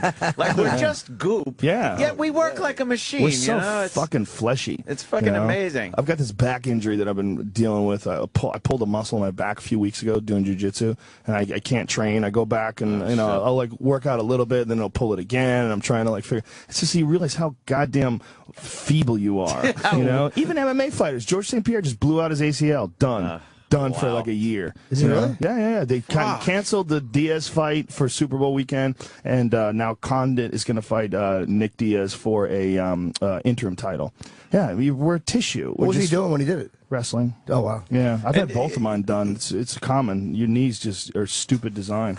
You could drop a fucking ant from the top of a building, which would be equivalent to, skydiving from the atmosphere. Yeah. And they'll just hit the ground and walk away. And yeah. It's like, why are we got to be so fragile? What the fuck are they made? What the fuck do we have to be so fragile? I want an exoskeleton. That would be cool. Someone was describing LSD to me. Someone was describing LSD to me, that LSD, if you, on a molecular level, it's so potent that it's like an ant that destroys the Statue of Liberty in 30 minutes.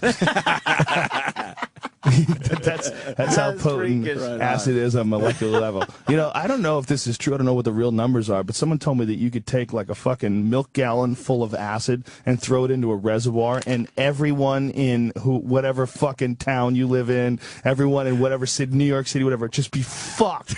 Just fuck a milk gallon full of acid. That's it. Just chuck it in. I have a friend of mine who accidentally poured acid. You know Yoshi. Yeah. Yoshi. We all know Yoshi. Yoshi accidentally poured acid in his eyes. He didn't know. He had a friend had an eyedropper, and it was acid in the eyedropper. And he was in the guy's bathroom, and he was searching around for shit. And he, opens up this thing. Goes, oh, he's got a little eyedropper. I got a red eye. I'm gonna put it in there. And he drops. He goes, I go, how much did you put in there? He goes, I don't know, 7, 8, 9 drops. Jesus Christ! What right happened into to his him? just fucking gone for who knows how long. Oh wow! Yeah. Insane. Yeah. Oh, hey, Joe. Russell Peters, say hi. Do you want some anal porn? Yeah. He works in the porn business. We know. We've gotten some gifts. We know Yosh. Yeah. He's always giving you those gaping videos. Yeah, and then you accidentally get a few Joey Silveras, and then you're like, I'll look at these later. How did we go from... we're Yoshi. We go all over went the from place. Egypt to... He's the link. It's just just all that stuff. A lot of people call it pot talk and shit like that, but it's not. It's thinking. It's thinking. It's wondering, where you came from, what it's all about. I was thinking about how vulnerable we are as a being, but then how amazing we can be at times, just in something so silly as you ever get very proud of yourself when you drop something and move your foot out of the way at the last split second as to not crush your foot with something and go, I didn't even have to go like, all right, something's falling. I better move my foot out of the way. I'll move it to the right. I'll pivot it on my heel. It's just automatic. You don't think about it. And it's like, what does that take to do that? It's just an amazing thing. Yeah, it has to fire up without consciousness. Yeah. It has to... in the time it takes for something to fall 3 feet. Right. That's not a lot of time. I want to go back to that stone thing. Where was that, in Turkey, you said? Göbekli Tepe. It's in Kazanko's, if we found some kind of metals or something else, then he'd be impressed. Well, this isn't the aliens. This is people that made it. The fact is, a lot of that shit would not last 10,000 years. Only stone would last that long. Yeah. That's one of the arguments about I don't know how the long ancient metal civilizations. Yeah. This guy named John Anthony West he's an Egyptologist, and he's written a bunch of stuff, and he's got a great DVD series called Magical Egypt, where he goes really into depth about how amazing the Egyptian culture were. Right. The Egyptians were fucking aliens, man. Yeah. I mean, they weren't really aliens, they were people, but I'm saying, like, you compare them to all the other civilizations, all the other cultures on Earth. These motherfuckers were on not just another level, they were on several different levels above every other fucking, scratching, clawing human with a sharp rock on the end of their pointed stick. And what's the theory there? Why were they like that? The theory is that they existed a lot longer longer than we think they did. And what he points to like some solid geological evidence. There's a guy named Robert Schoch, who's a professor at Boston University. He's a geologist rather, and he did some work on the Sphinx. And they're saying that the enclosure of the Sphinx has water erosion on it, like deep fissures that could only be attributed to thousands of years of rainfall. And the problem with that is that the last time there was rainfall in the Nile Valley was like somewhere around 9,000 BC. And so it had to exist thousands of years before that. So this stuff was cut, and then thousands of years of rain, and then, somewhere along the line, if you look at the Sphinx, it's got a very different head than the rest of the body. The head is too small. So they think some pharaoh came along many thousands of years after it was initially built and then put his face on it. Like, I don't like that, whatever it was up there. Yeah. Get that off of there. Put my face on that But motherfucker. if you take that away, and if this guy's right, and geological evidence is about as fucking hard as you can get. The evidence that they have, archaeological evidence, a lot of it, they're piecing things together. There's a lot of theories. There's a lot of question marks. When they're doing carbon dating on stuff, what they're doing carbon dating on is, is basically stuff that's left behind, like whether it's food or something that's burnt, or they can't carbon date stone. So if they find something that's, carbon dated that's near the stone, and it's like 10,000 BC, that doesn't mean that the stone was created in 10,000 BC or cut in 10,000 BC. It's really just guesswork. Right. But the geological evidence of water erosion is pretty fucking solid. They've taken pictures of the Sphinx and put masking tape over the head and masking tape over the feet and brought it to all these different geologists and said, is this water erosion or is this sand and wind? 100% of them say it's sand. It's not sand and wind. 100% of them say they show this Sphinx enclosure and they say, well, this is water erosion. This is deep fissures. It's curved and smooth. It looks like water ran through it, like thousands of years of water cutting stone. So just that alone. But when you bring this up to the Egyptologists, they get all pissy. They're like, what evidence of this culture from 10,500 BC? Well, there is no evidence. That's the thing. There would be nothing left. There wouldn't really be anything. We're going back so far that stone is the only shit that would exist. Is it possible that the stone they brought the stones from other places? Yeah, but that doesn't mean anything because it's cut. See, it's an enclosure. And what is they built the Sphinx? Say, like, if it's a giant quarry, they cut the quarry. You know how they cut, like, walls out of the quarry? Well, those walls are where the deep fissure marks are. So it's the area where the Sphinx was built. They know that they cut these massive stones and they moved them from that area and it constructed the temple of the Sphinx. Once you make the cut, the clock starts ticking. Yeah. Okay. So once they made that cut somewhere around 10,000 plus BC. Which is fucking way earlier than we think people did that. We think people were building the Sphinx in 2,500 BC. And he also has a lot of other evidence, too, this John Anthony West guy, where there's massively different construction methods from the older civilizations to the newer ones. And he can show them. And the older ones, a lot of it is still underground. They've dug up a bunch of them. And the ones they've dug up, there's like temples on top of them. Jeez. So you're dealing with a civilization, a culture that existed thousands and thousands and thousands of years, potentially, before we thought. And it pushes back the inventions of things way earlier. The inventions of like amazing things, like mathematics and the ability to construct these perfect geometric patterns. Being able to design some of these structures. I think when you get these pockets of communities, that's when shit started rolling. Yeah. When you just get a family or a clan or a fucking a group of hunters, perhaps. Yeah. I think until you start really getting a community with a common language, some type of way to communicate with each other, then you're going to start rolling out invention and structures and make a kind of a community. And they have to have weapons because they have to fight off those other fucks. Those other fuckers that are still. Well, that's when Egypt fell apart. Egypt fell apart when the Nubians conquered them. The Nubians, though, the blacker Africans. They're Sephardics, the original Egyptians. The southern fellows. Little southern fellows came up and caused a ruckus. And by the way, that's also the face of the Sphinx. The face of the Sphinx is a Nubian pharaoh. Yeah. It's not one of the Sephardic pharaohs. After the we were talking about that. I was saying that. There. My face, bitch. And I told you. That's why they shaved the nose off. Shot it off. It was shut off. Shot off the nose. They say Napoleon did that. Nobody knows though. That could easily just fell off.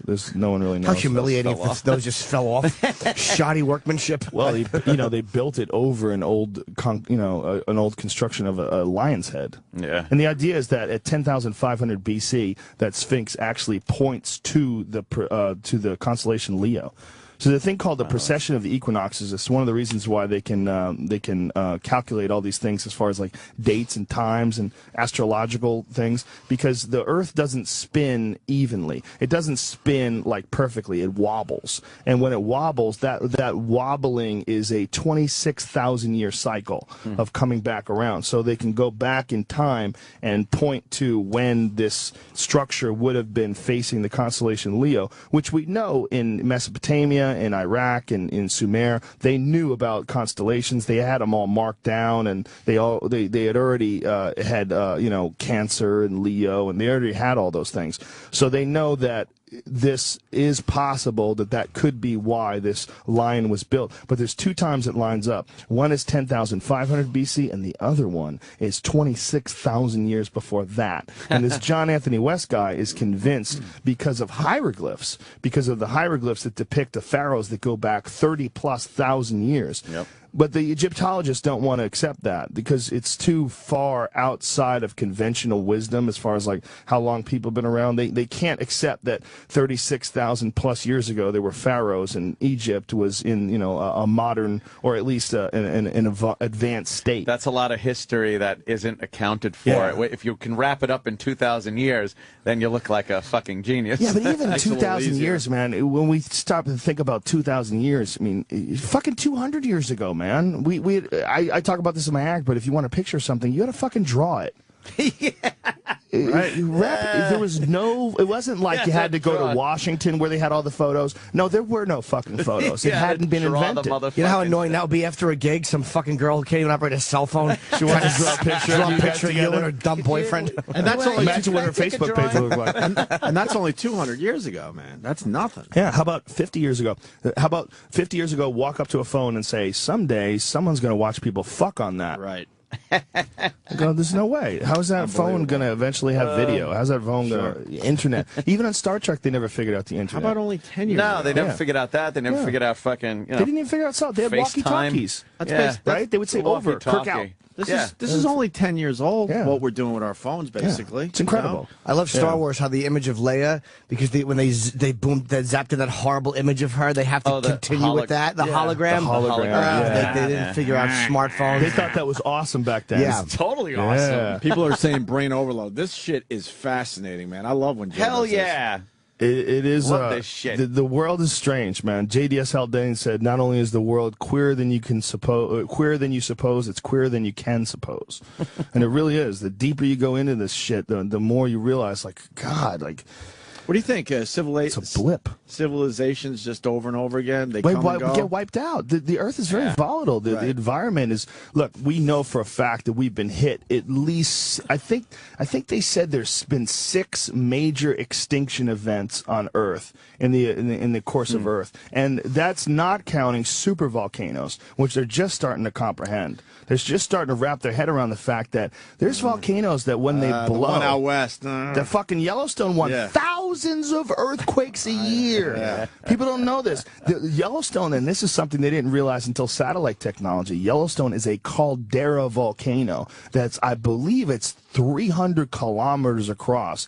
And what it is it's essentially a mountain that blows up, so the mountain doesn't exist anymore. The volcano is so big and so powerful that when it explodes, the whole mountain just shoots fucking lava straight up in the air and just kills everything. Kills everyone. It's a continent killer, and it happens every 600,000 to 800,000 years. And we're overdue. 600,000 years ago was the last time it happened. Wow. So, are we safe on the East Coast here? No, I don't think York? so. I think it's we're pretty far over. People are going to be eating people when this happens. Whatever people that are left, the sun will be blocked out. The fucking plants will die. Everything. It's just nuclear winter. It'll be a disaster. And as humans, there's nothing we can do about it. Well, you remember that little baby one that happened in Iceland, and they had to cancel all the flights. You know, and you see how thick that shit was. It was coming down on people while they were driving. It was like it was heavy snowfall. Right. It was just ashes. And that's a small one. That's a little baby, little. Oh yeah, that's nothing. Little cough. We can't even wrap our head around a fucking super volcano. Yeah. You know? Or there's a gigantic shelf in the Canary Islands, and it's gonna fall off into the ocean. It will happen eventually. They don't know when it's gonna happen, but Huge it's gonna happen. tsunami, yeah. And when it does, there's a fucking tsunami that's gonna hit the East Coast and come 6-7 miles in. Ooh, 6-7 miles in with water. I think Just my fucked. house might take a hit on Long Island. I live in the sky, though. We'll be all right, Jimmy. Oh, and we live in the sky. You know what that would be like? Cloud City. I hope you have a fucking life raft in your apartment. You just look out your window and it's underwater. Yeah, meanwhile, you might not be okay. It might be that high, you know? I mean, they have had 1,000-foot waves before. The video, man. video you sent of the solar system, that was about a year ago. Oh, that's a great how one. small we actually are. It's ridiculous, right? What the fuck? It's ridiculous when you see how small the Earth is in comparison to some stars that And we it just found. got bigger It just and keeps bigger going. and bigger. Yeah. Most of us have seen the video by now. We all tweeted it. It was all because of Joe Rogan.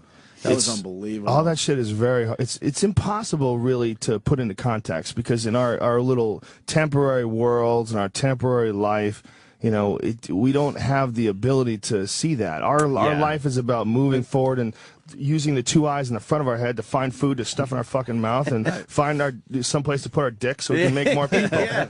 That's what we're here for, but we're evolving into something else, and we're in the process of it. You know, you and I and all of us, and especially, you know, through the medium like satellite radio and the internet and your phones, and you know, all that stuff is causing us to evolve. You know, and it's happening incredibly rapidly, so fast that we can't even imagine. You think when you die, you just shut off, or is there some kind of crazy thing? You might live this whole fucking thing over and over and over and over again. And not only that, you might not really even die. You might shut off, and you might just wake right back up in some other state and not even know. I mean, like the idea of parallel dimensions and parallel universes, there's a bunch of different theories about that. But if parallel dimensions exist, they exist simultaneously. They coincide with us all around us all the time. And it's like changing radio dials or like anything else that we don't really quite, you know, that we can't really Imagine quite if you wrap our died head 3 around. times already. Yeah, well, you might die every fucking day, man. Who knows? Every time you go to bed, you might be dying. You know, in some world, we might have lost Anthony. You know, and then you know, in our world, Anthony's up in the morning. And pop up. In some world, you know, Patrice is making people laugh right now. We're talking to an in shape Jim Norton, like you know, or Let's not get crazy. Joe Rogan. Let's calm Let's down. not get nutty. Let's keep it. The idea is that Real. every decision that you make and every possible alternative and every chance and every, you know, all the variables, that all these open up doors for completely different universes. Yeah. Not only that, but that your own consciousness is somehow involved in creating this universe. And whether or not it's involved in the actual manifestation of physical things, like you invent something and create it, and then it exists where it didn't exist before. Not just that, but that your ideas and your mind actually shape the events that happen around you. There's some people that say, oh, bad things always happen to me. Well, it very might be that you're making bad things happen to you. We don't understand the amount of control that people actually have over reality. No, you know, you ever heard about double slit when they do subatomic particle things, and you know, when they show that the observer actually changes the reaction of the particles? You've seen these things, Oh, right? wow, no. You've never seen these things? Pull that up, because that'll fucking blow your head. If you look up Dr. Quantum double slit experiment. You're gonna shit your pants when you see this, because I can't believe you've never seen this before. But when they get into quantum theory, that's when the universe really falls apart. Because quantum theory is real science, but it's real magic too. In quantum theory, particles can exist in a superstate, a superposition, which means that they can be moving and still at the same time. Not only that, they blink in and out of existence. And the latest experiments at CERN, you know, CERN is the Large Hadron Collider, Right. the latest experiments have shown that particles can travel faster than the speed of light. They've recreated this already. And there's a lot of people that are speculating this doesn't make sense, but particles don't make sense anyway. They It put doesn't their make sense data that they online. can disappear. Actually, they put their data online because they thought we might have made a mistake. And they never do that. But I think they did like 15,000 tests on it. And Yeah. So what are we about to see? Particles are actually affected by you watching them. It's not just a matter of you see something happen, but when you watch things happen, you change actual physical particles. Just check this out. This will blow your head. This will blow your mind. Turn it so these guys can see this. Yeah, Crank that shit up. Daddy of all quantum weirdness, the infamous double slit experiment. And this is explained as simply as possible. Of course. It's a It would take an hour for a genius. We can get Michio Kaku on here, and we'll like, I don't know what he just said. We randomly shoot a small object, say a marble, at the screen. We see a pattern on the back wall where they went through the slit and hit. Now, if we add a second slit, we would expect to see a second band duplicated to the right. Now, let's look at waves. The waves hit the slit and radiate out, striking the back wall with the most intensity directly in line with the slit. The line of brightness on the back screen shows that intensity. This is similar to the line the marbles make.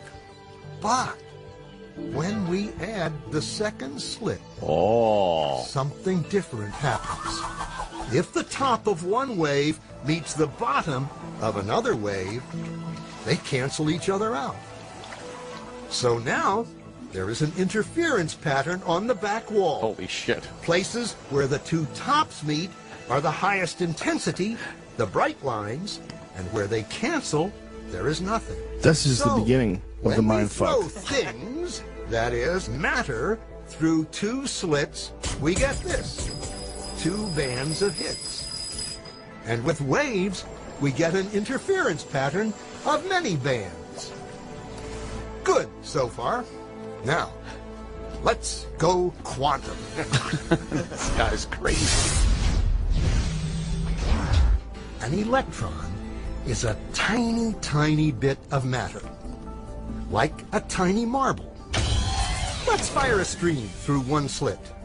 It behaves just like the marble, a single band. Right. So, if we shoot these tiny bits through two slits, we should get, like the marbles, two bands. What? What? An interference pattern. We fired electrons, tiny bits of matter through. But we get a pattern like waves, not like little marbles. How? How could pieces of matter create an interference pattern like a wave? It doesn't make sense. No. But physicists are clever. They thought This is where it maybe gets those really little weird. balls are bouncing off each other and creating that pattern. So That's what I they thought. decide to shoot electrons through one at a time. There is no way they could interfere with each other. But after an hour of this, the same interference pattern is seen to emerge. The conclusion is inescapable. The single electron leaves as a particle, becomes a wave of potentials, goes through both slits, and interferes with itself to hit the wall like a particle. That's crazy. But mathematically, it's even stranger. It goes through both slits, and it goes through neither. And it goes through just one, and it goes through just the other. All of these possibilities are in superposition with each other. But physicists were completely baffled by this. So they decided to peek and see which slit it actually goes through. This is the mind fuck. They put a measuring device by one slit to see which one it went through and let it fly. But the quantum world is far more mysterious than they could have imagined. When they observed, the electron went back to behaving like a little marble. It produced a pattern of two bands, not an interference pattern of many. Just by watching it. The very act of measuring or observing which slit it went through meant it only went through one, not both. The electron decided to act differently, as though it was aware it was being watched. That's fucked up right there. And it was here Beyond that physicists strange. stepped forever into the strange, never world of quantum events. What is matter? Marbles or waves? And waves of what?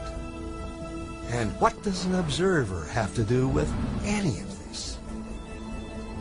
The observer. Cartoon industry. That's where it's impossible to wrap your head around. Your mind and your focus and your intent and the human mind may very well change things.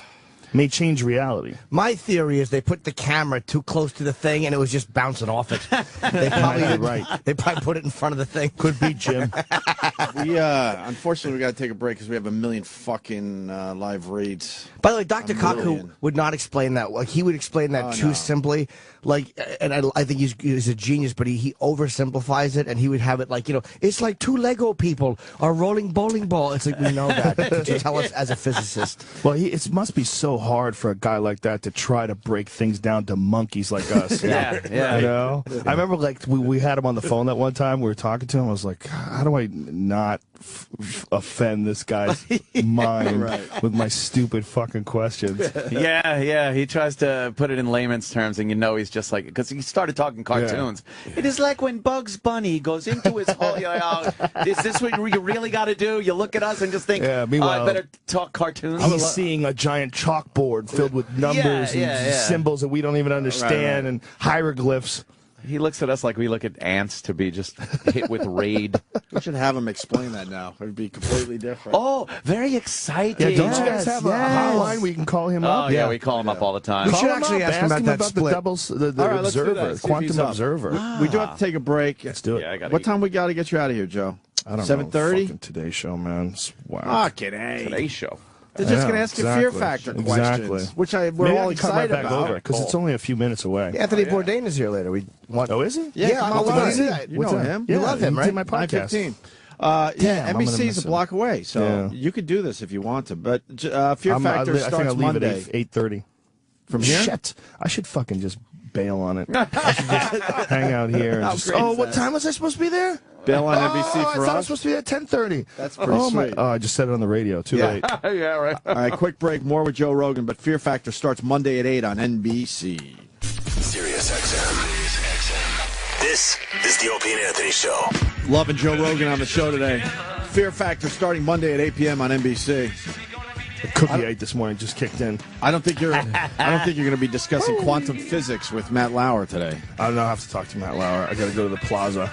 I think it's who's the other guy? Al Roker. You're probably doing the Al Roker. I think I met Al. I think Al Roker was on News Radio back in the day. I believe he was. Yeah? Was he really? I don't know. I'm trying to remember.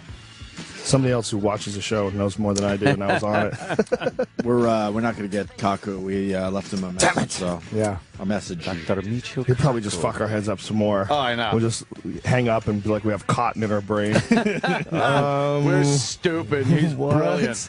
You know who knows a lot of physics? Dr. Steve. Yeah, he was a physics major, and he explains it a little more technically than Kaku because he doesn't have to. Because he's closer to us than Kaku is. Yeah, and he Dr. hates Steve is Kaku. cool as fuck. He's Yeah, the best. why does he hate Dr. I don't know. It's the way some comics hate other comics. He thinks Kaku's a hack.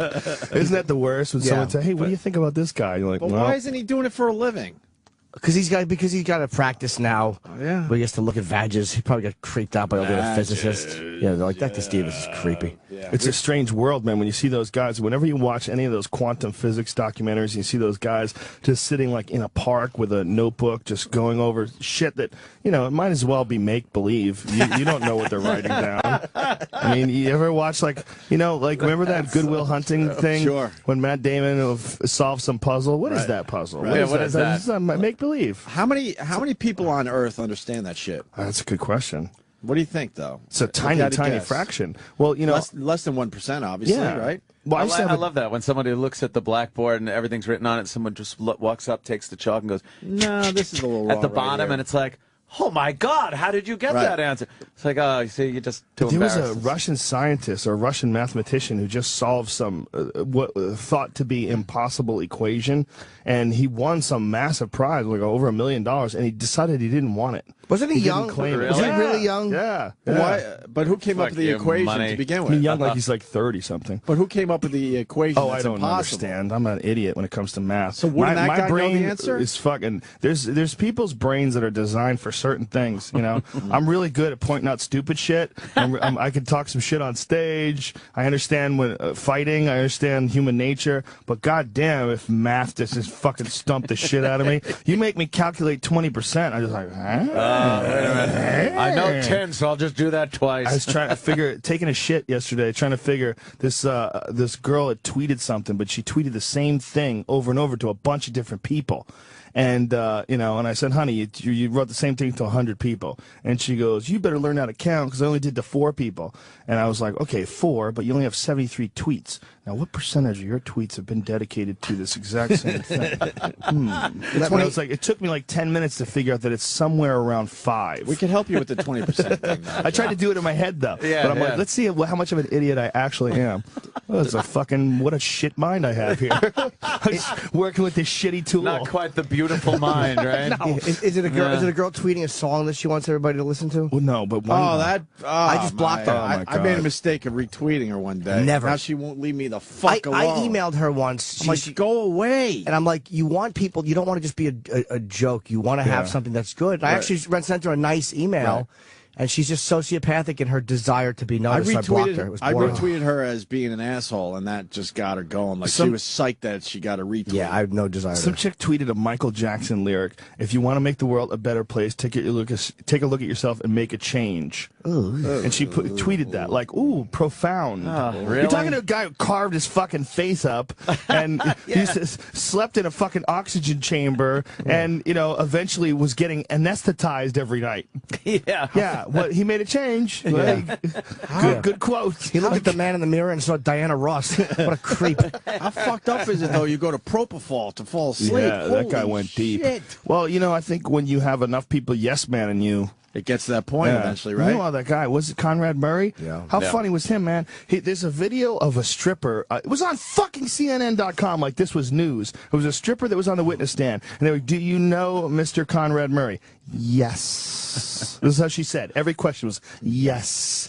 And when did you meet Mr. Murray? Was it at your place of business? Yes. And do you work as an exotic dancer? Yes. And, you know, it's just basically establishing that this guy likes strippers. Yeah, right. Yeah. And, you know, it's like, it was so funny because the chick that was saying this, you know, the prosecutor, it was like, you could tell, like, she was so confident that she had something really great here. This guy likes strippers.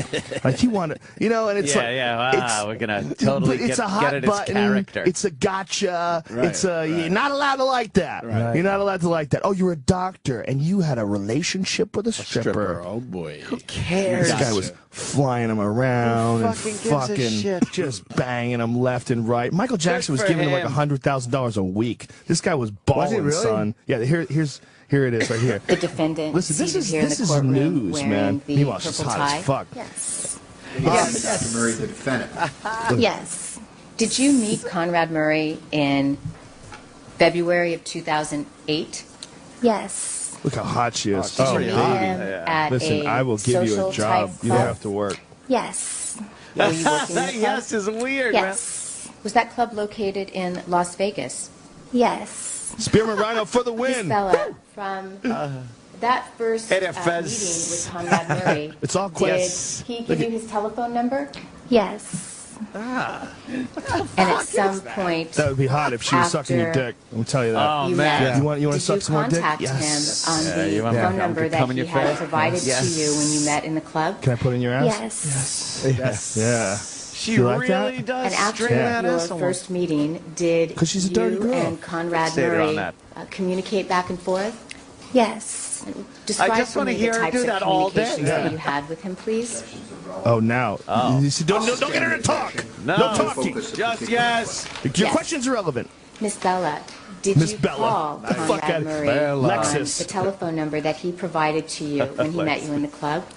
Yes. Did he call you back, or did he make contact by calling you? Yes. Did Conrad Murray really hot. send you Lawyers, text yeah. messages? It's a hot yes, though. It's hot. Yes. Did you text message What's hot about Conrad it? It's Murray pretty back fucking hot, the Joe. number Girl. that he had given you? Yes. Girlie, if you're out there, holla at me. Find me. We need to talk on Bella. Twitter. Conrad Murray looks like beef jerky.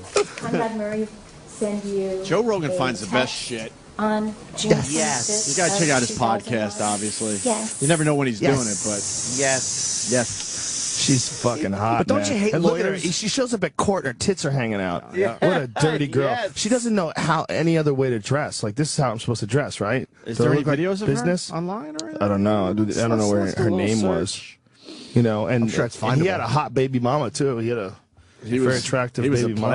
player. It's hilarious, man. This guy was just balling on Michael Jackson's money. That's right. If you want to He had a good life. make a change. Yes, make a change. Na, na, na, na.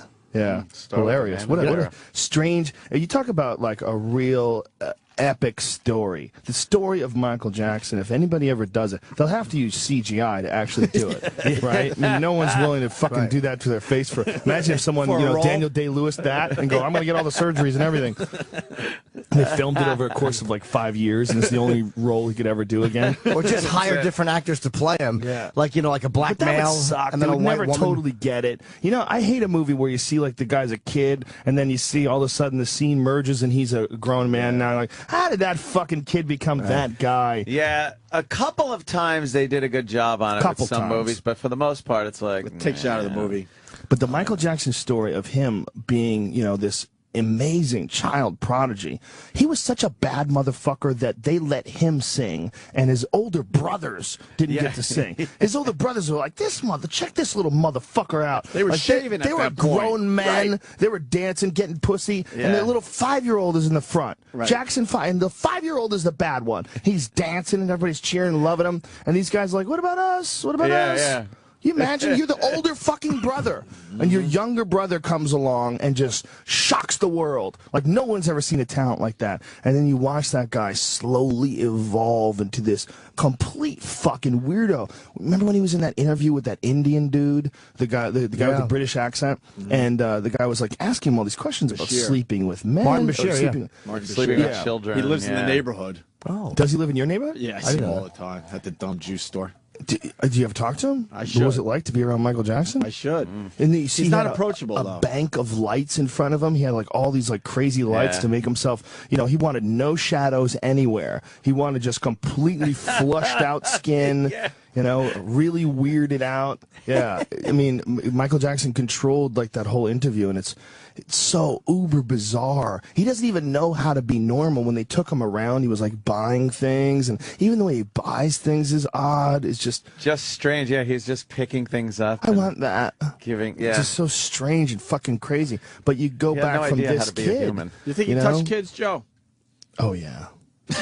Oh I don't think that many kids come out and say you touched them if there's not something up. Yep. I don't know if he fucked them or if he, maybe masturbated in front of them, or that's what a lot of the stories were. None of the kids say he actually fucked them.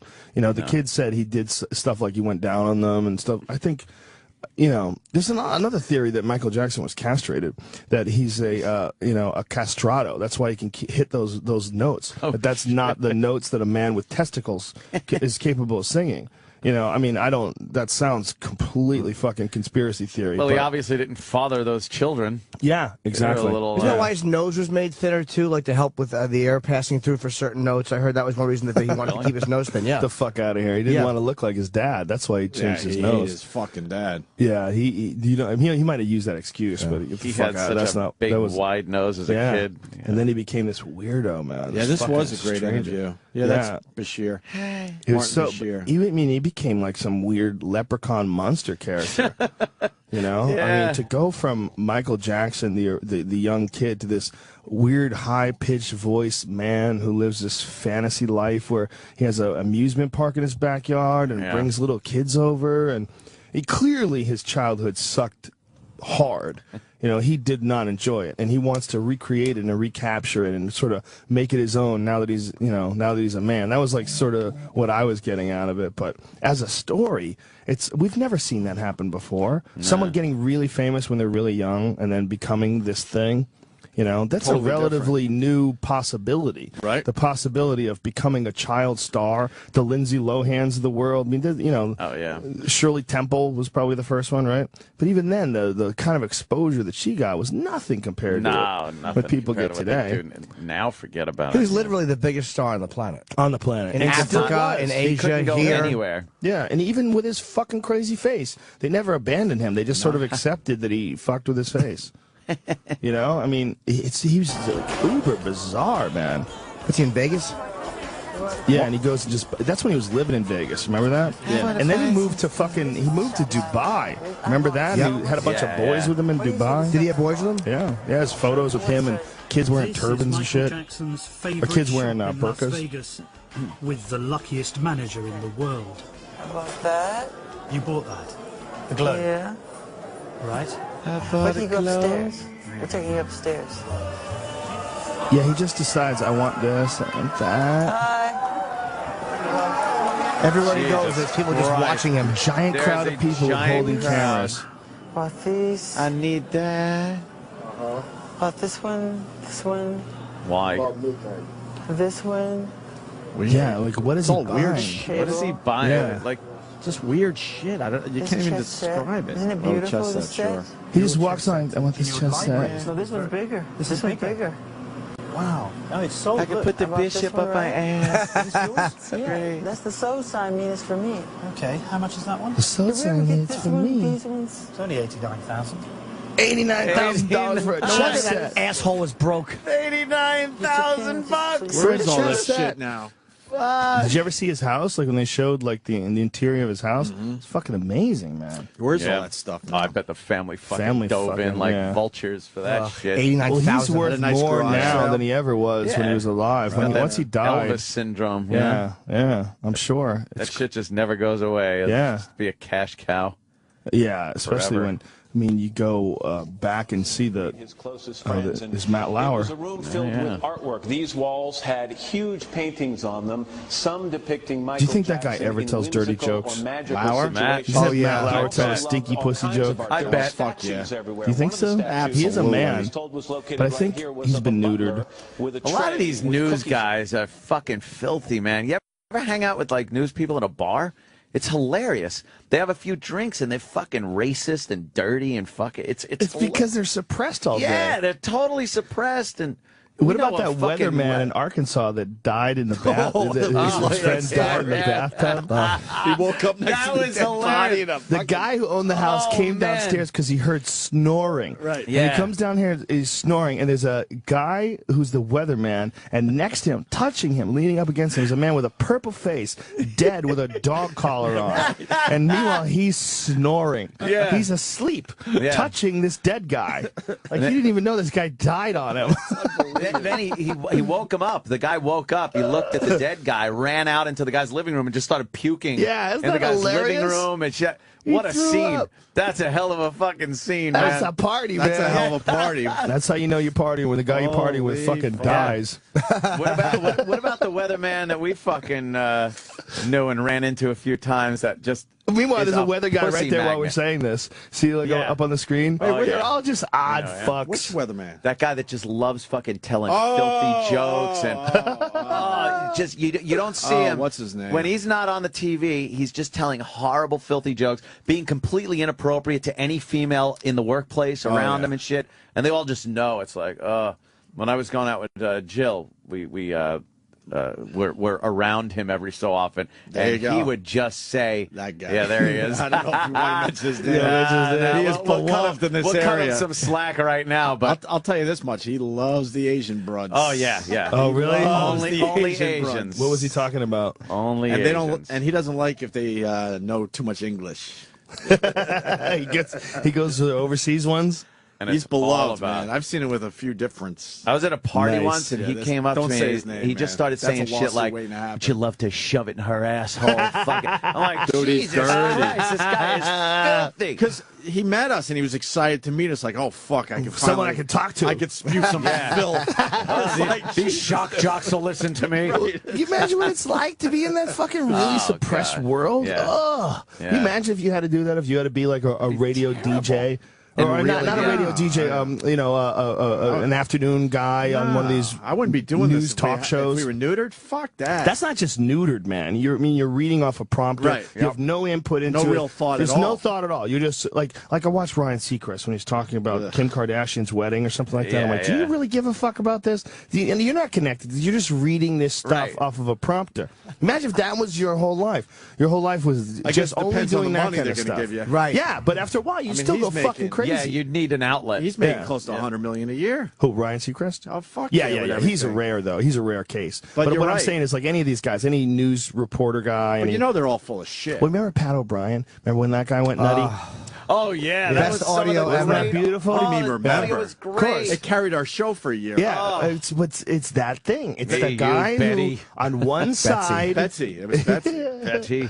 On one side, he's this, like, here we go, ladies and gentlemen, another show with family comedy, and there's another program, and what a great movie to take the whole family and the kids to. All right, back to you, Tim. Meanwhile, the whole time he's thinking about blow and sticking fingers in assholes and coming up people's noses. He's just ready to get crazy. And he's got to say to the girl, if you like this, when I walk by, just wink. Yeah. Like he just wanted her to acknowledge that she wanted to suck his cock. This dumb fuck is leaving messages.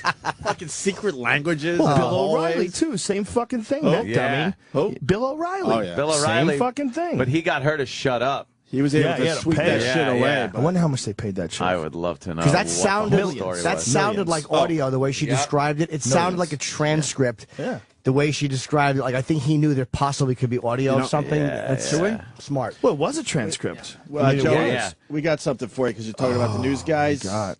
This just came out today, a drunk news anchor. Drunk on the air? Oh, yeah, this guy is just a fucking trip. It's a girl? It's a girl star. Oh, she's drunk? How about that one girl that had that sort of half a seizure? Debertation. And then she was fine. Yeah. Weird, huh? Some residents were celebrating a new addition at the New Ulm Medical Center this afternoon. The Virginia Piper's Cancer Institute opened, and new members were invited to an open house with food and tours. The new institute is twice the size of the old center and incorporates more treatment options to employees. Clinical trials and genetic testing are also offered with the expansion.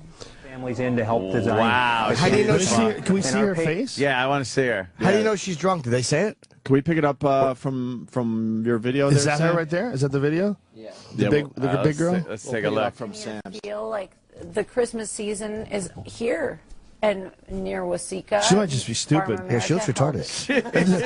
the fucking thing says, is news anchor drunk or just Minnesotan? Today's event That's what it says featured on Gawker. Christmas music, food, and a chance to meet the Santa dog.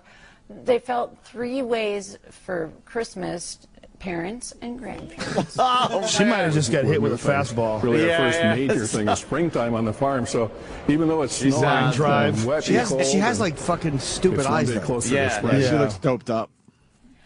Other events today included holiday card making, tree lighting, Well, and also she could Play-Doh be on for the pills. kids, and Yeah, all yeah. aimed at Pills are more likely because pills make people to pretty Christmas functional. spirit Look there. at Rush Limbaugh was Well, taking bringing more 100 of people to them Farm America a will day also bring and doing in his radio donations to the show. local food He bank. took so much OxyContin he went deaf. Yeah. Is that what happened to his fucking dumb ears? That's what Alex Jones says, and I'm sticking to it. Okay.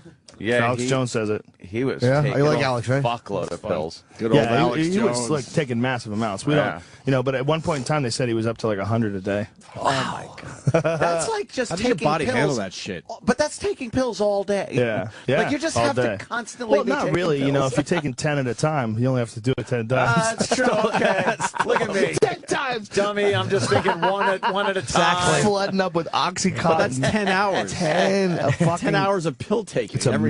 Every That hour was you're good doing math, another by the 10. way, Joe. What a nutty, crazy motherfucker he is, huh? You think you're not good at math? You fucking came right out with it when it Yes, came to a 10, pill analogy. 10. Fucking- Rush Limbaugh. How ridiculous is that guy? Talking all this shit about drug addicts. Meanwhile, he had his fucking housekeeper going and buying pills. That whole situation in Florida is really set up to make junkies. They have no database. So, really? Yeah, if you are a doctor in Florida and I go to Dr. Opie and I get a prescription on, my back hurts, they have these things called pain management centers in Florida. They don't exist anywhere else. And what it is you go to a doctor, you go to the pain management center, there's a doctor, he writes your prescription for OxyContin, and you go right next door to the same fucking building, and there's a prescription. You know, the pharmacy, they fill out your prescription, and then you go across the street to Dr. Anthony, and you go, Dr. Anthony, my back hurts, and they can't even check. There's no database. Why do they allow that? Because they're trying to move more OxyContins. It's that simple. It's 100%. That's the only reason why they wouldn't reform that law. Is because the pharmaceutical companies are making fucking billions of dollars this way. Not only that, there's a lot of suspicion that the pharmaceutical companies are leaking drugs into the black market because there's more in the black market than corresponds with the amount of prescriptions written. Oh, really? Yeah, so they're like, well, these numbers aren't even fucking adding up. Like, they'll find people with giant fucking stashes of OxyContins. You know, they'll arrest someone. Like, where'd you get this shit? And then, oh, I got it at the Pain Management Center in Florida. They call it the OxyContin Express because people drive from all these other states all the way down to Florida. Vanguard did a whole piece on it on their TV show. Why is it only Florida, though? How come other places don't have it? Because they're corrupt. Because Florida figured out a way. I mean, the pharmaceutical companies figured out a way to bribe one state, and they got that one state wired. There's a couple other states where it's similar. I think West Virginia and one or two others, but none of them are as lenient as Florida. I bet they get away with it too because it's like, oh well, we got a lot of old retired people here who are at the twilight of their life, and they need pain management and. Yeah, let's set up a bunch of that's these probably exactly the argument that they use. Yeah, it's fucking completely insane. Keep the feds off their ass. Meanwhile, they'll arrest the shit out of you if you got some weed. Krishna from Jersey knows what that reporter is on. Oh, yeah? Krishna, go ahead. Hey, that chick's high as a kite on Xanax. Oh, yeah? The verbal slurring, that kind of demented look in her eyes, those are all very, very common signs of Xanax. I've been a fan of a little Xanax buzz every so often. I've never done Xanax. What is that like? What's the buzz like? Well, I've never done it either, but I teach EMS, and we see people... What's EMS? Emergency Medical Services. You see people that get these prescriptions from doctors that really don't give a shit about their patients. They just want to shut them up and give them pills. And I had a student actually once trip on Xanax, and she was totally lucid the whole time. She was actually teaching part of the class. Wow. Xanax is like a lot of NyQuil, it feels like. You kind of get a little euphoric, but a little like sleepy. And yeah, I always thought it seemed like, you know that scene in Pulp Fiction where Travolta shoots up and he's driving? Yeah. And his face is just kind of half a smile, and he licks his lips and takes a breath. That's kind of how you feel. Just kind of, relaxed. And it's for anxiety, right? Yeah. Well, it makes sense that she's kind of a big girl. Maybe she gets real nervous about being on camera, and so she popped an extra one. Somebody left her a horrid Facebook message. You fat bitch. You fat cunt. Your fucking reading sucks. Give me a fucking Read that teleprompter, you stupid bitch. You're never good at anything. Go suck some more dicks. Yes. The meanest shit, man. Yes. If you want to know what the fucking future of the world is, read YouTube comments.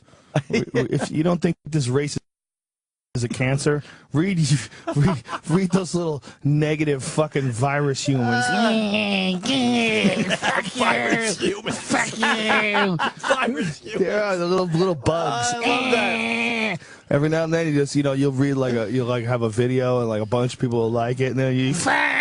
I'm a virus human. You see it, just one negative fuck hanging on to life. Great court case, too. A fucking really blogger funny, man. who tried to claim journalistic protection for defamation against a lawyer, lost. Said, fuck you. The court said, no, you're not a mainstream journalist, because journalists have protection against defamation for certain things. Well, And what did this guy do? They said that a lawyer was a thief, like a lawyer who handled the case, whatever. This lawyer was a thief and incompetent. Things you can't say about a lawyer. Like, you could say, I hated my lawyer, I think my lawyer sucked. But to say your lawyer is a thief is defamation. Sure. And, I bet I could have gotten better representation. You could say things like that. But if you're like, he's a liar and a thief, that's bad things to say. Right. And a judge said you do not have journalistic. So all these fucking cunty bloggers, you should be able to express an opinion, but I love the fact these little cunts are going to start getting stuck to them. The saddest thing about a lot of these bloggers is that's the only way they feel that they get attention. So it's almost like that is the job. The job is to be cunty. Right. The job is, this is the only way anybody's paying attention to you, because it's the only thing unique about your opinion at all. The only thing unique is that you're willing to be like really unaware of this person's feelings is going to be hearing this, and you're really like, you don't care at all. This is what I have to say. Fuck them. Fuck you. It's the easiest way to write stuff, too. It's like, you don't really have to put a lot of thought behind just bashing somebody. So It's fucking easy. Everybody's flawed. We do it here every day. Yeah, it's fucking. Well, at least you guys are funny though. You know, that's Sometimes. look. That's half of life. Is But they're making fun of anonymous a lot of everything, 'cause times. everything's too. fucked up. The anonymity is what I hate. Yeah, I hate that I don't shit. hate a guy using his real name. It's a really weird thing when a guy comes out and just says shit I don't like. If he's being himself, I have a certain amount of respect for that because he's entitled to it. But it's when they have this He's fucking showing his face. It's when they fucking hide that I just love when like they're uprooted and fucking humiliated. I was trying to get I was thinking of getting into a Twitter argument last night. I read something and I'm like, I started and I'm like, I got 140 characters. I'm not in the mood. Yeah. And then I just blocked them. I block everybody. I'm like, I don't care. I would have argued this point. I was like, fuck it, block. You know, they busted another chick in Louisiana, a really hot chick who fucked some 13-year-old boy at Bible camp. Yeah. Loved it. So I tweeted with a hashtag, where was this hooker when I was 13?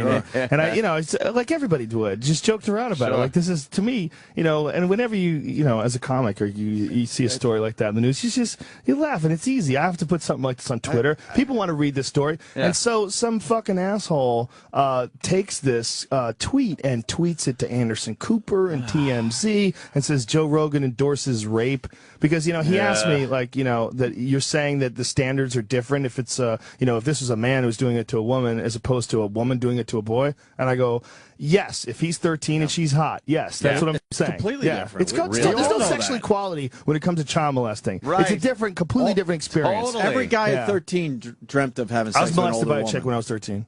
And did it? Sort of. Were you? I mean, sort of. She sort of grabbed my dick and kissed me and made out with me and stuff, but I was fine. How old was she? I was fine. Everything's good. She was 21. Wow. Yeah, she was hot, too. She was crazy. She had a boyfriend that was a man, too. This really freaked me out. She was just a neighborhood slut. Man. And her boyfriend was a fucking construction worker, and he had a big hairy chest, and he was a man. And I remember seeing this guy. I'm like, this is her boyfriend. He's a fucking man. Meanwhile, she was just a freak. Yeah. You couldn't get enough dicks in front of her. She was She loves just some the dick. girls. That's the exact same Young thing happened dick, to me old on dick. California. Same fucking But thing. if it's an older guy, if it's an older guy with a 13-year-old girl, then I think some girls, they just want to be the first. They Yeah. see a guy, he's young and he's 13. He's like, I'm going to get him before he even becomes a man, and I'm going to be the first one to rock his fucking world. Yeah. Because I think every girl secretly wants to be remembered forever by a guy, and their number one fear is that the guy's just going to use them like a fleshlight, just dump a load in them, completely forget about him, and run away. They all want to be, even if if it doesn't work out with the man, what a woman would love is in the back of her head to be that fucking fantasy that, like, when the baby's crying and the wife is fat and she's screaming at you and you leave the house for a cigarette and you're standing out there in the driveway, you wish maybe I could have been with Mary. Yeah. Because Mary sucked my dick when I was 13. That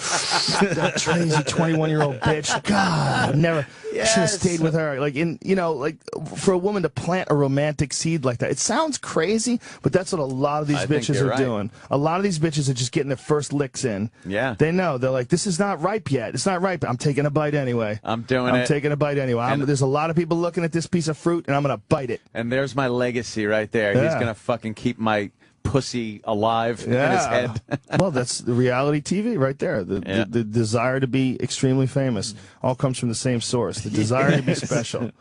The desire to be special for no reason whatsoever. Just to fucking get in there. That's it, man. I think we got to get you out of here for NBC. Fuck Damn, NBC. NBC. Do you still, by the way, before I forget, do you use your Say Now I number? think I'm good for another half an hour. Oh, then let's fuck it. Yeah. Oh, I think I'll leave 8:30. at 8:30. Yeah, Stupid yeah. Roland telling me 8 o'clock. Roland's an idiot. Do you still use your Say Now number? I haven't used it in forever. I haven't used mine either. I don't think it works anymore. People have been tweeting me that it doesn't work anymore. They might have went under.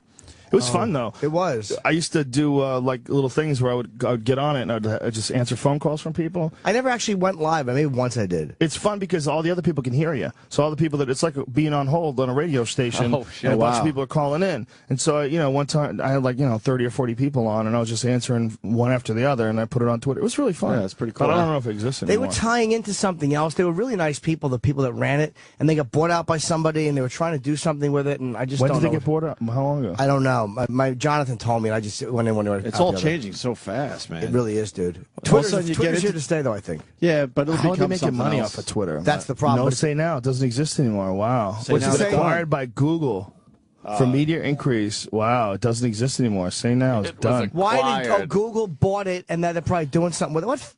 Why don't they fucking stop? No, they're taking over everything. They're Skynet. But they're also what didn't work? Google Buzz didn't work, and this fucking what's this one now they got? Google is rocking. What about you heard about stinks. this client IQ software issue that they're having? Massive class action lawsuit about the client IQ software. Everything you say, every fucking dirty text you make, every phone number you press is all logged and stored in a database somewhere. Right. That's fucked up. Every Google phone has it. Every droid, unless you root it and put in a different operating system like a lot of those super geeks do. But some guy had to find this, man. Some fucking genius kid found this stuff. You know, no one knew that this was in there, and everybody's like, what the fuck are you doing, man? The guy shows every text he wrote, he goes, hello, world, and it shows it in the computer that it's sending out. Wow. Yeah, everything he wrote. If you send a picture, every number that you press on the dial. You just take for granted that you're sending it from point A to point B, and it's going through so many channels during that transfer, and you take it for granted that it's just you're going to see it, and then the end person's going to see it at the end of the line? No. We're becoming part of one. It is a really weird evolution. One giant collective conscious. Where eventually, when we start thinking like Bernie, what the fuck is it? Not Kozar. Ray? Ray Kurzweil, was saying that we're all going to be part of this, and I believe when computers are part of our brain and we can just think Google and think what we want, we're all going to know what each other's thinking. Thoughts will no longer be private. We'll be punished for certain thoughts. Yep. And I'm not saying that that's wrong. It's where we're going to evolve. That's a step along the way. What it is there's a bridge between the monkey and whatever the fuck we're going to become, and we are the bridge. We're the halfway mark, between whatever event. It's unquestionably there's going to be no secrets. It's going in that direction. With Facebook already, you see the lack of privacy that people have. And how much and they're willing to give it up. What you know about people you just do not even know is amazing. The amount of information you can get on a person and that's just you ever feel like a creep because someone sends you a message and for whatever reason you see someone's face and you go, wow, she's really pretty, let me click on her link. Oh, this is her husband's page and this is what he does. This is who he works with. And then you just go into some strange person's world for like 20 minutes and like, what the fuck am I doing? Looking at pictures of them with their babies. Here's them in the snow. Here's them on the beach. And you're like, I don't even know these people, but I'm looking at their life. I'm now part of their lives. Yeah, but that's so fucked up. I get fascinated by it, man. That is the allure of reality TV is just a voyeuristic sort of, looking into people's lives thing. They say it's related to the fact that we don't live in tribes anymore, and that we used to gossip amongst each other in tribes, and that's sort of gone because very few people are even in contact with their neighbors anymore. Very few people have like real communities. My neighbor's an asshole. Yeah, I don't talk to that. That's what he says. Yeah, yeah. No, in this case, he's the asshole. What does he do? He's just a dick. He every time he sees me, he goes, "Can I help you?" I'm like, I live on this fucking. Does he want to help you? Yeah, maybe he looks at your cock bulge and thinks you need a release. Maybe he's just got an aggressive way of picking up on dudes. Tries to make you feel uncomfortable. Yeah. That's his move. That's his one-upsmanship move. Can I help you? Well, I was thinking about sucking dicks. Yes. You want to say, yes, I need some painting done. Please do. Yeah, and maybe he'll come in and help you out. Hey, how you been? He thinks I'm just wandering around on the floor. I'm like, well, you just fucking go in your stupid apartment. Is he an old guy? Yeah. He doesn't come around, and he doesn't come around often, so it's like a second place for him, I guess. Oh, so he's probably just out of it. Yeah. But he's a dick. Yeah, it's hard to fucking find a nice group of people you live next to. Yeah, man, I have a buddy of mine who moved into a house in Oregon, and they fucking poisoned his dog. Someone in the neighborhood poisoned his dog. He doesn't know who it was, but his dog just moved there from California. Dogs barking at shit. That's what dogs do. What the fuck am I doing here? Ruff, ruff. So someone gave him poisoned fucking dog food, man. Wow, that's brutal. Welcome to the neighborhood. I killed your dog. Yeah, that's... Holy. Here's how you find out who did it. Find out who's working the day shift. Or the night shift. Find out who's working the night shift and sleeps during the day. Right, because that will drive you nuts. Yeah. We should. We got a break just because of live reads. Sam's panicking. Joe's going to hang out. What happened to satellite radio? I know. Did satellite radio have no commercials at one point in time? Wasn't that why you were paying for it? Yeah. What the now fuck they happened? say, well, the music they slowly channels started to sneak them in. They're like, well, the music channels don't have it, but the talk channels. Why does the talk channel have to have it? You would think that it'd be. Oh, they say it so it gives us a chance to take a break. I don't know from talk. You need a break? So just a break so they can make some more money. A break that I'm fucking talking. Right. So listen, Joe's going to be here for another 15, 20 minutes. Let's not forget Fear Factor starting Monday at 8 on NBC. It looks so fucking cool. We're psyched it's back. I wish I could show you the video. I don't have it on this fucking phone. Can you tell us the one episode that... I'll tell you as soon as we get off the air. Okay. Oh, fuck. Go to break. Exactly. I'm in a bad mood. I was just telling Joe Rogan. I fucking hate Twitter because people like turn me on to shit I don't want to know about. And someone just retweeted a tweet from Kim Kardashian. She had a life-changing experience in New York City. The life-changing experience was a reading from that fucking hack John Edwards. Oh, really? You don't believe John Edwards, please, Joe. Please. No, I don't. The only psychic phenomenon I believe in is the ones that we can't control. Or the rare instances where someone knows something's going to happen right before it happens. I believe in some psychic fucking abilities, but John Edwards is a hack that's just making money off. Do you, off Anthony? People? I don't know. I'd like to. There's no evidence. That's unfortunate. I know. That's just it. No evidence with all these people. I'd like to be able to, move a matchstick or something like that. We've Bend talked my mind. So cool. Bend that spoon. We've talked about John Edwards a lot on this show. Not a spoon. And we've had people on. It's There's like no spoon. He's got fucking microphones. He's using all the tricks in the.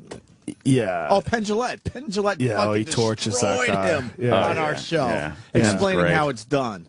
Well, because you want to believe, so you lead the person on. Like, I'm thinking of this relative, and you give up the answers for the person. There is psychic shit that they can measure, like whether or not someone knowing that someone's looking at them. That's actually measurable. Oh. They've actually proven that people can statistically that there's numbers that show that people can actually tell when people are looking at them. Right. That is a weird feeling that you get. Yeah. What the fuck is that? That's an instinct in nature. So you're going to get attacked by something. You can feel you're being looked at. Right. Yeah, but how's that even happening? Yeah. Where is that? The reason there's a guy.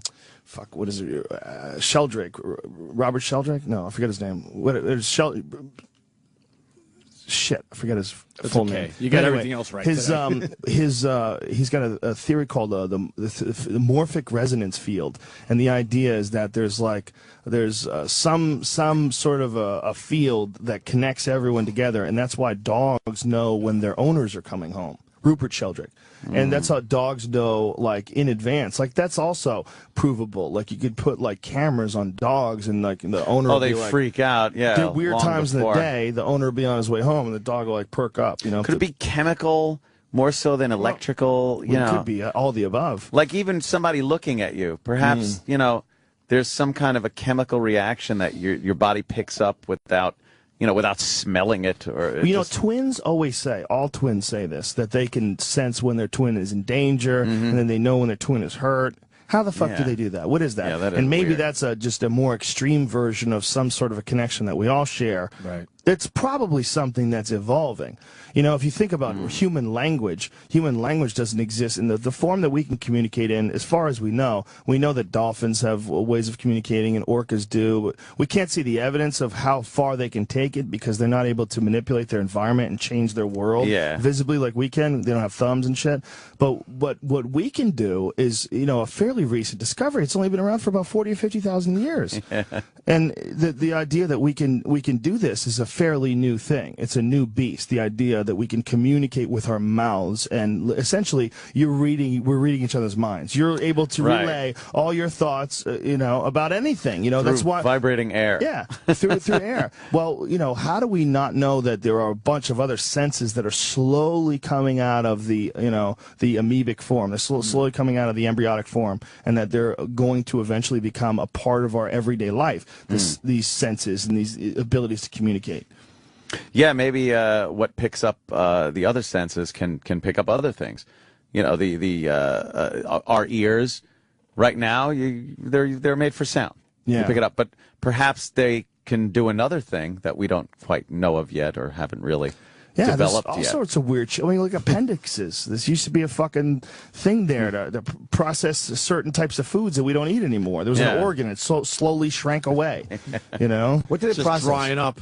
I thought it was raw meat, but then I've been told that that's not true, that it's actually like certain plants and fibrous plants, like before we cooked plants, that people had to be able to eat some, break down some shit. I haven't really looked into it. You want to look into it? Just sits there and gets all fucked up on some people. Whatever it is, our diets evolved and changed, and we don't need that anymore. You could take that out. You could take the spleen out, right? For the look at our fucking bodies. At one point in time, we had to be able to exist outside in the cold and shit. You know, we were hairier. We were whatever the fuck we were. We were more monkey-like. Yeah. You know, at one point in time, right? Yeah. Something had to change, slowly become us. You know, it's a real mind fuck. It really is. It really is. You really wrap your head around it. Like, where you can imagine if you could like peer into what human life is going to be like 1 million years from now. 1 million years. That's a good one. Yeah. If you could just like look forward.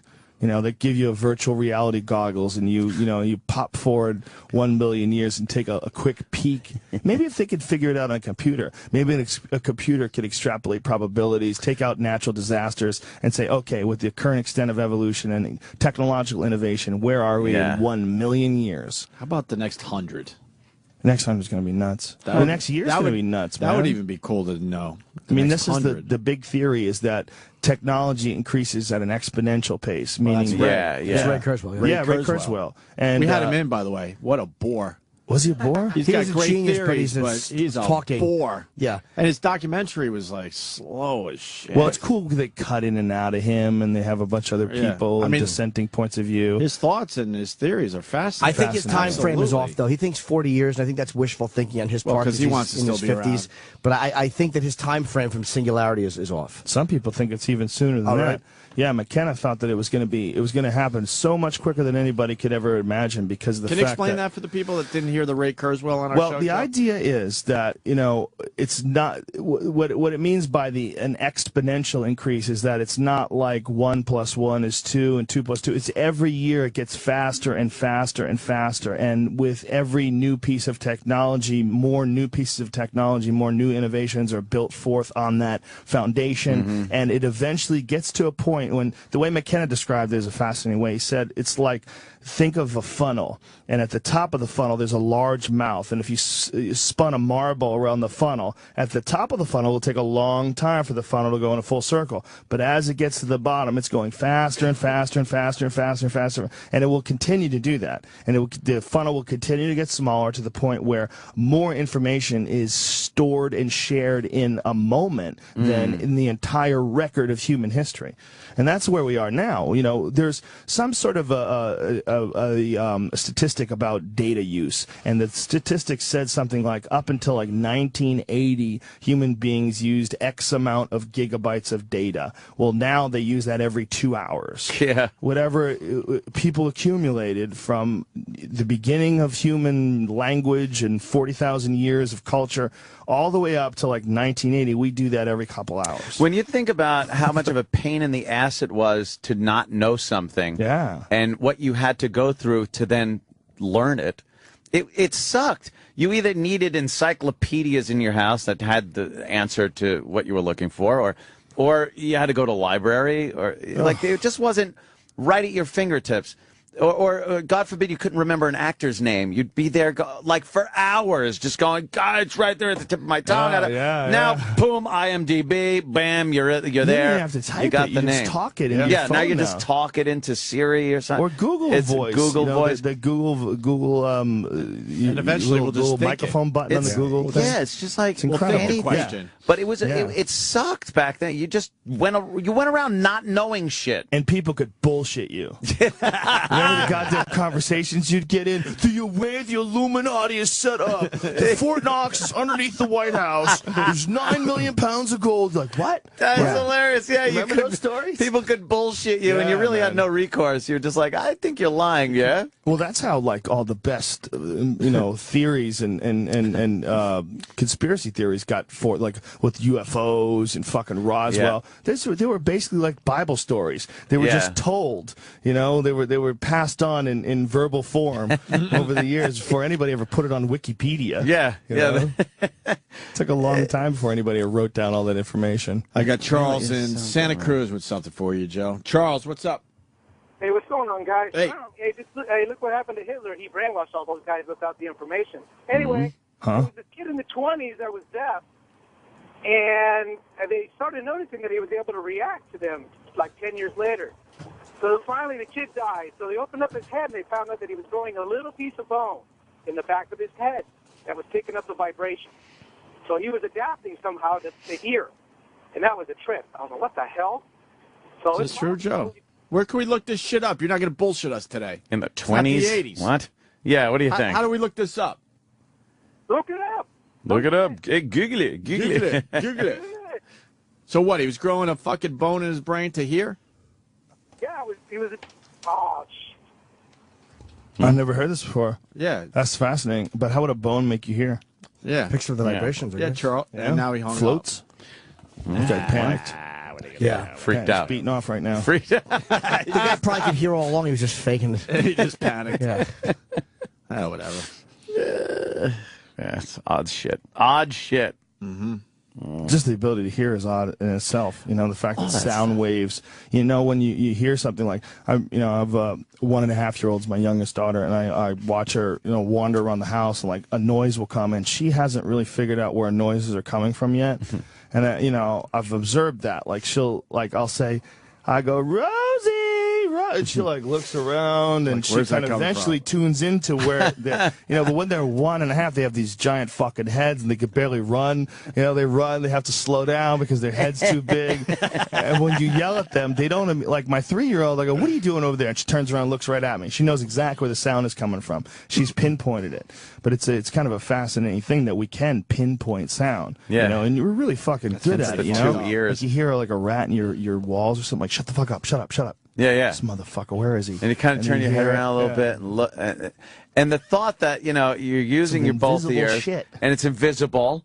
And then it's got to work its magic in your fucking goopy gray stuff that's your brain to let you know that it's coming from that direction and then move the muscles toward that direction. Like it's just a whole cavalcade of weirdness going on. Yeah. Processes and things that just, and that's just one small thing. Sight is another thing that's just fucked up. Yeah, When crazy. you think about eyeballs and optic nerves. How the fuck are you changing a picture into some fucking thing that can then go into my goopy brain thing and I could then see it? And you see it so well that you could be on the highway switching lanes at 80 miles an hour, just dodging bumpers left and right like an asshole.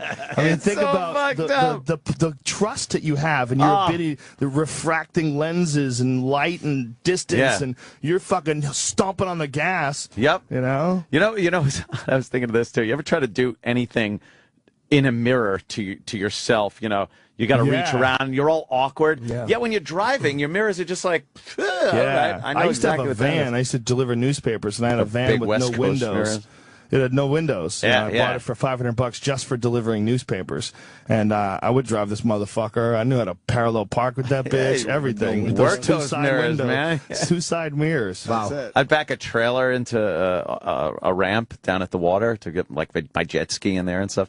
And you wind up just figuring it out. Where 2 seconds becomes wham back in. Because you're a gamer. And you like myself like the mouse and keyboard. Mouse and setup. keyboard better, way better, yeah. way more precise. But you remember when you first started using it, and you couldn't figure out where the fuck your guy was. You had to Motherfuckers think looking at the about. ground. If But you after have to a think while- about what you're doing, you're fucked. It becomes second nature where you're walking sideways when you come by a hall, and then you spin around the other way, and you're not thinking like, what keys do I have to hit to spin around? You're just. It's going becoming like an this. extension of you you. just all right, Yeah, back you get that way, boom, boom, boom, boom, boom. WASD going for forward, back, side to side. Yeah, you're just kicking and ass. then the mouse, it becomes it really reacts to your brain. It becomes an extension of your eyes. It's so fucked up. It's just so weird how that shit works. It's amazing. It's just fucking amazing. It's amazing, and it's probably only the beginning. Whatever the fuck we're gonna be. Yeah, 100%. Right. Yeah, It's, absolutely. that's why I get angry when people want to like save things. So save the Komodo dragon.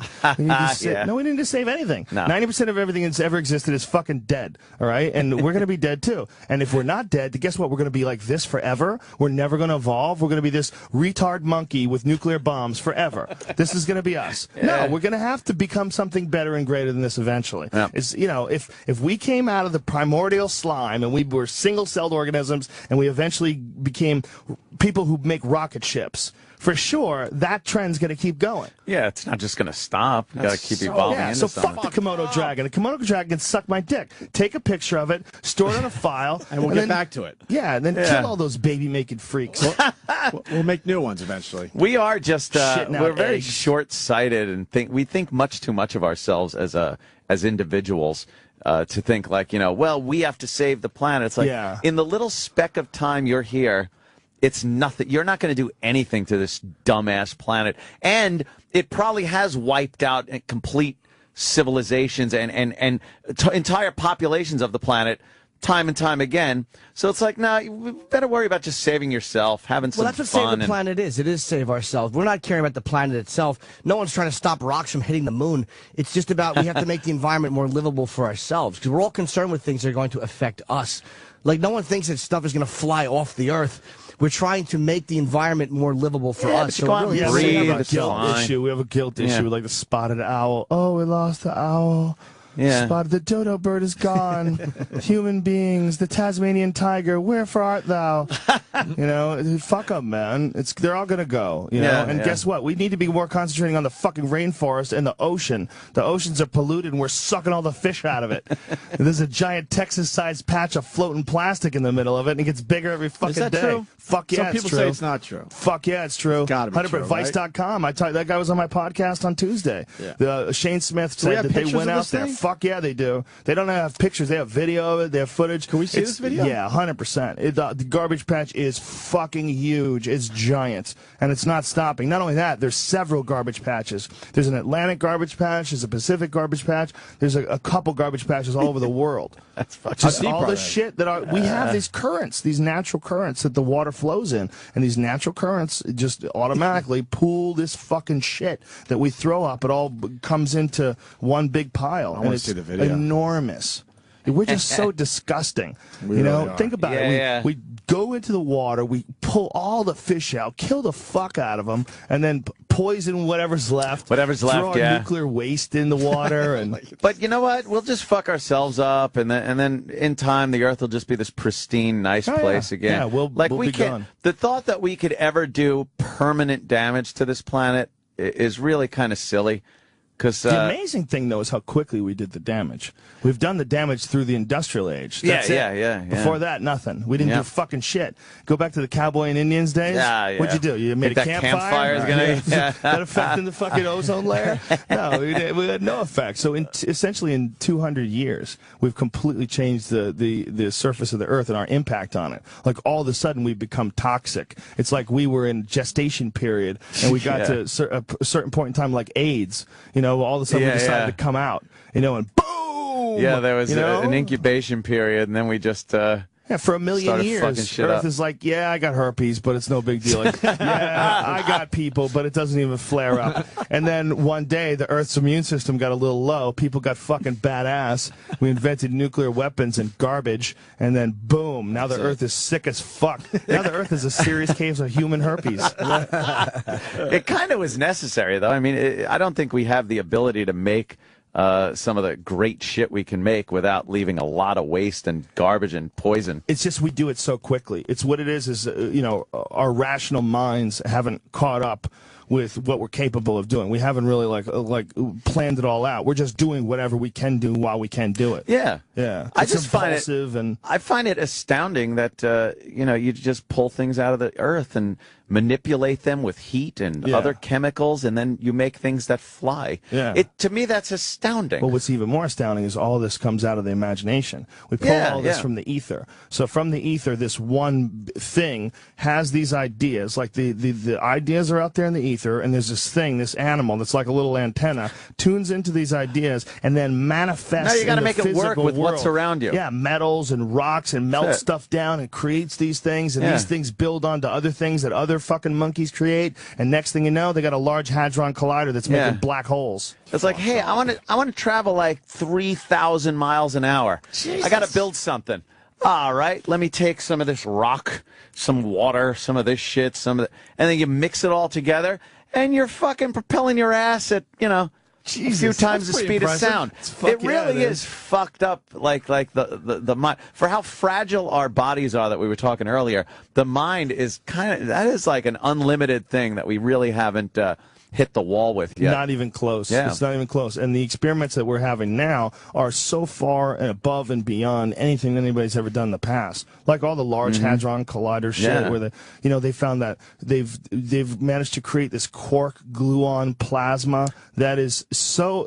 I think it's 400 billion or 40 billion tons for a sugar cube of it. Oh shit! A sugar cube of it, and they've managed to create particles of this stuff. That's amazing. Yeah, it's like neutron star stuff. Yeah, no, it's more dense. It's more dense than a neutron star, and they've created it. The E-Rock. Yeah. We got to get Joe out of here. I got to hang out with Al Roker in an hour. Well, that's a little different than what we've been doing. Great. Back to dick jokes. Suck.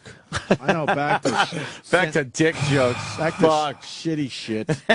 Fear Factor starting Monday at 8 on NBC. We're all looking forward to this. This show should have never went away. I guess I was happy it went away. You needed the break. Yeah, I wanted a break. But now you're But back. I enjoyed it doing it again. Yeah. You know, it's all about having the right mixture in me when I do it. I was going to say something. I was going to say something earlier. I forgot the trailers that I've been watching for the show. It looks not so much the eating and disgusting thing, but I'm seeing people physically being fucked with in ways that is like there's a person, they're right in front of you. Bah, they're 300 yards away. Oh, you see that bungee cord thing? Happens? That bungee cord thing in a helicopter was one of the nuttiest ones we ever did. Insane. We had these people. One person was attached to a tree, and the other person had to free them. And they're connected by all these, fucking chains and shit. And when the person undoes the last thing, they get launched through the fucking air. I mean, launched like 600 feet in a matter of a couple of seconds. It was crazy. Yeah, and then they're suspended over this giant rock quarry. It was really nuts. That helicopter. Have you tried any of this shit? No, they don't allow me to do any of those things. You're not allowed to try it out? No, because it would have to be, I would have to be insured for it. Crazy. Look at these shit. Yeah. They're just catapulting people and the moving vehicles and the crashes. It was way bigger and crazier this year. The best way to describe it is that if you looked at the old Fear Factor, like look at that. That's man. The old Fear Factor, we had an A, B, and a C stunt. So the A stunt was like the first thing, and the B was like the disgusting eating thing, and then C is like, the grand finale. Well, the A stunts on the new show are way bigger than the grand finales on the old show. It's fucking way over the top. Yeah, I mean, oh, fuck that. We went deep, dude. You saw that? Yeah, Jerry's like, no fucking way, man. Out of a window. It was really window, weird to do, man, because like Matt Cunett said it best. It was like we went into a coma for 6 years, and then we came out and did the show again. You're clean shaven on this too. You look different than you do for on UFC. Yeah, they want me to shave for some reason. I don't understand Just that. to make it a different look. So America like loves you. Gentlemen. They want America to fall in love with Joe Rogan. This is collegiate Joe. Yeah. They all know me by now, I think. Fire. I know the explosions. This just looks great, man. We're happy for you, Joe. That's my buddy David Hurwitz. He's the one who got me the job in the first place. When I was first doing Fear Factor, when I came in for the audition, I was making fun of everything, and they didn't want to hire me because of that. Right. They're like, we can't have this guy. He's going to make fun of everything on the set. We want this to be scary. And then Hurwitz was like, what the fuck are you talking about? Look what we're doing. We're supposed to be making fun of this. Yeah. If we're not making fun of it, other people are going to be making fun of it for us. Right. But Wow. it was... What was that you're holding? A big giant thing of Madagascar hissing cockroaches. The famous hissing cockroach. Did you find anything new to eat? Yeah, we did. The stuff that I was telling you about. We won't give that away. We won't get into that, but wow. Anything else, though? No, I think it's all like along the same lines. It's just they made people do things. It wasn't just eat this. It's like, you got to play horseshoes, and then, whatever the distance is, then everything became a game. It was much better thought out, and, you got to realize that stunt technology is really advanced. Mm-hmm. And on top of that guy right there, Matt Cunett, he's the executive producer of it. Great guy. And Matt also runs Wipeout, and he runs 101 Ways to Leave a Game show. Remember that show? Sure. He does that as well. So, they have so much experience with stunts and with producing and creating stunts for TV shows. Holy shit. It's crazy. We're just watching the trailers. Top. It's so much. It's hard to remember. The other show was nuts, but this show, as nutty as the other show was for the time for 2001. Yeah. This is just as nutty for Is that how 2011. long ago that was on? 2001. amazing? Yeah. Holy till when? Till 6. Oh my god! And then we were off for 5.5+ years, and then all of a sudden we're back. It's very strange, man. It was like really like the first day was surreal as fuck. Like it didn't even seem real. But then the second day it was just, I'm going to work again. Yeah, it felt like you just never left. Yeah. How long did it take you to shoot? One episode. For 3 stunt episodes, it's 3 days, and for a 5 stunt episode, obviously, it's 5 days. Those are for the How the cool 2. are helicopters? Pretty fucking awesome. Fuck yeah. We have these badass helicopter pilots too that can fly side by side. So there's the wings, like one guy will go up and another guy will go below, and they'll move around like that. But if they go like this, tink. Yeah, the rotors dies. hit and everyone dies. Great. Yeah, but they managed to not do that always. That's for the camera work, right? Yeah, and Those are obviously we have to be really careful and not do that anywhere near gusts of wind. And that was a big stunt. We had people drive a truck into an ammo dump. We had they were attached to helicopters by these giant cords, and they had to run and then jump into the back of a remote-controlled truck. And as the remote-controlled truck is bashing through these barriers one after another, it's headed towards this giant ammo dump. And at the last second, the helicopter pulls them out of the truck. The truck keeps going. Boom! Hits this ammo dump. And when I say the explosion was fucking intense, I mean, we were 7-8 football fields away, and my clothes moved. It went poof, like poof, like you felt it. You felt it from like 700 fucking yards away. It was insane. That's crazy, man. It lit up the sky. I mean, it was just like way crazier than any shit we ever did and before. we can't do eggnog drinking challenge anymore. You guys need to just go straight internet. Yeah, no you know, shit. At a certain point in time. We're pretty much heading that way. I hear you, man. It's pretty obvious. What are we to looking everyone. at? December 12th, Monday, December 12th, Monday, 8 December 12th. o'clock. This coming Monday, and 8 p.m. 7 on Central. 8 p.m. on NBC. Can't fucking wait, With man. that, we got to get Joe out of here. He's got to talk to Al Roker. Well, thank you, boys, for having me on. Joe, Always thanks so awesome. much, And it's man. a pleasure to have my podcast on your network. It's an honor. I really appreciate love that, it. having me on your fucking great. channel. It's cool as fuck. We fucking having love Joe. it. Joe Rogan on Twitter, of course, too. And UFC this weekend. Of course. Yeah, Machina John Jones, versus Leo Jones. Machina. We didn't even get a chance to talk about that. It's gonna be a great fucking one. Al Roker. All right, Joe, we'll see you soon. God damn it. Joe Rogan. This is the Opie and Anthony Show.